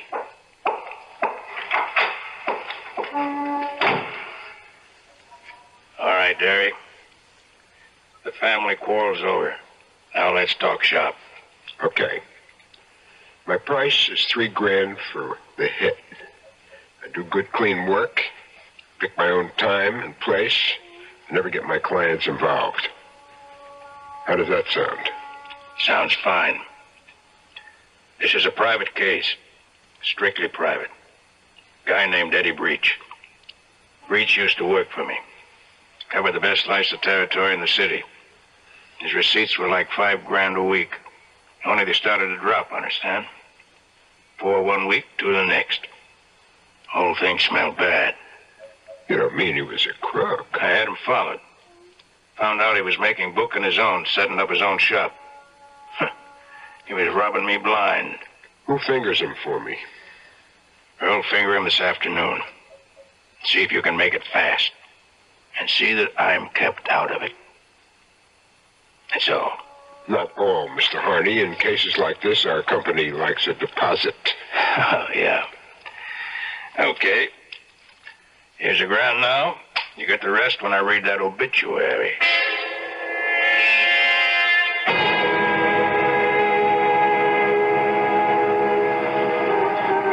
It's almost 6 o'clock. We've been staring at that apartment house for half an hour.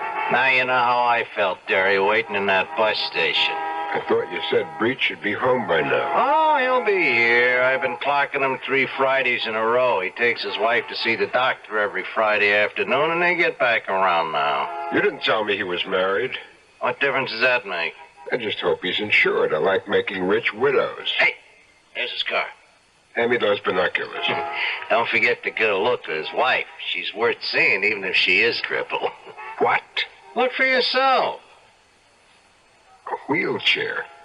He's taking a wheelchair out of the back. She's got a nice pair of legs. Only they don't move. Paralyzed? That's right. Well, did you get a good look at him? Yes, I got a good look. Let's go.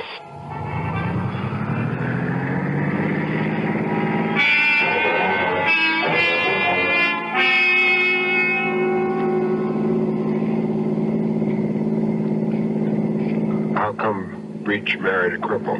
He didn't. That was no kiddie car he was pushing around. That chick was in one piece when he married her. In fact, what happened to her was all his fault. How do you mean? I got into an argument one day and he belted her. She fell down a flight of stairs and busted something in her back. Sounds like a real nice guy. It'll be a pleasure to do business with him. Yeah, well, don't forget who you're doing it for. Harney's paying you for this job, not Mrs. Breach. For her, I do it for love.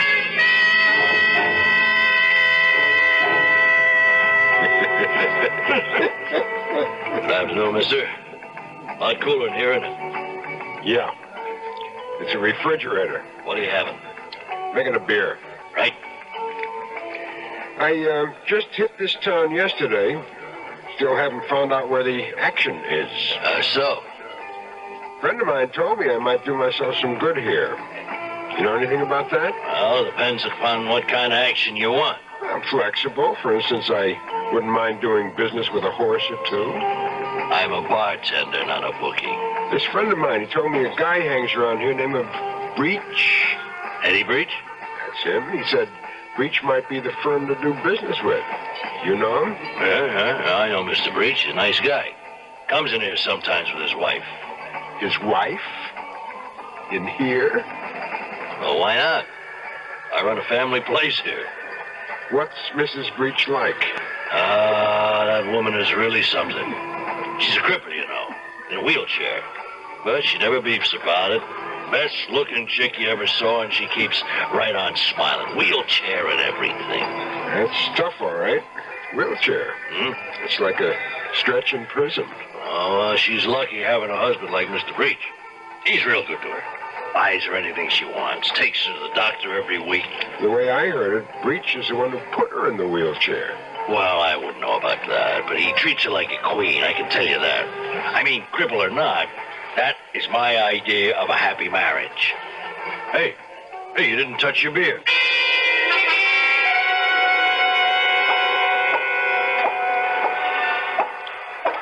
Okay, Mr. Breach, get in the car. Hey, what is this? Get in that car, I said. Okay, easy on the hardware.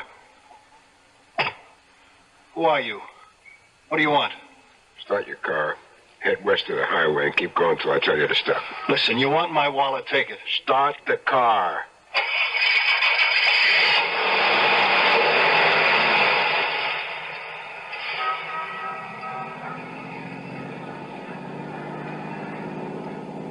You don't work for Joe Harney, do you? Keep driving. I asked you a question. I work for myself. Look, if Harney did send you, Let's talk about it. I'll pay you twice what he's giving you. Just tell me how much. How do you know Harney wants you dead? Maybe it was your wife. Harney's not the only one who hates your guts. Connie? You're crazy. So that's a name, huh? Connie? She wouldn't do anything like that. She needs me. Needs you for what? To belt her again? Who told you about that? You must have been a pretty brave boy. Slugging a woman. That took guts. I'm trying to make it up to her. For Pete's sake, will you give me a chance to make it up to her? That's why I need that money. That's the only reason. So you did cheat Harney. You admit it? I'd cheat my grandmother if it helped Connie. Keep your eyes on the road, Eddie.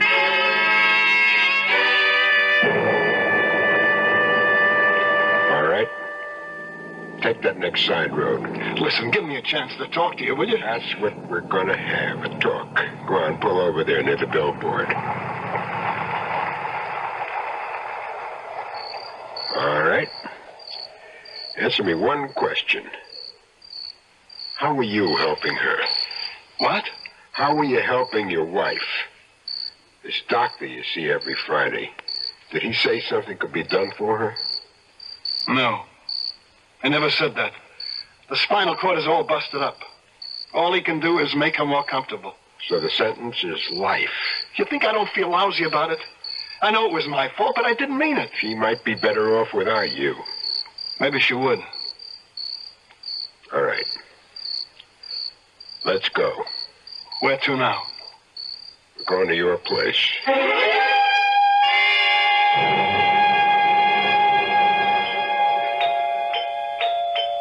Eddie? Yeah, honey, it's me.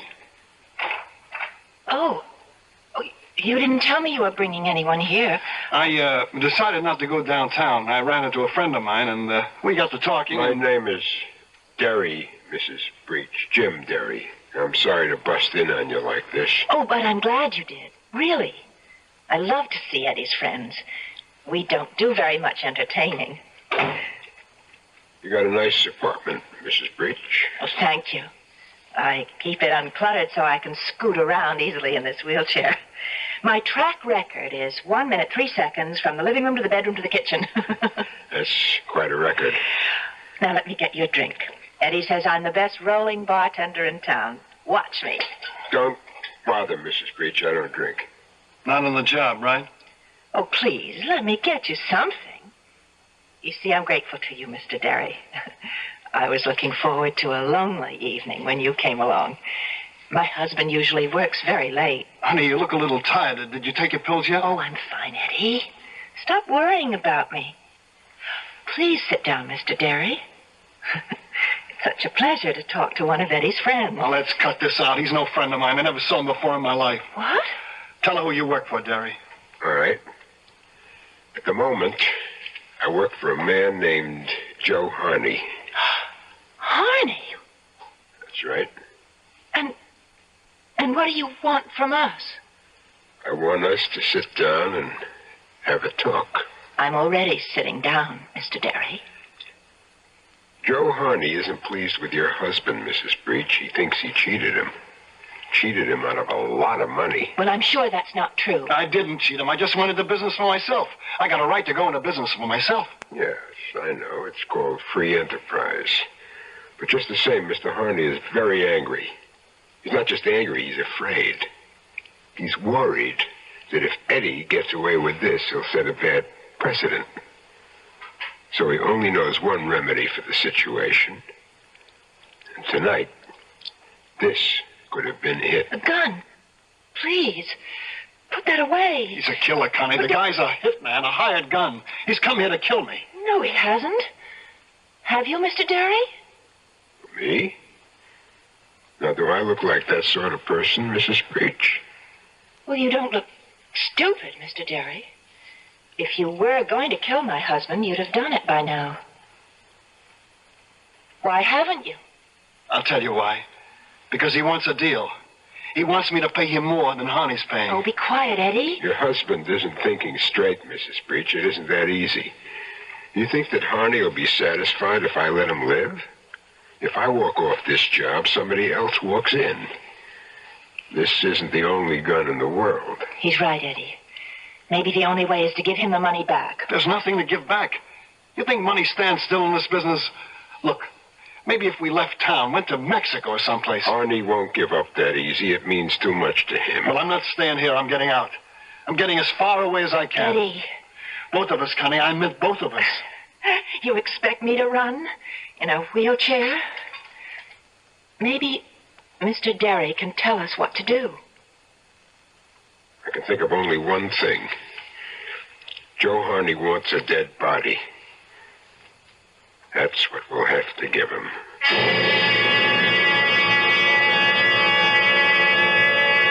Well, we seem to have encountered a hitman with a heart.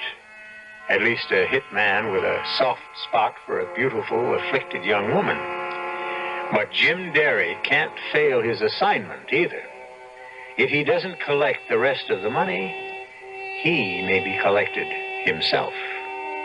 We'll find out what happens to this strange threesome when I return shortly with Act 2.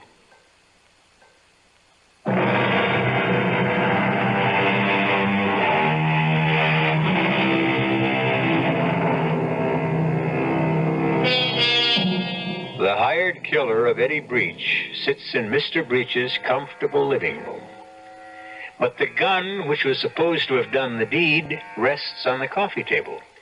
And Jim Derry paces the carpet and talks to the loving couple about death. It won't be easy, understand? But it's the only idea I got.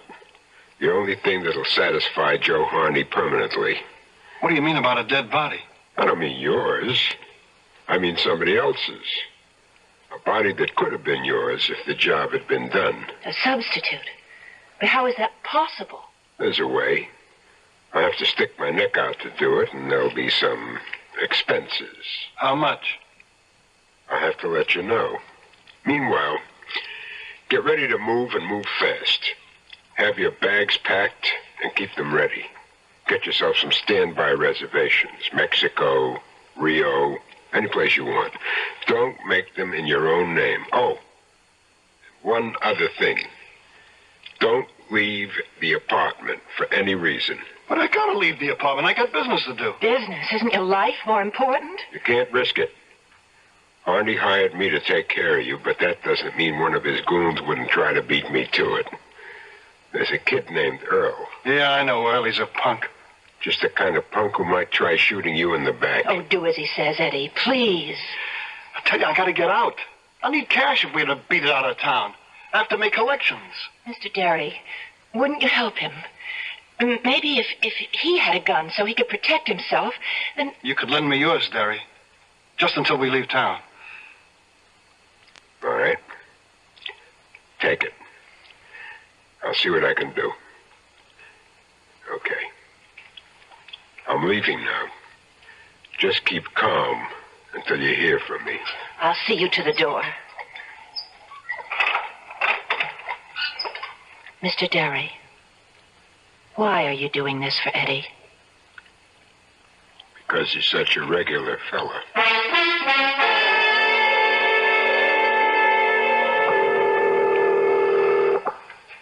Figaro mucho, Eddie.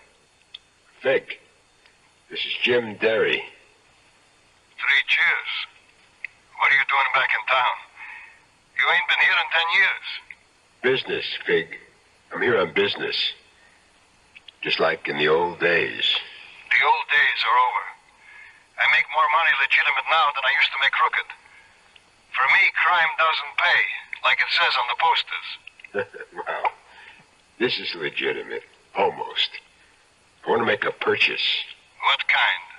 You are the only store in town that has what I want, Fig. I want to buy a corpse. I don't know what I'm doing this for. I must be getting soft in the head. Tell me about the body, Fig. He's a short, heavy cookie, maybe 50 years old, full of mustaches. Or does that matter? No. I guess it won't matter. Not after I get through with him. When can I take delivery? Tonight. You could bring your car around to the back of my place, say, around 11 o'clock. Okay, Fig. I'll be there. Just sure there won't be any complications. No, the guy doesn't have any family.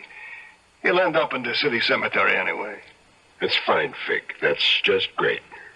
Come on, Derry. Come on, level with me. What are you going to do with a corpse?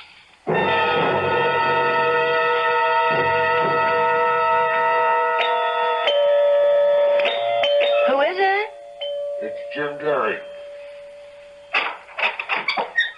Eddie isn't here. He went out on business. Would you rather I came back later? Oh, no, of course not. Eddie should be home any moment. Come on in. He's been out raising money.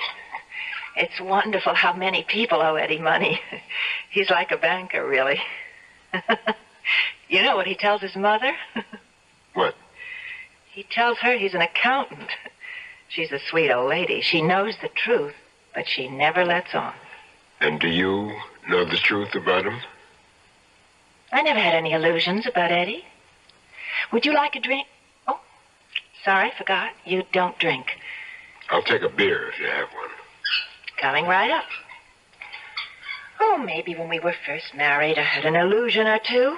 It's easy when you're young, and you've got a nice straight spine. You're still young.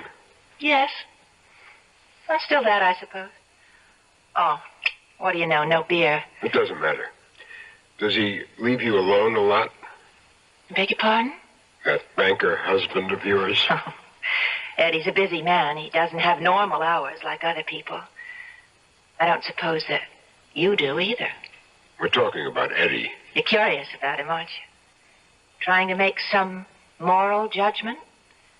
To decide whether he's worth saving or not? I've already decided that, haven't I? Do you know about Eddie and me? About the accident? Yes. We were living in an old brownstone. Eddie was late. I was waiting for him at the top of the stairs with an argument all ready, and I said a lot of nasty things, and so did he, and he started to shake me, and I lost my balance. Well, how do they look? Your legs? They look fine. You'd never know they were dead, would you? You know something? I've got my own theory about you, Mr. Derry, about why you're helping us. You do? Mm-hmm. I've been a cripple for over a year, and I've become an expert on pity. I can spot pity half a mile away. You think that's my reason? That's everybody's reason. It's me, honey. Sorry.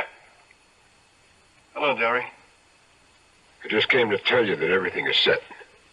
What does everything mean? You are going to be a dead man by tomorrow morning. You can leave town as soon as you get on a plane. There's one leaving for Mexico City at 4 tomorrow afternoon. We got reservations. You better confirm them. What's going to cost me what you're doing? In cash, $1,000. $500 for me, $500 for a friend of mine. A couple of pieces of jewelry. And that car of yours. My car? You can't take my car. You won't need it in Mexico. They got donkeys. Now, wait a minute. Eddie, we've got to do as he says. If you don't like my proposition, you can always say no. Then you can take your chances with Harney. Okay. What else do you want? I'll need your wallet, your watch, any other jewelry you carry. That wedding ring, is it inscribed? Yes, I had it done. Let's have it. What's the idea of all this? Your car is going to be in an accident tonight, Eddie. It's going to catch on fire. There'll be a body in the car, burned beyond recognition. But everybody will know who it is, of course. It'll have your wallet, your watch, your keys, your wedding ring. But whose body? Don't worry. The guy will be dead to begin with. It's only what you might call a cremation ceremony. So Honey will think you did the job. He'll only believe it if you get out of town as fast as you can. When that body is discovered, you are dead. I don't want you around making a liar out of me. That's neat, Derry. Very neat. You still get paid that way, don't you? Eddie. Get me what I need, Eddie. The money and all the rest of the stuff. What about your gun? You want that back? Keep it as a souvenir. I never hold on to a piece after a job. And this job is just about over.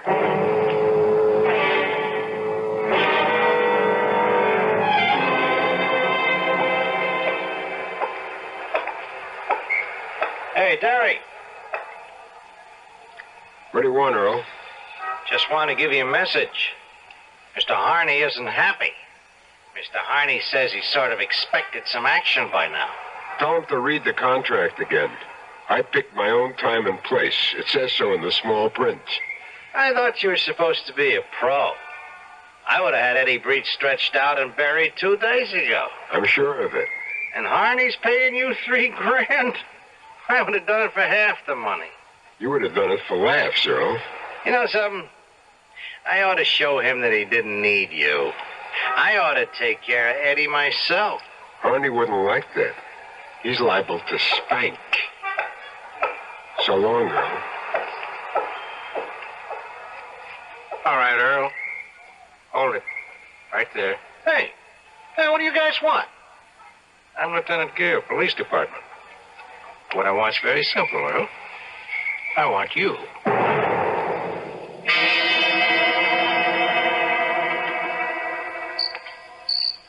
Well, here's the merchandise. Fresh from the freezer. Thanks, Big. I knew I could count on you. You want to take a look at him? No. He ain't too pretty. I didn't get a chance to do any cosmetic work on him. It won't make the slightest difference. Okay. Let's get him in the car. Where are you taking him, Daddy? To the country. Oh, boy. First time I ever heard of taking a stiff for a ride.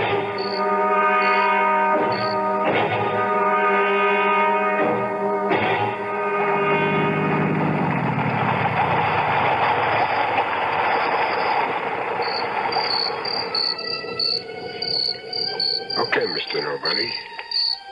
Time for the ceremony. First, you gotta get behind the wheel.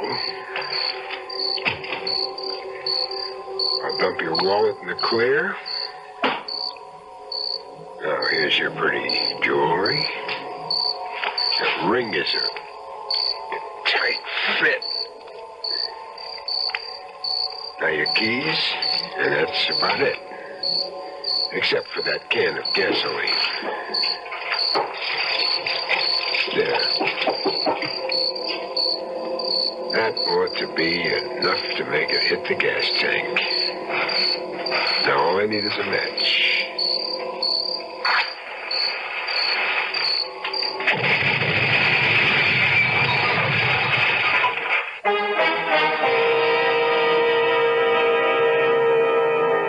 And so Jim Derry has completed his assignment. He feels rather good about the job he did, too. It was a nice combination of human sympathy and profit. $500 from Eddie Breach, $3,000 from Joe Harney, and a sense of having done something worthwhile for a change. But will Jim Derry remain pleased with himself? What will the arrest of Earl do to his plans? We'll find out when I return shortly with Act 3.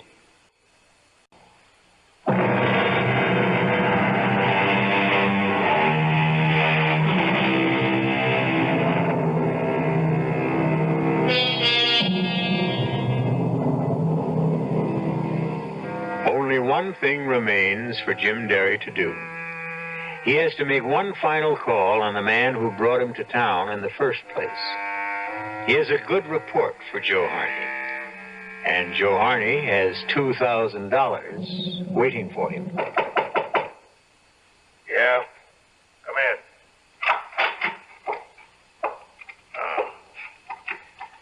So it's you. How are you, Mr. Harney? How do you think I am? Anything wrong? The cops picked up Earl on some old assault charge. That kid's more trouble than he's worth. I could have told you that. Well, at least there's one problem he won't have anymore. You mean Breach? You won't be hearing from him again. Give me details. He's dead. That's a big detail. I want to know how. I got Breach to take me for a little ride in the country. When we stopped to look at the scenery, I slugged him. Then I gave his car a little gasoline bath. You burned him? It You want to see what's left? Take a drive out on Route 7. Make a right on Potter Valley Road. There's not much to see, though. What'd you do after that? Took a nice long walk. There's a motel about 1.5 miles south. I spent the night there. Didn't even get a chance to shave. Huh? Sure it went all right? Nobody spotted you? Our work is guaranteed, Mr. Harney. Money back if not satisfied. And speaking of money... Yeah. Yeah, I know. $2,000.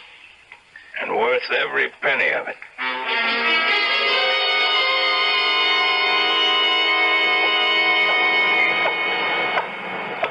Excuse me. Your name James Derry? Pardon? I said your name James Derry. Yes, it is. Why? My name's Gear, Mr. Derry. Lieutenant Gear, Police Department. We got a warrant for your arrest. Me? You gotta be kidding. Step over here, Derry. Hey, wait a minute. Now, you know the routine, I'm sure. Hands flat against the wall. Whatever you say. Well, not armed, I see. Why would an innocent citizen be walking around with a gun? This wallet of yours is sure loaded. What was it? Payday? That's my traveling money. You must be a high-priced man, Derry. I sold a car for a guy. Second-hand sports job. That's the money he paid me for it. Yeah, sure. And I'll bet you got a copy of the bill of sale, don't you? Well, you give me a chance to get it, We'll talk about it at headquarters.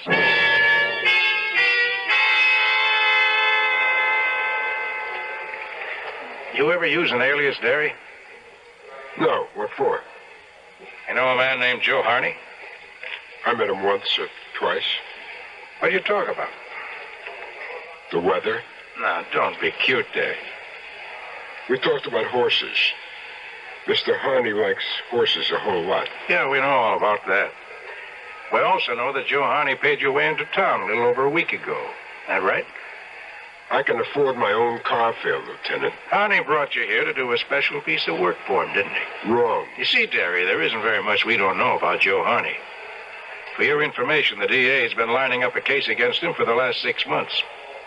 You're hard luck that you came into the picture right now. I don't know what you're talking about. Well, maybe I can make it a little clearer. I got something I want to read to you. It's a statement from somebody you may know. Now, here it is. Listen carefully. This guy, Derry, arrived last Friday. He was brought in by Harney to cool a guy named Eddie Breach. Breach once worked for Harney, but then he got to taking bets on his own book. And that made Harney sore, so he decided to kill him. Derry's price for the job was $3,000. Derry was staying at a hotel called the Gracie. He didn't tell Harney how he planned to kill Breach. Well, how does that sound to you, Derry? Like a fairy tale. Is it true or not? It's junk. They shouldn't make up junk like that. It's a statement we got last night by somebody who worked for Harney for the last 2 years. You know who I'm talking about? No. Name's Earl Clifford. We picked him up on an old charge, one that could have sent him to the joint for a good 10 years. He's willing to turn state's evidence in the hope of getting a lighter rap. He probably will. I never heard of Earl Clifford. You can help yourself the same way, Derry. You can help by telling the truth. I am telling the truth. We want to know why you killed Eddie Breach. Lieutenant, have you got the time? What? What time is it? 4:30. 4:30, that's what I make it to. And how is the weather out? Still warm and sunny. Good flying weather, huh? All right, what's the joke, Derry? The joke is over. I'm ready to tell you what I know, just as soon as I get a cup of coffee.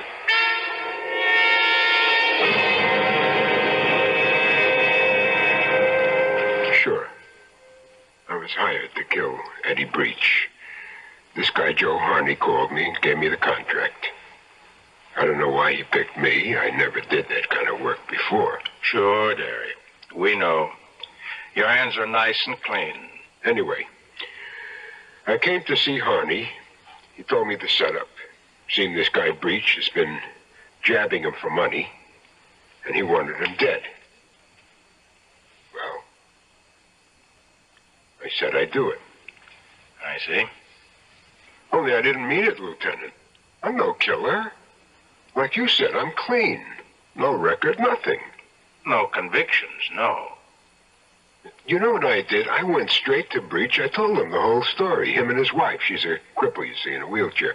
I felt sorry for her. For both of them. We know about Mrs. Breach's condition. Go on. I said I wouldn't do them any harm, but that didn't mean that they were safe. Harney would just hire somebody else to do the work. That was very nice of you. I wanted to help them, Lieutenant.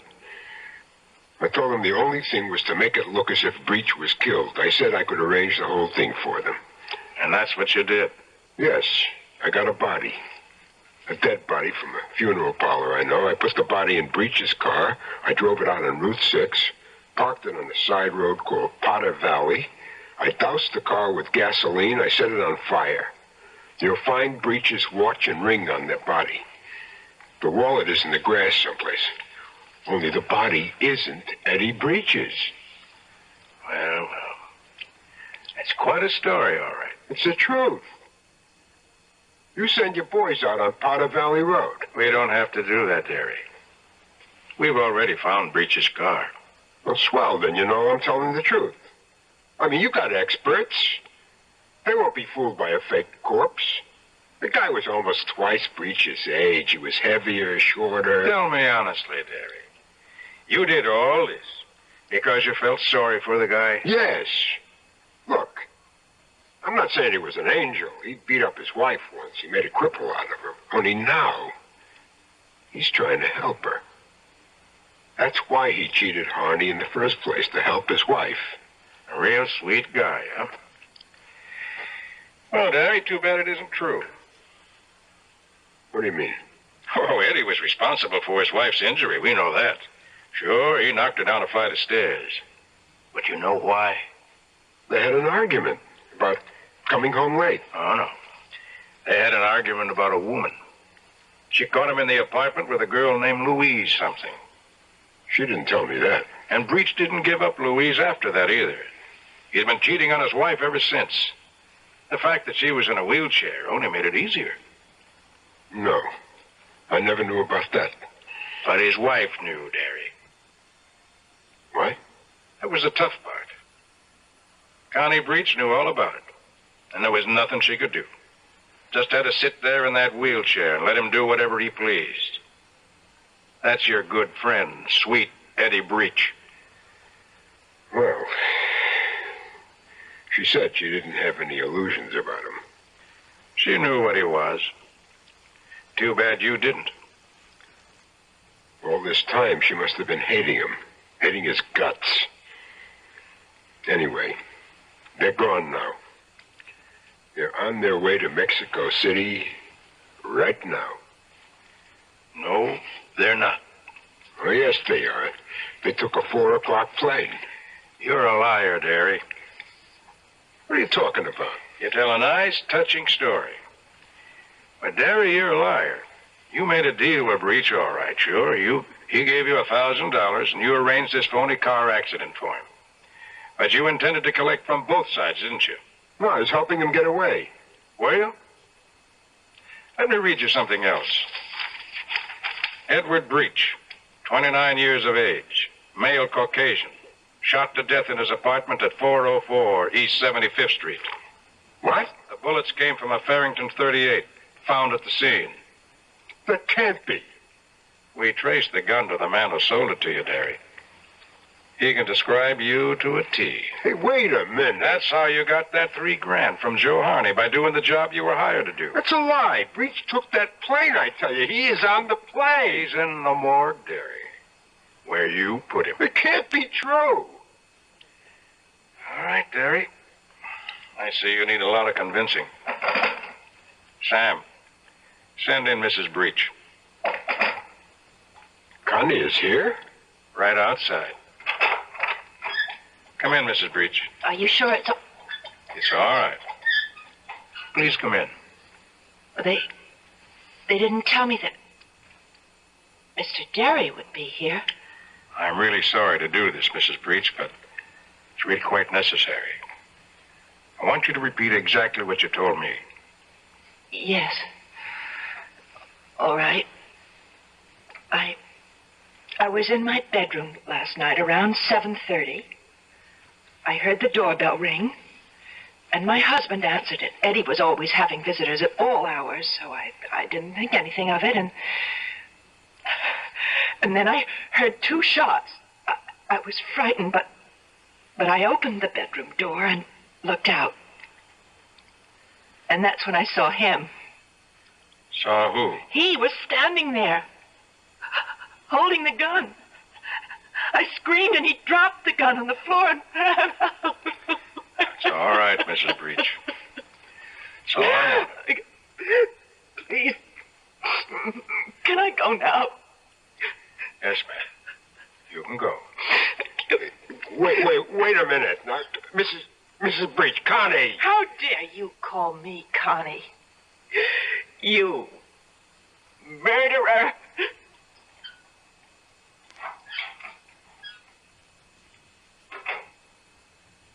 That was your mistake, Derry. You should have killed her, too. You were just too soft-hearted. Or maybe just forgetful, Lieutenant. About what? What they say about the female of the species.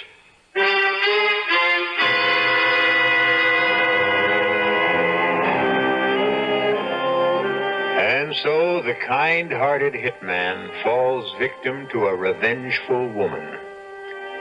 We can only hope that justice finally triumphed, that Lieutenant Gere eventually realized the truth about what happened in that apartment on East 75th Street. Although, who's to say that Mrs. Edward Breach isn't already in a prison of her own contrivance? I'll be back shortly.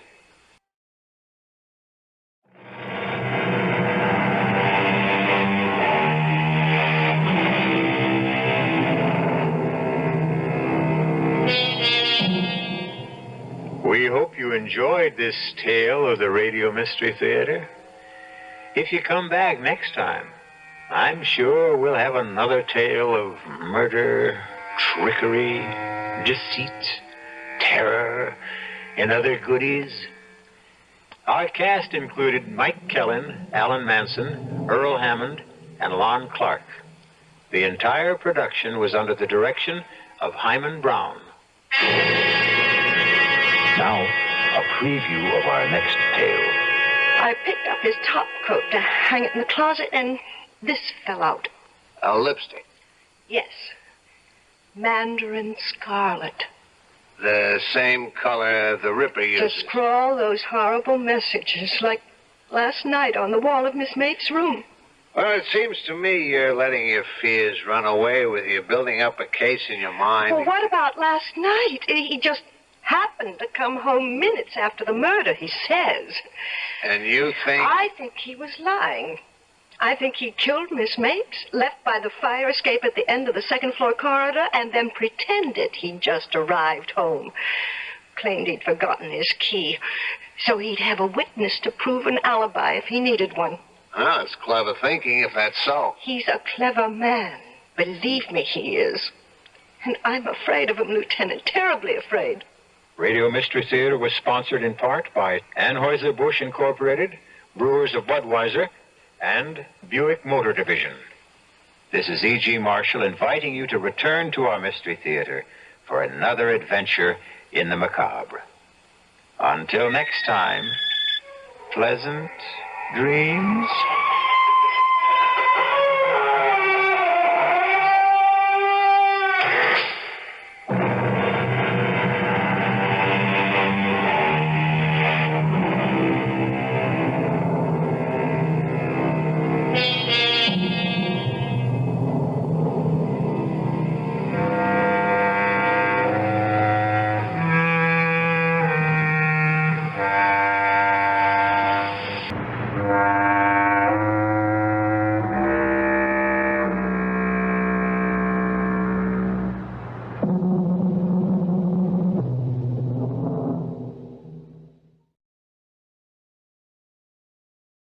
The CBS Radio Mystery Theater presents...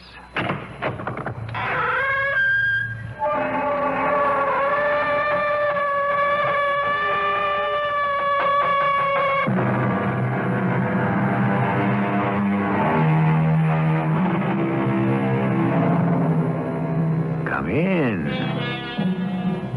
Welcome. I'm E.G. Marshall. The Encyclopedia Britannica defines the term medicine man as a name loosely applied to any man in a primitive culture who practices sorcery, prophecy, or magic, or who treats illness with charms, drugs, etc. Some 125 years ago, our own Wild West was a primitive society, and we had our own medicine men. This is the story of one such. Thank you, my friend. Clumsy of me to drop that card. Getting to be an old man. Still want a bet? Well, maybe I'll try just one more. Splendid. Now, watch carefully. Yeah. I place the 3 cards on this board face down. Move them in a figure 8. Hop fragment, mix them up. To make sure all is honest and above board, would you like to mix them yourself? I reckon I don't have to. Very well. 2 reds, 1 black. Pick the black 10 and you win. What is your bet?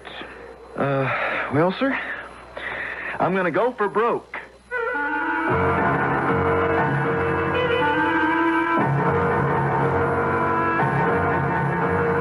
Our mystery drama, The Rainbow Man, was written especially for the Mystery Theater by Ian Martin and stars Ralph Bell. It is sponsored in part by Buick Motor Division and Anheuser-Busch Incorporated, Brewers of Budweiser. I'll be back shortly with Act One.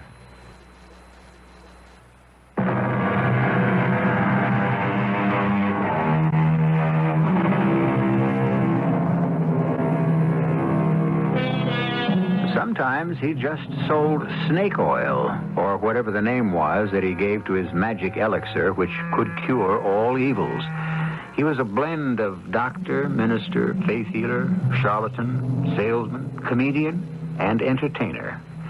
He was as welcome as he was frequently unwelcome, depending upon how successful he was as a confidence man and unsuccessful as a gambler. For the shell game, or 3-card Monte, was usually part of his stock and trade. He was a colorful, delightful, hard-working, lonely, fascinating figure. This one's name was Dr. Phineas Merriweather, and he called himself the Rainbow Man. Now then, Mrs. Moonlight, my fatal phantasmagoria of feline femininity. Still your cries. Oh, I know. With Rainbow gone, nothing is the same. And the vagabond life is not what it once was without her. But what will be, will be. Like all pussycats, you are nothing if not practical. You smell the effluvium of that broiling Rocky Mountain trout I caught this afternoon. Very well, my dear. We shall share it together. Oh. What about that, Mrs. Moonlight? Even in the desert waste, we attract the curious crowd. Or at least one of them? Oh, just a cowhand sloping on out. Saw your fire. Can I join you? My door is always open, my friend. In particular, this one, since it's the whole outdoors. I have nothing to fear. Not for me, that's for sure. Ain't borrowing no trouble, just carry enough. I don't need no more. Then hobble your pony and join me and Mrs. Moonlight for dinner, such as it is. Well, I don't hanker much to eat, mister, but might try a little of your coffee. Help yourself, sir. Thank you, Mr. Dr. Phineas Merriweather, sir. Student of the Anatomicus Humanitas, skeletal articulation, splenitic spontaneity, the cycle of the circulations, the fundamental functions, and the health and vigor of the digestive tract. You can call me Doc. Sure. Hi, Doc. This is my platonic partner on my peripatetic path, Mrs. Moonlight. No ordinary cat, I assure you. I reckon if she belongs to you, she couldn't hardly be. And wow, this ain't no ordinary coffee. It's a brew developed by a mistress of the skillet and every other walk in life. The lady in question is no longer with us. She was my wife. Oh, I'm mighty sorry you had to lose her. So am I. Oh, I lost my woman, too. I'm mighty sorry to hear that. You didn't give me a name. Oh, Henry Thomas. Well, just plain Hank to most people. And, you just lost your dear wife? Oh, no, sir. I lost the woman I hoped to make my wife. She found another's charms more to her liking? Oh, no, Sir Doc. It was her father, first of all, found me not to his liking. And the lady? Oh, what can Annie do? I can't offer her nothing. I ain't got nothing. A fine, upstanding fellow like you. You couldn't save enough to support a wife? Make a home for her? It wasn't enough for her daddy. But I was stupid enough to think I could build what I had into some kind of stake he might see his way clear to give his blessing. Ah, a light is beginning to dawn. You thought to increase your worldly wealth by application to the gaming table. Yeah.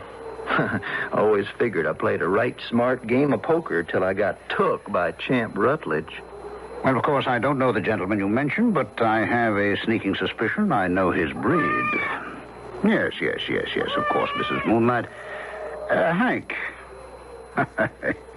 do you believe in divination? Mr. Doc, I plain have to say I don't know what that is. First, let's eat some dinner. And then I have a feeling our fates are somehow hopelessly entwined.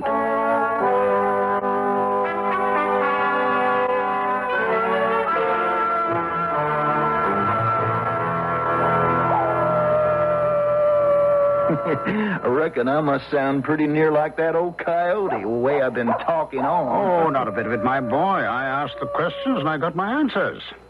Mr. Carter Billings runs the biggest cattle stand in this part of the country. He has a daughter beyond compare. She loves you, you love her. But Mr. Billings is taken with a sickness, and somewhere he feels what is best for his daughter is a man with money and position. And that is not you. No, Sir Doc, it sure ain't.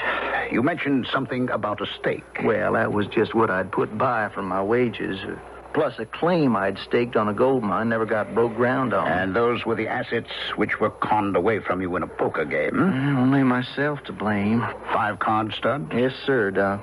Hank, my boy, what is the name of your little town that you're trying to put behind you? Painted Buttes. Far from here? Oh, no, about 5 or 6 miles. You see, the moving finger writes... Pardon? I was headed for Saxton Falls, but no one waits there to greet me. Nor do I have anyone there to greet. So, why not Painted Buttes? If you will be my guide and take me there. Oh, Doc, I can't go back there. Mr. Billings sure ain't going to take me back as ranch hand. There ain't no way I can make a living there other way. I'm not quite so sure, my boy. How'd you like to work for me? You? Doing what? That's just what I'm about to explain to you.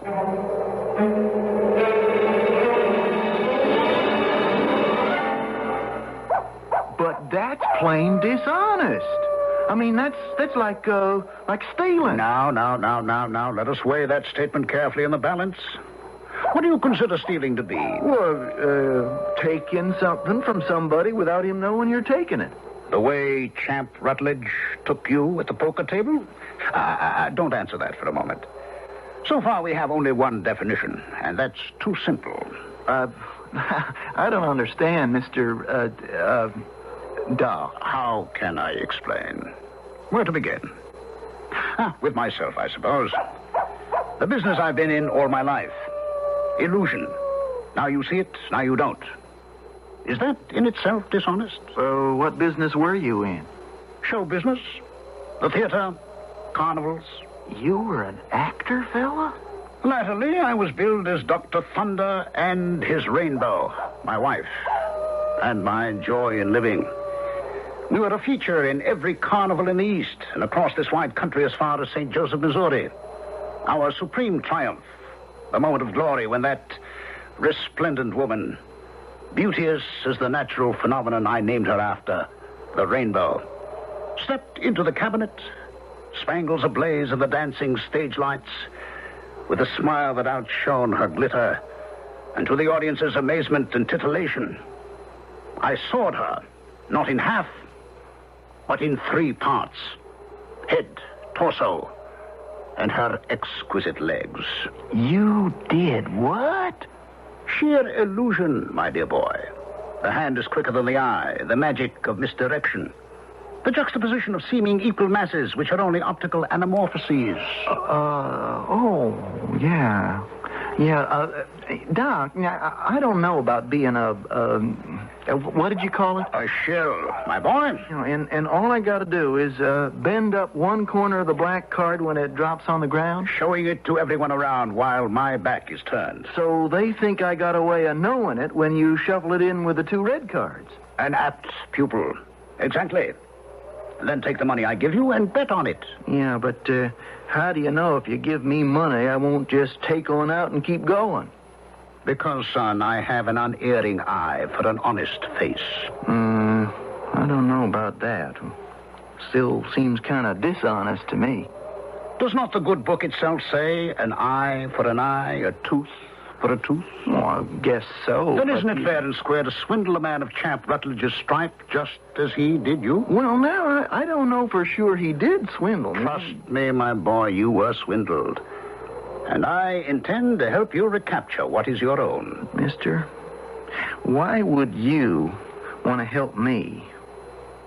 It is not you I help, or myself, but others. What in tarnation does that mean? Once I pursued my multifaceted career in the sordid scrambling after gain.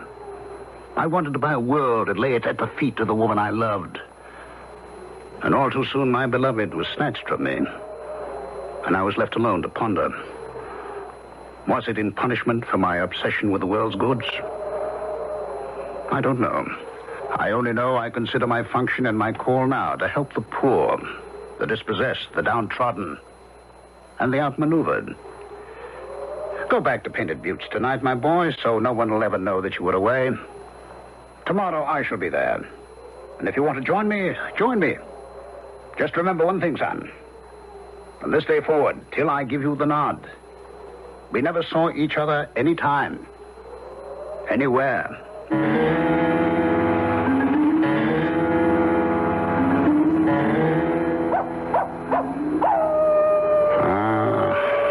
There never was a night, moon up or moon down, that I don't ache for you, Rainbow. Why did you leave me behind? Yes, Mrs. Moonlight, I know. She's gone. Time for you and me to take the little sleep. The big one is not scheduled for us yet. The future is still ordained. I wonder what it holds.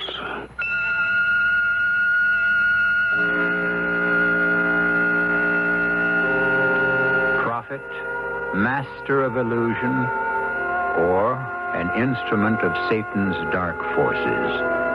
Who and what is Dr. Phineas Merriweather? Was there ever the wife he dreams of? Or was she sheer delusion?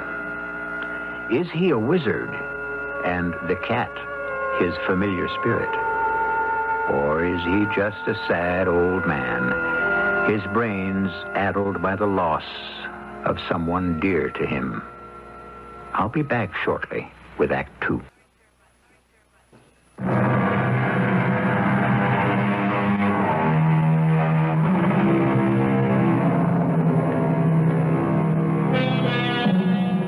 In the 1850s, Painted Buttes wasn't much of a town. More than it is now, for it doesn't exist anymore. But a century and a half ago, it was all that a territory comprising a quarter of Colorado had to gather in and kick up a little dust. One street, the bank, the tonsorial parlor, the hotel, the saloon, the local assaying office, the general store and post office, the blacksmith and the livery stable. And on rare occasions, a special attraction, like today.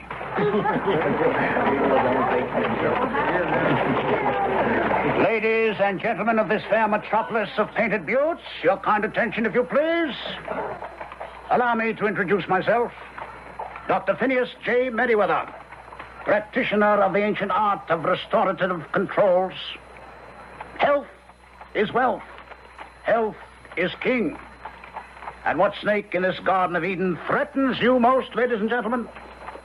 The common cold.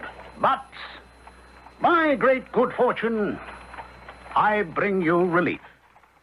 This little bottle I hold in my hand.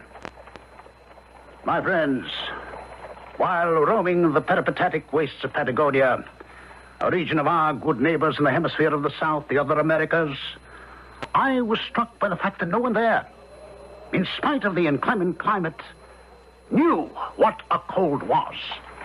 On study, I found that the Europhragis root was indigenous to their culture, and that from this root could be brewed a liquid compound of such miraculous versatility in curing not only the cold, but also every other form of invasion, bacilli and bacteria used to erode the human condition. Here it is, available for only $1 a bottle. 16 ounces, which should be worth their weight in gold, since they are in such limited supply. But, ladies and gentlemen, I would not ask you to try something like this without some independent and unbiased proof. Are you, sir, young man in the third row? You mean me? I do indeed, sir. Would you care to step up here for one moment and join me on the wagon? Well, I don't rightly know. I ain't looking for no medicine. Well, if you would pardon me for saying so, my trained physician's eye has noticed that your eyes are red-rimmed and affected by rheum. And I have been conscious of your heavy cough. Cough, Hank. You see, ladies and gentlemen, this young man, healthy specimen as he seems, is flirting with death. Now, sir. That's splendid, but don't overdo, Hank, don't overdo. Now, sir, I don't know your name, but let me offer you a spoonful of my peerless placebo. I don't know that I can afford to spend money on... A man as sorely afflicted as you, my dear boy, money is no object. Rather than see you suffer, take this bottle as a gift, and this first spoonful as a promise of things to come. There we go. Now. Stop a moment and allow the full unfolding of the healing heat to penetrate. And now, sir, I dare you to cough. Well, I sure don't feel like it. But try. Just try. I can't, Doctor. I just purely can't. There you are, citizens of Painted Buttes. You see the dramatic powers of rainbow liquor, the elixir supreme. $1 a bottle, ladies and gentlemen. But remember, the supply is limited, so first come, first serve.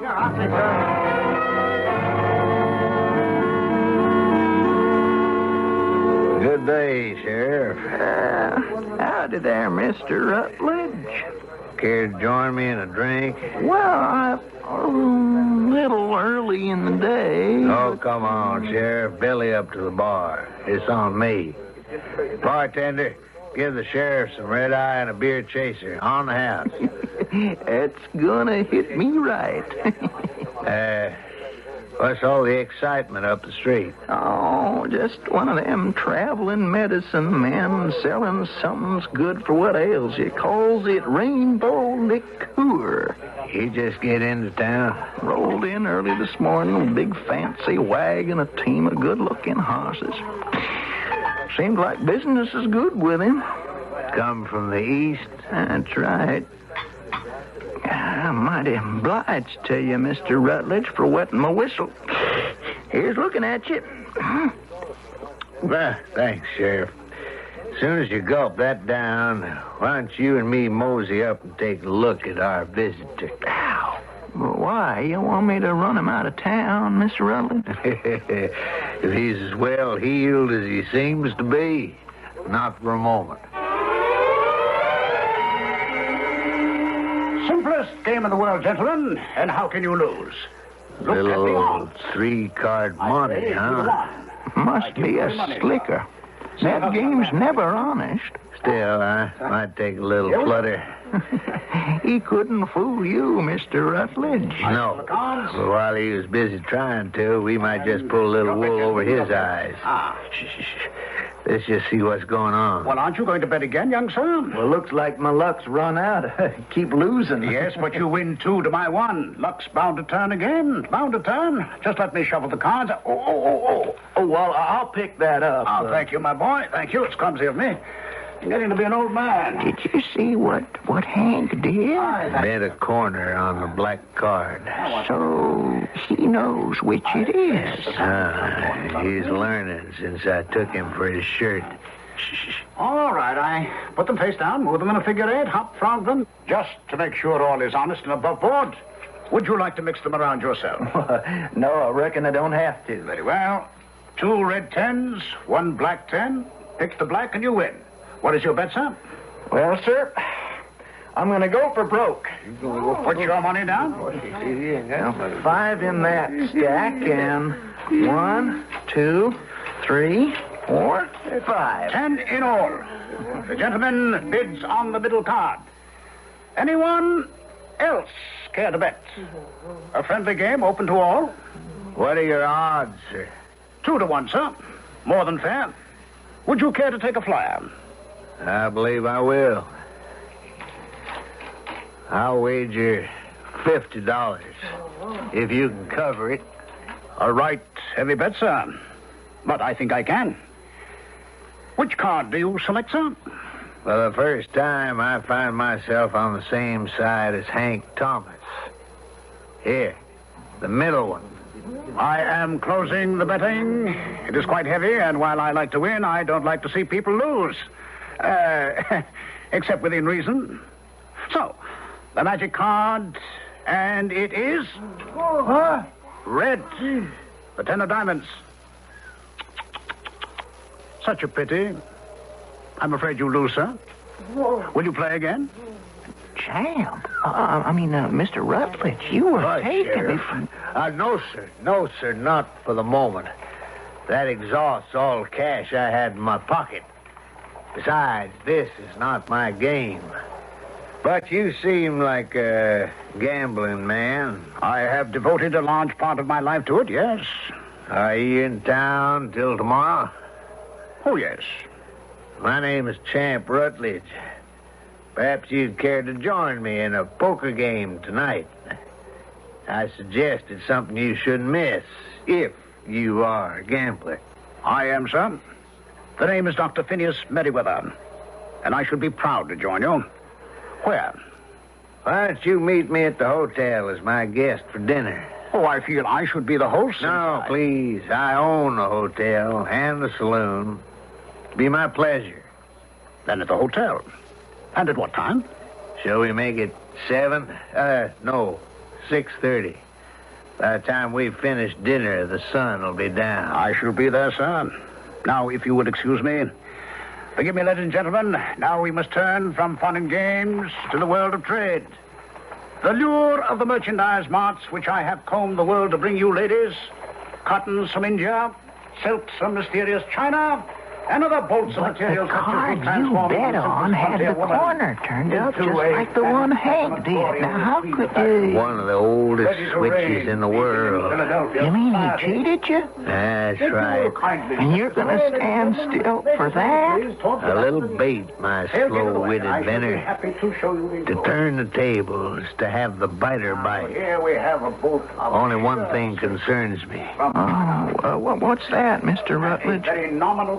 Why should Hank Thomas be in league with that old swindler? Most illustrious dress. I think maybe we better have him at that poker game tonight, too.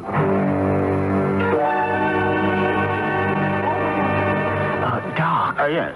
Oh, all right. What is it, my boy? Can I talk to you here in the wagon just a moment? Just a moment. Run the goods through your fingers, ladies. Feel the richness and the allure. How can you resist them? And, ladies, forgive me for a moment. Hank, I told you we should not appear to know each other. What is it? Well, two things. Why did you accept the idea of playing poker with that no-good champ Rutledge? We can discuss that later. What is the other? It's Annie. She wants to see you real bad, Doc. Well, I'm here. Can't she come right up and buy like the other women? Oh, no, she don't want to buy nothing, Doc. It's what you are and what your name is she needs. She asked me to tell you she's got to talk to you as a doctor.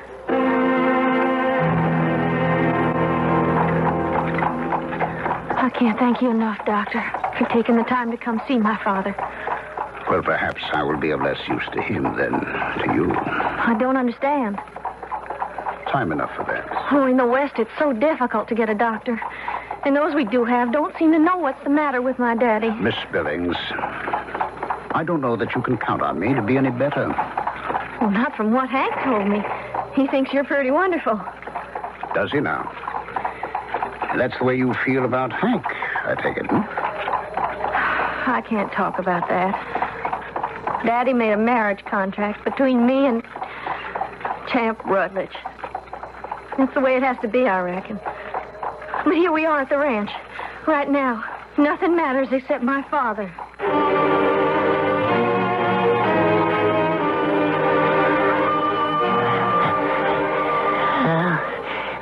What do you think, Doctor? Mr. Billings, I think I should tell you, first of all, that I am not a doctor. Huh? What are you doing here?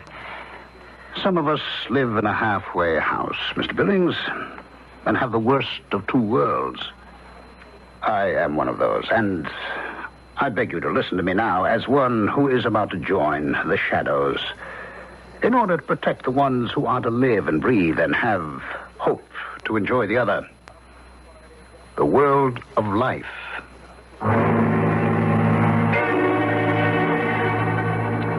With every device of misdirection and the ability to juggle fantasy and reality, when are we going to believe Dr. Phineas J. Merriweather? When does he lie, confuse, and when does he tell the truth? Maker of dreams, the Rainbow Man. Let's follow him to the end of that rainbow, if there is one, when I return with Act 3.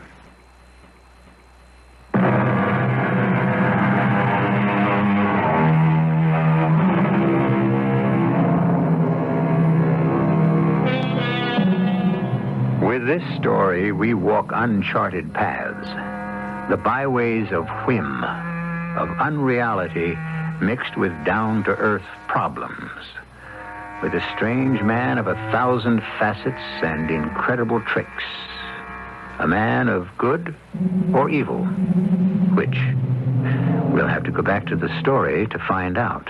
Who are you? I told you, I am Dr. Phineas. I don't mean that. I mean, what are you? A man that talks about halfway houses and the dead as if they lived and the living as if they was already dead? What are you? Some kind of preacher? A little of that, but mainly a simple medicine man. A bit of a charlatan who once was a prince of illusion. Ain't enough words to talk the hind leg off a donkey. I'm looking for a cure.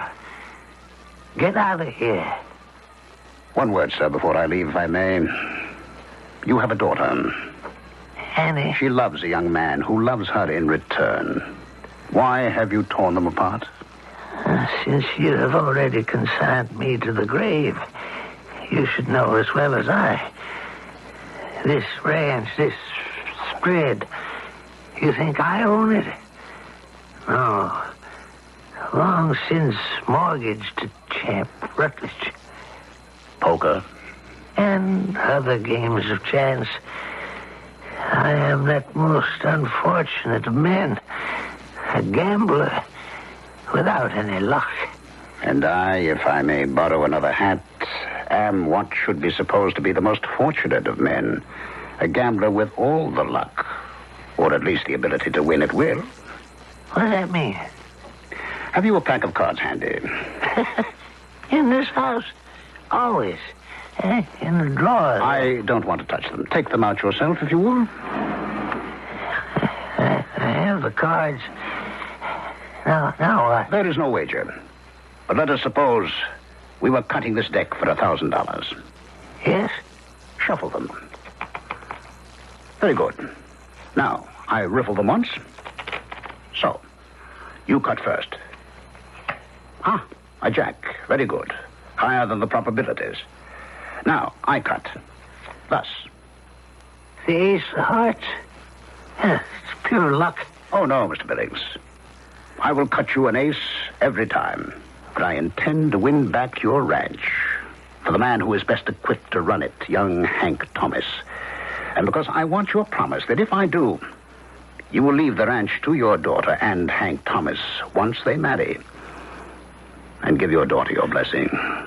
You don't ask much, do you? Only a fair return for what I'm trying to give. How do you expect to accomplish all this? I'm playing poker with Mr. Champ Rutledge tonight. You intend to cheat him? I intend to let him cheat himself. For a change. Just as he has cheated you and Hank and God knows how many more. The man, sir, is a card sharp, but an amateur one. I've taken steps to make him think me the same. That's why, though you may not be able to give your daughter a suitable dowry, your son-in-law, if it's Hank Thomas, will bring it to you instead.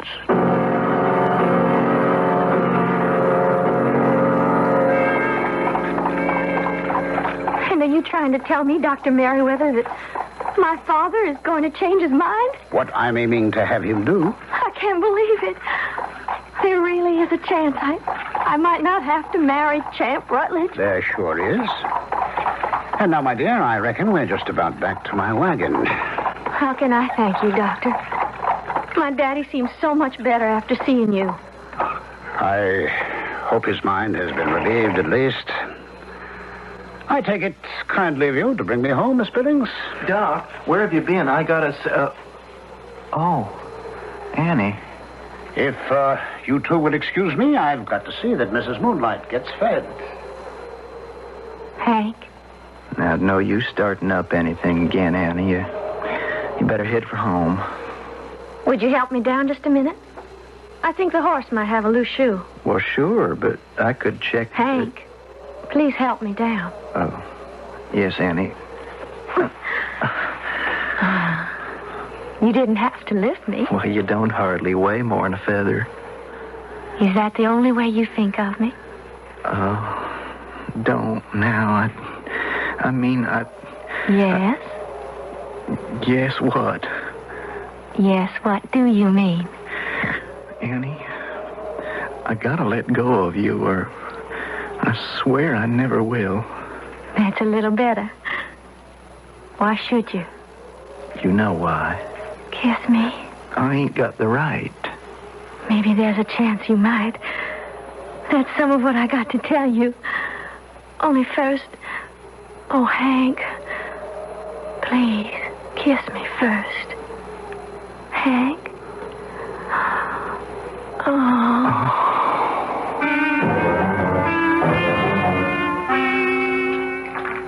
I say you raise your 5. Meet the raise and add 10. I'm staying. Sheriff, Billy, you out? Okay. Let's make it interesting. I'll bump it 50. I'll see. Mr. Doctor, or whoever you are, you want a challenge? Nope. I fold. 2 pair. 10s and 3s. Read them and weep. Well, I got lucky. Filled my straight to the middle. 8 through queen. Not on my deal you couldn't.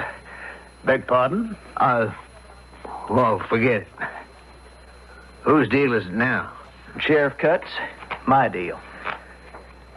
You're being very lucky, Hank Thomas. Ain't it the truth?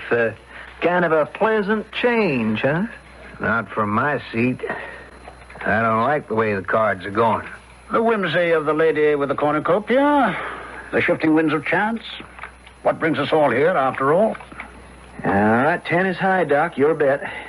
I'll venture $1. I raised you 2.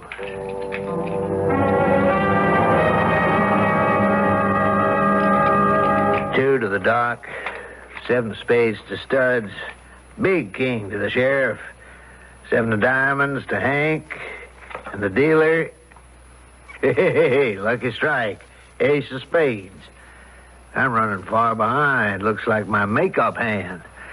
All right, I'll go $50. Who's in? I'll cover the 50.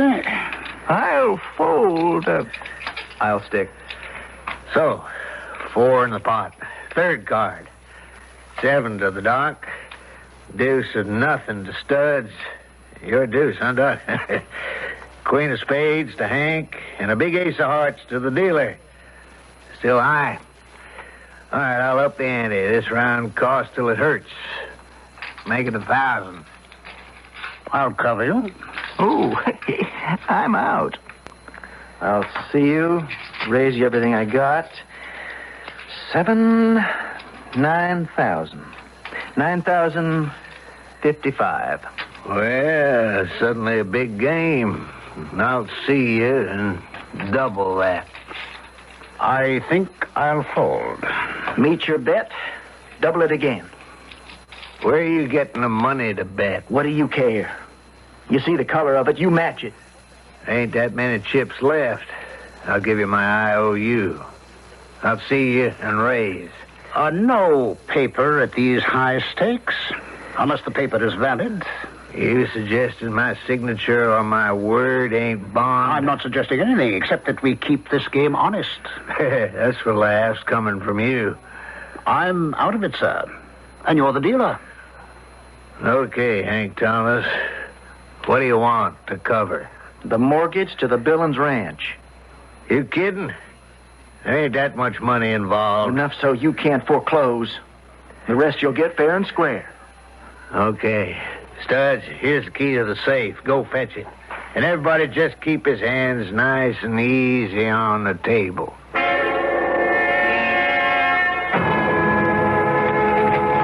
Okay. Here's your mortgage, free and clear. Let's get this over with. Everybody witness? I'll, hold the deed. Oh, what good it'll do you. How come you're not the big winner, Mr. Card Sharp? Scared we had tabs on you? One little mistake you made about me, Mr. Rutledge. I don't play cards for a living. It's fortunate that you didn't plan to be a winner tonight. Let's get to the showdown. Okay. You seeing me? Name of the game.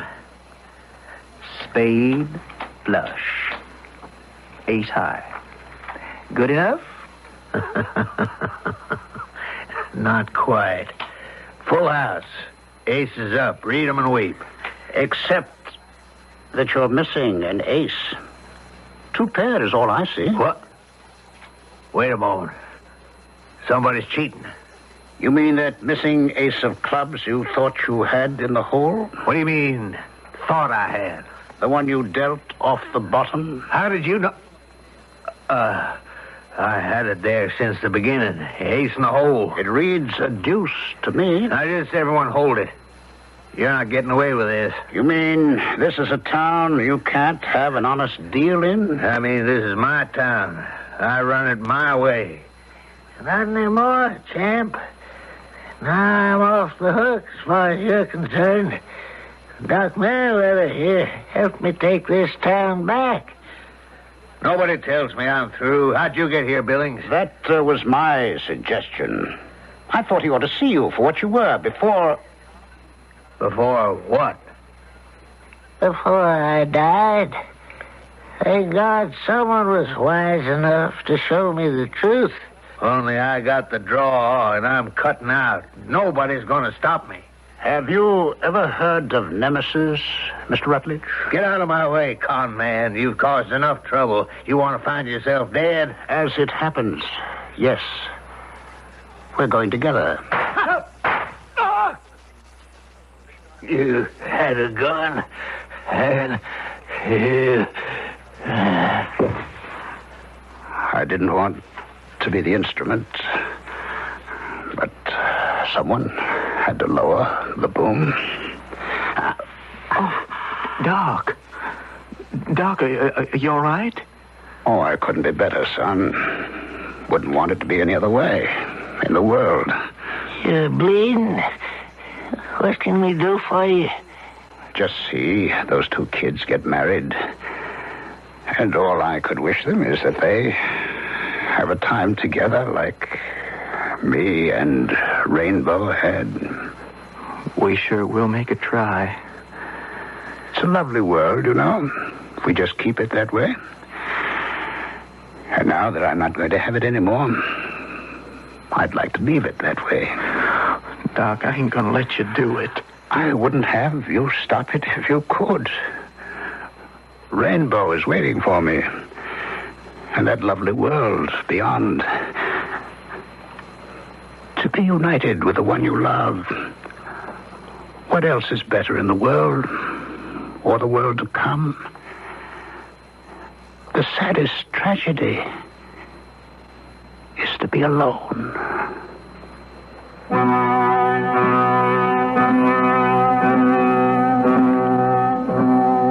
The medicine man, or anyone who hopes with some magic panacea to cure the ills of the world, has to fail. Just as those who depend on him are doomed to the same fate.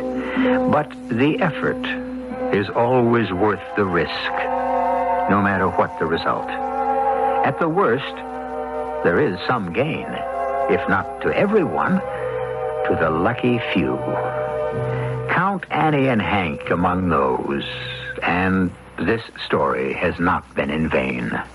I'll be back shortly.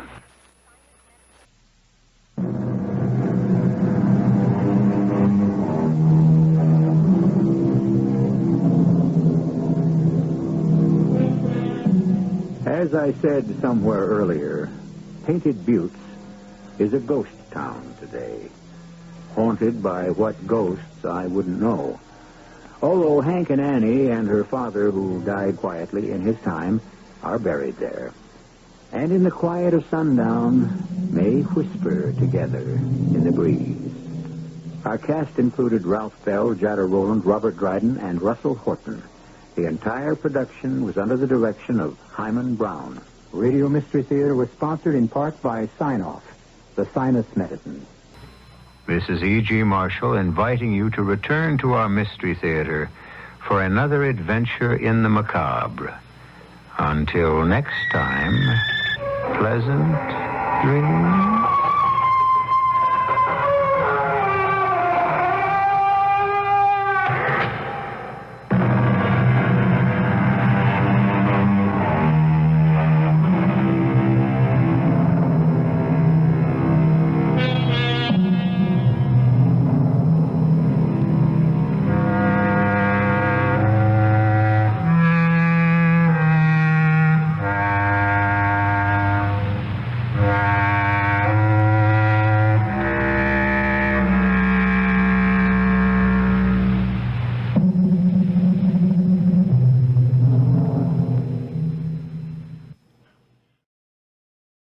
The CBS Radio Mystery Theater presents...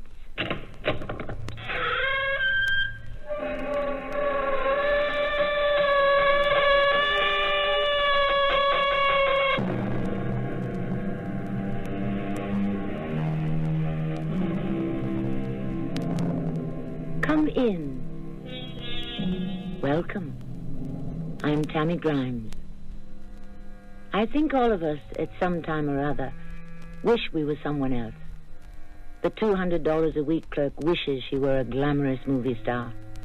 The 28-year-old bank teller dreams of making a 95-yard run with the New York Jets. We live with our reality, but we are not always satisfied. Mary Oates had long ago resigned herself to life, supporting her aged father, moving from one secretarial job to another, until something dramatic happened to her. I'm sorry it has to end like this, Bert. So am I, but, well... I don't think you know what I mean. I do, Mary. You're wonderful to understand. I'm in love with Gail, and I'm glad you're not making it difficult for me. You still don't understand what I mean. Well, what do you mean? This.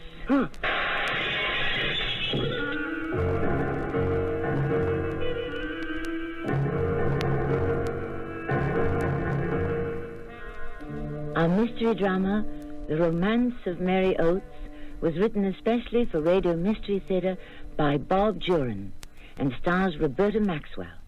I'll return shortly with Act One.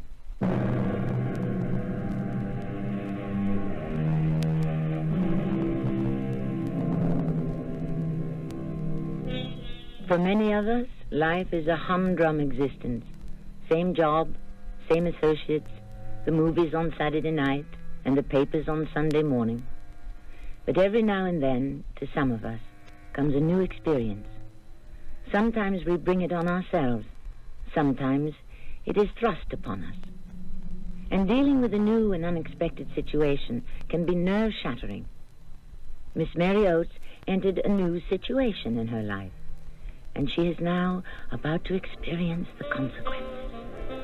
Evening, Miss Oates. The usual? Yes, Jack, please. Looks like we might have some snow. I hadn't noticed. Is there something wrong, Miss Oates? You look kind of down. I have something unpleasant to face. That's all. Well, I guess we all have to do that now and then. Here you are. Thanks. Chin up, Miss Oates. Sorry if I'm late, Mary. I just got here. What difference would it make anyway, Bert? It's our goodbye. Final meeting, fade out, etc. I'm sorry, Mary. Sorry is just a word, Bert. You're tickled pink. I don't see any point to this, Mary. Oh, but I do. You're going off to someone else. Look, I know you're hurt. You don't know the half of it. But what can I do? Or say? I don't have any control over you. You're wonderful to understand this. I'm in love with Gail. Thanks for not making it too difficult. You don't understand what I mean. When I say I'm sorry, it has to end this way. Well, what do you mean? This. What the devil? Get that gun away from her!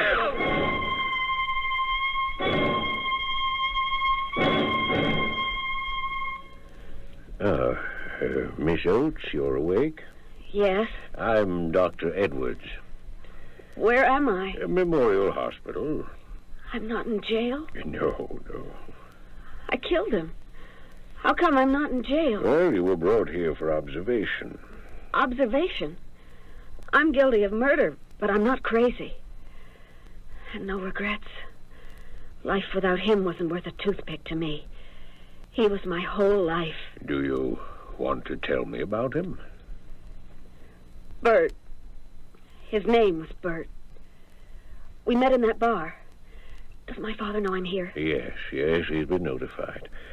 We want to learn the reason for your shooting him. Reason? He was leaving me. Where are my things? In the closet, right over there. My fur jacket? It's there. That coat brought us together. Bert and me. In a roundabout way. Mm-hmm. It all began with that fur coat. I wasn't exactly a glamorous woman, Doctor. My father will tell you that. 4 months ago, I didn't even wear lipstick. Hi, Dad, I'm home. I'm in the kitchen. Sorry I'm late. Finally decided to heat up a frozen pot pie. You know I like my dinner at 6. I know. But I had to pick up something I ordered. Looks like a clothing box. Wait till you see it, Dad. It's what I've wanted all my life, and now I've bought it. Well, I just hope it's not another extravagance. Of course it is. But I've saved for it. For the past 17 years, I've saved for this. You never told me you were hurting for something. It's been my little secret dream. I never told anyone about it. All right, for Pete's sake, let's see it. Isn't it gorgeous? Well, where are you going to wear a thing like that? Dad! A fur jacket. A lot of girls wear them to work. It's genuine mink. How could you afford mink? At the Fashion Fur Outlet. It's not a brand new coat, but no one would ever know it. Well, don't you think it's a little pretentious? Wearing that to a secretary's job? All right, Dad. I know what you mean. Don't rub it in. I mean, you never go anywhere but the office. I've never wanted to date. You know that. That's only too well after living with you for 41 years. So what do you want with a mink coat? Because it's an extravagance, and it's all mine. I wanted it. I've saved for it, and now I have it. I've kept this house for you since Mother died, and I've never complained. I'm sorry if I'm a burden. I didn't say that. I'm plain and dull. I don't want a social life. I don't want the effort you have to make to attract a man. But you don't have to put me down all the time, especially when I was so happy over buying this coat. Mary. Your stupid pot pie is burning.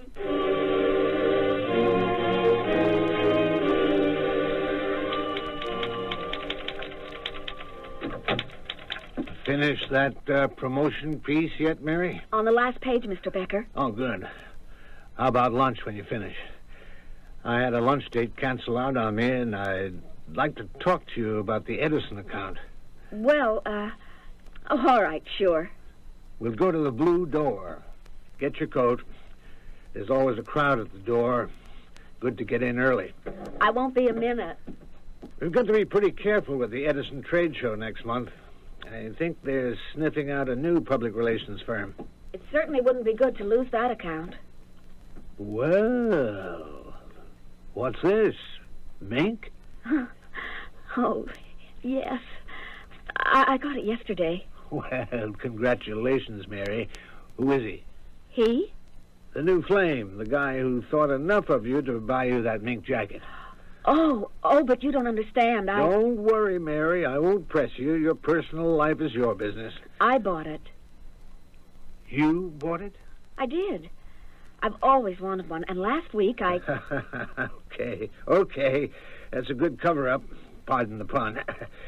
But, Mary, it doesn't fool me. You've got a guy on the string. And I'm delighted. For several weeks after that, I'd noticed Mr. Becker looking at me and smiling. It made me awfully uncomfortable, as though he were sharing a secret with me that wasn't true. But I kept on wearing the jacket because I loved it, the feel of it, the elegance. And then, one day at the office... I'll get it, Mary. You keep on stuffing those envelopes. Becker and Company, Roger Becker here. May I speak to Miss Oates, please? Oh, sure, just a second. It's for you. It's a man.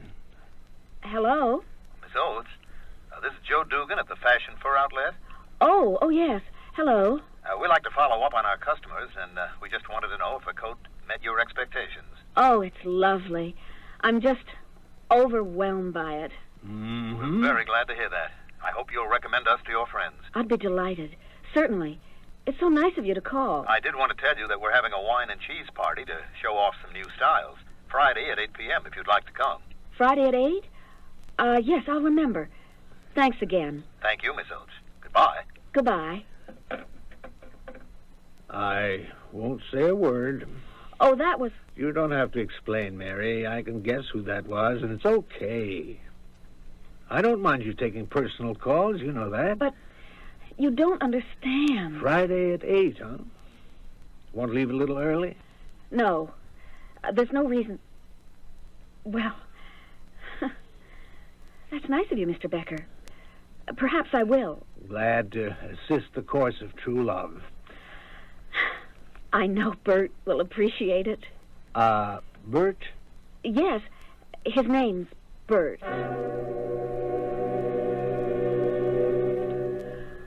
I guess it was awful of me to lie to Mr. Becker that way, to make him think I was talking to a suitor. But he kept after me so much, I decided to go along with it, Doctor. Well, that's not uncommon. Why did you call him Bert? It was the first name that popped into my head. I had a cousin named Bert, Burton Brush. I haven't seen him since Mother's funeral 14 years ago. The name came in handy. Did Mr. Becker continue to believe you had a suitor? Oh, yes. And I didn't try to discourage him after that. I thought how nice it would be to have someone caring for me. But I think I went a bit far. What do you mean? A few days later, I went into a florist shop in town and ordered a dozen red roses, sent to myself in care of Becker and Company. And I signed the card, Love, Bert. Well, what's this? Roses last week, a basket of fruit today? From Bert. Help yourself. Have a good time last night? Oh, we danced till 2 a.m. It was wonderful. And of course, I was just making it up. But it was beginning to be fun. You holding something back from me, Mary? What do you mean, Dad? Well, all right, I'll come right out and say it. You and your boss having a... Well, you know what I mean. No, of course not. Well, he takes you to lunch. Now, all of a sudden, you're buying new dresses and fussing up a fancy new hairdo. You never paid much attention to yourself before. And I'm realizing my mistake. Well, a woman doesn't fuss herself up over nothing. And there's always a man involved when she does. I just hope he's not married with a wife and 4 kids in the suburbs. A business lunch is hardly an affair. Okay. It was not your boss. Bound to be somebody. And what if there is?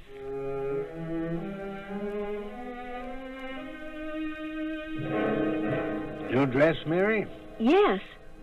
Big date tonight with Bert, huh? Yes. Any idea where you're going? No, not really. It'll be a surprise. A real surprise. The pumpkin patch is better for later hours. If it's dinner, try Solomon's. Best lobster Newburgh in the state. The pumpkin patch. Sounds quaint. Of course, she probably has the evening all planned. I can never be sure. With Bert. Well, anyway, have fun. You know something, Mr. Becker? Tonight I will. I didn't go home after work that day. I called Dad and told him I was meeting an old school chum. I went to a movie, and then I made up my mind. I'd never done anything like this before. I was scared, but I knew if I didn't do it now, I never would. I had on my new dress. I was wearing my mink jacket, so about 10 o'clock, I took a deep breath and headed for the pumpkin patch.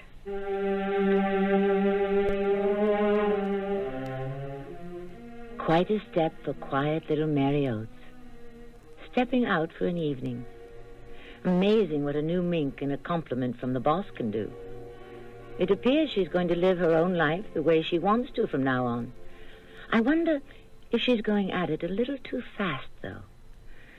We'll see what happens when I return shortly with Act 2.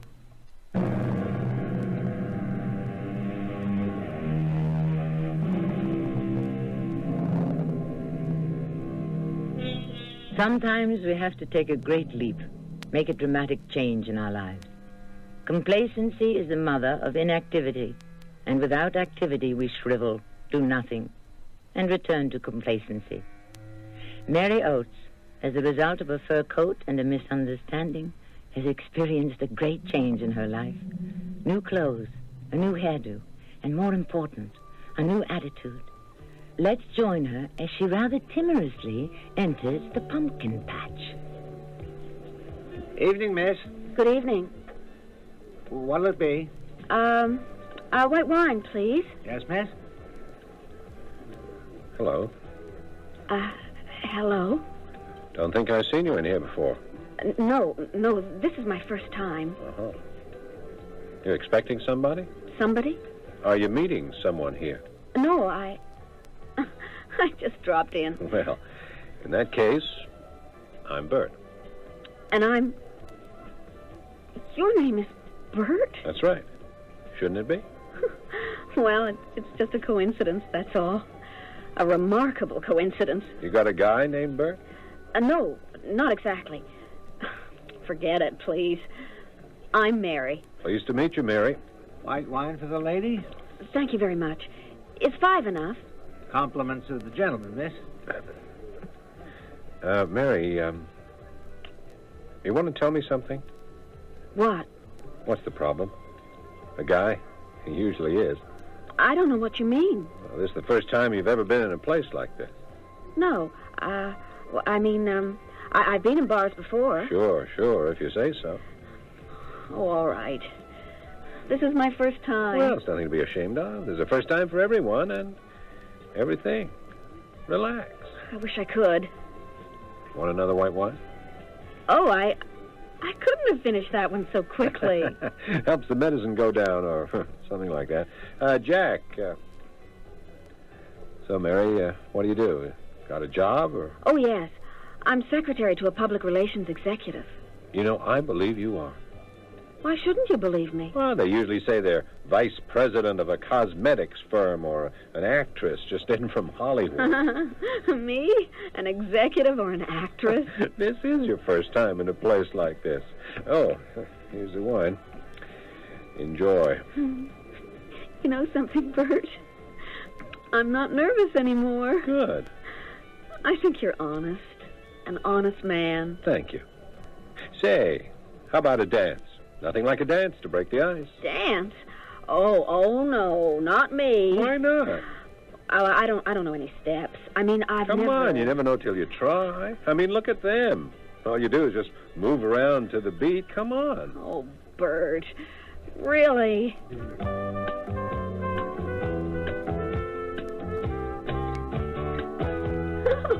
Hey, this is fun.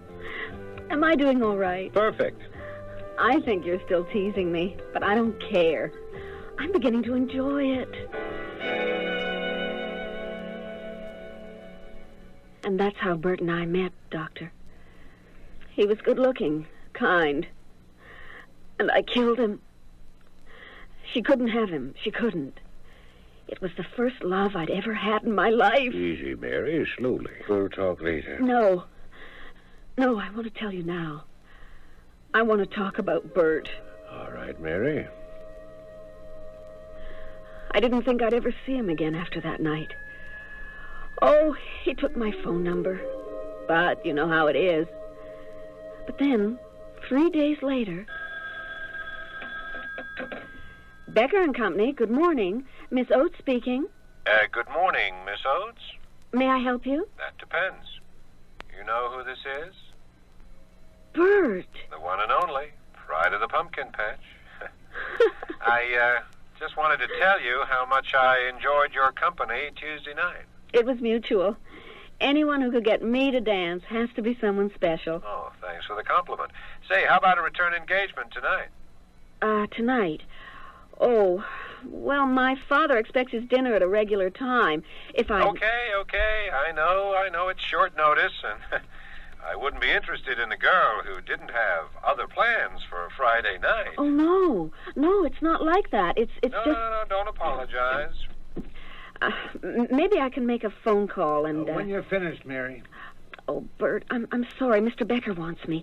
Can I call you back? I'll call you. Half an hour? Maybe you can change your plans. Yeah, I know I can. Call you. Bye, Bert. Well, you didn't have to cut it short.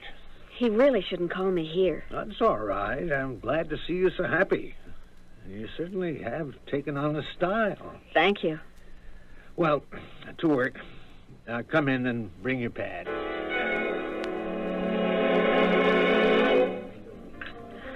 The dinner was just wonderful. I'm glad you enjoyed it. This is one of my favorite places where I only bring my favorite people. I'm one of your favorite people? Sure. From the moment I swung around on the bar stool at the Pumpkin Patch last week, you're a lovely woman, Mary. Honest. I don't know quite what to say. Mary, I want to see a lot more of you. I'd like that, Bert. Say, how about skating at Central Park a week from Sunday? Me? Skate? Oh, I haven't been on ice skates since I was 12. Oh, no. I'll teach you. I'd look ridiculous. And besides, I can't. Why can't you? My father and I always go to the movies on Sunday afternoon. It's a sort of tradition. We've been doing it for years. I can't disappoint him. Maybe it's time you broke with tradition. Can I let you know? Well, okay. No, wait. I'll say yes right now. After all, I have some right to my life, too. That's the spirit. Oh, Mary, excuse me a minute, okay? Sure. Will there be anything else, miss? Oh, no, thank you. I just wondered what happened to my escort. He said he'd be right back. Did you see him go out by any chance? No, miss. He left more than half an hour ago. Well, I have to get home to my father. I'll pay the check.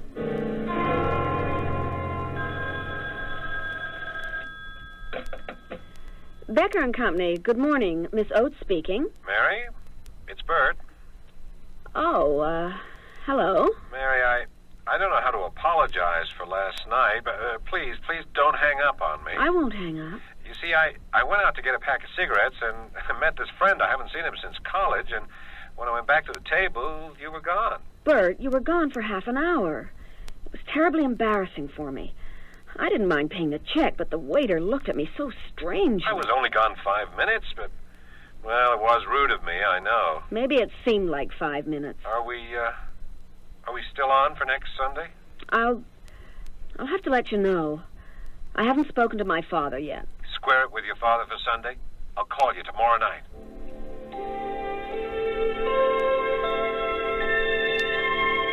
I still can't believe that we're not going to the movies. Dad, get Mr. Carson to go with you. Not the same thing. You and I have been going every Sunday for 10 years. I know, Dad. I know. I'm sorry to hurt your feelings. It seems to me you're losing your head over this guy. Only known him, what, a couple of weeks? That has nothing to do with it. Dad, at my age, I have to take any chance I get for a little happiness. I didn't know you were unhappy here with me. I'm not marrying the man.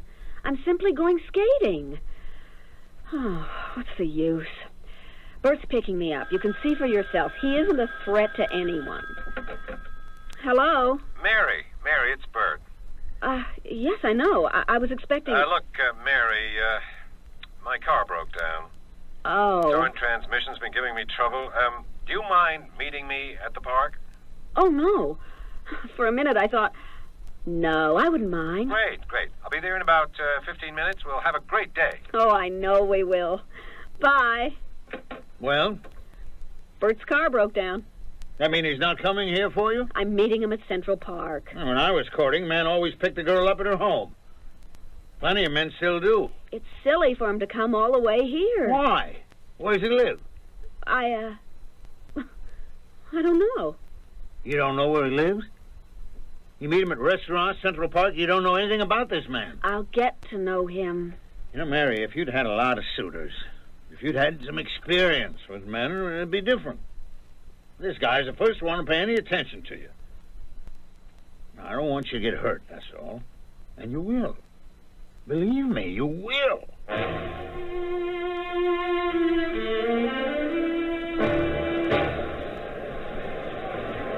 Come on now, Mary. It's easy when you get used to it. Wobbly. I feel ridiculous. Come on, just hang on to my arm. Now, careful. Now put your weight on your right foot. Now lean forward just a bit. That's it. Oh, this may be fun for some people, but... No, you're doing fine. Please, let's rest. Okay. Can you make it over to that bench? Let's come on. Uh-huh.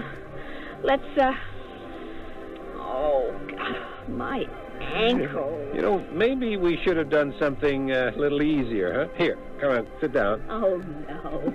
It's fun to do something I've never done before. Yeah, well, when you look at it that way. You've opened up a whole new world for me, Bert. I'm glad. I dine in restaurants. I go places. And here I am, skating in Central Park. Well, hardly skating. Well, you know, it's fun for me, too, to see you enjoy such simple things.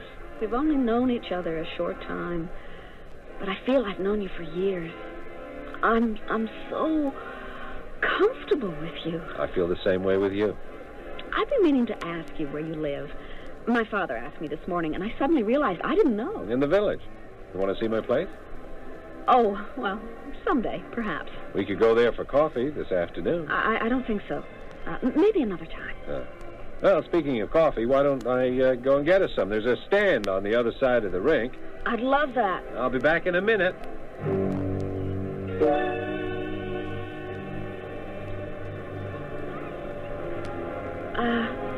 Excuse me. Did a man in a red plaid hunting jacket and a white fur cap buy coffee here in the past half hour? Well, I didn't see him, miss. I'd sure remember if he was dressed like that. Thank you. Well, how was the skating? I didn't skate. My ankles hurt. Now, you're home early. We could still make the 4 o'clock show. I don't feel like it, Dad. What's the matter? That guy let you down? I don't understand. I just don't understand. What'd he do? He just left me sitting there while he went for coffee. And he never came back. Just like the other night. I knew it. I told you you'd get hurt. He wanted me to go to his apartment. And I wouldn't. I guess that's the last I'll see of him. And then good riddance. 'Cause that's all he wanted from you.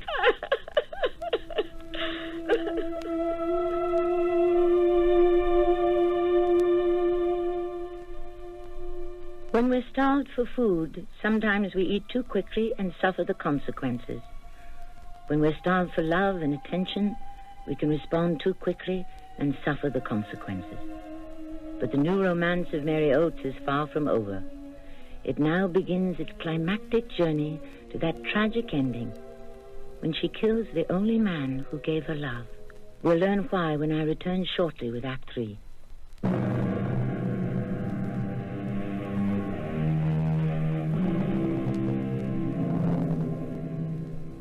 Love is blind. That old cliché has more truth than poetry. To quote another old saw, Mary Oates, in love for the first time in her life, is willing to overlook any unseemly behavior in the first man who ever made her feel like a woman. His erratic behavior in suddenly leaving her when they're out together confuses Mary. She doesn't understand, but she forgives. For love is blind. He called to apologize the next day, Doctor. Didn't you think it strange for him to just leave you, both in the restaurant and the park? Oh, yes, I did. But then he'd call and I'd forget my hurt. All that mattered was that he still wanted to see me. As the days went by, we did lots of things. The theater. I'd only been to a Broadway play once in my life. Now we were going almost regularly. And we'd always go to the pumpkin patch for drinks after the theater, or sometimes just for the evening. I was in heaven. I knew it was too good to be true. Somehow I knew it wouldn't last. One night, 3 weeks ago, I'd gone to the pumpkin patch to meet him. He wasn't there, so I ordered my wine and waited. The usual, Miss Oates? Yes, Jack, thanks. You haven't seen Bert tonight, have you? No, I haven't. He's meeting me here. I'll just have to wait. Yeah. Sure, Miss Oates. Whatever you like. Not very busy tonight. Well, we have our off nights like anyone else. Oh, here comes Bert. Well, I gotta tend the other end of the bar. Excuse me? Hello, darling. I thought you were going to stand me up. Hello, Mary. What's the matter? Nothing. Oh, yes, there is. I can hear it in your voice, see it in your face. Mary, Lord, this is tough. What is it, Bert? Are you in trouble? No, Mary, come on over to the booth. We can talk better privately. All right.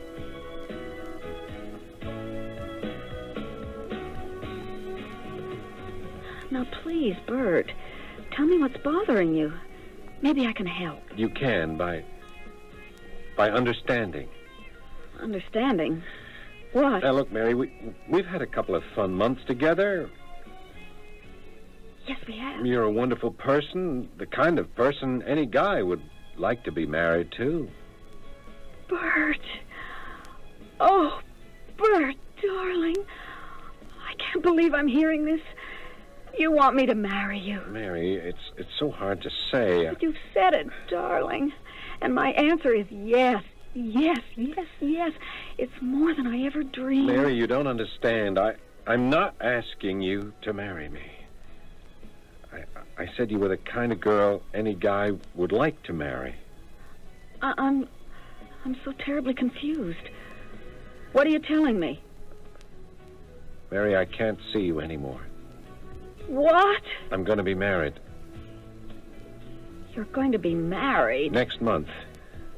But all these months, the time we've had together, I thought... I met Gail after I met you. I didn't think it would happen like it did. I still admire and respect you, but I'm in love with Gail.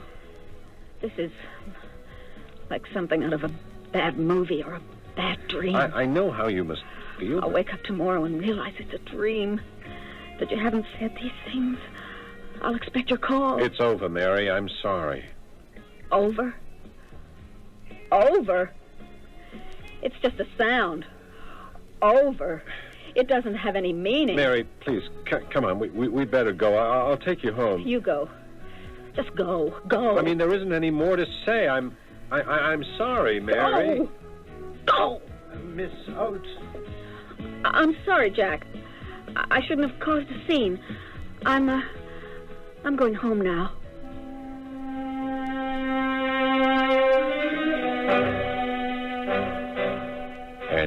And then what? I couldn't face Dad and his I told you so's. I knew I'd get a lecture on how right he was about Bert. I didn't let on to him anything was wrong. But the office was a different story. Lovers quarrel? It shows that much? Mm-hmm. It shows. It's more than a lover's quarrel. He's going to be married. Oh. That is rough. What hurts so much? It's someone he met after me. If he'd been engaged all along, well, I could call him a heel and forget him. But I thought I was... Oh, maybe I was expecting too much. It's a surprise to me. I mean, he was really rushing you. So it seemed. Mary, want to take some time off? Things are slack right now. Thanks. But what good would it do? I can't run from myself. I'd just sit around with Dad and brood. Well, okay. But, Mary, anything you want, you just ask, right? Right. I'll be back around 3. Lunch with JJ always lasts 2.5 hours. See you later.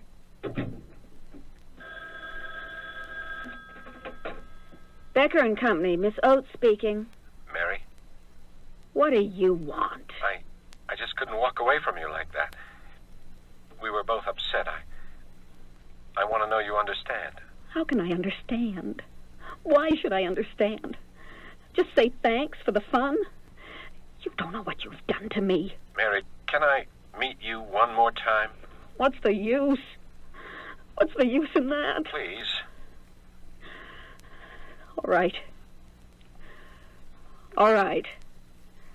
Let's see each other face to face again. I don't know how you can look me in the eye after what you've done. But yes, let's meet. Maybe I'll understand after all. Thanks, Mary, for making it easier for me. Pumpkin patch tomorrow at 9? Fine. The pumpkin patch. Tomorrow at 9.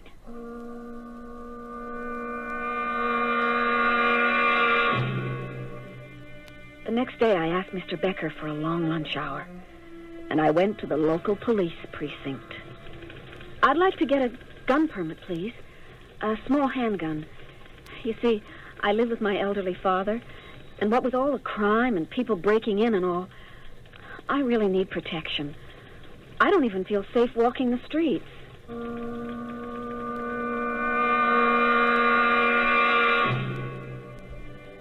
Sorry if I'm late.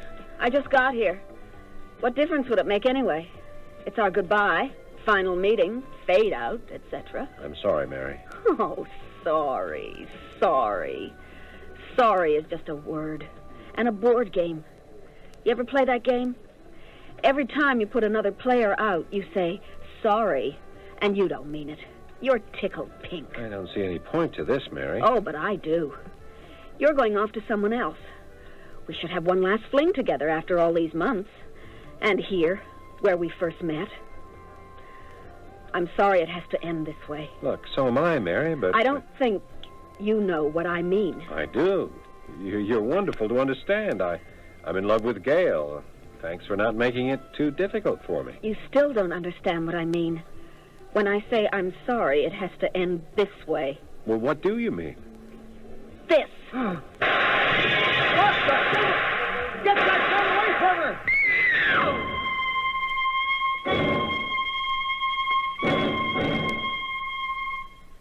And now he's dead, Doctor. And so am I. As dead as I was before I met him. Maybe more so. I'm going to leave you now, Miss Oates. I'll be back. Are they taking me to jail? You'll be released to your father in a few days. He'll be here to see you shortly. He'll be so disgraced. I can't face him. It's time for another sedative. I'll be in to see you later. Mr. Oates? Yes, you can see Mary for a few minutes. How is she, Doctor? Is she going to be all right? Well, she's told me the whole story. This man she spoke of, Bert. Did you ever meet him? No, he never came to the house. I knew she was seeing a man. I mean, she'd get, all dressed up and go out. Yes. Well, I'll talk with you again, Mr. Oates. Don't stay too long with Mary.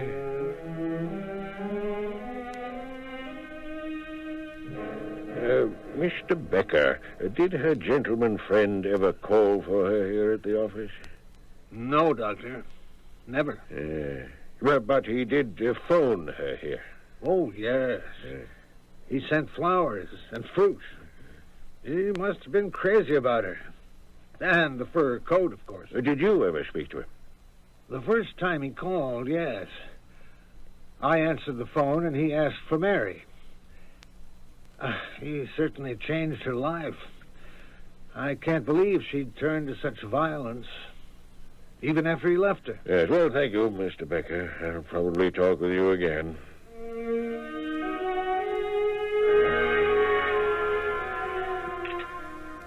Sorry, sir. The bar doesn't open until 11 a.m. No, nothing for me, thanks. You're Jack? Yeah, that's right. Yes. I'm Dr. Howard Edwards, psychiatrist, Memorial Hospital. Oh? Yes, I'm treating Miss Mary Oates, the woman who did the shooting last night. Yes. Jack, can you tell me anything that might be of some help? I've heard her story. Yeah, well, she started coming in about 3, maybe 4 months ago. Nice-looking woman, but nervous. I knew she didn't frequent the bars. First time here. All of a sudden, she starts talking to herself and nodding her head, just like she was with someone, Yes, and she was alone. No one at the bar spoke to her. No. I thought maybe she was a little creepy, but she didn't bother anybody. She'd come in a lot after that, sit in the corner with her wine and talk to herself. Well, she wasn't violent before last night. Oh, no. Only last week, she said she was expecting someone. And all of a sudden, she starts shouting, "Go, go, go," she says. And then last night, she's sitting at the bar. And all of a sudden, pow, she pulls out a gun and starts shooting at the mirror behind the bar. What's going to happen to my Mary, Doctor? Well, she needs therapy, Mr. Oates. This man was very real to her. He was real to me, too. I never met him or talked to him on the phone, but the way Mary was acting, I'd have sworn that she had a boyfriend. I mean, she'd bring home playbills from the theater, other souvenirs. Well, hers was an incredible hallucination. She actually went to those places, skating, the theater, but she was always alone. She made up every conversation. Oh, but if she was just imagining this guy, why would she imagine that he would jilt her? And why would she try to kill him? No, it was her basic insecurity. She couldn't believe that a dream had come true. And since he was her creation, she let herself think he'd be untrue to her. I should have been more understanding of Mary. Maybe I'm to blame in a way. I kept her home. We'll help her all we can.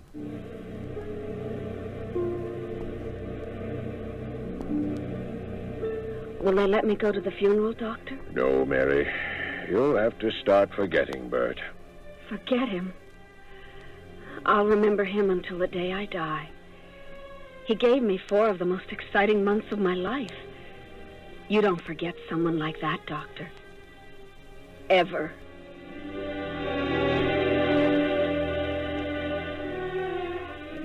Mary will remember the man she claims gave her the happiest months of her life. But if she does, she'll remember, too, that she killed him. Perhaps under therapy, she'll realize her hallucination. She'll be persuaded that Bert was only a figment of her imagination and that she hasn't killed anyone. And then she'll know that indeed no man has ever paid her any attention. She had to do it all herself. I'll be back shortly.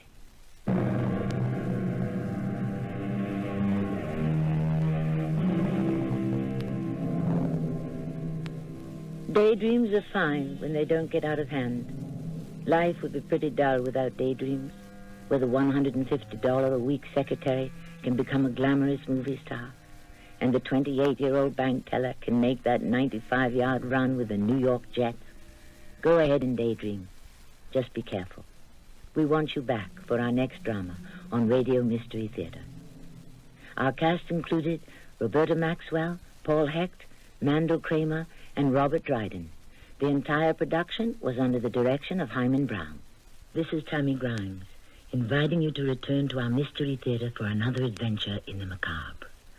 Until next time, pleasant dreams.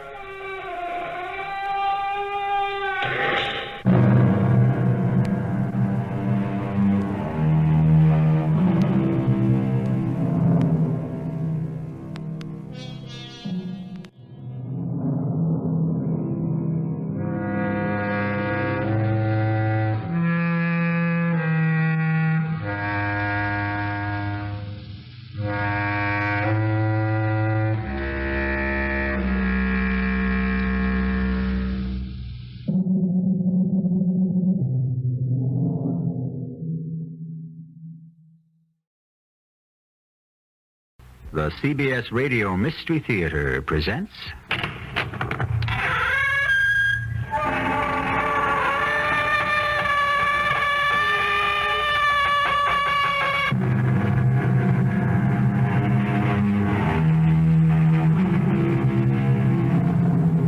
Come in. Welcome. I'm E.G. Marshall. Even when we are quite alone, how often do we think, with pleasure or pain, of what others may think of us, of their approbation or disapprobation? Those are the words of the great naturalist, Charles Robert Darwin. It is humbling, it may even be humiliating, to recognize how dependent we are upon the smiles and frowns of other people, and how agonizing it must be when we are separated from them, unable to read their expressions, when we are quite alone. I'm all by myself. I'm alone. There's nobody here. Nobody in this room, nobody in this place. Nobody in this world but me. Am I here? Am I somebody? Who am I? Who'll tell me who I am?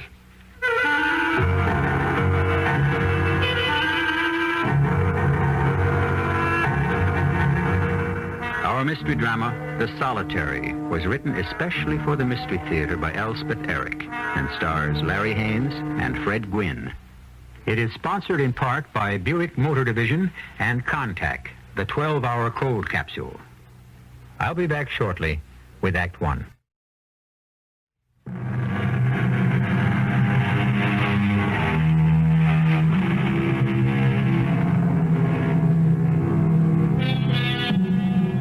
is a word we use quite loosely and carelessly to designate certain persons generally considered to be idiosyncratic, if not downright peculiar. The word is loner. It's of some passing interest, I think, to note here that the dictionary contains no such word. That marvelous book lists and describes, however, the hermit and the recluse, and the one who gives our play its title, the solitary. Oh, it's cold. Cold, cold. No moon, no stars. All dark. It's dark. What's that? A branch broke? A tree fell? What? Come on, Dorothy. That's it, Dorothy. Give me a hand. Oh, a snake. Watch out for the snake, Dorothy. Hey, the snake's gone up the tree. The snake is gone. It's gone up the tree. Here, Dorothy. Hold out your hand. I want to give you something. You'll see. I've solved the whole thing. Hold out your hand. Oh, blood. There's blood on your hands. You got blood on your hands. Oh, that's bad. That's bad. That's very, very bad. It's all right. It's all right. I'll do it. It's the only way. What's that? The birds. The birds. All those birds. Help. Help. The birds are taking over. Get the birds. Somebody get the birds. Hey, there now. What? The birds are eating everything. The birds, they're eating everything. Wake up. Wake up. No good. No use. They're big birds. Come on now. Come on. Wake up. What? Oh. What is it?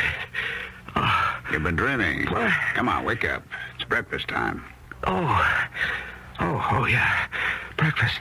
Such as it is. Oh, yeah. Here you are. Yes, thank you. Oh, that was a dilly, that one. The dream? Yeah. I was walking through this kind of a forest with this girl, and it was dark. There was no moon or anything, and we were lost or something, and I forget. But it was cold and it was dark. I remember that much. It was just like in here. Oh, it's pretty dark in there, all right. Go ahead, eat up. Oh, there was a snake. It went up a tree. Do snakes do that, go up trees? Some of them do, I think. Yeah, well, this one did, and then, it's funny, I think I remember, and then I can't. Well, don't think about it. Eat your breakfast, don't think about it. Yeah, okay. Oh, crumbs. Yeah, breadcrumbs. I had some breadcrumbs in my pocket, and I gave some to, No, I wanted to give some to her, but her hands were all bloody. They were full of blood, covered with blood. All right, take it easy. Eat your bread. Yeah, I took the breadcrumbs, and I started throwing them on the ground, and then, oh, God, yes, and the birds came and started eating the crumbs. Thousands of birds, millions of them, all over, dashing themselves down on the ground and eating up the crumbs. And I knew it was hopeless. Well, what was? Oh, everything, absolutely everything. Eat your breakfast, huh? Hey, what does it mean? There was a dream. Does it have to mean something? Well, they say dreams do. Dreams have meanings if you can figure out what they are. Yours sounds to me like that old fairy tale. What was it? Hansel and Gretel or something? One of those, you know. The two kids who were lost and they threw crumbs on the ground so their parents could trace them. You know, they were in a trail, but the birds came and ate up the crumbs. Oh, is that what happened? You remember that story? Yeah, I guess I do, yeah, I guess I do. It's been a long time. Feel better now? Yeah, I do. I really do. Thanks a lot. So, go on, eat up. Yeah, I really appreciate it, Don. All right, then eat. I will. What's the weather like outside? It's nice. Very nice. Sun shining? Yeah, shining like crazy. Is it hot? Yeah, but there's a little breeze. It's very nice. I walked all the way up the hill. Oh, you did? That must have been nice. Yeah, it was. Come on, eat up. Huh? Okay. Hey, how are the Reds doing? They've got a good chance. Oh, I've always been crazy about the Reds. Yeah, I know. Well, I grew up in Cincinnati. Yeah, I know. It's a great little town. Oh, you know Cincinnati, Don? I didn't know you knew Cincinnati. I was there a couple of times. Well, not really there. Across the river, a place called Fort Thomas. Oh, you finished? Give me the plate and the cup. Huh? Yeah. You know, I think maybe tomorrow I can sneak you up some oatmeal. Would you like that? With milk and sugar? Yeah, I like oatmeal. Then maybe you won't dream about breadcrumbs, huh? Yeah. Okay, I'll see what I can do without getting caught. No, don't get caught. Hey, Don. Yeah? Don, how many days I've been in here? 17. 17. 13 more to go.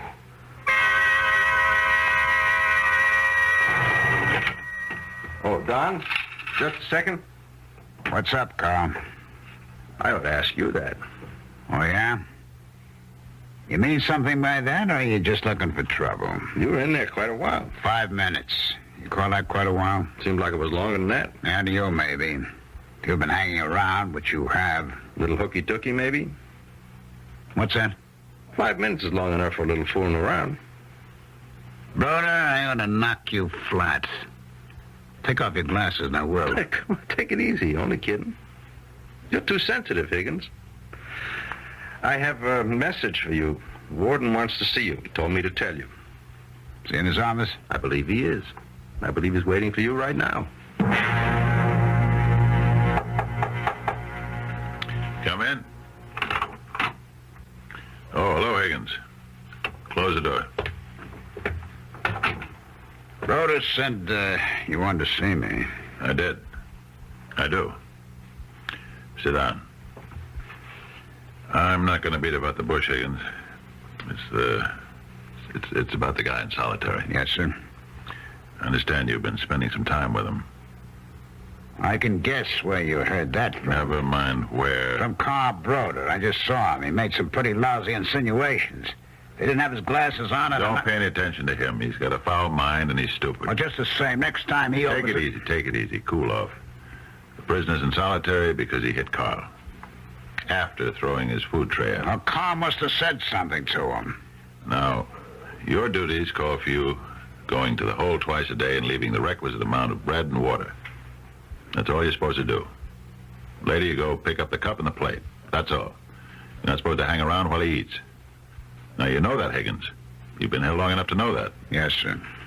So, why don't you do what you're supposed to do? Why this infraction of the rules?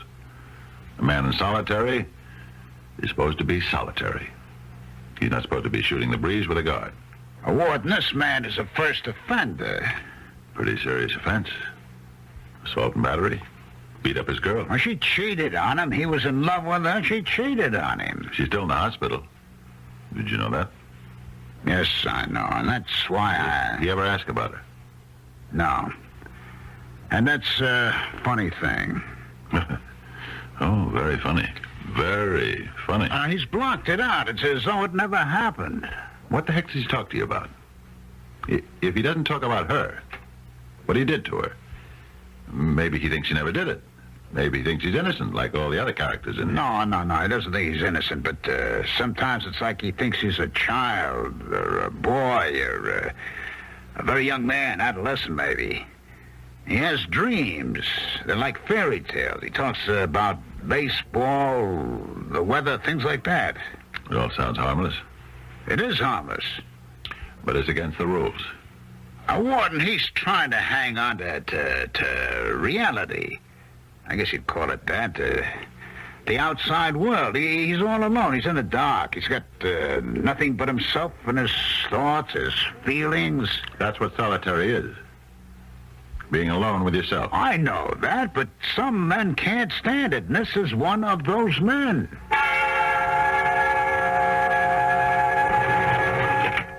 Don? Yep. Here's your ration. Is it still nice out? It's all right. Sun still shining? Yep. Hey, quite a spell of good weather we're having, huh? Hey, where you going?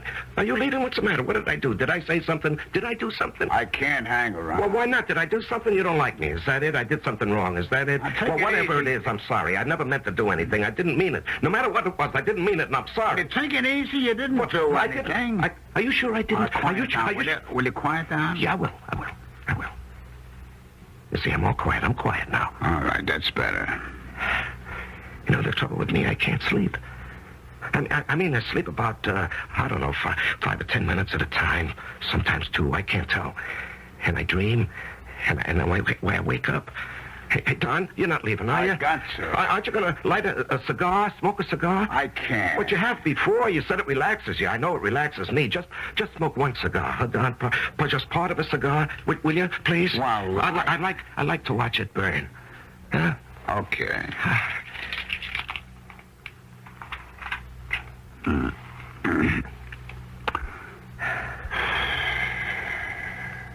That better? Yeah. It's so dark in here. You'd think I could sleep. You'd think I'd do nothing else but sleep. But it doesn't work that way for some reason. I think maybe my nerves would be better if I could sleep. Hey, Don, you're not leaving, are you? Aren't you going to stay and smoke the cigar? No, please don't go. I want to ask you things. Please, don't go, Don. I'll tell you what. Just stay for a little while and smoke the cigar. Don't go. I got to go. I got to.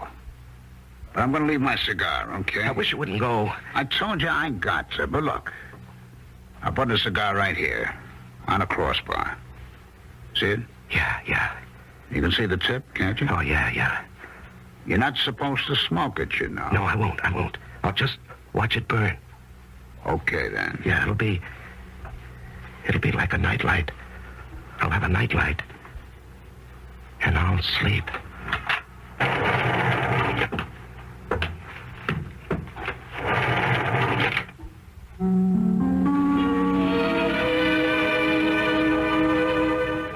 The terrors of being alone start very early in life. Consider the tiny infant when the mother has bent over the crib and kissed her darling. When she has walked that huge, commanding and protective figure to the door, opened it, passed through it, and closed it. The helpless being in the crib has no sure way of knowing that she will ever return. I'll continue with Act 2 shortly.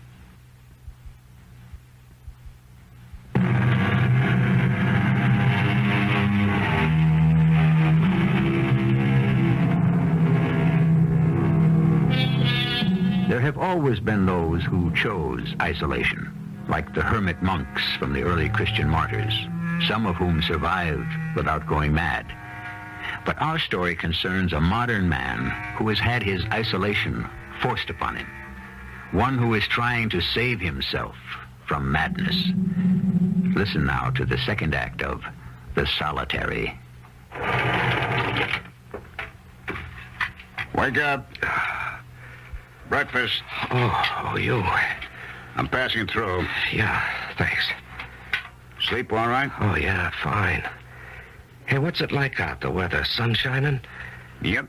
Oh, it's been nice lately, the weather. Hey, you're not going? Got to. No, I wanted to ask you about the Reds. How they doing? I told you yesterday. Yeah, you said they got a good chance. That's right. Even without Maroney, you said they traded Maroney. Hey, don't go yet, Don. I want to thank you for leaving that cigar here last night. I certainly appreciate that. That's all right. You know, I stared at it for, tell you the truth, I don't know how long it was. First thing you know, I'm asleep, and then it's morning. And I really appreciate what you did. I was getting a little crazy there, no sleep, you know? Yeah, sure, I know. You ever go very long without sleep?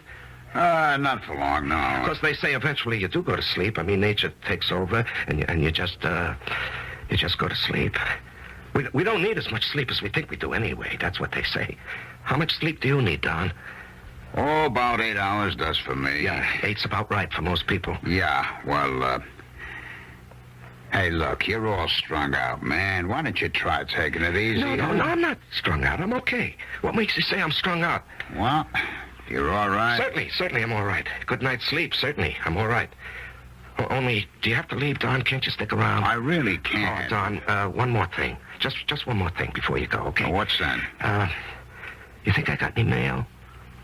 Mail? Mm-hmm. You don't get any mail in Solitary. Oh, I know that. Certainly I know that. Only, I thought if there was some for me up in the office or wherever they keep it... What good does that do you? Just to know that it's there. I'd like to know it's there. After all, I'm going to get out of here sometime. It would be something to look forward to. Know what I mean? Well, who would you think you might be hearing from? My mother? I'll tell you what. I'll try to find out for you. Yeah, would you, Don? Oh, man, I'd appreciate that. I really would. I would certainly appreciate that. Don't mention it. And Don? Yeah? You're not mad at me, are you?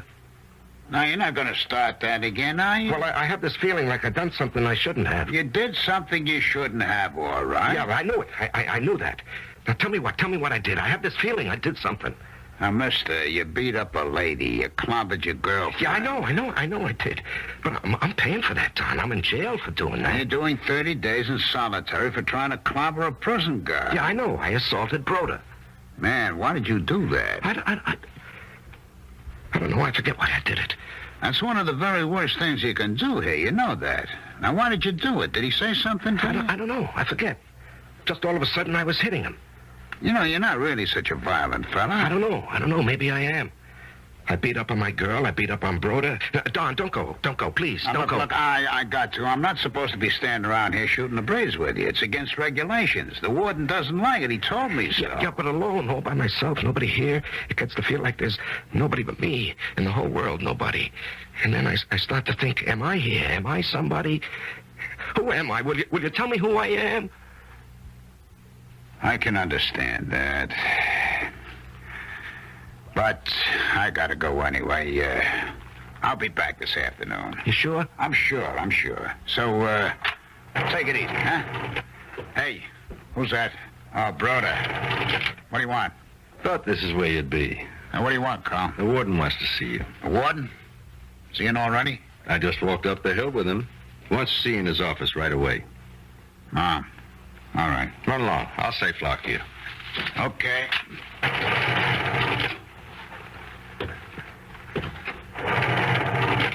How you doing in there?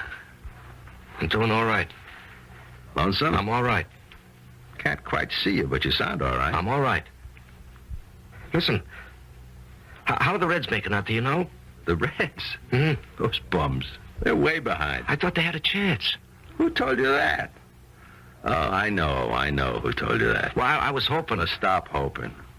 They're way behind, can't catch up in a million years. What's this? What's what? Is this ashes? Where? What ashes? On the crossbar here. Looks like cigar ashes. The hot cigar ashes get here. You've been smoking, for heaven's sake? No, I don't know. Who was smoking around here? Somebody give you a cigar? No, nobody gave me anything. Then who was smoking? Nobody. I'll find out pretty damn quick. Guard, got a flashlight? Yeah. Now hand it over. Nobody's gonna smoke in solitary and get away with it. There's gotta be a butt around someplace unless you ate it. Is that what you did? You ate it? I wouldn't put it past you. Okay, come on, move over. Butt's gotta be here someplace if you didn't eat it. Move over, get in the corner. Hey. You got water on your glasses. Here it is. Yeah. I knew it had to be here. Listen, why have you got drops of water on your glasses? Because it's raining, stupid. I got soaked walking up the hill. It's not raining. The sun is shining. Oh, it is? Yes, it's a very nice day out. How would you know? Now, wait a minute. Let go of me. It's nice out. The sun is shining. Let go. It's been nice out for a long time. It's raining. It is not. It's been raining for 2 whole days. You're a liar and cats. It is very nice out. We have had a spell of very good weather. You busted my glasses. I'll get you for this, you crumb, if it's the last thing I do. The sun is shining. It's been shining for several days. I beat you up. I ought to give it to you good. You want to mix me up? It's very nice out. What did I tell the warden, you creep? You'll get another 30 days in the hole, maybe 60. Man, you never learn, do you?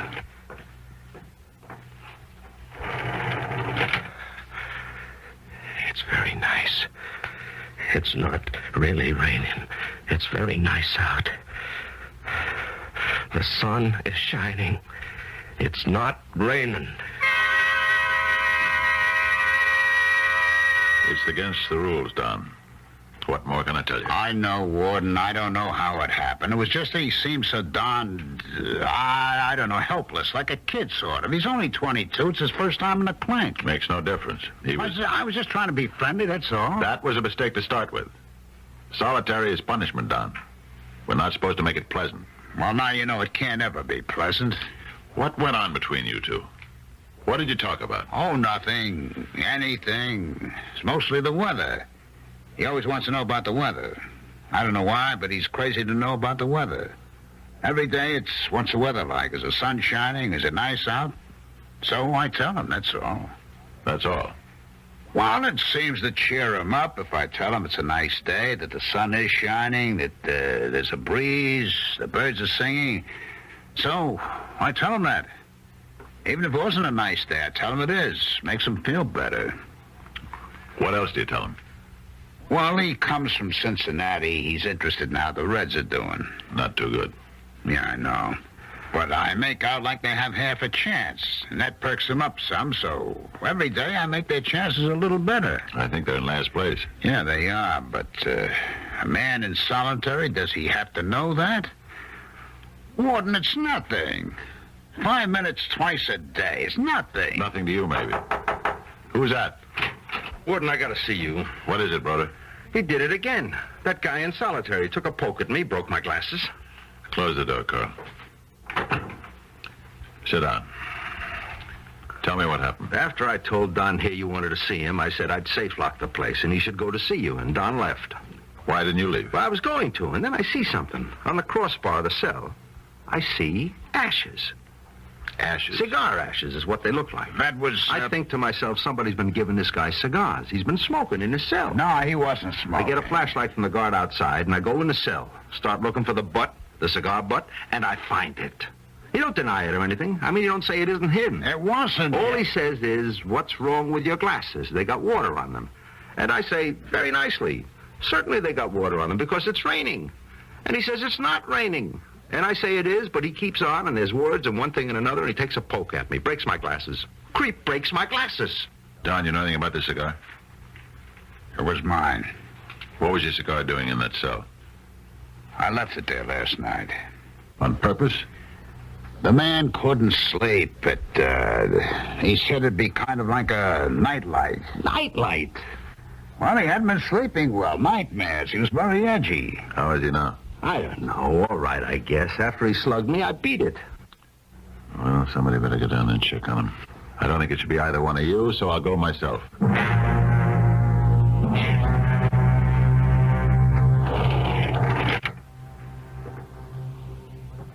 You all right in there? I understand there was some trouble with one of the guards. That right? You slugged one of them? Carl Broder? He just came up to my office and told me. I'd like to hear your side of the story if you care to tell it to me. Don Higgins left a cigar in the crossbar last night. He's admitted he did it. To help you sleep, he says. Now, of course, you shouldn't have done that. When Mr. Broder found the ashes, he should have reported it. He shouldn't have gone barging into your cell like he did. That was wrong. But he was just looking for the cigar butt, that's all. You had no call to hit him. You broke his glasses, you know. You shouldn't have done that. It's the thing that got you where you are in the first place. You know that. Answer me. I know that. Well, then. What have you got to say for yourself? Anything? Warden, have I got any mail? Mail? You want to know if you have any mail? A letter, maybe? From my mother?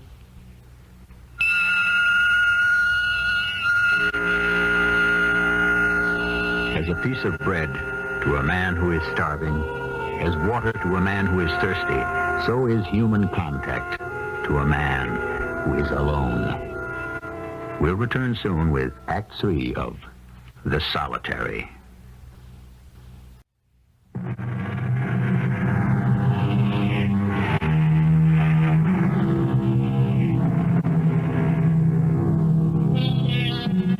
A man is stripped of his liberty. His movements are limited. His food is prescribed. His sleep is controlled. His work is assigned. His communications are censored. What more can be done to him? One more thing. He can be deprived of human contact. And that is the final insult that turns him in upon himself. What are you doing in there? Nothing. I can hear you moving around. Look, are you listening to me? Are you? Yeah. I think you're the warden. That's right. I thought so. Now, to get back to... you asked me, did you have any mail? If you had a letter from your mother. Didn't you ask me that? Yeah, I believe I did. Well, of course you can't get any mail while you're in solitary, but I'll check and see if there's a letter from your mother. Okay? Will that make you feel better? My mother's dead.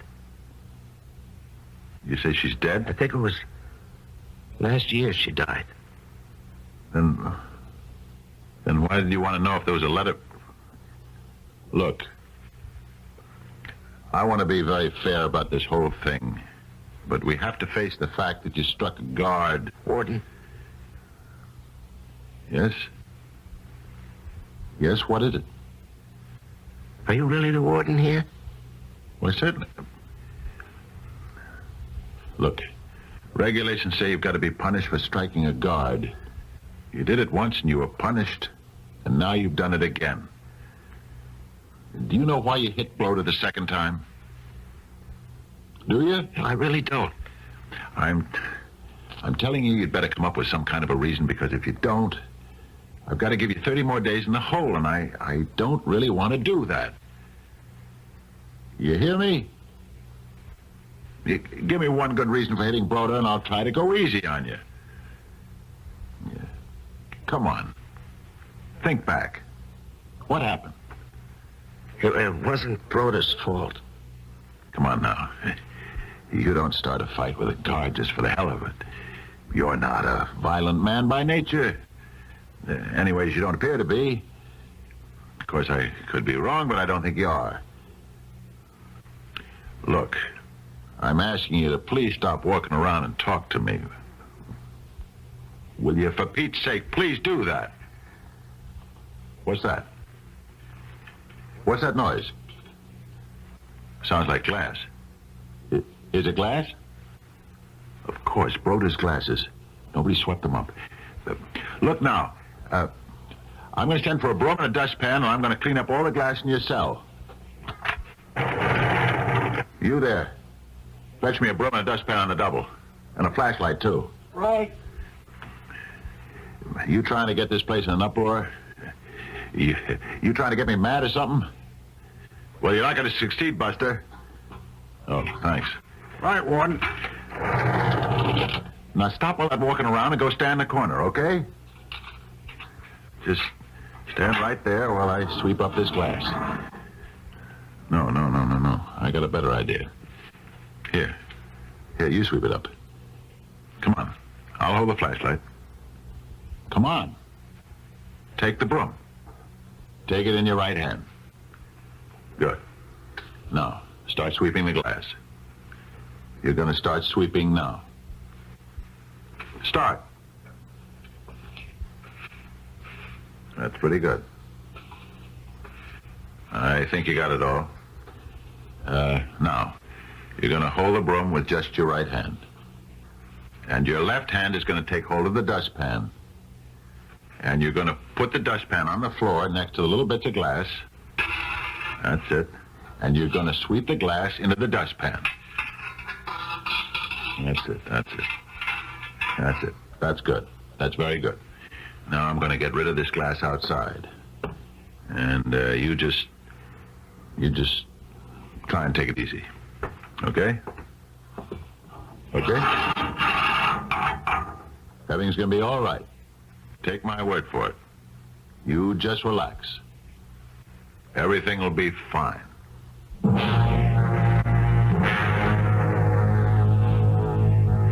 Wonder what's going on down there. Warden's checking on him. There's nothing wrong with him. He just got a quick temper, and he's a little too free with his fists. You told him it was raining. What? Told him it was raining. Well, of course I told him it was raining. He says, you got water drops on your glasses. Why is that? And I said, because it's raining out. He says, no, it isn't. I said, yes, it is. It's been raining for 2 days. And he slugs me. Well, I figured he's got it in for me. Did you tell him anything else?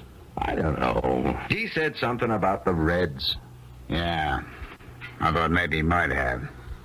What'd he say? Something about how they were doing. They might take the pennant or something. Yeah? What did you say? I said they were bums and didn't stand a chance. Everybody knows that. So I said it. Now, what's wrong with that? Nothing. I suppose there wasn't anything else you could say. Listen, I didn't have to say anything at all to him. I could just have left. But then I saw the cigar ash. What did you have in your head to do a dumb thing like that, leaving him a cigar? I don't know. Solitary is a punishment cell. I know it's a punishment cell. What am I, some kind of a beginner, new on the job? If you're going to start babying guys in solitary, where's the punishment? What's the point of the whole thing if you make it a breeze to do time? It isn't a breeze. It's never a breeze. Wait till you do time there before you talk about it being a breeze. Oh, that'll never happen. I'll never do time. Yeah, well, why not? You're not so pure. You're not so holy. You could make a mistake just like anybody else. I know too much about it. Yeah, that's it. That's just it. You know in your bones that the worst thing can happen to you is to be locked up. Locked up is bad enough to start with, but when you're locked up alone, day after day alone, that's the worst it can get. Nobody to talk to, nobody to listen to, not even a human face to look at, not even a human hand to touch. I think it's probably the worst thing that can happen to anybody, any place, ever. All right, take it easy. Yeah, you know what that poor jerk said to me? He said it gets to feel like there's nobody but him in the whole world. Then he starts to feel maybe he's not there. And then he starts to feel that maybe he's not anybody. You see, there's nobody there. It's not even him. That's why I started giving him a few minutes of talk back and forth. Yeah, you told him the Reds didn't have a chance. Well, they haven't. What's wrong with that? I'd been telling him they did have a chance. For Pete's sake, why did you do that? He comes from Cincinnati. He's a big fan. I wanted to give him I don't know, something to root for, something outside of himself, something out of the world, something real. I don't get it. Yeah, I know you don't get it. And maybe I should have never said it, but I was grabbing at a little thing, like the weather. He liked to have a picture of everything being real beautiful outside. The sun shining, trees, flowers, birds, so I kept telling him it was wonderful out. And he believed me. Oh, why not? I'm the big oracle. I'm the big smart man who knows all about what's going on. He's just a little kid who's been locked in a dark closet for doing something bad. And then you come along, you tell him I'm wrong. I don't know anything. Hell, it's no wonder he slugged you. Yeah, it's not my fault. I didn't know anything about that. I know. I didn't say it was your fault. But I don't think it's my fault either. Or maybe it was. I don't know. Maybe it's right what the warden says. Just go by the rules, forget everything else. That's what I believe. Go by the rules. Only it's a heck of a way to live. Warden? Warden? How is he? Is he okay? I don't know. He won't talk? Oh, he said a few things. Asked about a letter from his mother. He asked me about that, too. A couple of seconds later, he said his mother died last year. Oh, his mother isn't dead. Last year is when he got sent up. He's, weird. No doubt about that. I've sent for the psychologist. But in the meantime, Don, I wish you'd get down and try to talk to him. He knows you're his friend. Maybe you can get some. Okay. Take the flashlight. You, may want to get a good look at him.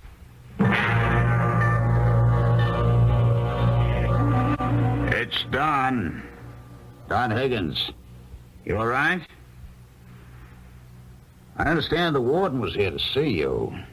He was worried about you. I want to explain to you about a couple of things. About the Reds. They don't really have much of a chance.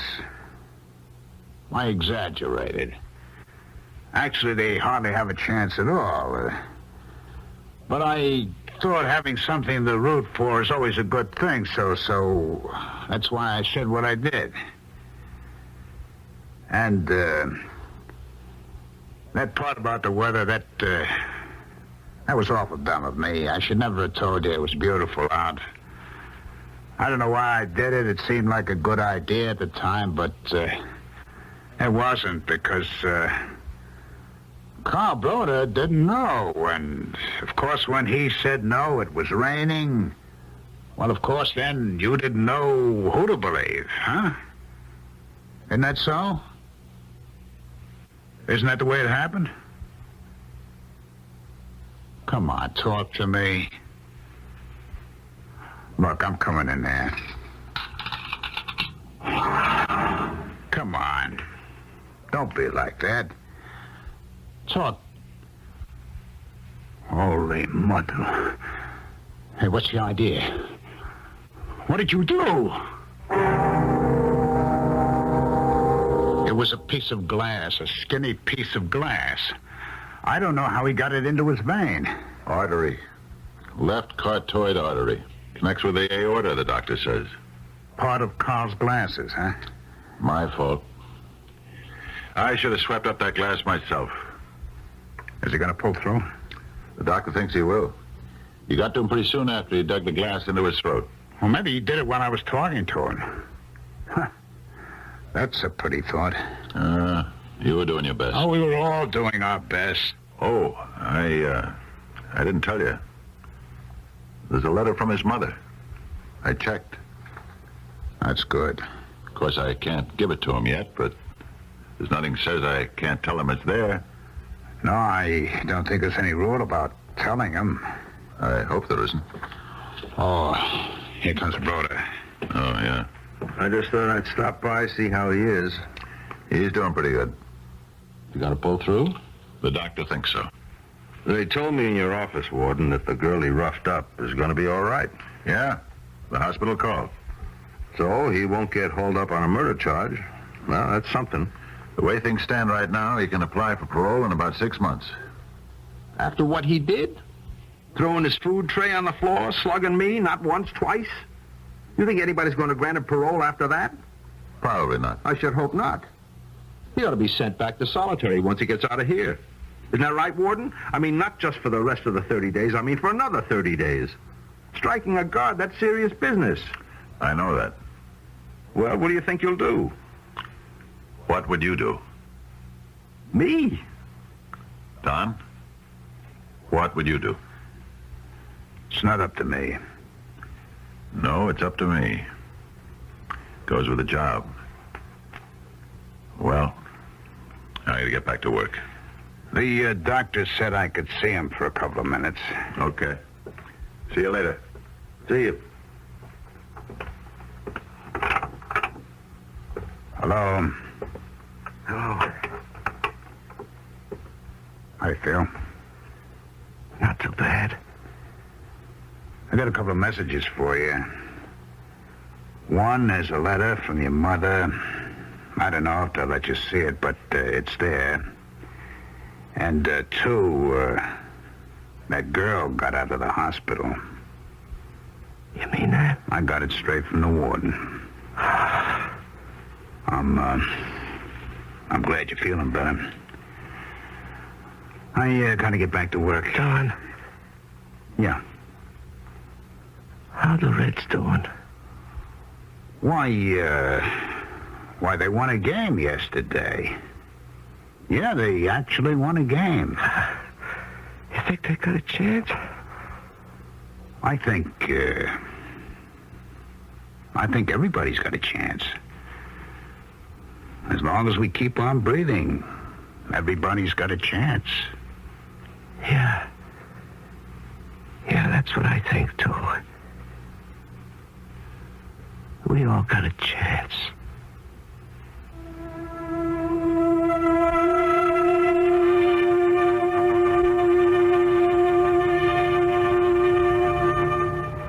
I firmly believe that.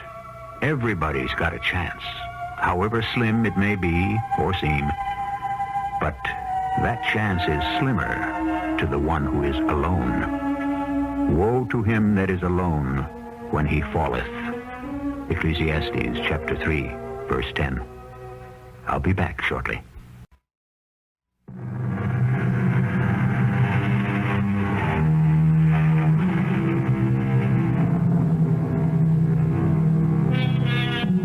Alone, that worn-out word, so idly spoken and so coldly heard. Yet all that poets sing and grief hath known of hopes laid waste dwells in that word, alone. Edward Bulwer Lytton, born 1803, died 1873. Our cast included Larry Haynes, Ralph Bell, Fred Gwynn, and Nat Polen. The entire production was under the direction of Hyman Brown. And now, a preview of our next tale. Billy! Billy, come back! Oh, I must go after him. Excuse me. Please excuse me. Sandy, I have a sneaking idea that Billy is in love with her. I've had that idea for some time. Are you for it? How can I be against it? How does she feel about him? I don't know. I don't know where Billy went. What was wrong? Oh, nothing, I'm sure. Well, didn't he like my cooking? Well, of course he did. We all do. You know, I never see your friend Svengali anymore. Doesn't he come here to play the piano? Svengali? Yes, you know, the one who cured my terrible headache that day. Yes, we know. Svengali. Listen, Trilby, take a tip from me. It's not wise for you to be interested in him. Radio Mystery Theater was sponsored in part by True Value Hardware Stores. This is E.G. Marshall inviting you to return to our Mystery Theater for another adventure in the macabre. Until next time, pleasant dreams.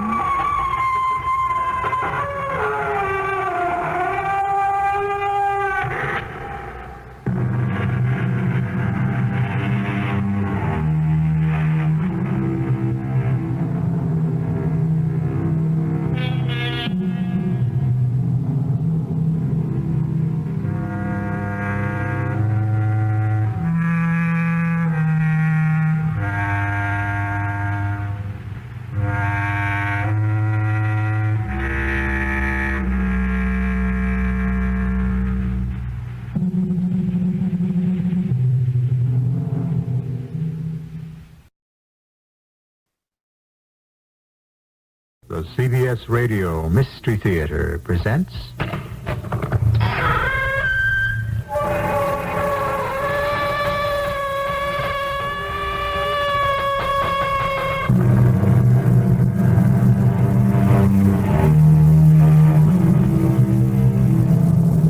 Come in. Welcome. I'm E.G. Marshall.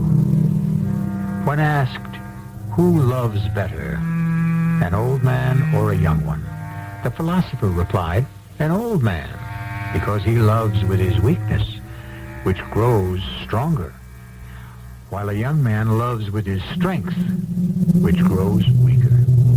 Old men, young men, weak men, or strong, love makes fools or saints of us all. I understand you telephoned the police and told them that I committed those murders. No, I didn't. Then do it. Right now. Call them and tell them I'm the killer. But... Pick up the phone. What will you do afterward? Gordon, what will you do afterward? What do you think I'm gonna do?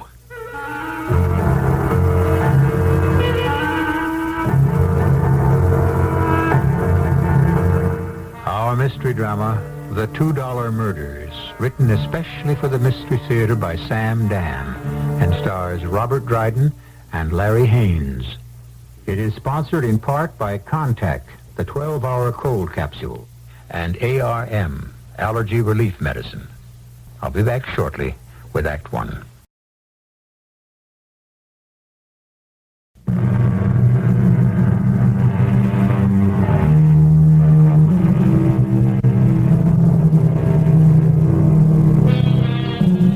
Savor each breath as if it would be your last, the poet advises us. And we do on those rare occasions when we think about it. However, it is necessary to breathe so constantly that the thing becomes automatic, and we hardly think about it. It's a pity. We're in the apartment of Miss Olga Verby. At first glance, Olga appears to be about 25. When you look at her closely, she might be 35. Does it matter? She's attractive. She has a nice smile. Her eyes may be just a bit hard, And she has, as the saying goes, been around. Miss Verby is dressed to go out when she hears a sound. There's a key turning in a lock. The door opens, and... Gordon. Good evening, Olga. Oh. You're on your way out, I see. Well, I thought we agreed that you were to be at home all evening, every evening. Well, sure. I was just going down to the corner for some cigarettes. And that's another thing. I would much prefer you didn't smoke. I dislike the smell. Oh, sure, Gordon. Anything you say. Fine. All dressed up? Just to go down to the store? Well, I learned it from you, Gordon. Always look your best. Suppose I'd come here and you were gone. Oh, I'm sorry, Gordon. It won't happen again. Oh, honey, you're mad. Angry. Oh, well, I guess I better get into something comfortable. I understand the publisher of the Daily Press received a telephone call this morning. He doesn't know who it was. It was a woman's voice. You want me to fix us a drink? No. The woman offered to feed him some information that could bring about the downfall of Gordon K. Morrison. Of course, he called me immediately. He works for me. I own the paper. You own the Daily Press? Oh, I didn't know that. Well, very few people do. Well, why are you telling me this, Gordon? You're the woman. Me? Well, who else could it be? Oh, but Gordon, I swear to you... Don't lie. What other woman would call a newspaper and try to sell information about Gordon K. Morrison? Gordon, I swear... Don't lie to me. Gordon, it wasn't me. What other woman knows me? I'll tell you what other woman. Your wife. My wife is a decent, God-fearing woman. Not a harlot like you. What did you call me? And this is how you repay my goodness, my generosity. What generosity? You set me up in a flea bag like this.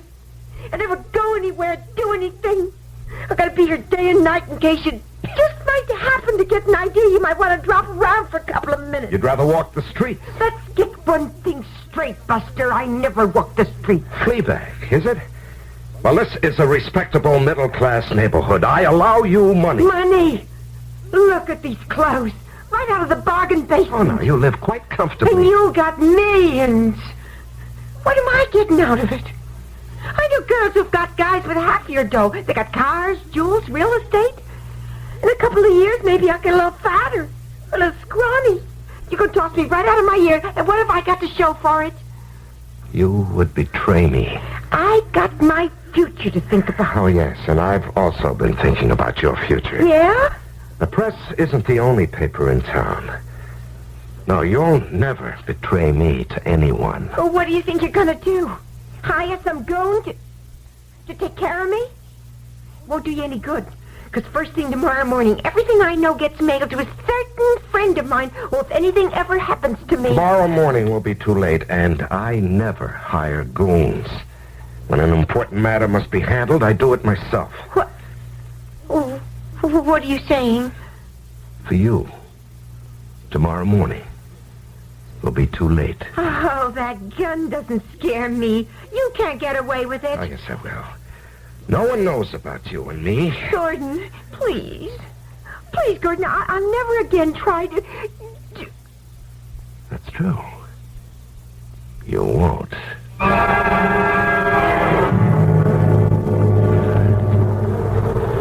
Officer, what are you doing? What does it look like I'm doing? Why are you giving me a ticket? Do you know how to read? Now, look, officer, What does that sign say? No parking between 10 p.m. and 6 a.m. Ah, that's very good. Now, do you know how to tell time? Officer, look, I see you're wearing a watch, all shiny gold. So, what does it mean when the little hand's on the 11? Officer, it was only for a few minutes. What does that big sign say across the street? 50 yards down the block, huh? Parking, $2. You didn't want to spend $2 like a sport, so now it's going to cost you $5. Look, officer, is there some way that we can... Is there some way that we can what? Some way, we can arrange... Arrange what? Arrange to have you, overlooked? No. And don't say another word. You can get into real trouble. Well, I was only trying to seek an accommodation. Mister, this may come as a big fat surprise, but not every cop in this town is on the take. Guys like you, important-looking guys like you, respectable-looking guys like you, you're the worst crooks of all. All right, here's your summons. Now beat it. Just a minute. Hold it right there. Why? Why would you want to bribe your way out of a $5 parking ticket? Oh, you've just used a harsh word, officer. Bribe. Is there a nice word for it? Well, I don't want this on my driver's license, you see? Yeah? You know how difficult the insurance companies can be? All right, let me set your mind at rest. This is not a moving violation. It's got nothing to do with your driving record or your insurance. It doesn't? No, it doesn't. And you know it as well as I do. Now beat it.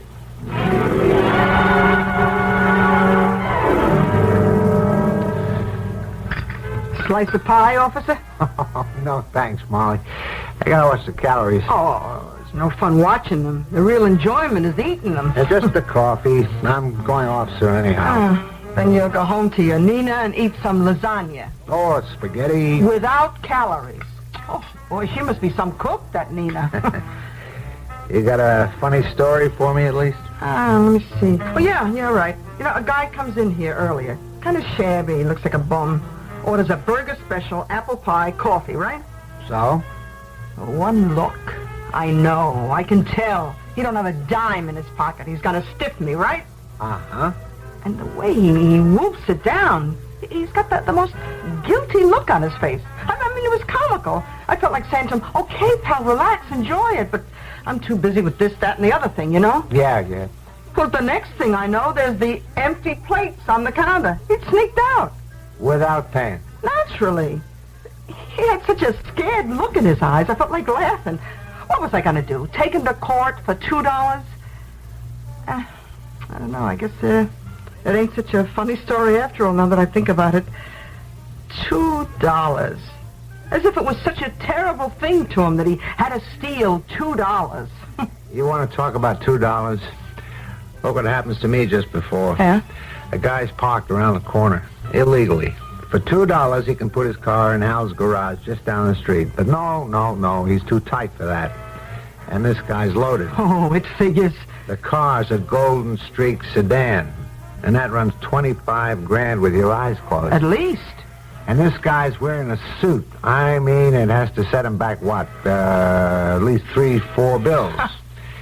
Well, this big sport starts to give me a hard luck story. For a $2 ticket. I only hope you gave him a ticket. I papered him all right. And I could have really bagged him for attempting to bribe a police officer. Oh, you should have done it. Yeah, but you have to go to court on your day off. Who needs it? $2. What $2 can mean to some people. Ain't it the truth? Well, good night, Mrs. Goldstein. Good night, Officer Polito.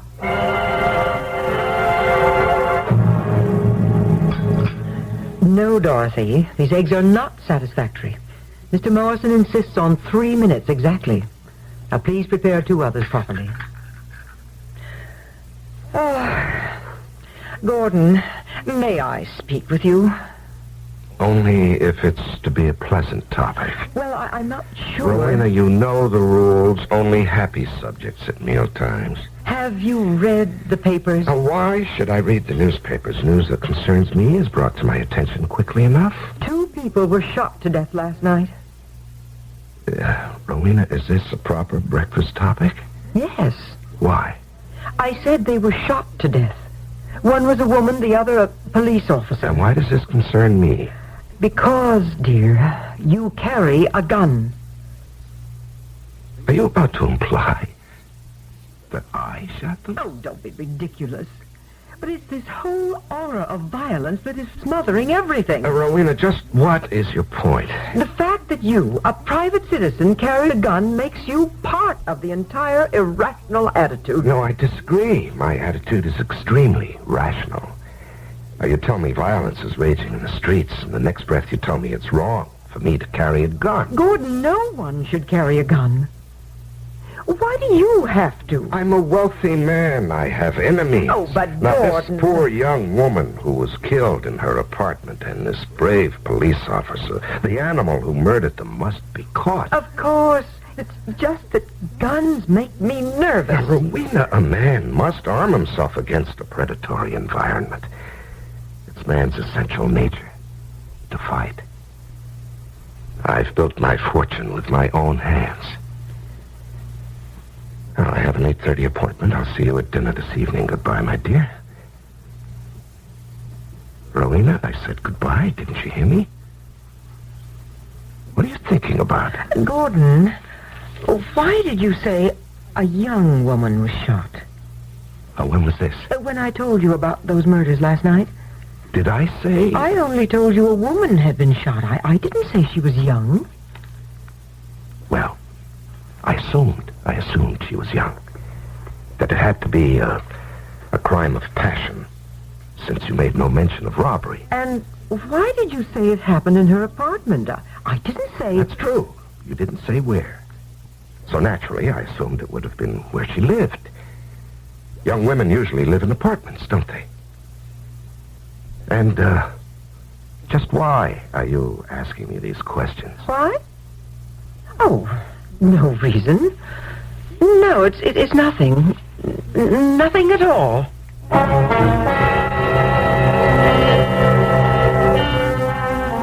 What does a woman mean when she says, it's nothing? Who knows? For that matter, who knows what a woman like Rowena can mean when she says anything at all? Experience proves that on this particular show, when a woman says nothing's wrong, it usually is a code word to delineate an infinity of possibility. And we shall begin to explore it in Act 2.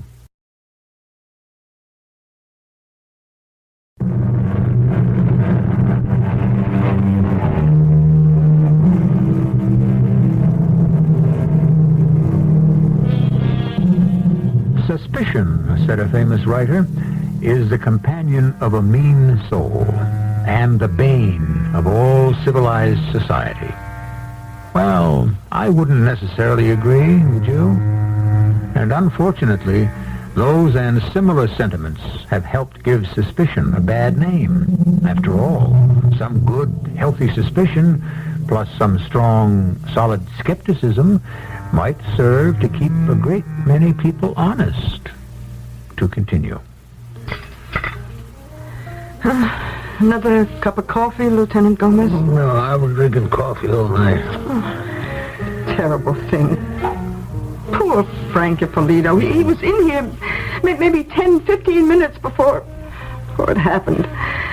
Such a nice person. I can't believe it. I'm still in a state of shock. Do you know this Olga Verby? Oh, yeah, I seen a picture in the morning paper of the blonde girl.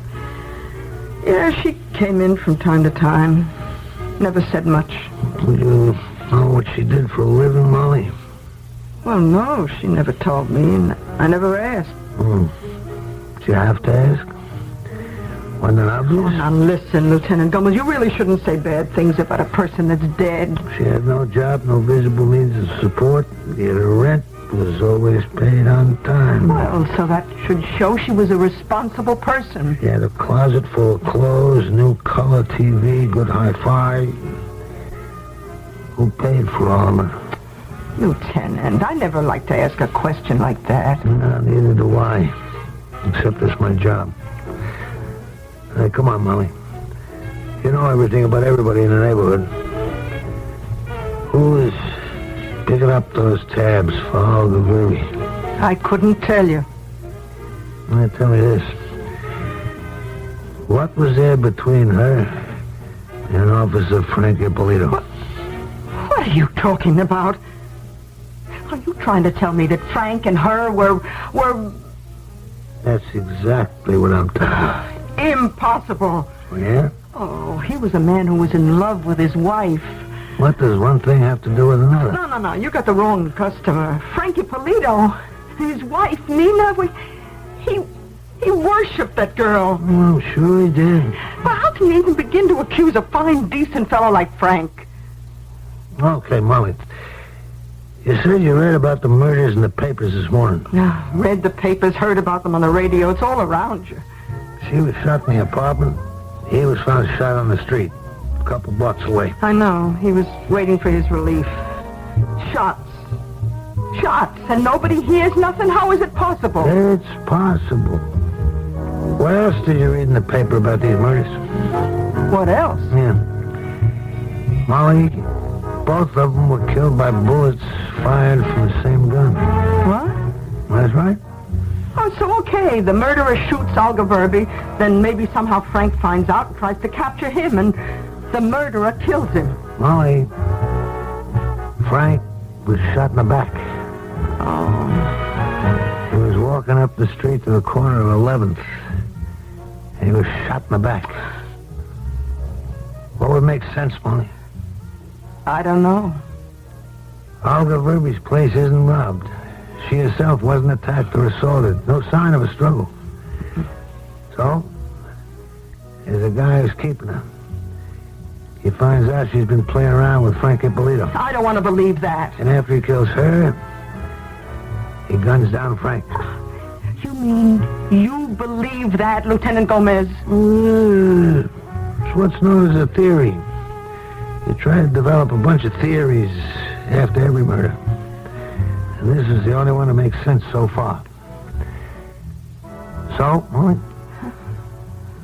Who would have believed that Frank... Tell me. Although, you know, I got a nephew. He's a psychiatrist. I wonder what he would say. Would you know the guy who was keeping Olga Verby? He would say something like, Frank Ippolito was so much in love with his wife that to please her, he does something foreign to his nature. He eats a lot because she takes pride in her cooking. You follow this, Lieutenant Gomez? Had she ever mentioned this guy's name? But he resents what he's doing.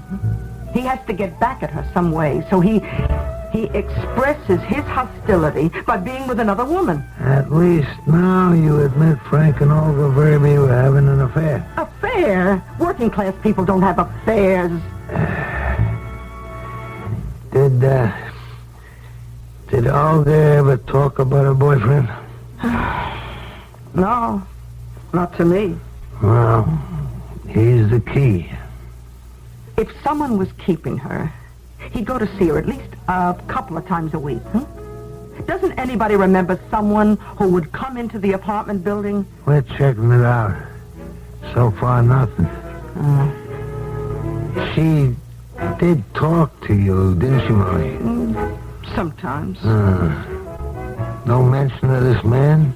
Not in a direct way. Now, Molly, wait a minute. Try to think, will you, please? Try to review all the conversations you had with her. Yeah. And maybe something will stick out in your mind. Maybe you remember something. Will you try? Sure. Sure, I'll try. And now for the half-hourly news bulletin. The police still have no substantial leads in the murders of police officer Frank Ippolito and Miss Olga Verby. They're tied together by the fact that both victims were killed by bullets fired from the same .38 caliber revolver. A special telephone number has been set up, 555-0002. Please call this number if you have any information that can be of assistance to the police. Our program continues. Well, hello, my dear. Gordon. Well, you're home from the office early. Oh, now don't turn it off on my account. Well, I know how thoroughly you dislike modern music. Oh, yes, this modern so-called music where you can't follow any melodic line. This modern so-called art where you don't know what you're looking at. Remember, you dragged me to the museum where we looked at this monstrosity. Here, you must watch your blood pressure. And the fella sold it? He sold it for $500,000? You know, the world's turned upside down. Gordon. There are no standards. It's all the fruits of this permissive society. Gordon. With it, decayed, rotten fruits. Anything goes. Gordon, I'm curious. Yes, Rowena. What kind of gun do you carry? Why do you ask? Well, no real reason. Well, now, of all the... I know it's not the kind of question I'm supposed to ask. No, nonsense. No, husbands and wives may ask each other whatever questions they wish. Well, there seems to be a mystique to guns, and possibly a courtesy among people who carry them. Perhaps it's an intimate question. No, my dear, that's ridiculous. Well, then you're not offended. Offended? Rowena, I'm happy. I'm happy that you seem to be interested, finally, in something real, something wonderful, worthwhile. Here, let me show you. Well, I don't really... No, this, Rowena, is the finest revolver you can buy. Here, let me extract the cartridges. And true, there's a safety catch, but in passing a firearm from hand to hand, one must observe the strictest precautions. I understand. Now, here, Rowena, hold that in the palm of your hand. You have the balance. How perfectly balanced. Like the most expensively crafted watch. This, Rowena, this is truly a work of art. What I want to know is... A work of art. But a dynamic work of art. The greatest painting is motionless. It's frozen forever on the canvas. Do you agree? Oh, yes, But this, Rowena, this comes to life. Suddenly, this gleaming, apparently inert piece of metal sculpture will explode in a violent paroxysm of sound and motion. Gordon, This exquisitely designed instrument quivers with an excitement that's almost human, Rowena. Gordon, I just asked you about the caliber. Caliber? Yeah, that's fascinating. It comes from the Arab word kalib, meaning a mold. It defines the diameter of the bore, or the barrel. And what is this one? My dear, this is the exclusive Valentine DeVore Deluxe. And in what, caliber? .38. You mean 38? Yes, that's the short way to say it. Yes, I understand. Now, I shall take it back from you and wipe it very carefully before restoring it to the holster, lest the moisture of your hand created tiny spots of rust. You see? Yes. Oh, Rowena, I cannot tell you how happy you've made me. Have I? Oh, yes, my dear. You know, as husbands and wives grow older, it's inspiring when they can find new interests to share, to bring them closer together.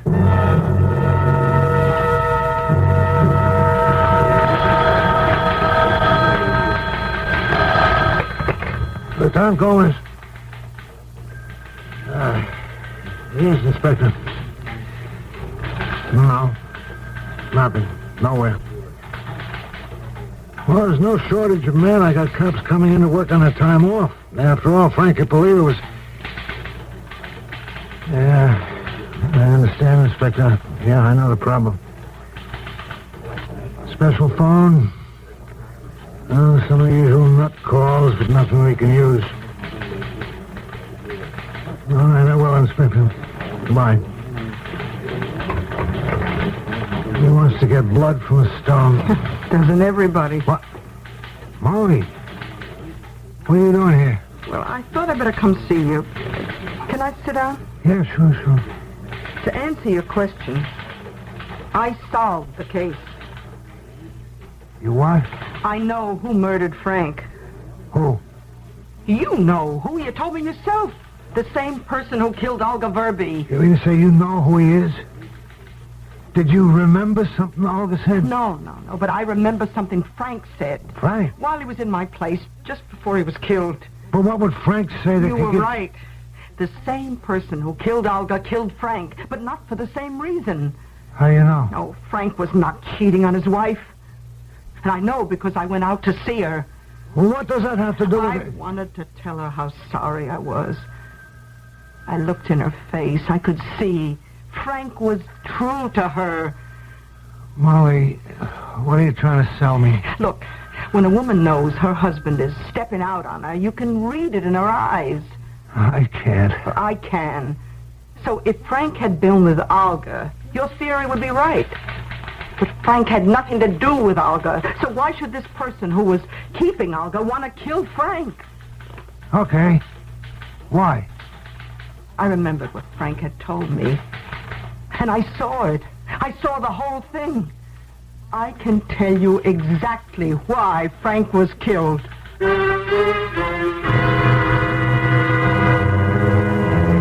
And Molly will. But not at this point.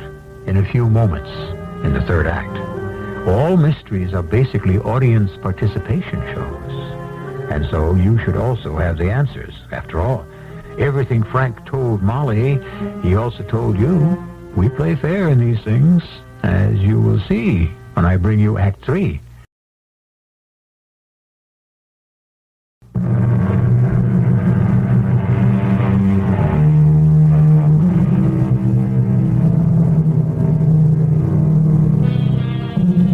Memory, fickle memory, cries the poet, fleetingly glimpsed, a flash of color that lends trembling light to the outer darkness, and is gone. Well, I don't know about your memory, and I claim no great merit for mine, but we have a woman in our story who probably has never forgotten anything she ever heard in her life. That is, when she sets her mind to it. Okay. Tell me. Why was Frank killed? Well, look, every night at 11:30, half hour before he goes off, Frank comes in for a cup of coffee, okay? So? So he spends about 5 minutes, and we talk about, whatever. Then he goes around the corner and down the block to wait for Jerry, the midnight to 8 cop. Well? Well, now I think back to what we were talking about. And this is what? 10, 15 minutes before he's killed. What do you remember? I remember every word he said. Listen, I'll tell you. We were talking about $2. $2. A guy's parked illegally. For $2, he can put his car in Al's garage down the street, but he's too tight. That figures. But this guy's loaded. Car's a golden streak. He's wearing a suit, at least 3-4 bills. And this big sport starts to give me a hard luck story. For a $5 ticket. I hope you gave it to him. Oh, I papered him all right. And I could have really bagged him for attempting to bribe a police officer. So that's what Frank said, huh? What's this supposed to mean? Well, a fella, he's got to be, is paying the bills for Olga Verby. Well, that's what I told you. Well, for some reason, and not because she's cheating, he kills her, okay? Okay. A cop is standing by his car, this rich man's car, this golden streak. And what is the cop doing? The cop is writing a ticket, a parking ticket. So, Mr. Rich Person gets a little bit nervous. He thinks nobody knows about him and Olga. But these days, how can you be positive about anything? The parking ticket could be a record of the fact that he was there. That's why he tries to bribe Frank, to get rid of the ticket. Now, Molly... Now, Molly, what? Frank told me right out. A man who looked rich, who drove a $30,000 golden streak, tried to bribe his way out of a $5 parking ticket. And what you're saying is the man killed Frank so he could destroy the ticket? That's exactly what I'm saying. Doesn't make sense. You want to sit here and argue? There's only one way to prove it. Yeah? Do I have to do all the work around here? Get hold of Frank's summons book. You'll discover one of two things. Either the whole book is missing, or the copy of that ticket is gone. Okay? Okay.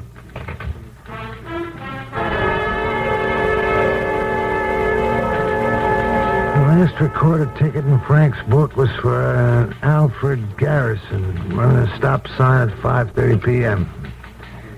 And that's it. And nothing until 11:30 at night? Frank was in my place 20 after 11, 25 after. Yeah. Hey, wait a minute. Huh? There's a blank summons form and duplicate missing. Of course, there's gotta be. The last ticket written at 5:30 was number 6227. The next blank ticket should be 6228. But instead, it's 6229. There, I told you. And now the news. Wednesday night's double murders are still unsolved. Police say they have a single lead. It is believed that the killer may have driven a Gold Streak automobile. Police are interviewing residents of the neighborhood to determine if anyone can remember seeing the car.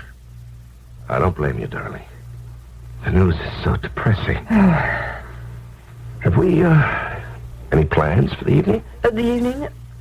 Oh, the Robertsons want us to play bridge with them. Oh, darling, we did that last night and Thursday night. Yes, and Wednesday night. Oh, did we play Wednesday night? I don't seem to remember. What did we do Wednesday night? Well, I was driving home from Philadelphia Wednesday night. Oh. Yes, my meeting with George Dawson ran late. And then we went out to dinner. I think it was past midnight when I got home. Oh, that must have been a long drive. Rowena? Something the matter? No, nothing.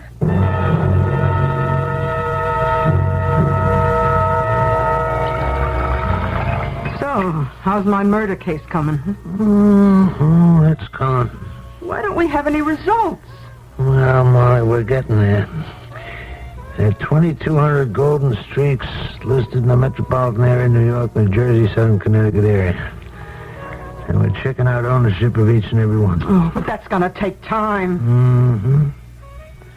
From this, we get a likely list of suspects and keep narrowing it down. And after a while, we may nail our guy. Of course, we could get a lucky break, but don't count on it.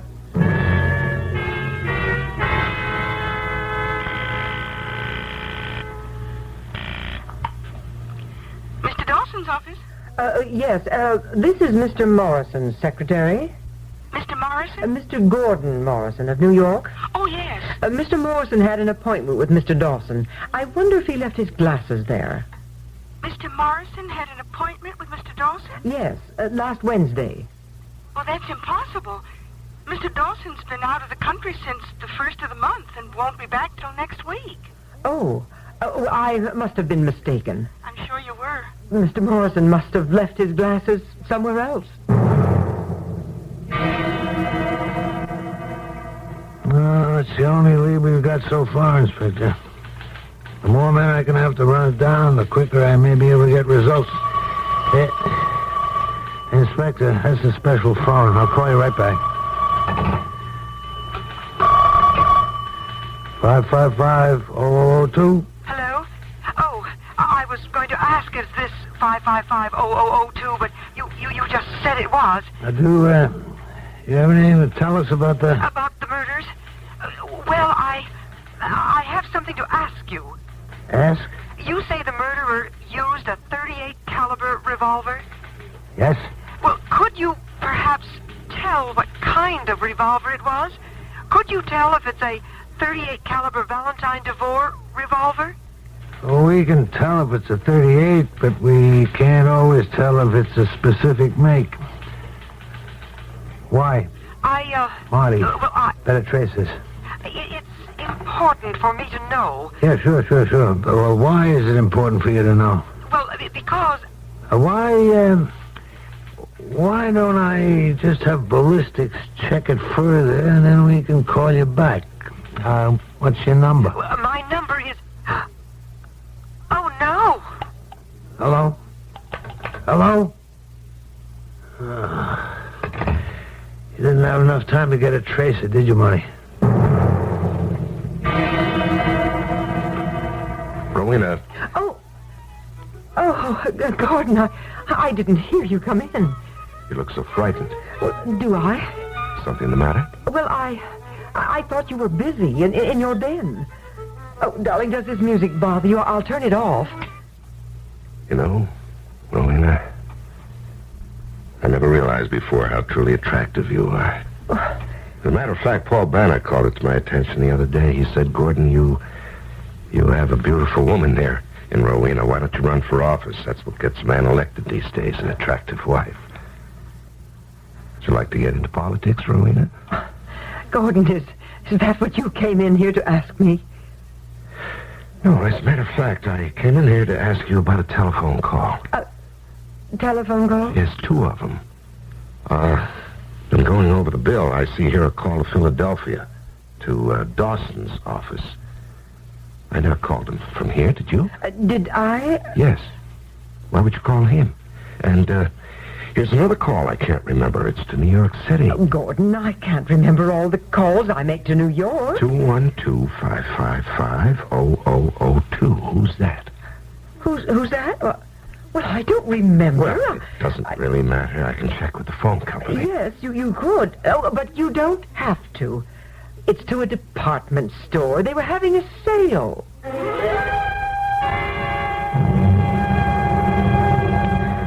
Any results on our case, Lieutenant? Well, we may be able to glimpse the light at the end of the tunnel. Where have I heard that before? Hey, you want a sandwich? I got no time. I just sneaked out for the coffee. Oh, excuse me. Hello? Oh, yeah, he's here. It's for you. They don't let you alone. I don't want to be left alone. Yeah. Did you get my note, Marty? The list I left on your desk I got from the Valentine DeVore Arms Company. It's the people that sold 385 guns in this part of the country. That's 10 names. Check each one against the list of the people who own Golden Street cars. See if you get a same name on both lists. Okay? No, it shouldn't take too long. It's all in alphabetical order. I'll hold the phone. Hey, what's this? It could be the break. You mean we're gonna get him? Yeah, Marty? Who? Gordon K. Morrison. Greenwich, Connecticut. Rowena, dearest, will you come here? Yes, Gordon. What is it? Rowena, when did you realize that I shot those people? Gordon. How did you happen to suspect me? Well, I don't know what you're talking about. You said you called Dawson to find out where I was that Wednesday. I didn't tell you about going to see Dawson till just the other day. Gordon, and I didn't go there anyway, so you found that out. And, 212-555-0002 is the special New York City Police Department number. Now, why did you tell them? Nothing. Rowena, you should have told them everything. I had to know about your gun, Gordon, for myself. I'm still your wife. Well, that's why I'm not angry with you. You did the correct thing, Rowena. I had no right to kill her. Why did you? Because she had managed to learn about the scanners we're about to make for the Air Force. There was bribery. We would have been ruined. Oh, the police officer. If only he hadn't written out that parking ticket. Why did you? Why did you want her? The girl? I don't know. It's the thing to do, I suppose. Well, I've come to my senses. What are you going to do? I broke the law. I deserve to die. Now, Rowena, you may have done your duty, but you betrayed me. So, you also deserve to die. Gordon, please. I realize now that my entire life has been building up to this one supreme moment, this fantastic climax. Oh, here, the Valentine DeVore Deluxe, this beautiful revolver. It's lovely, it's lethal. No, Gordon, you must... How many times I've longed to place the cool barrel against my brow. No. We must die, Rowena. We must die. No. Together. Oh, my dearest, it'll be like making love together. Now just hold my hand and look into my eyes. Don't kill me. Oh, but I must. Don't you understand? Yes. Yes, Gordon, I understand. That's why I don't want you to kill me. I want to kill myself. Oh, Rowena. Don't deprive me of holding the beautiful revolver in my own hand. Oh, yes, my darling, yes. Give me the gun. Quickly. Yes. Is it loaded? Oh, yes. Yes, here you are. Now, hurry. I want my turn to... Now, Rowena, don't point it at me. Oh, Rowena. glad you did that. I would never have had the courage. Thank you. Thank you. And now turn a beautiful revolver on yourself. Rowena.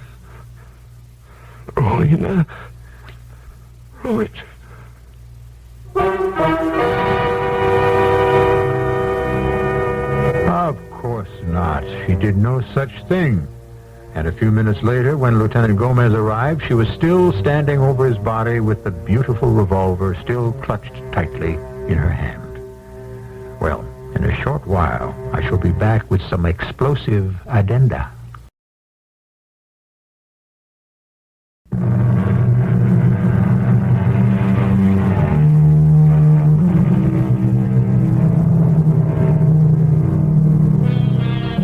The fact of the matter, there is a link between love and death. And if fortune is feminine, as the poets say, so is war. The very word gun itself comes from a lady's name, Gunhilda, which means battle. And so, some years ago, when there were those who urged us to make love, not war, they may have been missing a point. We have people in this world to whom the act of making war is like making love. Our cast included Robert Dryden, Larry Haynes, Bryna Rayburn, and Joan Shea. The entire production was under the direction of Hyman Brown. And now, a preview of our next tale. The obverse is the face of George Washington. Yes, I know that. The reverse is the spread eagle. Yes, but tell me. Originally and until 1963, they were made of silver. Yeah, what I want to know, sir... Now, however, they consist of a copper-silver alloy. Yeah, well, is it counterfeit? Oh, no, never. This is from the Denver Mint, I can tell. But, the date. What about the date? Well, read it. I read it. That's all you can say? What do you want me to say? This coin was minted in 1986. How can you say it was minted in 1986? Yes, interesting point. Should I say, it will be minted in 1986? But it exists. Radio Mystery Theater was sponsored in part by True Value Hardware Stores and Buick Motor Division. This is E.G. Marshall inviting you to return to our Mystery Theater for another adventure in the macabre. Until next time, pleasant dreams.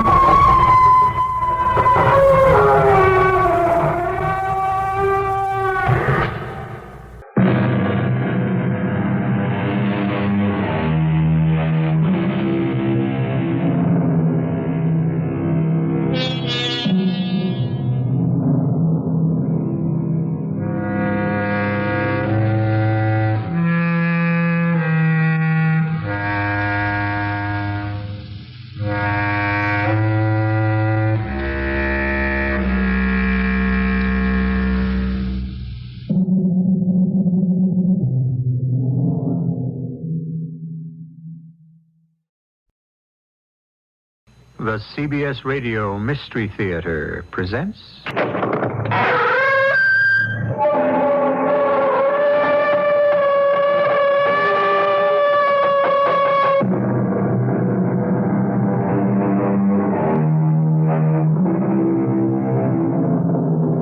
Come in. Welcome. I'm E.G. Marshall. And what is your pleasure this time? Let me fill your cup. 2 icy fingers of terror, add equal parts of mystery and suspense, and top with a dash of the unknown. Settle back and sip, and we shall consider the wisdom of the ancient Tibetan sage, Ao-Chang.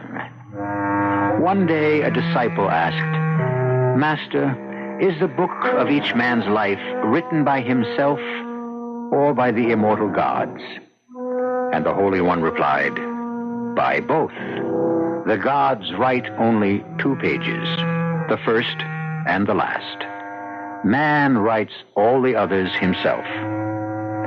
And if the Master has spoken truly, perhaps each of us might stop to consider what he has written now and then. Our story this time deals with the page before the last in the book of a young lady's life. One moment, Sergeant. Yes, what is it? I intend to kill you. What? Put down that pistol. Oh, certainly. After I've fired it. You can't kill a police officer in broad daylight and hope to get away with it. Oh, I'm sure I can. Just a minute. Now, it won't do you any good to rush me. I can squeeze this trigger faster than you can move. Stop! Why don't people believe me?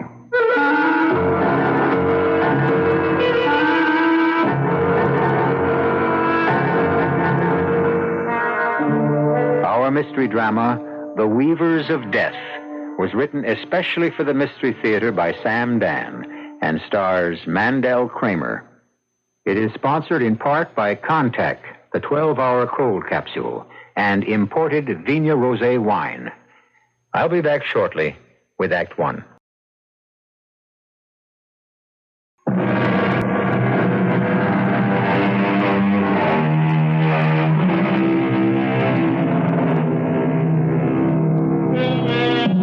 Here is Eleanor Brody walking down the street on a quiet, sunny Saturday morning, on her way to Frank's Market to buy a packet of special British breakfast tea. Golden-haired, green-eyed, willowy Eleanor. You'd never take her for 32. She looks at least 10 years younger. But that doesn't matter anymore. She'll never see 33. Tall, attractive Eleanor Brody is about to become a statistic. And as Eleanor enters Frank's Market, Frank himself is at the register. Bald and chubby, good-natured Frank. And he's about to become a statistic, too. And, waiting to pay for her purchases, elderly Mrs. Augusta Suick. Soon she will also be a statistic. Look through the window. A car has just pulled up. A thin, very pale young man steps out. His right hand is in his jacket pocket. He is headed for the store. For lack of a better name, let us call him a maker of statistics. Where's it all going to end, huh, Frank? I was talking to the mister just last night.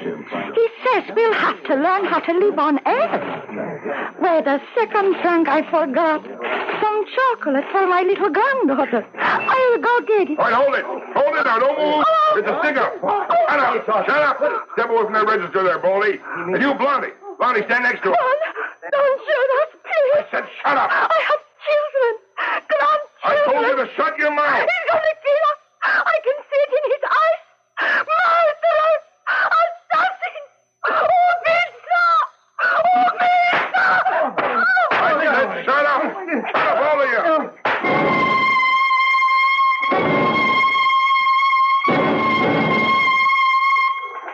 No, we got nothing on it. It was a stick-up, and it's a new breed of punk. The old-time guys, they'd at least let you live. These crumbs, you don't give them the money, they kill you. You do give them the money, they kill you. Yeah, I know you gotta print something, but, well, you can't squeeze blood out of a stone. When I get something, I'll give you something. Well, look who's here. Hello, Captain Gordon. Bobby Clifton. What are you doing in this place? It's only for detectives. You want to see my badge? How are things in the youth section? Artie, I want you to give me a temporary transfer back to homicide. Why? Those grocery store killings this morning. Yeah? What would you want with that? I knew the girl. I knew Eleanor Brody. Yeah? We went to school together. This is 10 years ago. We were, well, sort of engaged. What does that mean, sort of? It didn't work out. Oh, why? Why? I wanted to be a cop, and she couldn't see it. I've been married 25 years, and my wife still can't see. Anyway, we decided to break up. You mean she did? Mm-hmm. And I never saw her again. But it was yesterday, Friday. I got a phone call. She called me just like that.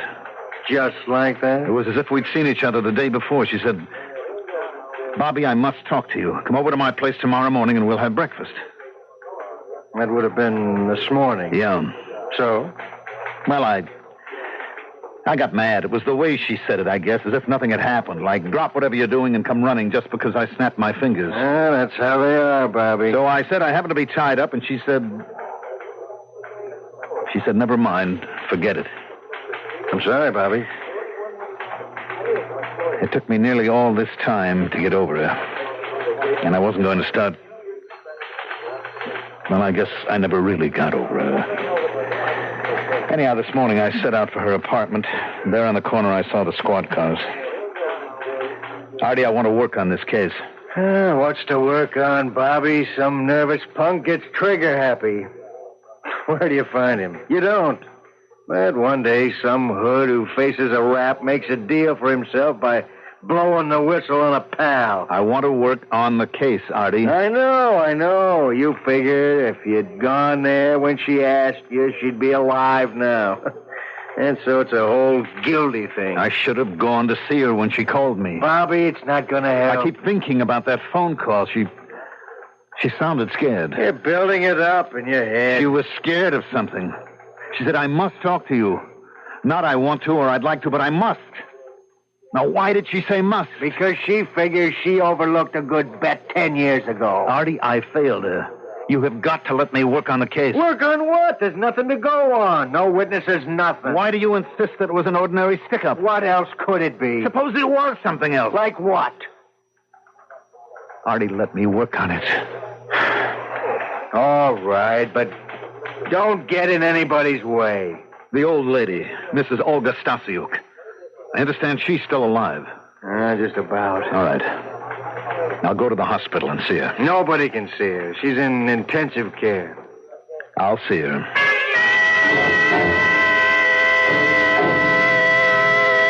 I know, Sergeant, this is important for the police, but the patient can't see anyone.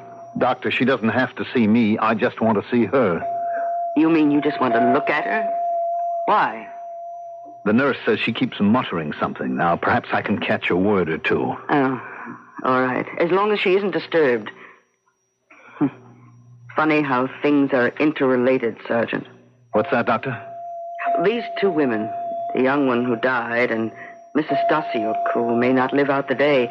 Now, the younger one, Miss Brody, her name was, she was here about a week ago. What for?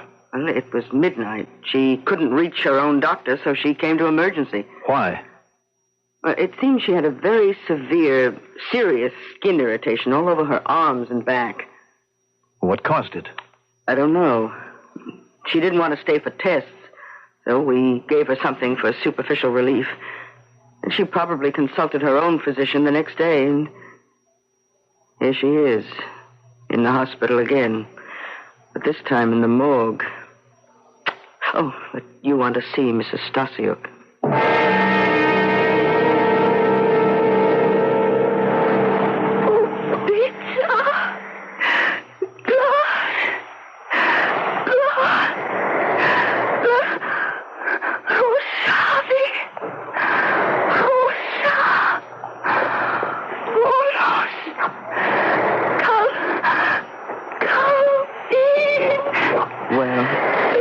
What do you make of that?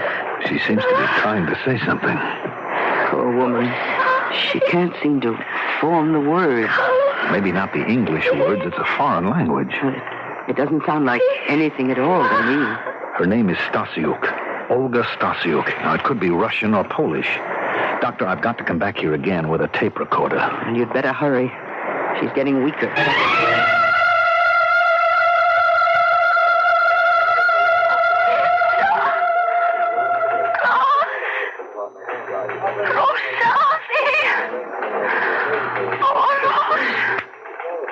So, what does all that give you? It's Russian, Artie. Russian. Well, what does that mean? Look, there's an Orthodox church around the corner. It turns out to be her church. The priest says the tape is hard to understand, but he can make out some of it. Well, what's she saying? She's trying to describe a killer. That word, ubitsa, or something like that, that means assassin, murderer. And he could be an albino. What? She uses the word for pink, a word like rosavi, in connection with eyes and hair. And there's one key word. Kalbin, I think. It could either be the killer's name... Well, are there any local punks named Calvin? Or, more likely, it's the Russian word Kalbin or Halbin, which means albino, or a guy with real light-colored hair and eyes. Whitey. That's right. Whitey Barrows. It can't be. Why not? Because, as far as we know, Whitey's a hitman for some of the biggest mobs. He gets 20, 30 grand a contract. This holdup could have been a contract. Oh, a little grocery store keeper? Your ex-girlfriend? This elderly Russian lady? To whom are they worth 20, 30 grand? Look, if it wasn't a contract, what was Whitey doing in on it? You know the terrible thing here? This Whitey, this $1 million killer, he can just be walking along the street. He needs some loose change. Maybe he's left his money home. So he walks into the first store he sees. And what's he going to get? $100? Look at how easy he is to describe. He knows he'll have to kill every living soul in the place. All that for $100? Yeah, Bobby. He would do all that for just $100. That's what we're dealing with. Well, we better pick him up. Eleanor was in trouble. That's why she called me. But you don't know that. Whitey was paid to kill her and to make it look as if she's the accidental victim of an ordinary stick-up. He works it that way. And just killed 2 other people. Okay, so now you tell me why she was marked and by who. I don't know. Look, maybe she was running around with Whitey and she might have done something he didn't like. Yes, like what? Well, I don't know like what. Maybe like phoning you, for instance.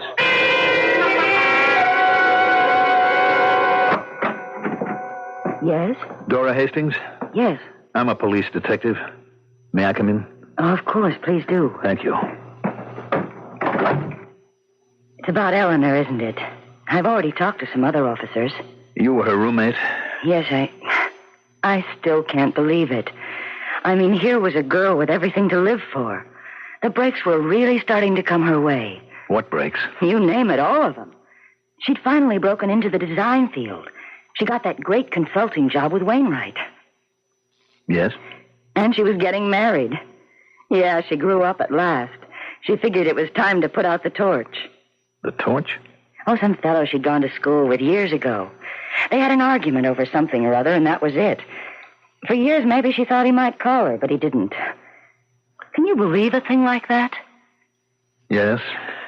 So she settled for the boss's nephew at Wainwright. Can you imagine settle for Lester Crane? Settle for a guy who has either $30 or $40 million? But that's how she put it. She was one of a kind, that girl. Tell me, recently, did she seem upset about anything? Well, yes, I would say so. Can you tell me what it was? I don't know. I asked her, and she said it was just nerves. What reason would there be for nerves, as she put it? Well, that's what I could never understand. She was sitting on top of the world, yet she was terrified. Terrified?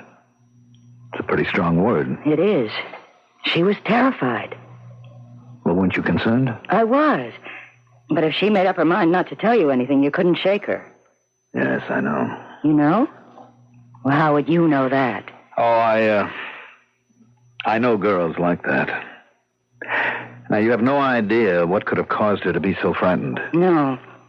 Besides, does it matter anymore? She's dead. Try to remember everything you can about her being frightened. Just how bad was it? Do you want to know? Last week, she got up in the middle of the night. She couldn't sleep. She was irritated. Irritated by what? Her body was irritated. What? You know, you can get skin rashes from nervousness and tension. She called for a cab and went right to the hospital. And then? She came back the next morning. She was better. Anyhow, she seemed different. In what way? Quiet. She was quieter, calmer. Actually, she would keep muttering the same thing. What same thing? I have no idea. It sounded like EL-77. EL-77? What's that? I can't figure it out. She just keeps saying it the way people do when something bothers Well, didn't you ask her what it meant? Well, yes. And she told me right off to forget it. EL-77? Well, I don't even know if that's right. It just sounded something like that. Well, yesterday she said, there's only one man in the world who can help me. She was going to call this fellow and ask him to come see her. Did she say who? No, I was in the other room when she called him. And I guess he must have turned her down because she said later, it doesn't matter now. And then... Well, and then this morning... Well, I hope I was able to help you. Help me? Yes. What I told you. Does it help you? No, Miss Hastings. I'm afraid it doesn't help me at all. How can it help when you know that if you had accepted an old friend's invitation to breakfast, she might still be alive? How does it help to know, when it's too late, that both your lives might have been different? Was that stick-up merely a covering device for her deliberate murder? I'll return shortly with Act Two.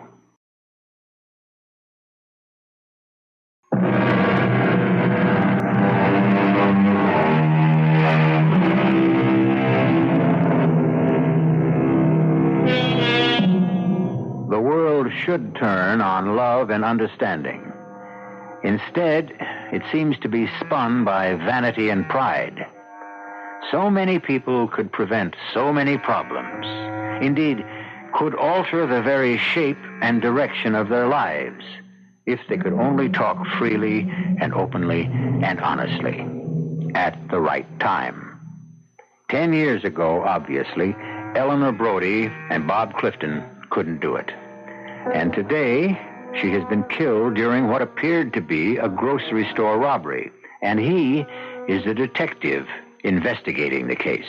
Sit down, Sergeant. I'm sorry to disturb you at a time like this, Mr. Crane. I understand. You were Miss Brody's fiancé. Yes, I was. Tell me, did she seem to be upset recently? Upset? Why should she be upset? Oh, Sergeant, this is my uncle, James Wainwright. I was told there was a police officer in the house. What can we do for you? I want to ask a few questions. Yeah? Why? Uncle Jim, it should be obvious why. It isn't obvious to me, and besides, I didn't ask you. After all, what is there to ask? She was killed in a holdup, wasn't she? Well, officer, wasn't she? That's right. It was an unfortunate coincidence. Her past life had nothing to do with it. She would have been killed in any event. Therefore, the police have no reason to pry into the affairs of private citizens. Don't you agree, sir? Well, perhaps if it were just a holdup. What do you mean, if? What else could it have been? A way of covering up her murder? You can't be serious. Oh, yes, I am. And that's why I'm here, to ask some questions. Well, how could we possibly help you? I don't know. Well, if this is a fishing expedition, you've come to the wrong stream. I will answer no questions unless my attorney is present. Uncle Jim, the man is just trying to do his job. That's enough out of you, too, Lester. Mr. Wainwright, I'm investigating a murder. I need information on the background of Miss Brody. It's immaterial to me whether I get my answers here or down at headquarters. I don't like your attitude. I'll have you know the commissioner's an intimate friend of mine. Uncle, let's get this over with. All right. Well, what do you want to know? Miss Brody, did she seem upset lately? Well... No. Not at all. Why do you ask? Her roommate says she was. Oh? Well, upset after all. You know women, they get nervous as their wedding day approaches. I don't mean that kind of nervous. I mean terrified. Well, yes, she might have been terrified. Of what? Of her approaching responsibility. She was marrying very far above her station in life. Now, Uncle Jim, you shouldn't talk like that. Why not? It's true. She was a poor girl, and my company, which one day will be this young man's, has assets of $50 million. What is your company, sir? Wainwright Associates. What does Wainwright Associates do? Oh, you can't be serious. Oh, I'm sorry. We import textiles, all kinds of textiles from all over the world. Yes? And we sell them to various manufacturers. I see. And Miss Brody's position? She was a designer. We maintain a design service for many of our clients. Well, that should end the inquisition. Tell me, would either of you be aware of a man with a very light complexion, almost no coloring at all? Why do you ask? It's important to our investigation. No, I'm aware of no such person. Mr. Crane? No? I have a question. Yes? My nephew here, Lester Crane, he gave Miss Brody a great many gifts. Are they recoverable? Uncle Jim, how can we talk about that now? These things have to be faced, Lester. Now, Sergeant, what procedure do we follow? Well, it seemed to me that your attorney could advise you. Those gifts were her property. They belonged to her estate. Well, I'm thinking in particular of things that belong to Wainwright and Company, some designs and clothes, especially a sweater that's a new model. You'd have to discuss that down at headquarters. Well, sir, if you have no further questions... I have no further questions at this time.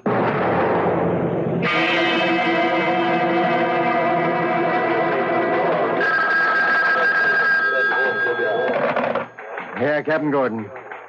Yes, there may be a break on those murders. But so far, we got nothing to give out. Look, Charlie, things are rough all over. Well, Bobby, what have you got? Sore feet, Captain. Well, you did want to investigate some murders. Where are we? The roommate says she was scared stiff. Yeah, we had that yesterday. And old Wainwright says she was just normally nervous about getting married. And nobody cares what young Lester says because he doesn't count. Is that how it still adds up? So far. Now, how about Whitey? Whitey is safe and snug and warm in a rat hole somewhere. Well, he can't hide forever. I'll get him if it takes the rest of my life. That's no way for a smart cop to work. There can't be anything personal in it. This whole thing is personal. If I'd had breakfast with her, she'd still be alive. But what does that do to your theory? If she was marked, they would have gotten her another time. Yeah, homicide, Captain Gordon. Oh, Captain, this is Dr. Sparrow. There's a detective with you who's investigating that grocery store holdup. Oh, yeah, Sergeant Clifton. Hold on, Doctor. Bobby, it's Dr. Sparrow at General Hospital.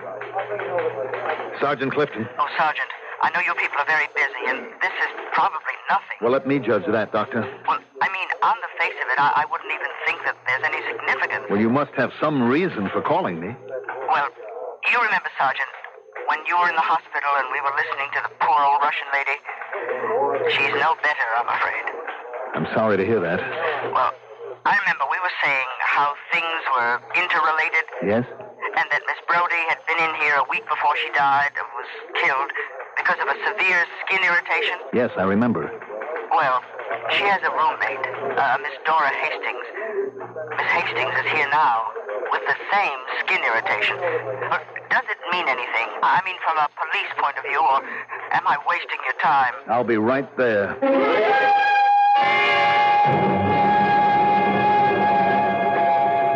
Actually, she came in last night.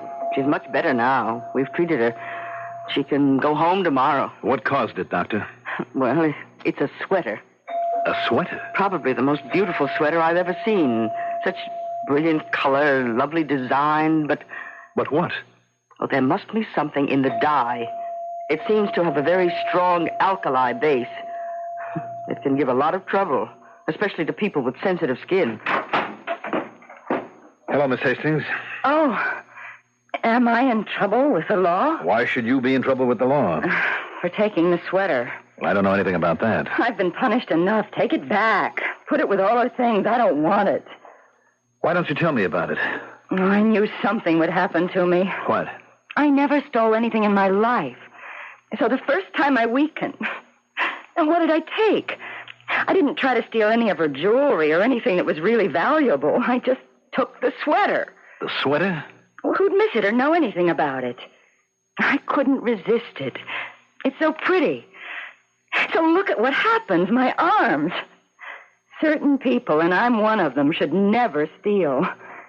Please, take it back to the apartment. All right, now you decided to take the sweater. I wore it when I went shopping and out to dinner. And then a couple of hours later, I felt as if my whole body were on fire. Say, that's what must have happened to Eleanor the night she had to come here. She'd worn the sweater, too. Are you sure? I'm positive. And where did she get the sweater? She brought it home from the office. It's one she designed. You mind if I take it? Please.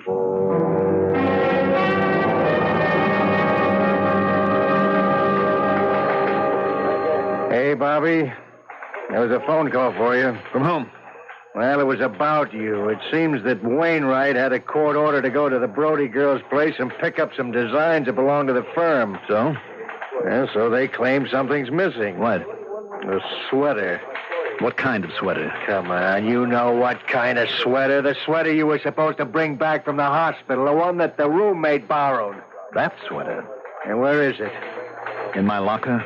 What kind of game are you playing, Bobby? If they want it back, I'll bring it back. Bobby, you're trying to pull a fast one, but this Wainwright has got a lot of clout. Why did they want the sweater? Because it's their property. Sure, but when I was at the house, the old man started this song and dance about recovering some gifts and stuff. It was all a cover. For what? For the sweater. Why would they want that sweater? Huh? From what I hear, it's already given 2 girls fits.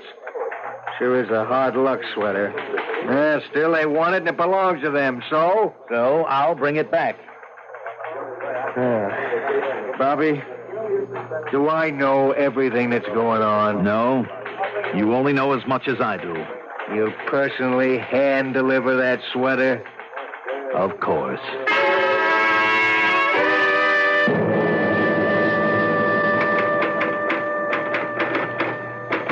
Yes? I'd like to see Mr. Lester Crane. Police? Oh, wow. You don't look like a cop. No, why not? You're too cute.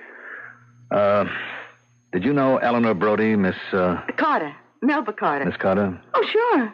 We both come here about the same week 9 years ago. We both sat at the same desk. She went up. All the way up. She even got the boss's nephew. Tell me, did she seem nervous lately? Oh, I don't know. I'm sorry to say I was so jealous of her I couldn't really see straight.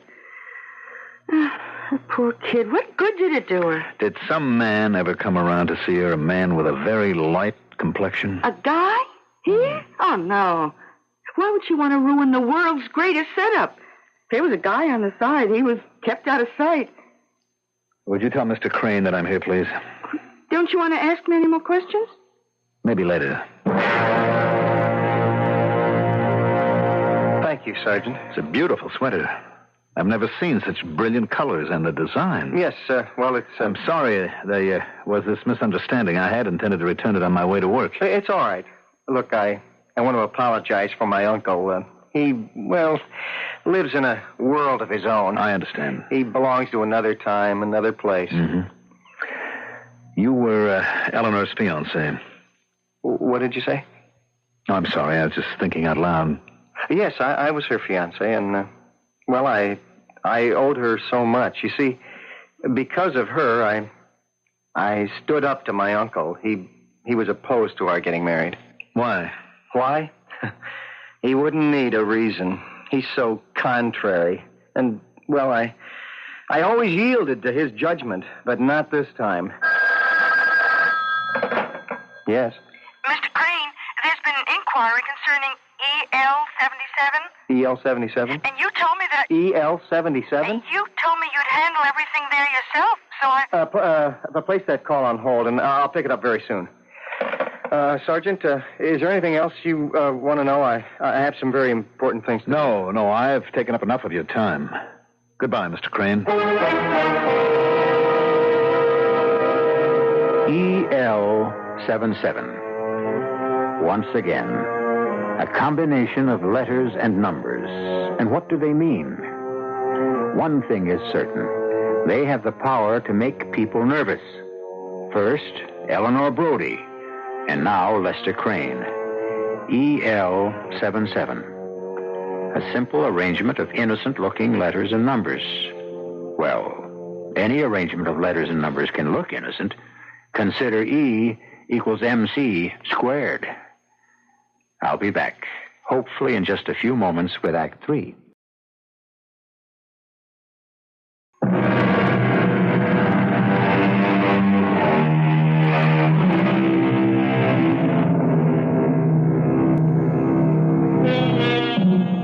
As the poet said, the saddest words of tongue and pen are these: it might have been. Bob Clifton thinks of what might have been with Eleanor Brody. 10 years ago, they were too proud, too immature perhaps, to know how to make love endure. Now the only thing that Bob can do for Eleanor is try to bring her killer to justice.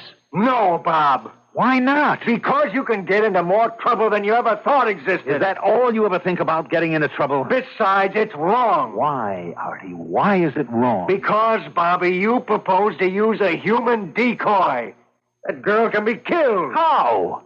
If we have it staked out? All we want him to do is show himself, then we bag him. On what charge? He's been identified as the killer in the grocery store holdup. How? And by whom? The old lady died last night. What you've got are the delirious mumblings on a tape recorder. Come on. A smart lawyer could kill it. He's got to do more than just show himself. He has to come after her. We have to prove intent to murder. What do you want? The smoking pistol? By then it's too late. Not the smoking pistol, but the pistol. He has to be caught in the act of trying to gun her down. And that's cutting it too close. Not if we have him covered. It's too risky. Too much can go wrong. It's the only way. Bobby, I don't want to hear any more about it.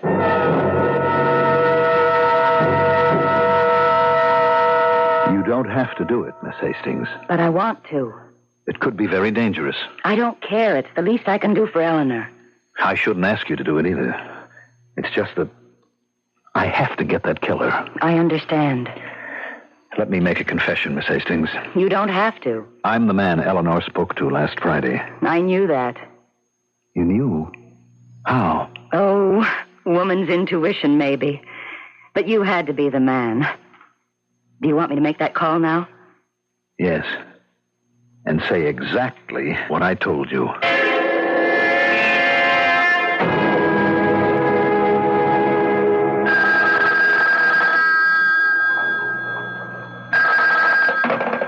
Hello? Mr. Wainwright? Yes? Mr. Wainwright, I must talk with you. Who are you? I have certain information What is this? concerning EL-77. What? What did you say? You heard what I said. Well, what do you want to talk about? I don't know. Make me an offer. Offer? To do what? Well, not to go to the police, for instance. Oh, I see. Is that how it is? Yes, that's how it is. Well, let me think about it. You don't have any time. I'm leaving the country tonight. I'd like to travel first class, if you know what I mean. See you in an hour? Could you make that 2 hours? But no longer. And, the address? 18 Stevens Court. It sounds familiar. It should. I'm her roommate.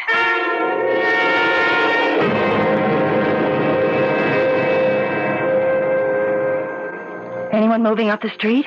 Not yet. Are you sure this is the only entrance to the building? Yes, he couldn't get in any other way. All right. He has to come up the street. Walk in the front door. Come up the stairs, knock on your door. Now, don't stand near the doorway. He might shoot through it. Leave the door unlocked. When he knocks, you say, "Come in, it's open." When he walks in, I'll be ready for him, and keep out of sight. Look, down the street. Is that someone coming? Stand by the side of the window. If that's our boy, don't let him see you. Well, I know Mr. Wainwright. It isn't him. No, it wouldn't be Mr. Wainwright. It would be an employee of his. I can't see too well in this dark, but I'm sure that it's... It's who?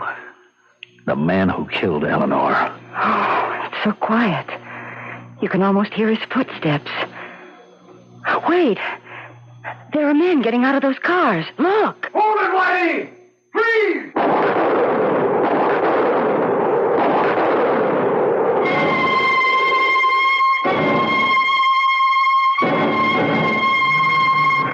Artie, what are you doing here? What am I doing here? I had the place staked out. Why? To save your neck.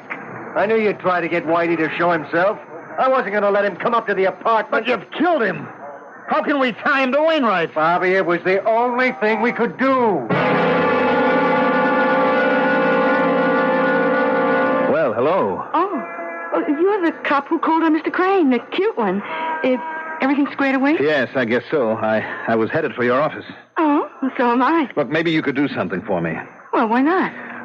This is a package of some papers that we found in Miss Brody's apartment. Some of them look like business things, and we want to return them to the company. Could you save me the trip? Okay. It's a nice day for walk, though, isn't it? I don't even know if they're important, but I figured perhaps... What's the average cop do on his day off? Some of them are just notes. And there's a number that I notice. It says EL-77. What does EL-77 mean? It's a lot number. A lot? Yeah, it would mean a European lot EL and The number 77 means 7.7 million yards. That's quite a number of yards. Yeah, pretty good sized, even for us. It's a hush-hush thing. What do you mean? I don't know. The only people who know anything about it are Lester Crane and the old man. Well, where is it? Where? The warehouse, I guess. Hey, do you work every day in the week? Look, thank you very much, and this is a favor. Bye. Hey, come back here. You forgot. He wants me to deliver a package, and he forgets to give me the package. Some cop. He's cute, though.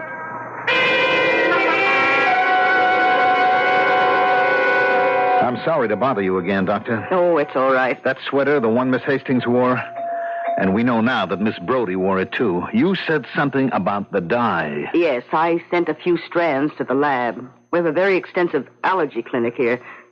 It's a very good wool. But I'm afraid it's ruined for any kind of wear. Why? The dye. It's a strange one, probably foreign. It isn't any of the known dyes used here. It's a very strong alkali content. If the manufacturer knew the dye had such a strong irritant quality, why would he use it? Well, maybe he didn't know, or maybe he thought he could get away with it. Doctor, suppose you knew where a whole lot of this material was. What would happen to it? Oh, I'm sure it could be condemned. Any federal, state, or city health department or Bureau of Standards would take it right off the market. Thank you, Doctor. Do you think this sweater has to do with those murders?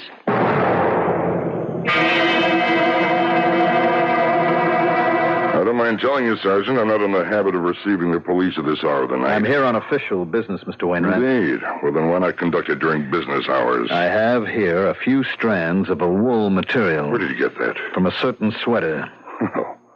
Well, what's that to me? This sweater was a sample. It was to be duplicated and sent out to Wainwright customers to show the brilliant colors that were a part of a certain imported lot. How dare you pry into the business of my company? European lot 77. The dye in it makes the material unfit for human clothing. That is a lie. Is it? If inspectors were to examine lot number 77 in your warehouse, Mr. Wainwright, what would happen? Excuse me, I have a document here in my desk which will explain everything. You see now. Yes, here it is. All right, put up your hands. No, don't reach for your gun. You can't get away with it. Well, I'll just have to. Uncle Jim, what do you do? Lester, he has a gun in his belt holster. Reach around. Get it. I warn you, Sergeant. Don't try anything. But, Uncle, just do as I tell you. Want to go bankrupt and in jail? That's it. Just remove it. Now hold on to that gun. Well, what are you going to do with him? Kill him. Oh, no! I just explained the alternative. That's right, Lester. He has to kill me just as he killed Eleanor. What? What are you talking about? Oh, he didn't kill her. He hired a thug to do it. No, she was killed in a holdup. In what looked like a holdup. You see, she knew about EL 77, too, and she That's enough. She wanted you to destroy it. I know, but how could we do that, huh? We would have lost millions. She said she'd go to the police, didn't she? No, she only said she'd break the engagement. But your uncle could trust her. Lester, we're wasting time. You can't keep killing people, Mr. Wainwright. Uncle Jim, there can't be any killing. There's already been killing. Your uncle had Eleanor murdered. Don't listen to him. Sergeant, we have to get rid of that cloth. It's wrong, I know, but if we don't, we'll go broke. Eleanor couldn't understand that, so she walked out on me. But she would have come back afterward, except that she was killed in that store. No. Wainwright killed her. He knew she'd turn you in. Don't you see what he's trying to do? Why do we have to kill him? What else is there? Why can't we have an understanding? Sergeant, there's a way out of this. There must be. No. The only way is for me to take Mr. Wainwright and book him for the murder of Eleanor Brody. And you're going to let him do that? I can't. Go ahead, Lester. Ask him. Ask him if he killed her. Uncle, did you... What else could be done, you fool? We'd have all gone to the jailhouse first and the poorhouse second. Did you kill her? Yes, I killed her. I hired a man to kill her. I had to. You weren't man enough to kill her yourself. You killed her! Lester!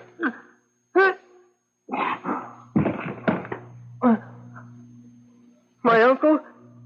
I'm afraid he's dead. I hope I die, too. I'll call an ambulance. Please. I have to tell you this first. I just shot him to prove something to you. To me? Why? Because she told me everything about her past. That she'd always been in love with a man named Bobby Clifton. That's you, isn't it? Yes, that's me. Well, you see, I killed him because she finally made a man out of me. She taught me how to stand up to him. And I did. Didn't I, Bobby? Yes. Yes, Lester. You did. The old man is dead. The nephew recovered. Lot EL-77 was destroyed.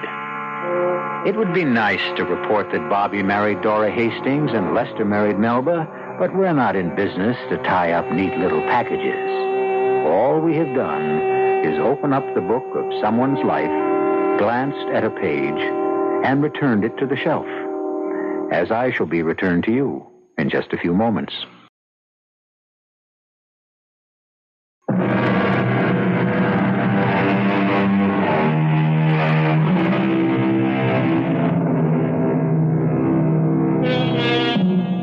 It is written, every man is a weaver, and on his loom he weaves his life. But the colors and the design are not created by the skill of his hands. Rather do they spring forth from the beauty of his heart. We are also weavers, weavers of spells, and we hope you will join us 7 times each week and enjoy our designs. Our cast included Mandel Kramer, Bob Caliban, Joe Silver, Bryna Rayburn, and Catherine Byers. The entire production was under the direction of Hyman Brown. And now, a preview of our next tale. They're hiding in a cave. A cave? You must do better than that, my dear. You pick up the pathway just past our house, and you follow it north for 2 miles. Now you come to a deep ravine. In front of you is what looks like a wall of solid rock. But it isn't. No, because when you climb to the top of it, you will see the entrance to the cave. Thank you. Sergeant, place her under arrest. But you said... I said you'd be rewarded. At this point, I don't know how. If you're lying, a firing squad will give you 30 leaden bullets. If you're truthful,